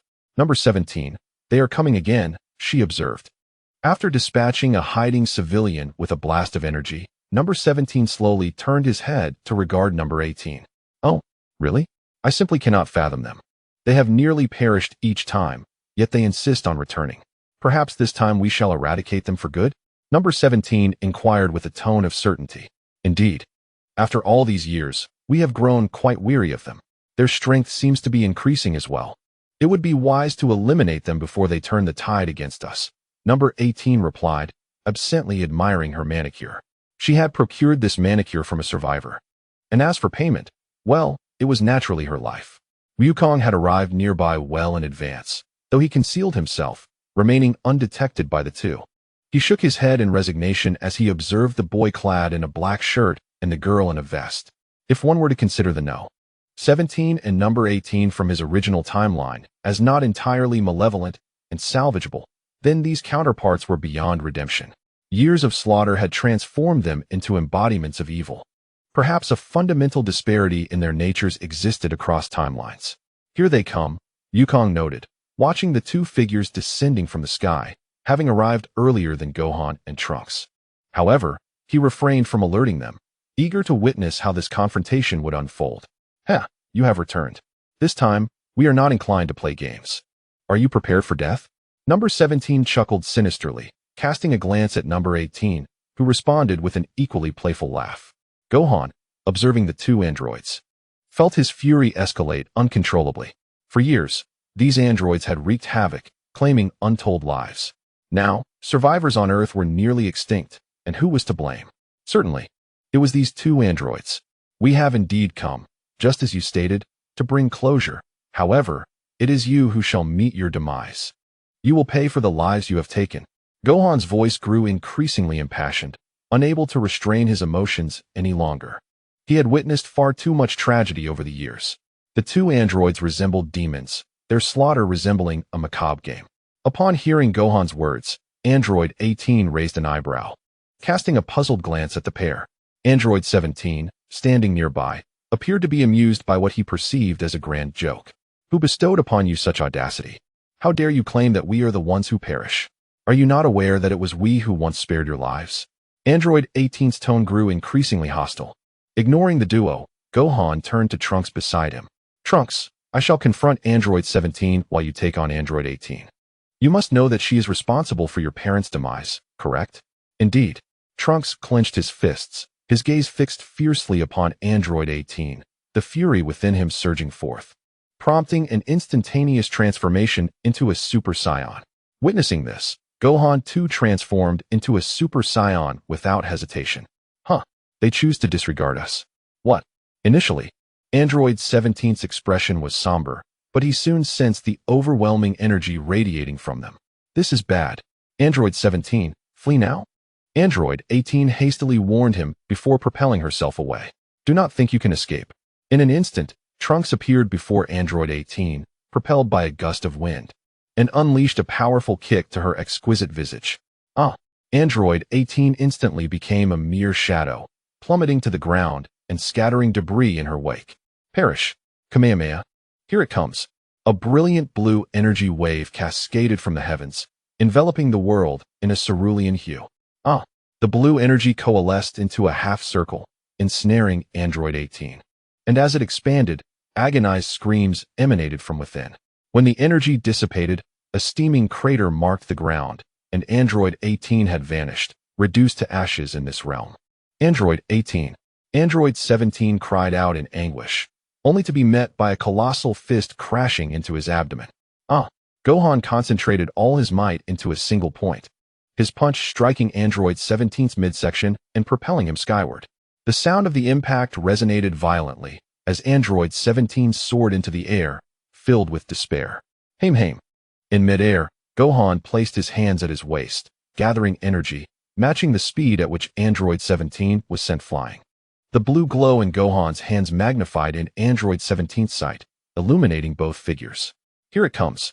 A streak of blue energy, trailing a fiery tail, cut through the sky. The tremendous recoil forced Gohan back several meters. As time passed, Gohan withdrew the energy from his hands, exhaling as he watched Android 17 disappear from view. It is over. It has finally come to an end. All wickedness has vanished. Gohan reverted from his Super Saiyan form and gently descended to the ground. At that moment, Trunks also flew over. Brother Gohan, let us seek out Uncle Goku and share this splendid news with him. Trunks, unable to contain his excitement, exclaimed, "At last. I have avenged my parents." "Indeed. Let us be off," Gohan replied with a nod, clearly in agreement with Trunks. At that moment, Goku's voice resonated in their ears. "No need. I witnessed everything that transpired just now, and you both performed admirably." Goku suddenly materialized before them, startling the two with a jolt. He felt a sense of satisfaction, believing that such villains must be eradicated without a trace. Father, when did you arrive? You startled us," Gohan remarked, astonished by his father's sudden appearance, wondering when he had manifested. The North Kai gave a hearty thumbs up, affirming that the young man had spoken the truth. Trunks nodded vigorously, like a chick pecking at grains. "Haha, I arrived even before you. Speaking of which, I should be on my way soon. You have dealt with the androids. And now this timeline rests in your capable hands. Come, let us first seek out Bulma." Goku placed his hands on their shoulders and vanished in an instant. Nowadays, with his refined instant transmission, he no longer needed to rest his hands on his brow. However, there remains a certain sentimentality attached to it. Chapter 66. Amusing events before the return. At this moment, Bulma in the laboratory had completed all necessary preparations. She removed her slightly worn white shirt and, feeling fatigued, leaned back against the sofa. "Phew, finally finished. The energy is sufficient for a round trip, and Goku can return to his timeline now," she remarked, pressing her temples with both hands, her eyes gently shut, her weariness evident. Deep down, she longed to accompany Goku to his timeline. She wished to glimpse the version of herself that existed there. She felt a pang of envy for that alternate self. Yet that very envy deterred her from pursuing the thought. It is often said that only one truly knows oneself. She understood well that if she followed Goku to that timeline, how would her counterpart perceive her? She was unafraid of any other woman, but she feared herself, pondering that perhaps her counterpart felt the same way. Lost in thought, Bulma succumbed to slumber due to her exhaustion. After Bulma had fallen asleep, the three of them instantaneously transported to a nearby location. "Shoo, let us speak quietly outside. Bulma is far too fatigued and deserves her rest," Goku suggested softly. Gently, he lifted Bulma and walked slowly to the adjacent bed, tenderly placing her down and covering her with a blanket. "Sleep well, Bulma. You have worked too hard." Goku, Gohan, and Trunks stepped out of the room and into the spacious hall. "Father, must we truly depart?" Gohan asked, a hint of reluctance in his voice, aware that it might be a long time until they would meet again. "Indeed, Uncle Goku. Could you not stay a few more days?" Trunks nodded eagerly in agreement with Gohan, not wishing for Uncle Goku to depart. With Uncle Goku around, there was an undeniable sense of security, as if all worries could be cast aside. Goku turned his head to scrutinize the two, a gentle smile gracing his features. "Every gathering must eventually come to an end. After all, I do not belong to this timeline. In that other timeline, your mother is still waiting for me. And you, Trunks, I must return to witness your birth."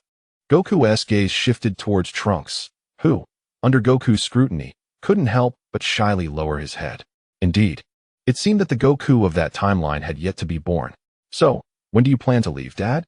"Mom seems to have completed the energy recharge for the time machine," Gohan inquired, a hint of regret in his tone, though he too understood Goku's perspective. "There's no rush. We can wait until your mother awakens to bid her farewell." Unlike some individuals, Goku remarked, his words directed at his counterpart in this timeline, for he held no fondness for that version of himself. It was somewhat peculiar that the Goku of this timeline hadn't conveyed the reasons behind this sentiment, especially since he had not endured the curse himself. This led to Goku's disdain for his alternate self. However, Gohan and Trunks were oblivious to the identity of this person, leaving them puzzled as they gazed at Goku. "Dad, who is that person?" Gohan asked, prompting a slight twitch at the corner of Goku's mouth. After all, it was his future self. A bit of self-criticism was acceptable, but it was best that his son remain unaware. If Gohan were to learn of it, any criticism directed at that version would essentially be directed at himself. Ahem, that's something you need not concern yourself with. You do not know this individual. Goku hastily diverted the topic. "Let us discuss what you both plan to do after I leave." Gohan and Trunks exchanged uncertain glances at Goku's question. To be honest, they were somewhat at a loss. After a year of reliance on Goku, the sudden need to make decisions left them disoriented. Observing their reaction, Goku chuckled helplessly. Once I depart, this world will rely solely on you two. You cannot be overly dependent on me. Goku's statement filled Gohan and Trunks with a sense of shame. After I leave, continue your training. This timeline will face even greater challenges ahead. Everything depends on you. Goku referred to the formidable challenges posed by Majin Buu and the subsequent emergence of Zamasu. Of course, he would not neglect Zamasu. He would ensure that Zamasu truly comprehended the meaning of mortal strength. Nevertheless, he pondered whether he would be able to reach the divine dimension by that time. Indeed, one could argue that he could no longer be considered merely mortal, having attained the level of the Grand Kai. We shall undoubtedly strive to cultivate our powers, aspiring to attain the forms of Super Saiyan 2 and Super Saiyan 3, and even that of the god of Super Saiyan, as you, Father, have described. Gohan and Trunks nodded in unison. For having endured the ravages of the androids, they understood the paramount importance of strength. Goku had also mentioned that greater challenges lay ahead, and they believed in his words. Thus, they vowed to continue their training to safeguard this timeline, to possess the strength necessary for its protection.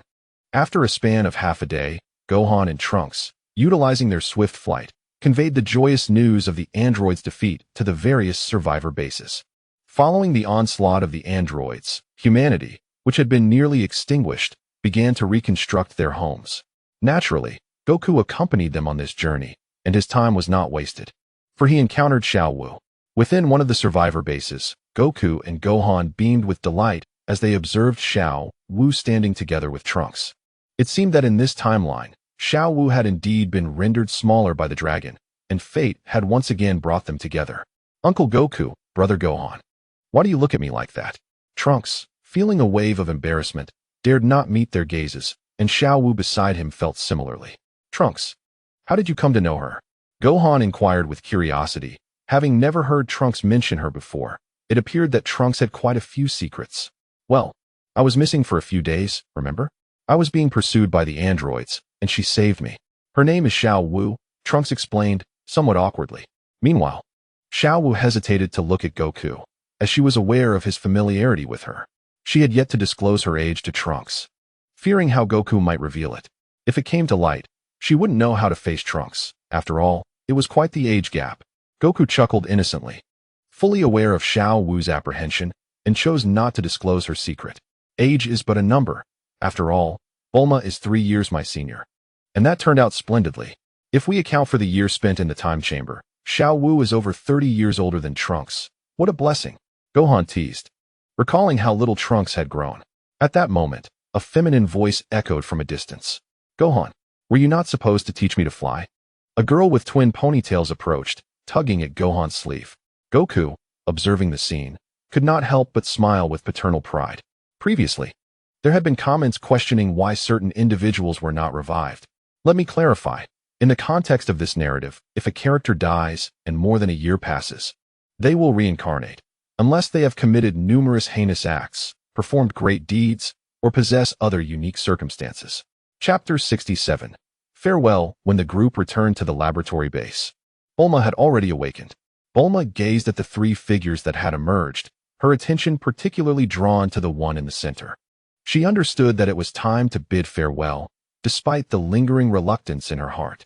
Goku, it seems you must depart, she said, her light blue eyes fixed upon him, brimming with an overwhelming sense of sorrow.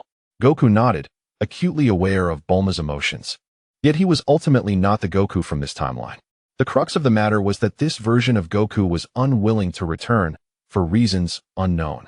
Yes, it is time, he affirmed. All right, follow me. The time machine is fully charged. Without a backward glance, Bulma led Goku away, and Gohan and Trunks, recognizing the gravity of the moment, chose not to follow. They traversed the fractured corridor until they arrived at the location where Trunks had previously parked the time machine. Standing before the towering contraption, both remained enveloped in silence. Goku, before you leave, I have something for you, Bulma said, producing a universal capsule and handing it to him. Goku accepted it, examining it curiously in his palm. Before he could voice his questions, Bulma began to explain. This is a gift from my past self. You must deliver it to her. I am certain she will cherish it. With her hands clasped behind her back, she leaned slightly toward Goku as she spoke. Seeing her demeanor, Goku couldn't help but shake his head gently. Despite having reached the age of 50, her movements exuded the vitality of youth, dispelling the fatigue she had displayed days prior. Goku reminisced about the first time he had met Bulma in his youth. At that moment, she had embodied the same vivacity as she did now. Perhaps Bulma's essence had never truly changed. She had merely suppressed it in the past. After all, the Bulma from his own timeline retained a remarkably similar disposition. All right, Goku declared, placing the capsule into his storage space and nodding earnestly. Let us go? My past self is eagerly awaiting your return. Bulma exhaled deeply, her gaze on the time machine as her pupils expanded in contemplation. Goku, perhaps I should teach them that thing, he mused silently. Bulma, let me summon Gohan and the others. I wish to present you all with parting gifts. As Bulma heard Goku's words, she turned her head slowly, her expression one of endearing surprise, unable to fathom what Goku could possibly offer them. Very well. Trunks, how do you intend to prepare for her? Gohan inquired, casting a knowing glance at Trunks, whose face flushed crimson under the scrutiny. He quickly retorted, fully aware of Gohan's insinuation regarding his relationship with Mai. Gohan, you shouldn't criticize me.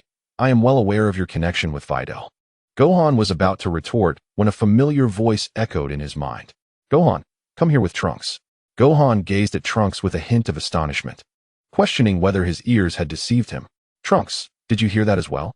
Trunks nodded in affirmation, having indeed heard the voice. Yes, Uncle Goku is calling us to join him over there. With Trunks' confirmation, Gohan felt reassured that he was not merely imagining things. He couldn't help but marvel at the myriad of remarkable abilities possessed by his father. Very well, let us proceed.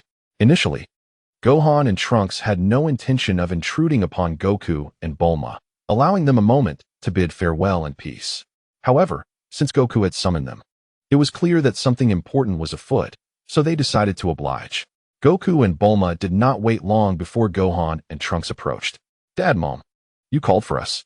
Gohan greeted them first, his eyes filled with curiosity as he looked at Goku. He had initially wished to grant them some privacy, only to find that his thoughts were misplaced. Before you depart, I have a gift for you. A gift? Goku nodded gently, his warm smile reflecting the surprise on Gohan and Trunks' faces. What is this? Gohan suddenly felt a new training method materialize in his mind. He glanced at Bulma and Trunks, only to find them equally astonished. Together, the three turned their attention back to Goku. Goku, noticing their bewildered expressions, was eager to share the significance of the divine training method he was bestowing upon them. Indeed, Goku had offered them a training technique that would elevate their dimensional level, a boon in every conceivable aspect. He believed this to be the most splendid gift for them. This is truly a remarkable treasure, capable of enhancing your dimensional level. While Bulma had previously heard Goku mention dimensional levels, Gohan and Trunks were left puzzled by this novel term. What is this? Dimensional level? Observing their confusion, and recognizing that he had not elaborated on the advantages of higher dimensional levels to Bulma, Goku decided to explain. Dimensional levels are categorized as mortal, celestial, king of hell, king of worlds, grand king of worlds, and ultimately, the highest, the divine dimension. A higher dimensional level significantly enhances one's power, bestows unique abilities, and greatly prolongs lifespan, contributing positively to the maintenance of youth. Goku articulated each word with care, noting the growing brightness in their eyes. Especially Bulma, whose eyes sparkled like pure 24K gold when Goku mentioned the preservation of youth. After all, who could blame her? What woman does not care for her appearance? Despite her genes allowing her to appear as if she were in her 30s, she was indeed approaching 50 and had begun to notice fine lines on her face. Thank you, Goku. Bulma could not help but exclaim. Oh, why would we say thank you to one another? Goku waved his hand dismissively. You must diligently cultivate your skills. Attaining the level of a deity should pose no challenge for you. By the way, should you encounter someone resembling me, exuding a malevolent aura and dressed in black, utilize the time machine to find me immediately. Do you understand? Goku spoke with a grave expression, directing his words towards Gohan and Trunks. He wished to prevent the Bulma of this timeline from facing such a calamity, for she would experience even greater despair. Yes, Dad, we understand, Gohan replied, though he was uncertain of the reason behind Goku's urgency. However, the serious demeanor of his father compelled him to nod earnestly. Goku's heart swelled with gratitude upon hearing Gohan's response. Additionally, I will transmit the coordinates of New Namek to your minds. Should you encounter any troubles requiring a wish, you may visit New Namek. They are likely to oblige. As Goku spoke, the coordinates materialized within Gohan and Trunks' consciousness, prompting them to nod in unison. Well then, this is truly goodbye. Trunks, come with me for a moment. You will be essential for the time machine's return. All right, Uncle Goku. Trunks, startled by Goku's call, quickly regained his composure and followed Goku into the time machine. Farewell, Goku. Goodbye, Dad. Goku waved at the two outside the glass dome, feeling a pang of reluctance as he silently wished them well. Take care. With that, the time machine flickered and vanished from this timeline. Chapter 68. Short-haired Bulma, Goku, and Trunks found themselves back at the very place they had departed. Upon exiting the time machine, Goku turned to Trunks, noticing that he showed no inclination to disembark. Trunks, aren't you coming out? Don't you want to see your father and mother? Hearing Goku's words, Trunks shook his head. He knew that if he saw them, he would surely feel a sense of longing. It was better not to meet them now, although that thought lingered. He managed to suppress it. No, Uncle Goku. Gohan and Aunt Bulma are still waiting for me in that timeline, and I really dislike crying. Goodbye, Uncle Goku. Well, you and Gohan should also impart the divine cultivation methods to Biddy and Xiaowu. After all, we are family. Trunks shyly waved before promptly activating the time machine, which flickered and disappeared once more. Goku watched Trunks depart, shaking his head in resignation. The future of their timeline now rested in their hands. He hoped they would remain true to their purpose and strive forward resolutely. With no further thoughts to occupy him, Goku unleashed a white aura and soared toward West City at astonishing speed. He had no intention of concealing his return, for there was nothing worthy of secrecy. Primarily, given Bulma's character, if I were to suddenly appear and startle her, I would likely face her wrath. I can almost envision the expression on Bulma's face, one that, while seemingly cheerful, conceals a hint of malice. As Goku descended at the entrance of her home, he leisurely walked towards the interior, traversing a lengthy pathway flanked by lush greenery that adorned her expansive residence. Nevertheless, Goku could still sense Bulma awaiting him in front of the house. Upon approaching, he quickly caught sight of her. At that moment, Bulma was clad in a crisp white shirt paired with blue jeans that accentuated her figure splendidly. What astonished Goku the most was Bulma's newly cropped hair, which lent her an air of mature allure at first glance. Truth be told, I find this hairstyle quite appealing, far more so than her previous looks. Hey, Bulma, why did you cut your hair short? Goku inquired, scratching his head in confusion. Bulma rolled her eyes, well aware that her decision to shorten her hair was influenced by him, who had deemed her former hairstyle unattractive and suggested that a short cut would be more flattering. Indeed, she had to admit that the new look suited her well. Humph. Wasn't it you who said that? Don't tell me you've forgotten. With Bulma's prompt, Goku suddenly recalled that he had initially suggested the hairstyle based on his memories. He was surprised that Bulma had taken his words to heart and transformed her look. He genuinely liked this new version of her. Huh, how could I forget? I certainly remember. I didn't expect you to actually go through with it. As he spoke, Goku stepped forward and enveloped Bulma in his embrace. You proposed it, so of course, I had to fulfill it. Prior to this moment, Bulma had never heard Goku comment on her appearance, and his previous suggestion had left her quite exhilarated, yet somewhat apprehensive about whether she had made the right choice in cutting her hair. However, during Goku's absence over the past couple of days, she had resolved to go through with the cut, and to her delight, the outcome was quite satisfactory, indicating that she had underestimated Goku's taste. All right, shall we head inside? Bulma said as she stepped out of Goku's embrace. He nodded and followed her into the house. Upon entering the living room, Goku immediately spotted Goten engrossed in a video game, his brow furrowing slightly. Having experienced the future timeline and seen the future version of Goten, he found himself increasingly discontented with the present Goten. It was clear that he could not allow Goten to remain so lax. It was time to intensify his training regimen. Oblivious to Goku's contemplations about his future, Goten was simply enjoying his game, unaware that his upcoming days might not be as carefree. Goten has reached the age for elementary school. Does he really need to attend? Bulma observed Goku's gaze fixed on Goten and broached the subject of Goten's schooling. She believed that Gohan had already mastered all the content of university, rendering school unnecessary. Goku glanced at Gohan, lost in contemplation. He thought that attending school and making new friends would be beneficial for him, providing a complete childhood experience. Was that not worthwhile? To be honest, his consideration was also influenced by the fact that he felt Gohan was better suited for his future wife than Videl. He feared that if Gohan did not attend school, he might never encounter anyone like Videl. Moreover, this would not hinder Gohan's training.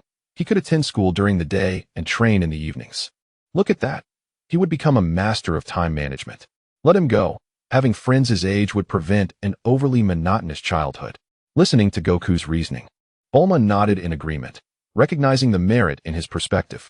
Indeed, meeting more friends would be quite advantageous. Observing Gohan engrossed in his game, Goku began to ponder. What kind of narrative would Gohan embody as he entered the school in his current status? The daily life of a wealthy heir? A Super Saiyan in the classroom? The strong and affluent masquerading as an underdog? The school bell falling for him? Frankly, the possibilities were endless. After all, Gohan was now wealthy, powerful, and handsome. Could he not be the quintessential protagonist in those invincible, affluent school tales? Wealth? His family was among the richest. Strength? Sufficient to transform into a Super Saiyan. Handsomeness? Was Gohan not handsome, having inherited his father's genes? Ahem, perhaps a bit narcissistic. Regardless, let Gohan have the experience. After all, children have their own fortunes to discover. Consider it a reward for training him. Surely Gohan would agree, and if he didn't, he would have to, for after all, Goku was his father. Everything was for Gohan's benefit. With a smile playing on his lips, Goku turned his gaze to Gohan. Gohan, hey Dad, you're back. Is there something up? Gohan, immersed in his game, turned to look at Goku. Goku couldn't help but notice the twitch of a vein on his forehead at this scene. Well, this only solidified his resolve further. Well, in just a few days, school will commence. How about we arrange for you to attend West City Elementary? Goku said, suppressing a grin. Upon hearing this, Gohan was pleasantly surprised. He had longed to go to school, knowing it would enhance their time together. Sure, Dad. Goku, seeing Gohan's joyous expression, felt a mischievous smile creeping onto his face. All right. The more joy you feel now, the greater the trials you will face later. I will train you diligently, my son. The next day, Bulma promptly contacted the mayor of West City. After a casual mention, the mayor immediately reached out to the director of the Education Bureau, who subsequently called the principal of West City Elementary. The entire process took merely a few minutes, and Gohan's enrollment was completed. Indeed, there are times when wealth and power prove to be remarkably advantageous. Chapter 69. Gohan's first encounter with Videl a few days later. Dressed in his school uniform, Gohan stood at the doorstep of his home. Bulma and Goku were bidding him farewell. Typically, for a child's first day at elementary school, parents accompany them. However, one must consider that this is Gohan. He is far more mature than children of his age, prompting Goku and his wife to allow him to venture forth alone. As for any concerns, what a jest. A being with a battle power exceeding 10 million has little to fear from danger. Gohan, once you arrive at school, refrain from showcasing your abilities too much, or troubles may find you. Just act like a regular student, Goku advised, affectionately ruffling Gohan's hair. Over the years, due to certain guidance from him, the people on Earth have come to know of the existence of powerful martial artists. Yet, they rarely appear in the public eye. Should Gohan reveal his extraordinary prowess, it would inevitably attract unwanted attention, and like his father, he is not one to seek out trouble. Understood, Dad. Gohan replied obediently, nodding his head. He is not the type to seek attention, and he knows his father's advice is for his own good. Little did Gohan know what awaited him upon returning home from school every day in the future. However, Bulma was already aware, with only Gohan remaining in blissful ignorance. While she did not oppose Goku's training sessions with Gohan, her gaze often reflected a sense of pity. All right, let us go. Gohan, I've sent the location of the school to the gravity wristband you're wearing. Fly to a secluded area before entering the classroom, she instructed. Okay, goodbye, Mom and Dad. Gohan nodded and, with a burst of white energy, soared towards the school. Upon arriving, Gohan landed in an inconspicuous spot. After surveying his surroundings and confirming the absence of anyone, he was about to make his way to the teaching building when a voice halted him. Hey, little one. Are you lost? Where are your parents? A female teacher on duty noticed Gohan, realizing he was alone, and approached him with concern. She feared that he might have become separated from his family, a scenario not entirely uncommon, though it did not occur every year. Gohan, recognizing the teacher's satire, understood her role and began to explain, partly in jest. No, teacher, I came in by myself. My parents dropped me off at the school gate and left. Upon hearing Gohan's words, the teacher furrowed her brow. How is it that every year there are parents who believe their children are far superior to their peers? Shidu Elementary School is the most renowned primary school in Shidu and the surrounding areas. Those who attend are either wealthy or influential. Thus, such parents are indeed not rare. Oh dear, such misguided parents, she lamented. However, the female teacher noticed that the young child before her appeared to be far more mature than his peers. Little one, what is your name? Which class are you in? Allow me to guide you, she offered. I am Sun Wukong, and I am in class 1A. There's no need to trouble the teacher. I can find my way myself. How can that be? You are still so young. And with so many people around at the start of school, she insisted. Ultimately, the teacher decided to accompany Wukong to his class, as she felt uneasy about letting such a small child navigate on his own. At that moment, a father and daughter approached the school gate. The little girl crossed her arms defiantly, seemingly upset with her father. Biddy, please don't be angry. You are just 7 years old, of course. Your father must accompany you to school. What if someone were to take you away? Satan quickly explained, trying to appease her. His daughter had always been independent, and this was her first day of elementary school. She had even wished to come alone. How could he agree to that? As a result, his daughter was now upset with him. Satan, though not as wealthy or powerful as portrayed in the original text, still possessed considerable strength that afforded him a comfortable lifestyle. He had enrolled his daughter in the most prestigious and selective elementary school in Shidu, even securing a spot in Class A. Biddy pouted adorably, her twin ponytails swaying as she turned her head away with a huff. Throughout their journey, Satan endeavored to win her favor, and he finally managed to cheer her up before they reached the classroom, allowing him to breathe a sigh of relief. At the entrance of the classroom, each student's corresponding seat was neatly affixed. Following the instructions, Satan guided Biddy to her designated spot. Each seat was equipped with 2 stools, one for the student and the other for the parent. By this time, all the students had arrived, and the teacher was addressing some important matters from the podium, including information pertinent to the parents. Biddy glanced at the empty seat beside her. Almost every student in the class had a parent accompanying them, herself included, yet the boy next to her was alone. This piqued her curiosity. Had his parent gone to the restroom, or had he come by himself? Seizing the opportunity while Satan was engrossed in the teacher's lecture, Biddy extended her slender hand and gently poked the boy beside her. Wukong, momentarily distracted from the teacher's words by the unexpected touch, turned to see a little girl looking at him with curiosity. He wondered why she had called his attention. As Biddy met his gaze, she felt a flutter of shyness. They were strangers, yet she had taken the initiative to reach out to him. Hello, my name is Biddy. What is your name? She stammered, finally managing to articulate her inquiry. Seeing Biddy's bashfulness, Wukong responded with confidence. I am Sun Wukong. It's a pleasure to meet you, Biddy. The two engaged in a casual conversation, and it was evident that Gohan's way of handling the situation alleviated the awkwardness for Videl. Consequently, Videl grew bolder and posed a question that had been lingering in her mind. Did you come here alone? Upon hearing Videl's soft voice, Gohan was momentarily taken aback before he nodded in response. Yes, my parents dropped me off at the school gate and then left. He resorted to the excuse he had used to deceive the female teacher. After all, it was one thing to enter the school alone, but arriving at school from home all by oneself seemed rather implausible. He had only recently met Videl, and their relationship had not yet reached the level of complete honesty. What? Your parents truly allowed you to enter the campus alone? Videl expressed a mix of envy and admiration. After all, she was merely a 7-year-old child, and the thought of being alone in an unfamiliar place was somewhat frightening. Hence, Satan understood her well, resolutely accompanying Videl to school. Their conversation naturally caught Satan's attention, who turned his gaze toward the young boy beside his daughter. He was taken aback, realizing that this boy's parents had indeed not accompanied him.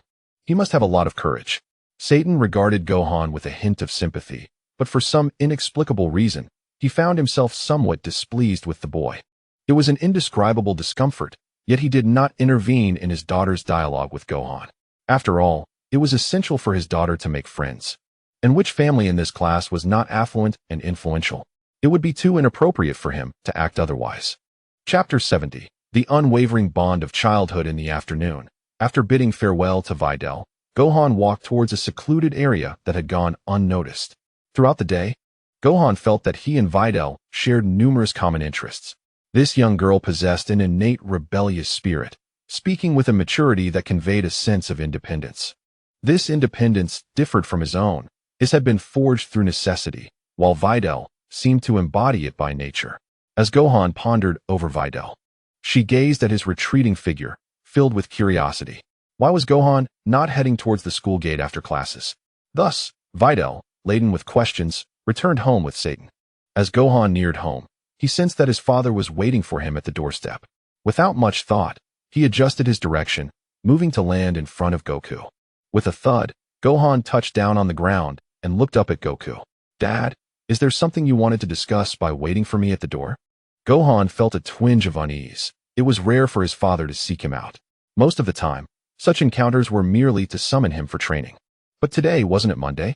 Having just returned from school, Goku observed Gohan's expression and realized that Gohan had already deduced his intentions, so he decided to abandon any pretense. "Indeed, I am here to take you for training." Gohan was taken aback by Goku's bluntness. His father rarely forced him into training. Why had he changed after a visit to the future? Gohan did not dislike training, but he felt he could not reach the same heights as his father and Uncle Vegeta. From Monday to Friday, we can train for just 1 or 2 hours at most. The rest of the time is yours to manage. At this moment, Goku's tone took on a more serious tone. "Gohan, you must understand that I cannot always be on Earth. Just like a few days ago when I ventured into the future, if a formidable enemy were to appear now, and you were unable to withstand them, what do you think would happen? Everyone could perish, just like in that future." Goku looked sternly at Gohan, instilling a sense of urgency. He was aware that Tawa had set her sights on this timeline. Should she manage to detain him while an insurmountable foe confronted Gohan and the others, the consequences could be dire. This sense of impending doom compelled Goku to emphasize the importance of Gohan's training. At only 7 years old, Gohan was not immune to such intimidation. He nodded vigorously, resolving to train diligently, both to protect his mother and to safeguard everyone else. Goku's intimidation proved remarkably effective. After 2 hours of training, Gohan eagerly requested to continue. He even proposed to forego school altogether. Goku could only chuckle and ruffle his son's hair, reassuring him that he need not worry excessively, as he would shoulder the Earth's safety. Goku did not expect Gohan to become a primary defender, but merely hoped he could stand up in his absence. Consequently, Gohan realized the earlier intimidation had been a tactic, yet it had nonetheless instilled a more serious attitude towards his training. Goku smiled at the sight of his son. "Vegeta, are you ready?" "No. Wait." A transformation into Vegeta 3 was imminent. During dinner, Vegeta glanced at Gohan, having sensed the latter's training efforts earlier. It seemed that Kakarot's prodigious child was beginning to take training seriously. Not that he had just started, he had trained before, albeit rather loosely. Vegeta appreciated Gohan's newfound dedication to training, acknowledging that his talent was not wasted. As for surpassing him, though he felt a twinge of jealousy, he recognized Gohan as his junior and felt more pride than resentment. If it were anyone else, like Yardrat, Vegeta would be the first to contest it. Even now, he remained unconvinced by Kakarot. He aimed to catch up and even surpass him. The pride of the Saiyan Prince ultimately left him unwilling to fall behind his peers. Goku, naturally observant of Vegeta's peculiar behavior, swiftly approached him and placed a hand on his shoulder. "Hey, Vegeta, you must train even harder. Don't let Gohan surpass you." Goku exclaimed exuberantly. His words were primarily intended to provoke Vegeta, urging him to enhance his strength, all in good spirit. "Apologies, Vegeta." Upon hearing Goku's remarks, Vegeta's brow twitched uncontrollably, veins bulging on his forehead, and he promptly swatted away the hand resting on his shoulder. "Kakarot, are you still eating? If not, I shall devour it all." With that, Vegeta lowered his head and began to eat voraciously, brushing off the incident as a mere attempt by Kakarot to provoke him. Over the years, although Vegeta never openly acknowledged Kakarot as a friend, he had long accepted him in his heart. Indeed, Kakarot was both a mentor and a companion to him. Yet he seethed. But what could he do? He was no match. Thus, he could only channel his frustrations into the food before him, imagining it was Kakarot. Goku, chastised by Vegeta's outburst, sheepishly returned to his seat and resumed his dinner. After the meal, Goku and Bulma called upon Gohan to inquire about his day at school. After all, the first day of school warranted parental curiosity. So, Gohan, how was your first day? Bulma asked, reflecting on her own school days, which she found rather dull, having mastered everything taught. She often felt bored to the point of despair, especially since smartphones had yet to be invented. Consequently, she never attended university after high school. She had learned all she needed, and her family had no requirement for diplomas. Why endure the trials of university life? It was quite good, Gohan replied. Indeed, elementary school was enjoyable, filled with innocence and camaraderie with friends. Did you make any friends on your first day? Goku encouraged Gohan to forge friendships, cherishing the essence of childhood. Of course, I made friends with Videl. Gohan nearly blurted out. Goku's astonished eyes widened in disbelief. Videl? Is she the one I know? He instinctively asked. Yes, she's a classmate of mine. Why, Dad? Gohan looked at his father with curiosity, puzzled by his reaction. Oh, it's nothing. Just make sure to play with her more often, Goku replied casually, though his mind was racing. He had anticipated that no matter the changes, their paths would still converge. Perhaps they were destined to be together. This revelation eased his concerns about how Gohan and Videl would eventually meet. From childhood sweethearts, and not even a golden retriever, as long as there are no unforeseen circumstances. Isn't it all set? Chapter 71. The Gift from Future Bulma listening to Goku. Bulma gazed at him with a peculiar expression. The name Biddy, upon hearing it, was unmistakably feminine. What did Goku mean by that? While she would never hinder her son's romantic pursuits, he was only 7 years old. Was that not somewhat premature? Wasn't that an excessive level of maturity for a child? Surely, today as elementary school students were not that outrageous. If Goku were to learn of Bulma's thoughts, he would undoubtedly nod vigorously and affirm her suspicions. In his recollection, elementary school children were indeed quite precocious. Though Bulma harbored doubts, she refrained from voicing them in front of Gohan. It was not until nightfall, when Goku and Bulma lay in bed, that she finally posed her question. Bulma had long since arranged for Gohan to sleep separately. After all, they wouldn't want to disrupt their little world together, would they? Goku, what did you mean when you suggested that Gohan play more with that girl named Biddy? Goku was taken aback by Bulma's inquiry. What could he possibly mean? As a father, shouldn't he consider his son's future? Biddy was such a wonderful girl. Goku was convinced that she was perfect for Gohan. He was firmly rooting for this pairing. What else could it mean? He was merely trying to bring them together. Goku's words nearly left Bulma at a loss for words. Would Goku really engage in such matchmaking? Moreover, Gohan was only 7. Was this really the time to begin such endeavors? Bulma narrowed her eyes, sensing that Goku was concealing something from her. Haha, Bulma. Do you know why I reacted so strongly the first time I heard Biddy's name?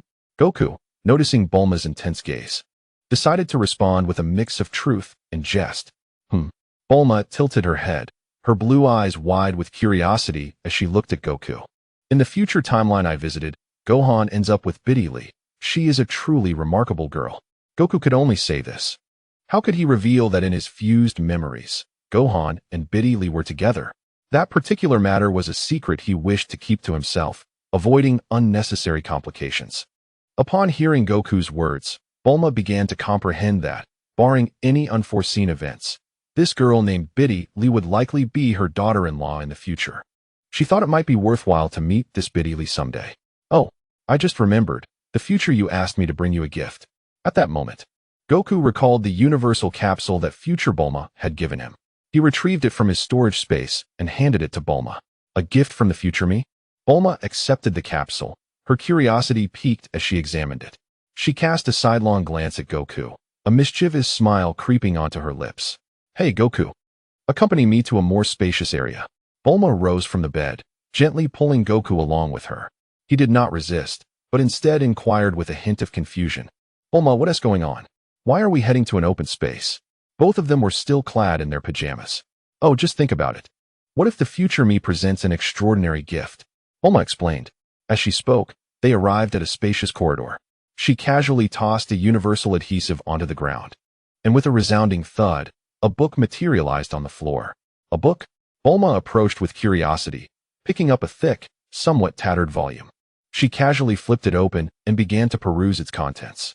Goku patiently waited beside her, but after several minutes of watching Bulma become engrossed in the book, He could no longer restrain himself and gently tapped her shoulder. Goku, don't interrupt. I need to concentrate, she replied. It was evident that the future Bulma had gifted her a tome on technology, and she was utterly absorbed. Goku suspected it was likely a notebook detailing the principles of time travel.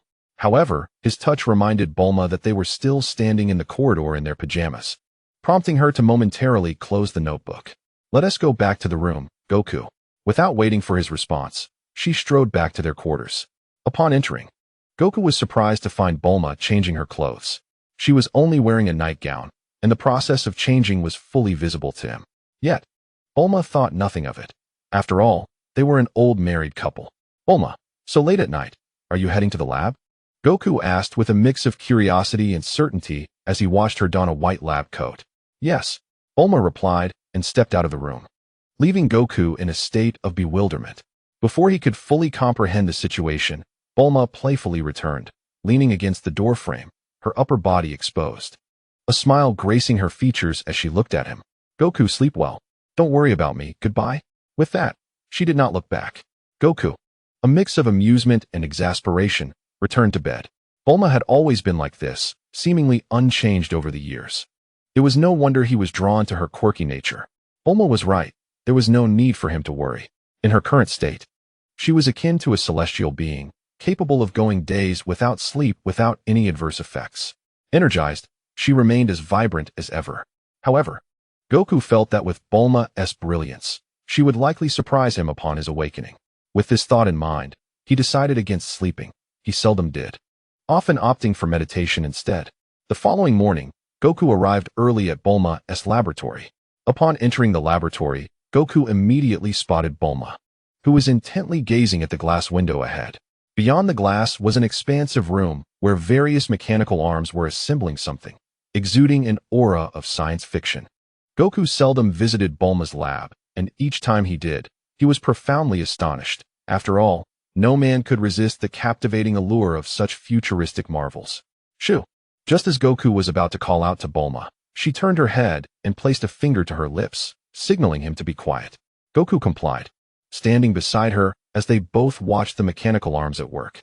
After a brief pause of around 10 seconds, the mechanical arms ceased their operations and slowly lifted an object resembling a gravity ring through the glass window. Bulma took it from the mechanical arm, which then returned to its original position as the glass window gradually descended. Bulma, what is this?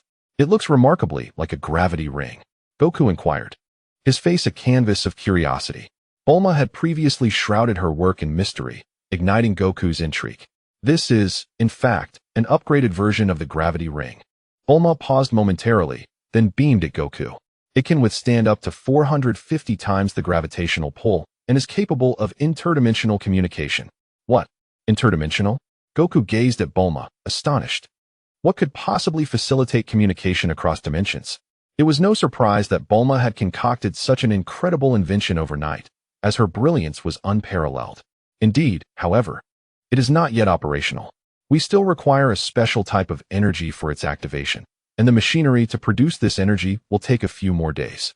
Once ready, even if you traverse different dimensions, we will still be able to stay in touch, Bulma said with a cheerful smile, clearly pleased with Goku's astonishment. Bulma handed the new gravity ring to Goku, who promptly donned it, removing the old one. Bulma, what should I do with this old gravity ring? He asked, looking at her with curiosity. With a roll of her eyes, Bulma replied, what else? Just throw it away. Such was Bulma's confidence in her high-tech inventions that she could casually dispose of them. Goku, left with little choice, resigned himself to discarding it. At this point, nearly everyone he knew had a gravity ring, including Gohan and Trunks from the future, whom he had provided with them during their year of training in the hyperbolic time chamber. Currently, he still had nearly 10 stored away in his possession, more than enough, indeed. Come on, let me freshen up, and then we can go have breakfast together, Bulma said, gently nudging Goku as she took small steps toward the exit of the laboratory. In the present day, the gravity wristband has been acquired, rendering its continued presence in the laboratory unnecessary. At the dining table, Goku gazed voraciously at a whole roasted lamb before him and promptly tore off a leg to devour. Indeed, the breakfast of a Saiyan is as uncomplicated as it gets. Plentiful fish and meat suffice. As Goku bit into his second roasted lamb leg, Vegeta and the others finally arrived at the restaurant. "Ah, Vegeta, you have finally made it," Goku exclaimed, savoring a hearty bite of meat. "Hey, Kakarot, you've devoured both legs," Vegeta remarked, somewhat irked at the sight of the roasted lamb missing 2 limbs. One must never underestimate a Scion's fervor for food. "Haha, Vegeta. Next time for sure," Goku replied with a chuckle. "Humph," Vegeta scoffed, hastily taking a seat to enjoy his breakfast. If he didn't eat quickly, Kakarot would consume all the meat. Time spent in joyous camaraderie always passes swiftly, especially since Vegeta's presence has added much delight to Goku's mundane life. Before he knew it, a year had slipped by. The temporal essence acquired a year ago had granted Goku some insights, yet its utility remained minimal. The ability to slightly accelerate or decelerate time, albeit limited in scope and demanding in energy, proved insufficient, even against those weaker than himself. With Goku's current mastery over time, its application in battle felt rather trivial. Goku realized that to swiftly enhance his command over temporal powers, he would need to take Whis as his master. Given Whis's capability to reverse time, his mastery over temporal forces must be profound. Over the past year, Goku had prepared himself for such a mentorship. What captivates Whis the most? Indeed, it is exquisite cuisine. Earth is not lacking in delicacies. All that is required is that Goku's prowess captures Whis's attention. As for the confidence to attract Whis's gaze, it stemmed from the form he comprehended half a year prior, Super Saiyan Blue, surpassing even the god form of Super Saiyan. More specifically, it was full-power Super Saiyan Blue. Through this enlightenment, Goku pondered what would emerge from combining Super Saiyan God with Super Saiyan 4. He felt success was imminent, especially since he had fully developed Super Saiyan 4 to its maximum potential. However, full-power Super Saiyan 4 only offered a 100,000-fold increase, falling short of the 200,000-fold boost of full-power Super Saiyan Blue. Therefore, when facing formidable adversaries, he would still regard full-power Super Saiyan Blue as his ultimate form. After all, he had now attained a dimension akin to that of the Great Kai, and the strain of full-power Super Saiyan Blue on his body was significantly less than depicted in the original narrative. In my narrative, Super Saiyan 4 embodies the power of the Great Ape, with full power representing the utmost development of this strength.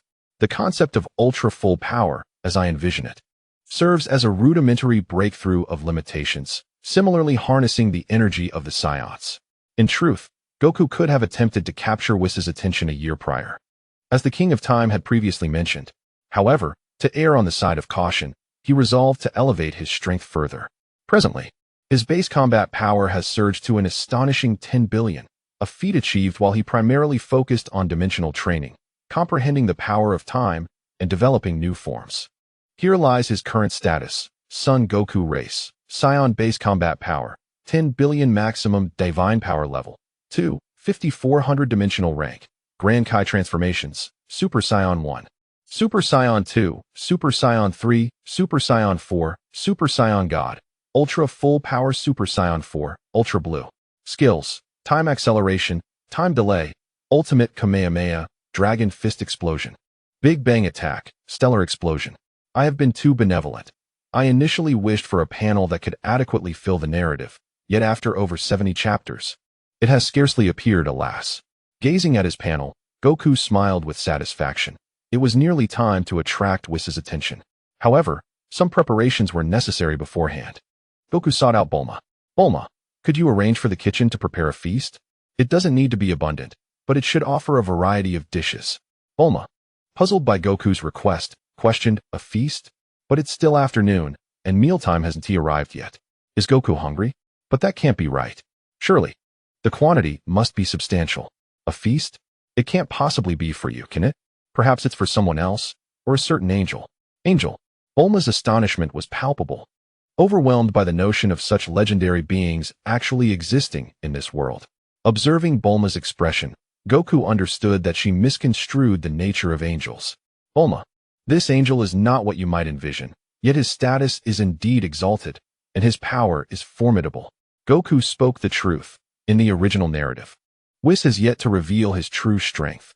Despite having comprehended ultra-full power, Goku's base combat power may still fall short compared to his original self post-Ultra Blue Enlightenment. Powerful? You mean there exists someone who surpasses even you? Bulma exclaimed, taken aback, never having imagined that there could be a being more potent than Goku himself. Throughout the years, Goku had always exuded an aura of invincibility and strength. The revelation that someone could surpass him left her astounded. The preparations for the feast were intended for Whis, as his greatest passion lies in culinary delights, and Goku wished to seek him as a mentor. Very well. I shall prepare accordingly. With a nod, Bulma headed towards her kitchen, ready to set things in motion. Bulma has always been supportive of Goku's pursuits, and she does not worry about his journey to find a master, knowing that they will not see each other for a long time. She is aware that Goku can instantaneously teleport, and his training with a master does not consume the entire day. He can train during the day and return at night, using his instantaneous movement. In the vast courtyard, a sumptuous banquet has been laid out, with the enticing aromas making it impossible to resist salivating. The variety of delicacies is plentiful, yet the portions are modest, as they are prepared for Whis. Once everything is ready, Goku nods at Bulma, signaling his readiness to commence.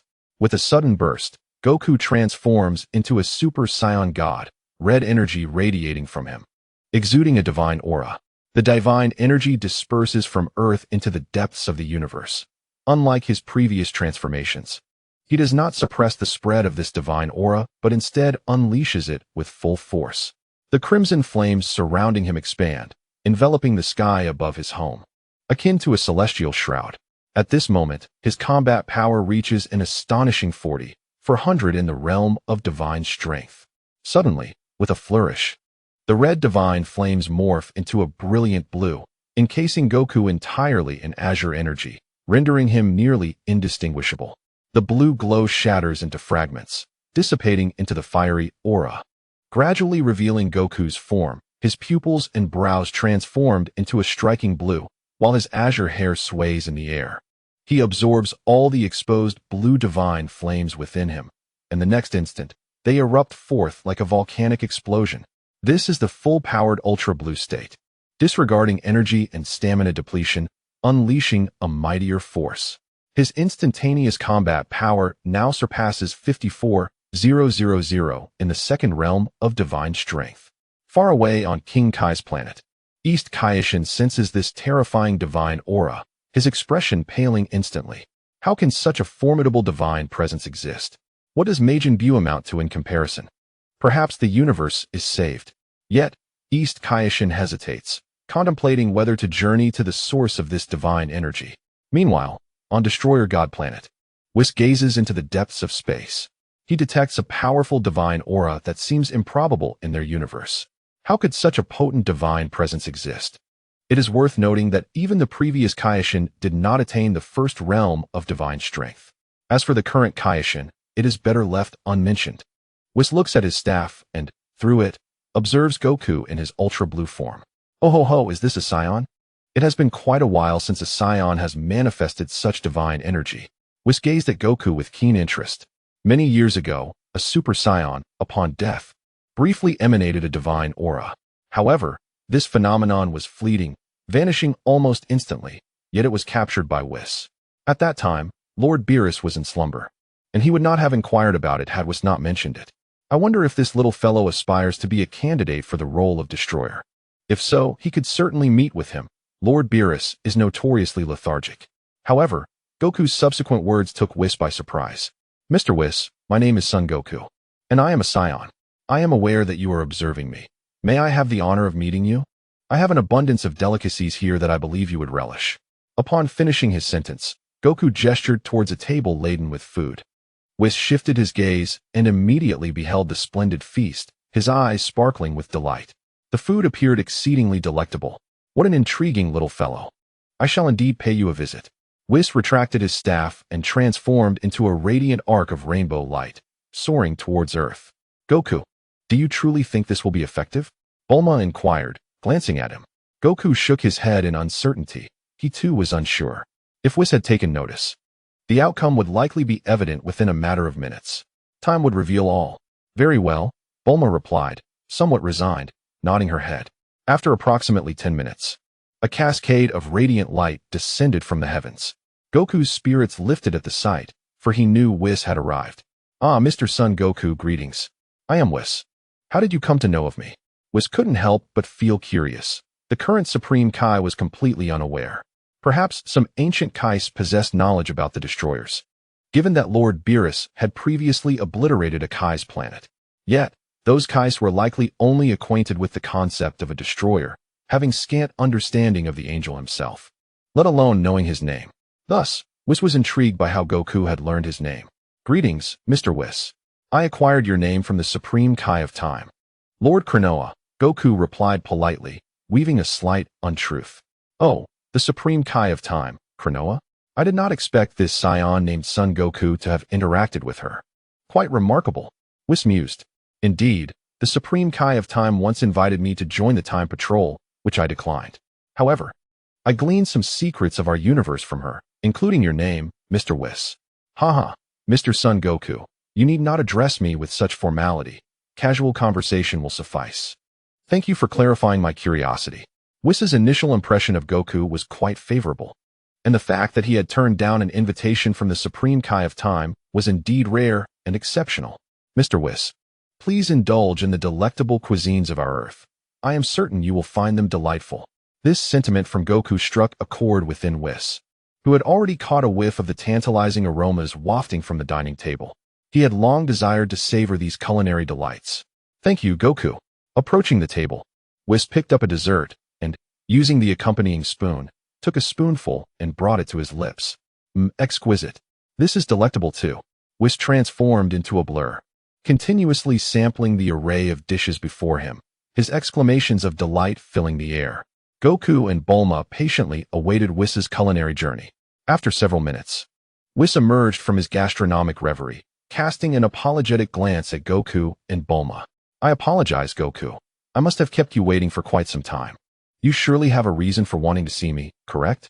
As the saying goes, one should not bite the hand that feeds them. And Whis was acutely aware that Goku likely sought his assistance.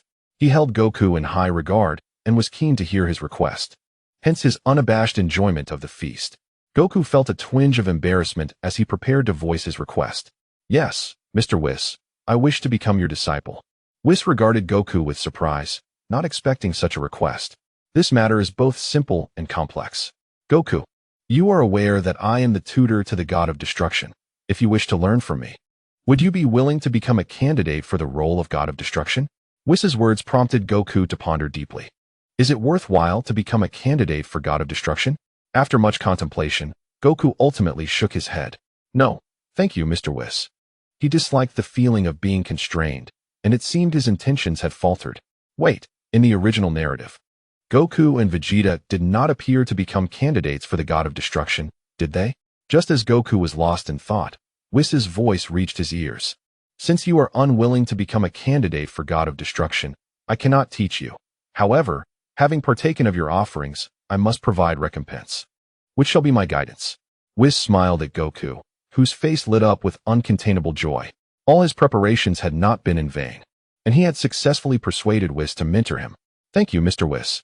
Goku, you may simply call me Whis from now on. There is no need for formalities between us. Whis chuckled, covering his mouth with his hand. Very well, Whis. How could Goku not be elated? In the original tale, Whis demonstrated powers that were virtually boundless, manipulating time and space, creating worlds, and resurrecting the deceased. No one had ever truly compelled Whis to unleash his full potential, which speaks volumes of his formidable strength. In the vast expanse of the entire universe, there are perhaps only a handful of beings who can rival Whis in strength. The abilities of the angels across the 12 universes are, in fact, quite comparable. Even if there are discrepancies, they are likely minimal. Whis has never acknowledged any angel from another universe as his superior, only stating that his father surpasses him. Not only is Whis immensely powerful, but he is also remarkably adept at teaching others. It is worth noting that Beerus is one of his pupils. In the original narrative, the swift enhancement of Goku and Vegeta's abilities under Whis's tutelage is evident. Now, following Whis for training, Goku is likely to experience a meteoric rise in his strength. Alright, Goku, will you accompany me to the Destroyer-S planet for training now, or shall we wait a while? Whis surveyed Bulma, contemplating that if Goku were to travel to the Destroyer-S planet, he might not return to Earth for some time. Upon hearing Whis's words, Goku realized that Whis was unaware of his instant transmission ability and quickly explained with a smile, Haha, Whis, there's no need for that. We can leave right away. I possess a skill called instant transmission, which makes travel exceedingly convenient. Oh, I see. Is it from planet Yardrat? Whis inquired, nodding in acknowledgement. In his recollection, aside from the instant transmission from Yardrat, the only other form was that of the Kaioshin attendants. Yes, Whis. May I train during the day and return to Earth at night? Each day when I come, I can bring you a plethora of delicious food. Goku tempted Whis, fully aware that Whis would likely agree. However, he pondered that he could not expect Whis to mentor him solely for a meal. Whis's eyes brightened at Goku's proposal. Really? I am immensely grateful, Goku. Please place your hand upon my shoulder and follow me. All right. Goku positioned himself behind Whis, placing his hand on Whis's shoulder. Then turned to Bulma. Bulma, see you tonight. Okay. Bulma smiled and nodded, tucking a strand of hair behind her ear. In her gaze, Goku and Whis transformed into a spectrum of colorful light, vanishing into the horizon. Whis, just how strong are you? Goku could not suppress his curiosity during their journey to the Destroyer-S planet. He had previously attempted to gauge his strength through the panel, but the result had been a series of question marks. Whis appeared momentarily taken aback by Goku's inquiry, not expecting him to ask about his power. Goku, are you familiar with the classification of divine power? Whis was keen to elucidate. Of course, it is divided into 5 realms. The first and second realms have a difference of 400 times, while the third to fifth realms have a disparity of 1,000 times. Goku nodded. Yet his instincts hinted that Whis's strength likely surpassed the 5th realm of divine power. Haha, in truth, divine power extends far beyond the 5th realm. For instance, as a member of the angelic race, even the weakest among us exceeds the 5th realm of divine power, entering the 6th realm. It is often said that the reason the divine power is limited to 5 realms is due to the rarity of individuals who can transcend beyond this threshold. Even among the gods of destruction, Goku listened intently to Whis, and it became clear that Whis's strength must indeed surpass the 5th realm of divine power. Beyond the 6th realm of divine power lies an entirely different echelon, a realm only attained by my father, the Grand Minister, and Lord Zeno among the 12 universes. Whis had refrained from elaborating extensively on the realms beyond the 6th, recognizing that such concepts were far too distant for Goku to grasp. In truth, those who surpass the 6th realm are not limited to the Grand Minister and Zeno. For instance, there exists the Dragon God, Salama. However, Whis was speaking specifically about the 12 universes, and he was not mistaken, as Salama does not belong to this category. The prowess of an individual cannot be solely assessed by divine power. Mastery over special abilities must also be considered, such as the power of time and the power of miracles. If I am not mistaken, you have begun to grasp the essence of time power, correct? Whis sensed the time power emanating from Goku, having a far superior command over it himself. Indeed, Goku nodded in affirmation. Upon hearing Goku's response, Whis continued, of course, if the disparity in strength reaches a certain threshold, these special powers become irrelevant. With that, Whis paused, having conveyed enough for Goku to ponder for a while. Moments later, the two arrived at the planet of destruction. Rather than a mere planet, it resembled a vast, inverted triangular continent, crowned by a colossal tree that towered toward the heavens. Goku gazed in awe at the seemingly endless height of the tree. Truly, this is the planet of destruction. The tree is magnificent. As Goku continued to admire the towering giant, Whis brought him back to focus. Goku, let us commence today's training. Huh. Oh yes, Master Whis. Goku initially seemed taken aback, recalling that in the original narrative, he and Vegeta were first tasked with chores. Whis, upon hearing Goku refer to him as Master, chose not to comment further, seemingly accepting this designation. Goku, your dimensional level has reached that of the Grand Kai, has it not? Moreover, you have traveled quite a considerable distance within this dimension. Whis stated this with certainty, revealing Goku's current dimensional rank. Yes, that is correct. Goku nodded, acknowledging that even though he had attained the form of Super Saiyan God, it might still take him a decade to break through to the divine dimension. Your talent is truly remarkable, at not even 30 years of age. You have already reached the dimension of the Grand Kai, far surpassing Lord Beerus. Whis unabashedly criticized Beerus, knowing that he would remain unaware of this comparison. He refrained from using himself as an example, as he was born into the divine dimension. Haha. Goku scratched the back of his head in a playful manner. Now, come at me with your attack. Let me witness your current combat skills. Whis brought his fingers together, one hand raised in front while the other lay horizontally behind, assuming a preparatory stance. Very well. Wukong nodded, unleashing a torrent of energy that erupted into a brilliant white flame, soaring skyward and hurtling towards Whis with the force of a howling gale. Chapter 75. Training on the Destruction God Planet. The two engaged in fierce combat, with every punch and kick from Wukong stirring the air, causing the surrounding trees to sway and rustle violently. Yet, Whis effortlessly evaded each strike with remarkable ease and grace. After exchanging dozens of blows, Whis gazed at Wukong, astonished by his fighting style. He was certain that Wukong had grasped the foundational principles of the Ultra Instinct. Stop! Suddenly, Whis raised his hand before Wukong, halting his movements. What's the matter, Whis? Wukong, perplexed by the interruption, looked toward Whis, still riding the high of the exhilarating battle. It had been ages since anyone had pushed him to this extent, evoking a sensation as though every move was being anticipated. The last time he felt this way was during his training with Bobo in the temple. I have discerned your proficiency in combat techniques, and it is commendable. From whom did you learn such skills? Whis inquired, intrigued by the source of Wukong's impressive martial prowess. It was worth noting that even Lord Beerus's combat skills, in Whis's eyes, could only be deemed satisfactory. This put Wukong's abilities into perspective. Wukong was momentarily taken aback by Whis's remarks, realizing that his martial arts skills were merely considered decent in Whis's estimation. Alas, truly, you are an angel. Are you referring to martial arts? I learned from Master Roshi and Bobo, Wukong replied candidly, having surmised Whis's curiosity. Martial arts, you say? The martial arts on your planet are indeed remarkable. Wukong, you are exceptionally fortunate, Whis expressed, surprised by the flourishing state of Earth's martial arts, which had evidently reached the threshold of divine techniques. Fortunate? Yes, indeed. For you may come to comprehend the divine techniques that belong to our angelic lineage. Divine techniques? Precisely. The Ultra Instinct. A method that harnesses all potential and power within the body, allowing the physical and spiritual aspects to separate. Whether evading, defending, or attacking, no conscious thought is required. The body acts autonomously. As Whis concluded, he noticed the intensity in Wukong's eyes. Is it truly so? Master, I wish to learn this. Hold your horses, Wukong. Let us wait until you achieve the divine dimension. Once you reach that level, along with your existing foundation, mastering it will be exceedingly effortless. Whis did not deceive Wukong. Attempting to cultivate the Ultra Instinct without reaching the divine dimension would be a profoundly arduous endeavor. The pressure on the body would be immense, and overcoming the strain of divine techniques was no trivial task. However, reaching the divine dimension would render all challenges surmountable. Very well, Wukong replied, clearly lacking enthusiasm, as he gazed longingly at the prospect of mastering the Ultra Instinct. With a hearty laugh, Whis reassured Goku, with me by your side, you shall undoubtedly transcend to the divine dimension within 5 years.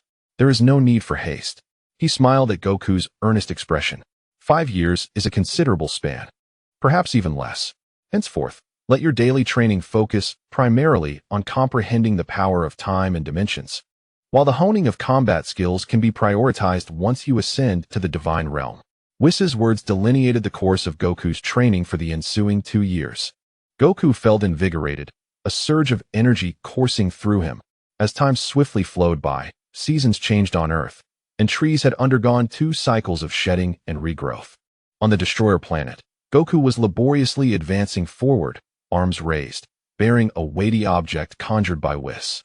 Regardless of his fluctuating strength, the oppressive sensation from this burden remained unaltered.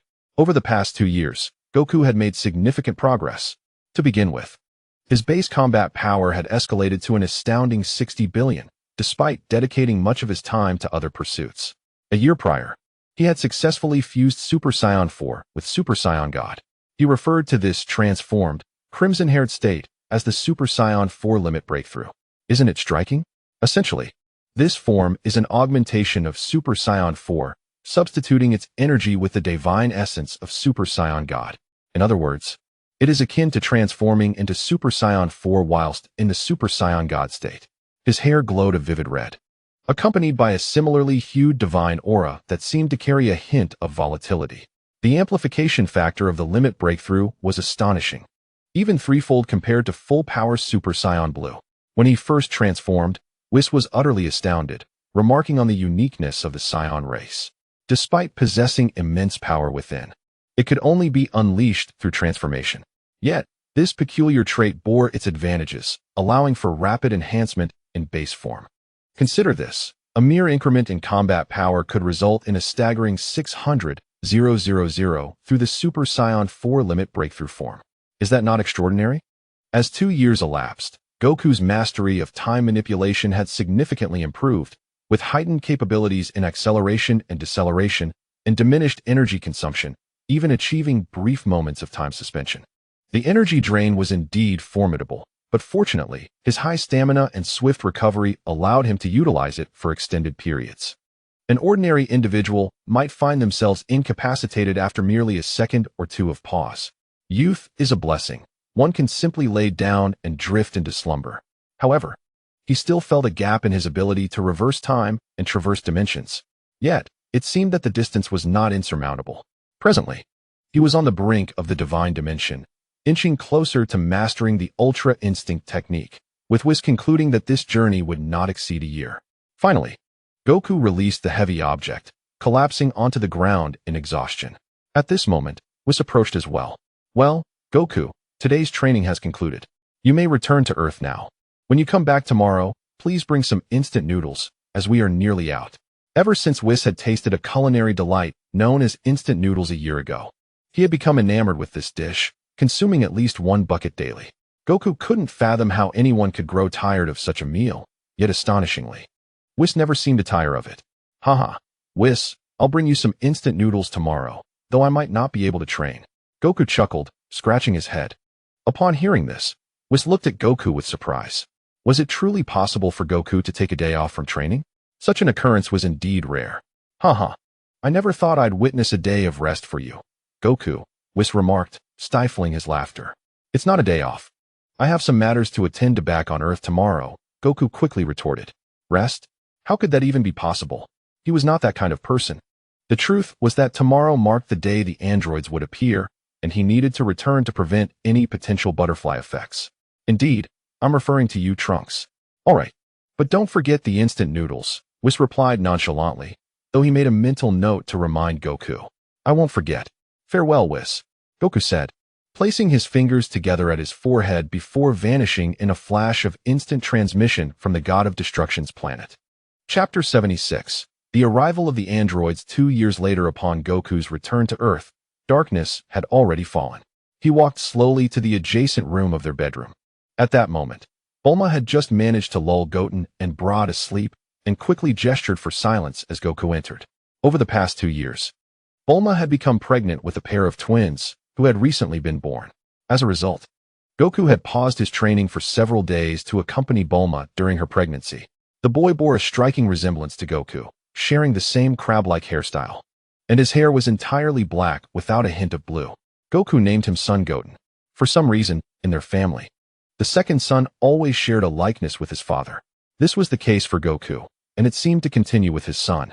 The girl, on the other hand, resembled Bulma closely, with light blue eyes and a head full of bright blue hair, making her utterly adorable. Goku named her son Bra. Let us step outside. We shouldn't disturb their sleep, Bulma softly said to Goku after observing the peaceful slumber of the two little ones. All right. They exited the room, gently closing the door behind them. Goku, tomorrow is the day you mentioned for the android's appearance, isn't it? Bulma inquired as they walked back to their bedroom. Yes. Therefore, I want to be training tomorrow. I want to avoid any unforeseen incidents. Have you informed Trunks and the others? I'm worried they might forget. Of course, I've notified them. By then, I might not even need to intervene, Goku assured. As they continued their conversation, they arrived at the bedroom. Ryukon's words were not amiss. After 2 years, Gohan's base battle power had reached an astonishing 300 million, and he had mastered Super Saiyan 2. Vegeta, having seen him daily, was aware that Gohan's base power had attained 200 million, yet it appeared he had not yet grasped Super Saiyan 2 himself. As for the others, Ryukong had previously encountered them. Yaki boasted a formidable 16 billion, while Raditz and Nappa stood at 50 million, and even Piccolo had reached 500 million. Krillin and Tien had also achieved 40 million. As for Yamcha, it is best left unmentioned, as he barely surpassed 1 million. Wukong felt a genuine sense of helplessness regarding Yamcha. He had hoped to guide him, preventing him from becoming the same as in the original tale. Alas, he ultimately miscalculated. And Yamcha remained unchanged as in the original narrative. Focusing on Gohan, Vegeta, and Yaki, they would be nearly invincible within the context of the original Android saga. Of course, only Vegeta and Gohan could contend with the formidable Perfect Cell. The battle power of 80 billion possessed by Yaki might not even suffice against Perfect Cell. Soon, they reclined upon their beds. For them, slumber resembled profound meditation. Bulma, not one to favor training, endured the effort solely for the benefits that higher dimensional levels would bring. Moreover, entering deep meditation felt akin to sleeping, where the individual experienced little sensation and hours would pass unnoticed.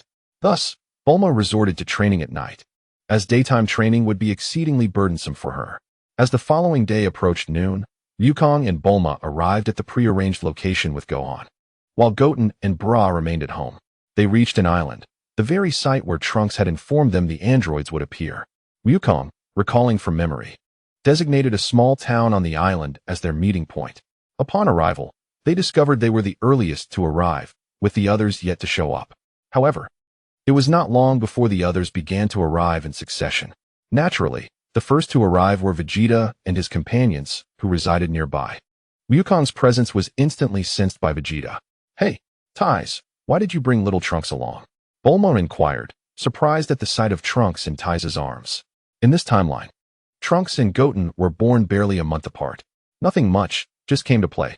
After all, your Wukong is here. Tais replied nonchalantly. Bulma nodded in agreement, acknowledging that with Wukong present, there was no cause for concern. "Yaki, did his not accompany you?" Wukong asked Yaki, who had flown in separately. They typically arrived together for gatherings. Upon hearing Wukong's question, Yaki could no longer conceal the smile on his face. "Haha, my dear brother. Is has just discovered her pregnancy a few days ago, which is why she could not accompany us. Now in his 30s, he is finally going to become a father, fulfilling a long-held wish of both him and is to have a child. At last, their dream has come true. What? Is his pregnant? It seems that everyone has been focusing on this over the past 2 years." Goku remarked with humor that in these 2 years, first it was Trunks, then Goten and Bra, and now it's Ax's child. Previously there were none born, and now it seems like a whole bunch is arriving, right? Let us hope that when Raditz and Nappa arrive, they don't come saying they too have found wives and that their wives are expecting. Haha. The others understood Goku's implication and burst into laughter. "By the way, Ak, have you decided on a name for your child?" Bulma inquired, glancing at Ak. "I've thought it through. If it's a boy, he shall be named Chi, and if it's a girl, she shall be called Koi," Ak replied with pride, confident in his naming abilities, despite others perhaps not sharing the same sentiment. In Japanese, Ak carries a negative connotation, while Chi sounds similar to goodness. I trust you understand my reasoning behind these names. Upon hearing this, Goku looked at Ak with a hint of surprise, feeling an odd sensation. Kakarot. The voice of Raditz from the sky interrupted Goku's contemplation. Goku looked up to see Raditz and Nappa arriving together. "Brother Nappa." After Raditz and Nappa landed, Goku greeted them and glanced around, noticing that only Yamcha had yet to arrive. Just as Goku pondered whether to wait for Yamcha, the god of tea finally made his appearance. "Hey, Goku, everyone, you're all here. Sorry for my tardiness," Yamcha said, slightly embarrassed as he realized he was the last to arrive. "Haha, no worries. Now let us split up and search for the impending androids." Tais followed behind Vegeta. "And Bulma, stay close to me and don't wander off. You two are not suited for battle. Once we detect the androids, unleash your energy so I can locate you instantly," Goku said with a hint of seriousness to the group, not out of fear for Gohan, Vegeta, or Ak, but mainly for Tien and Krillin, whose battle power of 40 million would likely fall short against the androids. Yamcha's power was even less at just 1 million, making it unlikely for him to hold his own. If they encountered androids, unforeseen circumstances could arise. Hence the need to release their energy immediately for Goku to teleport to their side. The group nodded in agreement and dispersed, flying in different directions. "Let us depart as well. Bulma, and wander through the town to see if we can encounter any androids, Goku suggested to Bulma beside him. As for Gohan, Goku had instructed him to search alone. In the present day, Gohan's maximum battle power has reached an astonishing 30 billion. No matter how potent the butterfly effect may be, it seems improbable that the androids could surpass this threshold. Good. Bulma nodded obediently, for she held Goku's words in high regard regarding such matters. Upon arriving in a quaint town, they chose to walk along the pavement rather than soar through the skies, as the latter would draw too much attention. Nonetheless, Goku remained attuned to his surroundings through his ki sensing. At this juncture, his dimension had drawn remarkably close to that of the gods, and an instinctual feeling urged him that the androids were nearby. Before long, Goku detected the surge of ki emanating from Yamcha. It appeared that Yamcha had not evaded the fate of being drained of energy, as depicted in the original narrative. Reflecting on this, Goku instantaneously teleported to Yamcha's side. At that moment, Yamcha was unleashing all his energy, his eyes fixated intently on the figures of a stout and a slender individual ahead.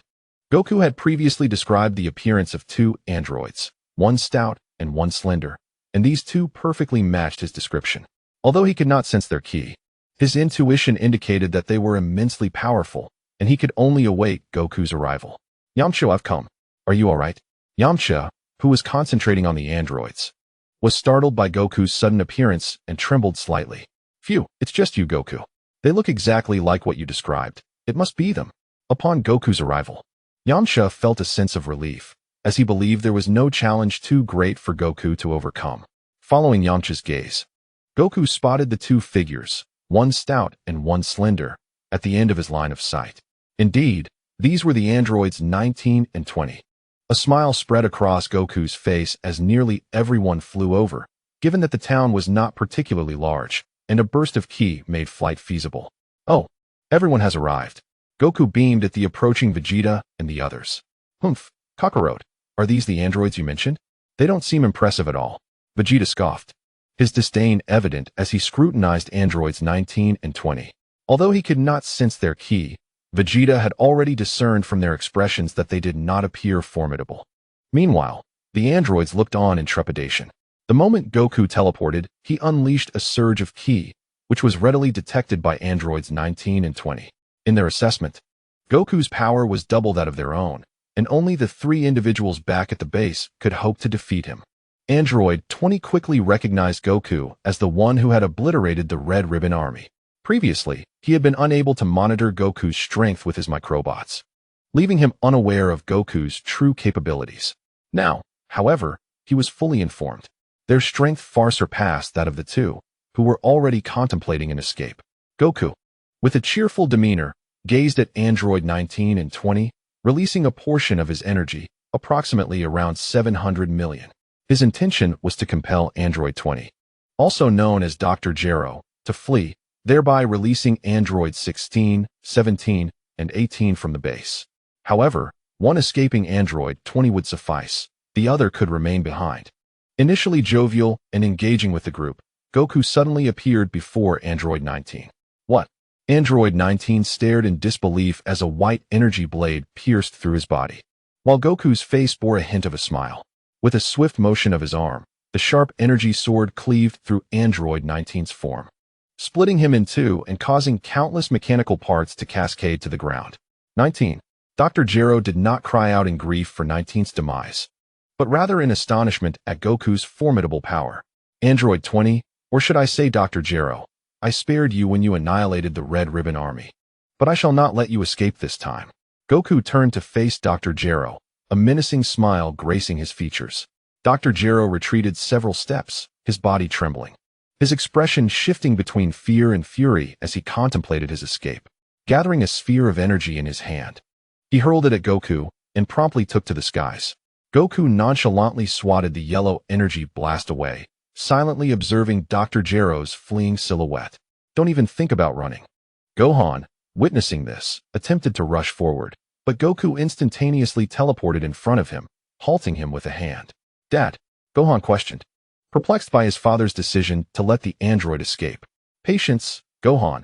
This is a strategy to catch a bigger fish, Goku replied with a smile, addressing both Gohan and the others present. At that moment, in an unknown dimension, within a realm not governed by the Omni King. Tawa gazed at the cocoon-like form of Cell before her.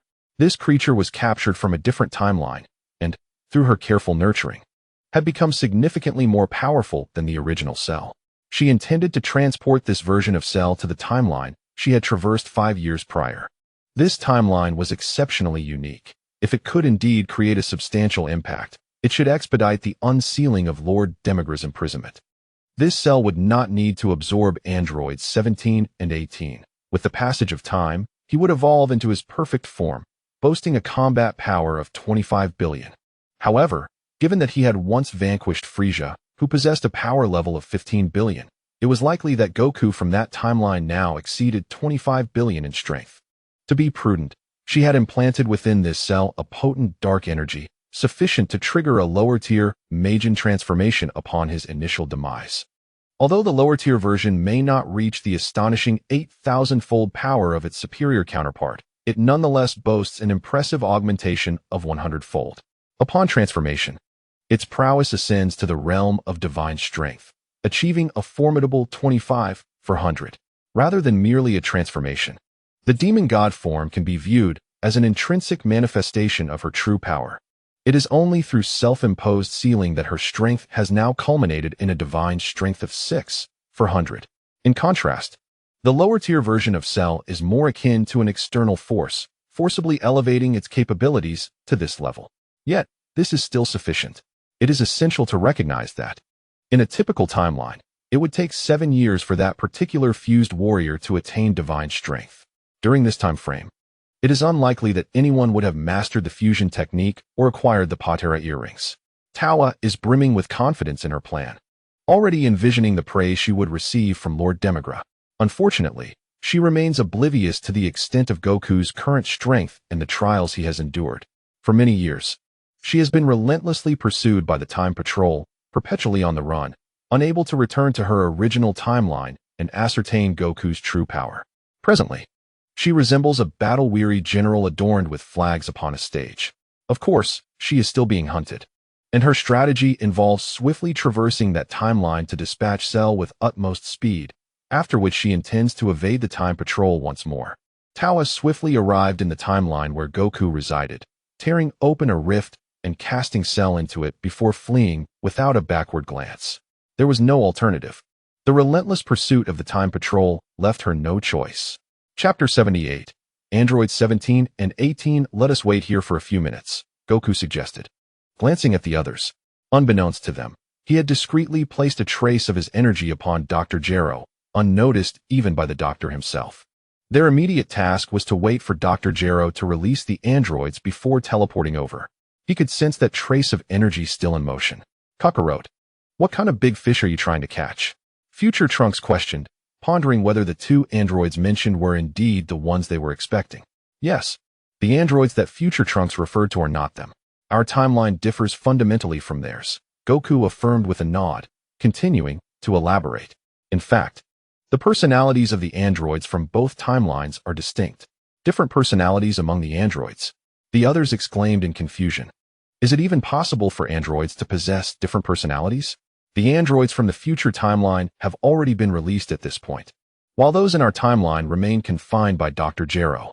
The primary reason for this discrepancy lies in the fact that the modifications were not thoroughly completed. The 2 androids still retain vestiges of their former human identities. What? Human personalities? Indeed. Among the remaining 3 androids, 2 still possess their human forms, unlike the previous one, which was entirely mechanical. The 2 artificial beings were forcibly taken for modification. Goku subsequently added, Dr. Gero is truly despicable, resorting to the transformation of living beings. As a scientist, Bulma holds such practices in utter disdain. If it were voluntary, it might be acceptable, as science does require individuals willing to sacrifice for its advancement. However, coercion is undeniably immoral. Suddenly, Goku paused mid-conversation, sensing a faint energy that had come to a halt within a mountain. What? The others were taken aback by Goku's abrupt reaction, bewildered by what had transpired. Oh, it's nothing. I left a trace of energy on that artificial being, and now it has remained in one location, Goku explained with a smile. Please wait here. I shall return shortly. He joined his fingers at his brow and vanished from sight in an instant. Goku remains unchanged.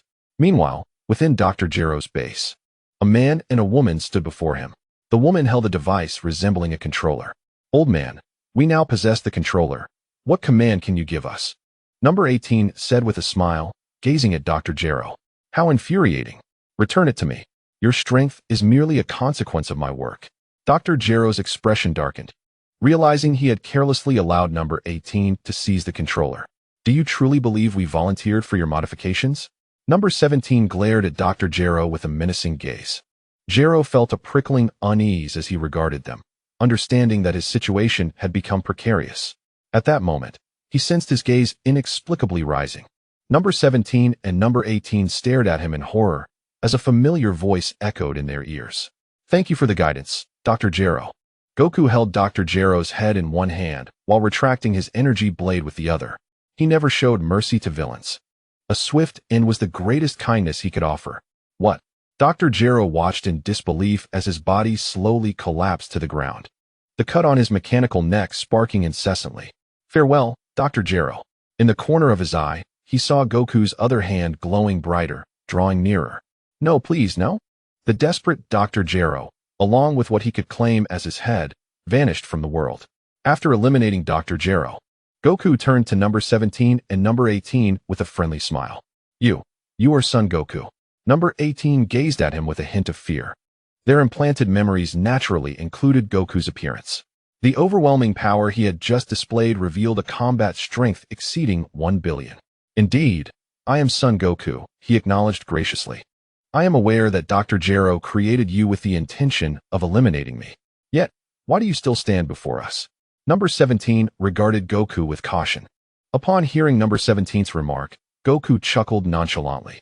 "What is there that cannot be done? You wish to take my life, but do you possess the strength to do so?" Setting aside Dr. Gero's orders, we bear no grievances against one another, do we? Now that Dr. Gero is deceased, is there still a reason for you to heed his commands? I also know that there is a bomb within you. My wife is an exceptionally talented scientist, and I could enlist her assistance in disarming it, thus freeing you from any lingering concerns. Upon hearing Goku's words, numbers 17 and 18 exchanged glances. Indeed, with Dr. Gero's demise, the notion of killing Son Goku merely echoes a memory of his words. They were not mere machines. There was no need for them to act on such a statement. Once the bomb is removed, they could lead the lives they desire, embracing the normalcy of existence. Why not forget the unpleasant memories of being artificial beings? I have no desire to fight you, as you two have been victims. Observing the slight wavering in the resolve of androids 17 and 18, Goku seized the moment to speak further. After his speech, numbers 17 and 18 reached a decision to embrace the life of a normal person, pursuing the existence they yearned for. Excellent. Both 17 and 18 lowered their guard and nodded in agreement with Goku. Witnessing this, Goku felt a sense of satisfaction, yet another predicament resolved through his eloquence. Such is the burden of being the protagonist, is it not? Come with me. Wait, aside from the two of us, there is indeed another android in this base. Though that one is purely mechanical. Should we not release it? Number 17 spoke up as Goku was about to depart. Goku turned back, eagerly anticipating number 17's initiative. Let us release it. With Goku's affirmation, number 17 approached the dormant chamber and opened the door. As the door creaked open, a tall, green figure emerged from within. Son Goku. A surprised roar erupted as the green figure transformed into a blur, charging towards Goku. Boom! The thunderous sound of a colossal impact reverberated throughout the base. Goku swiftly intercepted, grasping onto Android 16's arm and hoisting him onto his back, before executing a powerful throw that slammed him onto the ground. In an instant, the once solid floor was marred by numerous cracks. Hey, calm down. I know that killing me is not an imperative you must fulfill. Goku pressed his foot against 16's back, gripping both of his arms and pulling them backward with a strength akin to lifting mountains, rendering him utterly immobile. Chapter 79. Inside the room. Quick, lie down, Vegeta. Upon hearing Goku's words, Android 16 regained his composure. Recognizing the unfavorable nature of his situation, he chose to cease his struggle. Dr. Gero is no longer alive, and there is no longer any need for you to toil under his commands. Would it not be better to live a good life as a normal person? With that, Goku delivered a swift chop to the back of Android 16's head. He intended to take 16 back to have Bulma modify him, erasing the directive to kill himself from his mind. Although 16 is a pure mechanical being, Goku's chop caused him to short-circuit, rendering him unconscious. Androids 17 and 18 observed this scene, relieved that they had chosen not to continue opposing Goku. They had no desire to confront someone they could not defeat. After placing 16 into his storage space, Goku turned to 17 and 18. At this moment, 16 resembled a lifeless object, thus easily fitting into the storage space. While it may not accommodate living beings, it could certainly contain the inanimate. Come with me. I will take you to meet my wife. Place your hands upon my shoulder. Sensing an unfamiliar energy, Goku urged them to depart swiftly. As 17 and 18 watched 16 vanish into a colorful vortex, they gazed at Goku with astonishment. What happened to 16? 18 asked, her voice tinged with fear. After all, witnessing such a large entity suddenly disappear before their eyes could evoke trepidation. Recognizing their unease, Goku chuckled and reassured them. Haha, he has entered a special space. Do not worry, I can only store inanimate objects. That colorful vortex is quite easy to escape from. He spoke truthfully. The vortex indeed held no allure, and one could easily escape with just a few steps. Moreover, living beings could not enter his storage space. Upon hearing Goku's explanation, the two hesitantly placed their hands on his shoulder. With a flash, the three of them vanished from the base. Meanwhile, on the desolate island, Vegeta and the others stood solemnly before the sudden appearance of a green monstrosity. They had already instructed Bulma and the others to leave, and even Yamcha had departed. Recognizing that remaining there would only be a burden, the green creature before them possessed power far beyond their normal capabilities. Had Goku been present, he would have recognized it as Cell's third form. Cell, in his third stage, regarded the group with disdain. He no longer required androids 17 and 18. Thanks to his mother, he would naturally evolve into his perfect form over time. Now having reached the third stage, his power had escalated to 8 billion. In his perfect form, he would reach a staggering 25 billion. Indeed, Tawa had not informed him of his low-tier demon god form. He believed that this perfect form represented his ultimate power. His current mission was to eliminate the Goku of this timeline. Once he accomplished this task, his mother would bring him back. Hello, green monster, what is your name? Vegeta inquired, a smirk curling at the corners of his mouth as he gazed at Cell. Cell, looking back at Vegeta, felt an inexplicable urge to retaliate against the individual before him. Cell. Vegeta sensed the disdain in Cell's tone and expression, which ignited a surge of anger within him. He stepped forward, raising his left hand to signal the others to stay back. Watch from behind. I shall make this monster pay for underestimating me. With a flash, Vegeta transformed into a blonde-haired, blue-eyed Super Saiyan, a hint of a cold smile gracing his lips. Golden energy swirled around him before being drawn back into his core. A thunderous explosion echoed as a cloud of dust enveloped the area, and in an instant, Vegeta bent low, appearing before Cell, his fist driven deep into Cell's abdomen. With a spray of saliva, Cell's body arched as he plummeted into the mountain's interior. Boom! The mountain erupted violently, shards of rock scattering in all directions, a cloud of smoke rising into the air. As the smoke dissipated, Cell emerged from the rubble, his expression grave as he regarded Vegeta. At this stage of his evolution, he realized he was still no match for Vegeta. He resolved to buy time, knowing that his transformation into his perfect form was imminent. Who are you, and why are you so powerful? In a bid to prolong the confrontation, Cell began to praise Vegeta's strength. Of course, such strength would be insignificant in the face of his perfect form, but it effectively served to stall for time. Vegeta retracted the energy orb he had been gathering, a smile creeping onto his face, radiating an air of arrogance. Clenching his right fist, he pointed his thumb at himself and slowly spoke. Remember this. The one who will eliminate you is me. At that moment, Goku teleported in, witnessing the dramatic scene unfold. Wow, what a spectacle. Just in time, he exclaimed. Wait a minute. Is that green figure in front of Vegeta Cell? Or is it his third form? What is going on? Isn't Android 17 still by my side? Goku fell silent, glancing at Android 17 beside him. Hey, you're here, exclaimed Acker, the first to notice Goku's arrival. Yeah, just watch Vegeta, Goku replied, nodding, a mischievous grin spreading as he observed the two figures ahead. Is that so, Vegeta? Cell feigned a contemplative expression. At this juncture, Vegeta also sensed something amiss. The green creature named Cell appeared to be stalling. Are you buying time? Prepare to meet your end. The Big Bang. Vegeta extended both hands forward, powerful energy coalescing before him, as a blue energy sphere grew larger, illuminating Vegeta in a radiant azure hue. Attack! Perish!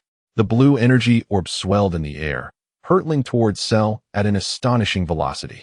As the orb approached, it cast a blue glow upon Cell's entire form. Yet, at that moment, Cell began to chuckle ominously. Boom! A colossal mushroom cloud erupted into the sky, accompanied by the sound of an explosion and a magnetic laughter echoing in the ears of the onlookers. Ha ha ha! Vegeta, thank you for granting me this time. In return, I shall grant you death. As the smoke dissipated, the fully formed Cell revealed himself to the crowd. He vanished in a blur, reappearing before Vegeta, a ball of yellow energy coalescing in his hand and pressing against Vegeta's abdomen. What? Boom. A cloud of smoke billowed forth as Vegeta was sent flying, tracing a graceful parabolic arc through the air. Goku soared into the sky, catching Vegeta mid-flight. At that moment, Vegeta had reverted to his normal state, unconscious. Goku gently placed Vegeta on the ground, shaking his head in dismay as he gazed at the fallen warrior. What power do you possess to dare use such a futile gesture? Even I wouldn't be so reckless. Serves you right. Chapter 80, Gohan vs. Cell. Gohan, it's your turn. Goku disregarded the unconscious Vegeta and turned his attention to Gohan. He had assessed Cell's current strength through the panel and concluded that Gohan's Super Saiyan 2 form was sufficient to confront him. As for why he said currently, the answer lay ahead. Cell, species, bioengineered android, a fusion of various cells, Earthling, Saiyan, and Frisia's race. Base power level, 25 billion. Final power level, godly power level 25. 400 unlocked after the first death. Transformation, low-tier Majin form unlocked after the first death. Gohan's Super Saiyan 2 strength reached 30 billion. Perfectly capable of countering Cell's 25 billion power level. Gohan had yet to engage in a genuine battle, having only trained against himself. This was an opportune moment. All right, Dad. Upon hearing Goku call his name, Gohan stepped forward from the crowd. After incapacitating Vegeta, Cell stood with his arms crossed, seemingly waiting for them to send someone to fight him. One must admit that Cell had successfully inherited the Saiyan gene. As Cell observed Gohan's slow approach, confusion and amusement crossed his face. He began to mock them mercilessly. Haha, is there no one left? You send a little brat to fight? Has he even grown any hair? Ignoring Cell's taunts, Gohan continued to advance, step by step, towards his adversary. As Gohan lifted one foot, a golden aura began to manifest around him. When his foot finally descended, his appearance transformed into that of a golden-haired, blue-eyed warrior. Quite impressive. Far stronger than that fellow named Vegeta. Cell was evidently taken aback by Gohan's prowess. At such a tender age, he surpassed the previous opponent by a significant margin. Hey, kid, what's your name? Son Gohan, the son of Son Goku. In the next moment, Gohan's hair stood even more erect, and the surrounding golden aura crackled with lightning. Boom! Gohan vanished from his spot like a bolt of lightning, leaving a cloud of dust in his wake. Nanny? To Cell's astonishment, Gohan suddenly appeared before him, delivering a powerful sweeping kick aimed at his head with a fierce gust of wind. Bang! Cell felt an overwhelming force strike his head, causing his legs to sink deeply into the ground. Dust and debris surged upward as Cell's feet carved a path in the earth for over 100 meters before coming to a halt. No, this is impossible. How could he be so strong?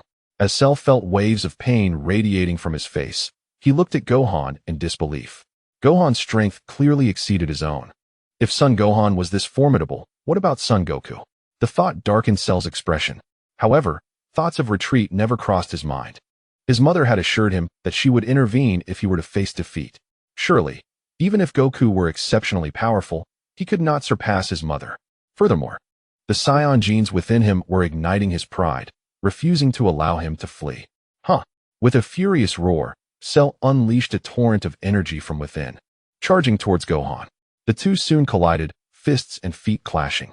The sounds of their fierce battle echoed from the heavens to the earth. Mountains crumbled under the aftermath of their conflict. Yet it was evident that Cell was at a disadvantage. Gohan bore nearly no injuries, while Cell was left in a pitiful state. Were it not for the regenerative abilities bestowed by his Namekian genes, Cell would have long since been defeated.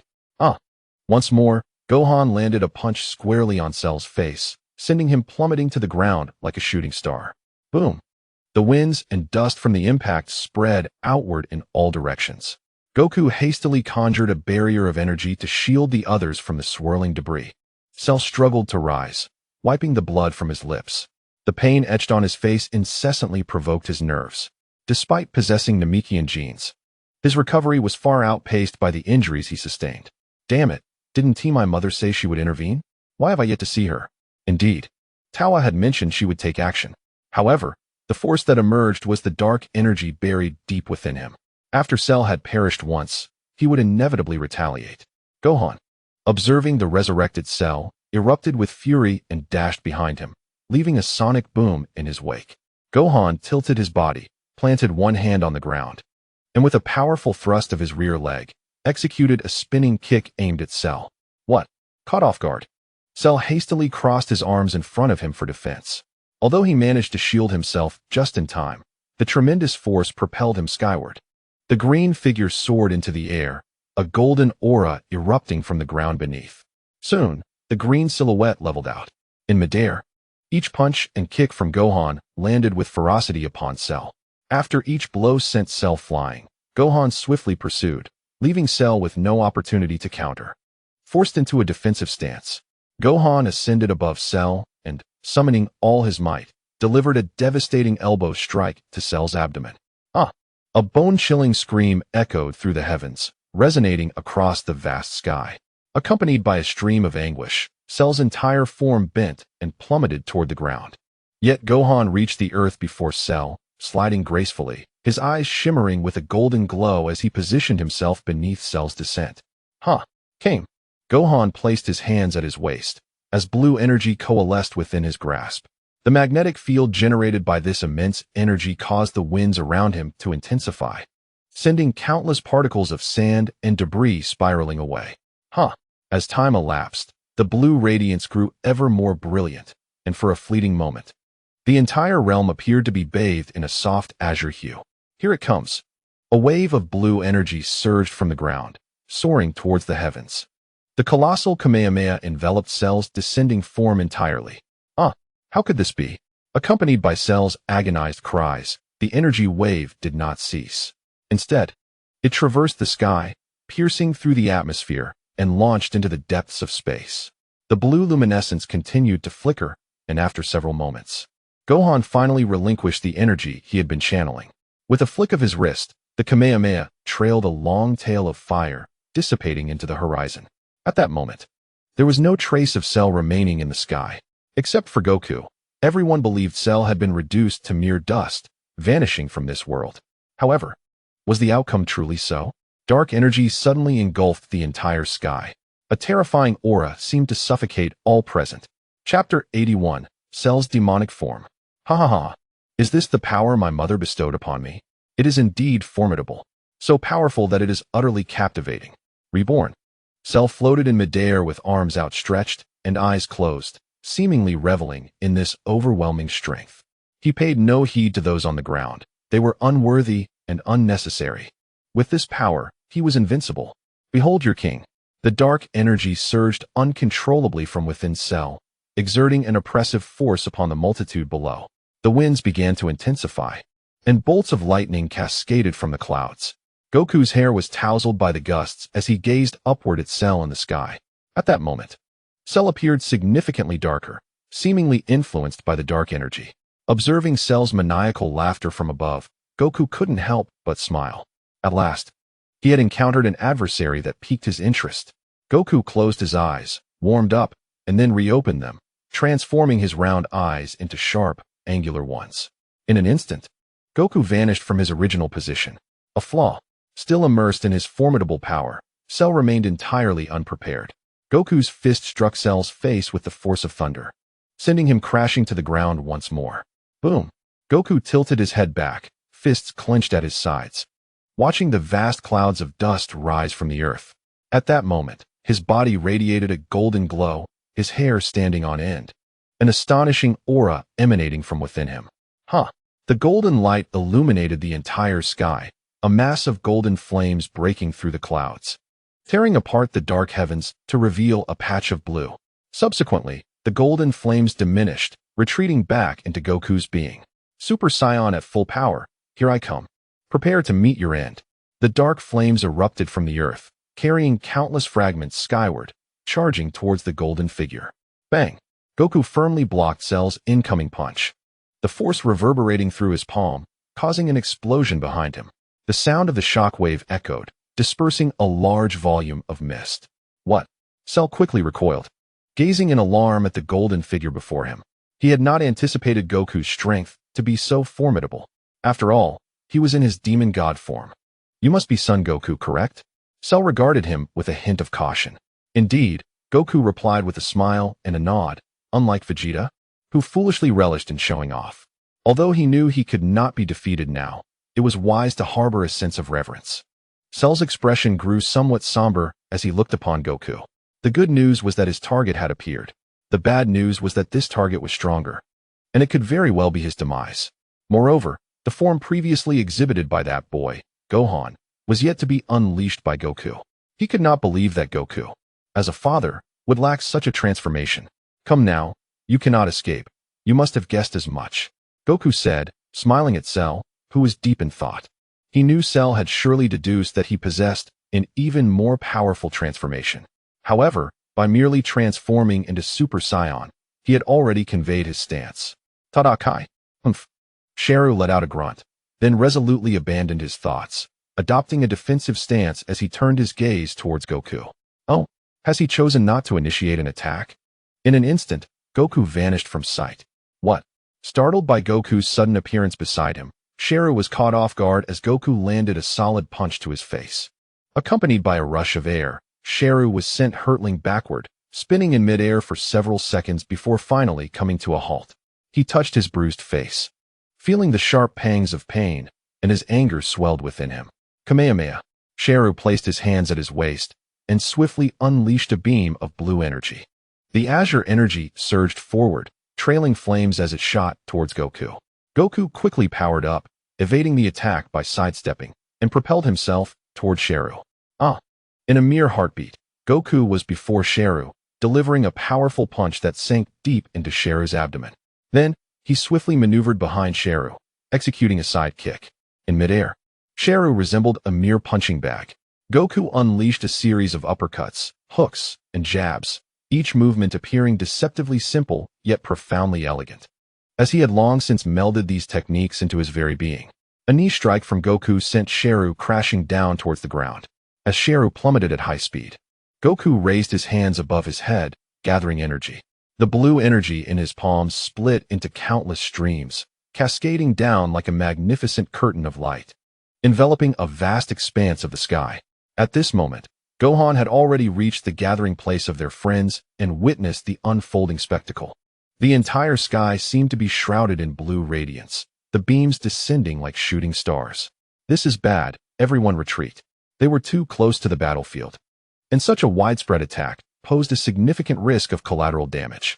With his father's current strength, even a glancing blow could spell disaster. Hearing this, the group quickly retreated, sensing the imminent danger. Gohan also hoisted the unconscious Vegeta onto his back and soared away. Of course, their efforts were in vain, as Goku had already calculated the distance, ensuring they would not be harmed. At most, a few gusts of energy and debris would reach them. With the sound of explosions resonating, the ground shattered into fragments, and even the deafening blasts could not drown out Sheru's anguished cries. Moments later, Goku ceased his energy onslaught, and as the smoke cleared, Sheru's battered form was revealed. At that moment, Sheru was in a truly pitiful state. His two-pointed horns had been severed, one arm was broken, and the wing-like appendages on his back had turned to dust. Sheru's eyes were fixed intently on Son Goku, his entire being racked with intense pain. Yet he gritted his teeth, suppressing any cries of agony. He knew that his mission had failed, and he could no longer return to his mother. Thus, an overwhelming surge of dark energy began to converge within Cell, seemingly mending his previous injuries. Prepare to face my next move, Son Goku. Cell feigned a stance with his hand at his waist, gathering energy in his palm. It appeared he intended to unleash the Kamehameha, yet his form continued to swell. Goku, observing Cell's antics, scoffed derisively. Did you think I wouldn't realize your plan for self-destruction? Your bloated physique and uncontrolled energy clearly reveal your intentions. For the safety of Earth, I implore you to perish, Cell. In an instant, Goku transformed into a Super Saiyan God, the crimson aura enveloping the entire sky.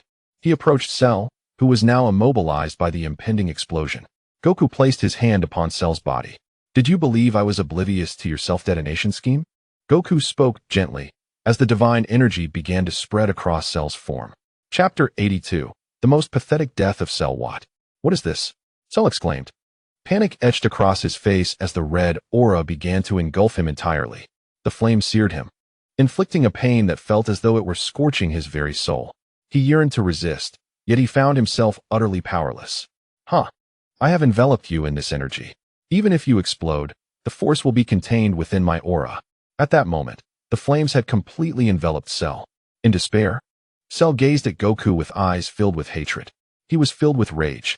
Why? Now he could not prevent his own self-destruction. Boom! The explosion was thunderous, yet curiously, it was devoid of any significant disturbance. No, it would be incorrect to say there was no noise within Goku's aura. The commotion was indeed substantial. How tragic! To have ended his own life. What a folly! Goku allowed the crimson flames to dissipate into the ether, returning to his usual state. He sensed Gohan and the others' energy, and with a swift motion, he vanished from the spot. Meanwhile, the terrain, ravaged by their battle, began to gradually restore itself. This was a wish Goku had made many years ago to the eternal dragon of Earth, that the planet possessed the ability to self-repair after sustaining damage from combat. Although the process was slow and such destruction would take a day to mend, it was certainly better than having no restoration at all. Dad, have you dealt with Cell? Gohan inquired eagerly upon Goku's sudden appearance. Of course.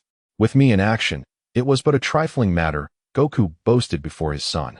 He seldom exhibited bravado in front of others, but before his son and Bulma, he could not help but indulge. Perhaps it stemmed from his roles as a father and husband. Fantastic. After all, he is merely a 9-year-old child. And a naive smile graced Gohan's face as he felt a surge of joy for his father's strength. Father, are you bringing these two to Mom? Gohan inquired, pointing at androids 17 and 18. Upon hearing Gohan's question, the others turned their gaze toward Goku. Previously, they had also asked about the origins of 17 and 18. Their experiences evoked a sense of pity for them, especially considering that they still bore bombs within them. However, the predominant sentiment was one of anger towards Dr. Gero. Oh, indeed, let them lead normal lives, Goku said, affectionately ruffling Gohan's hair. Why don't you all come back to my home with me? Let us celebrate the defeat of Cell. Goku proposed to the group nearby. It had been quite a while since they had gathered, primarily because he had been training with Whis over the past 2 years. Otherwise, they would have met at least once a year, possibly even 5 or 6 times. Each gathering was a chance to indulge in delicious food, engage in conversation, and enjoy each other's company. What could be better? Sure, brother. It's been nearly 2 years since we last had a proper gathering because of your training. Yajirobe was the first to agree, clearly delighted by the prospect. He relished such occasions. At that gathering, the women could converse among themselves while the men discussed their own topics. Hee. Following Yajirobe, the others also nodded in agreement. Just then, Goku seemed to remember something. Oh no, I forgot to destroy that base. The embryonic cell might still be beneath it. He realized the urgency of the situation. I'm sorry, but you might have to wait a moment. I have something to take care of, but it will be quick, just a few seconds. Without further ado, Goku bid farewell to the group and instantaneously teleported away. In an instant, he found himself hovering above Dr. Gero's base. With his left hand raised, countless energy orbs began to coalesce. His other hand formed a point at his brow. Farewell, cell of this timeline. This way, you shall not be exploited by Tawa. As the energy blast descended, the base was rapidly engulfed. The surrounding sand and rock were irresistibly drawn towards the energy, leading to their obliteration. The cell of this timeline was snuffed out before even being born, crushed in its embryonic stage. The mountain concealing the base was leveled. Having completed this task, Goku teleported away once more. He had long suspected that the previous cell was the work of Tawa. The dark energy was strikingly reminiscent of Frisia's from years past. Any discerning individual could recognize it at a glance. He was genuinely vexed by Tawa, buzzing around his mind like an incessant fly. The most frustrating part was that he had no means to capture her. He hoped never to cross paths with her, otherwise she would surely learn the true meaning of cruelty. In the present day, his strength no longer fears Tawa, boasting a regular combat power of 60 billion. Under the unparalleled transformation into Super Saiyan 4, his might can reach the astonishing level of 96,400, equivalent to the second realm of divine power. He firmly believes that Tawa cannot possibly be that formidable. After all, she certainly has not attained the third realm of divine power. As the god of time has stated that she cannot contend with the god of destruction. The third realm of divine power is referred to as the realm of the gods of destruction. And the reason for this designation is that even the weakest of these deities possesses power at this level. Naturally, this refers to their intrinsic strength, excluding the divine techniques wielded by the gods of destruction. Returning to the original location, Goku greeted everyone with a smile. Haha, I'm back. Let us go. He placed 2 fingers on his forehead and, with a swift instant transmission, brought them all to his home. He has since refined his instant transmission technique, now requiring only his own energy to envelop the bodies of those he wishes to transport, allowing for direct relocation without needing others to touch him. This is certainly a far more convenient method than before. Upon arriving at Goku's residence, the group discovered several tables set up in the courtyard, laden with an array of exquisite delicacies, fine wines, juices, and refreshments. It was a veritable feast, featuring all manner of dishes from the sky, land, and sea, truly befitting the abode of a wealthy family. At that moment, Goku spotted Bulma approaching them. Hey, Bulma, how did you manage to prepare everything in advance? Goku was taken aback that Bulma had organized the gathering without any prior communication. Rolling her eyes, Bulma responded with a hint of exasperation. Do you really not know me? We always have a feast whenever such occasions arise. Haha, that's my Bulma, always understanding me. Goku chuckled, scratching his head in amusement. You're such a dork. Bulma laughed heartily. The others couldn't help but chuckle at the couple's playful banter. Even Gohan joined in the laughter. Goku, noticing this, playfully tossed a chestnut at him. What do you think you are? What position do you hold to laugh at me, little brat? What do you know? Ouch! Gohan exclaimed, clutching his head. As if on the verge of tears, Goku shot him a glance but chose to ignore it, well aware that he had not exerted much force. It was merely a light jab, hardly deserving of such theatrics. Go ahead and pretend. I'll be watching you put on a show.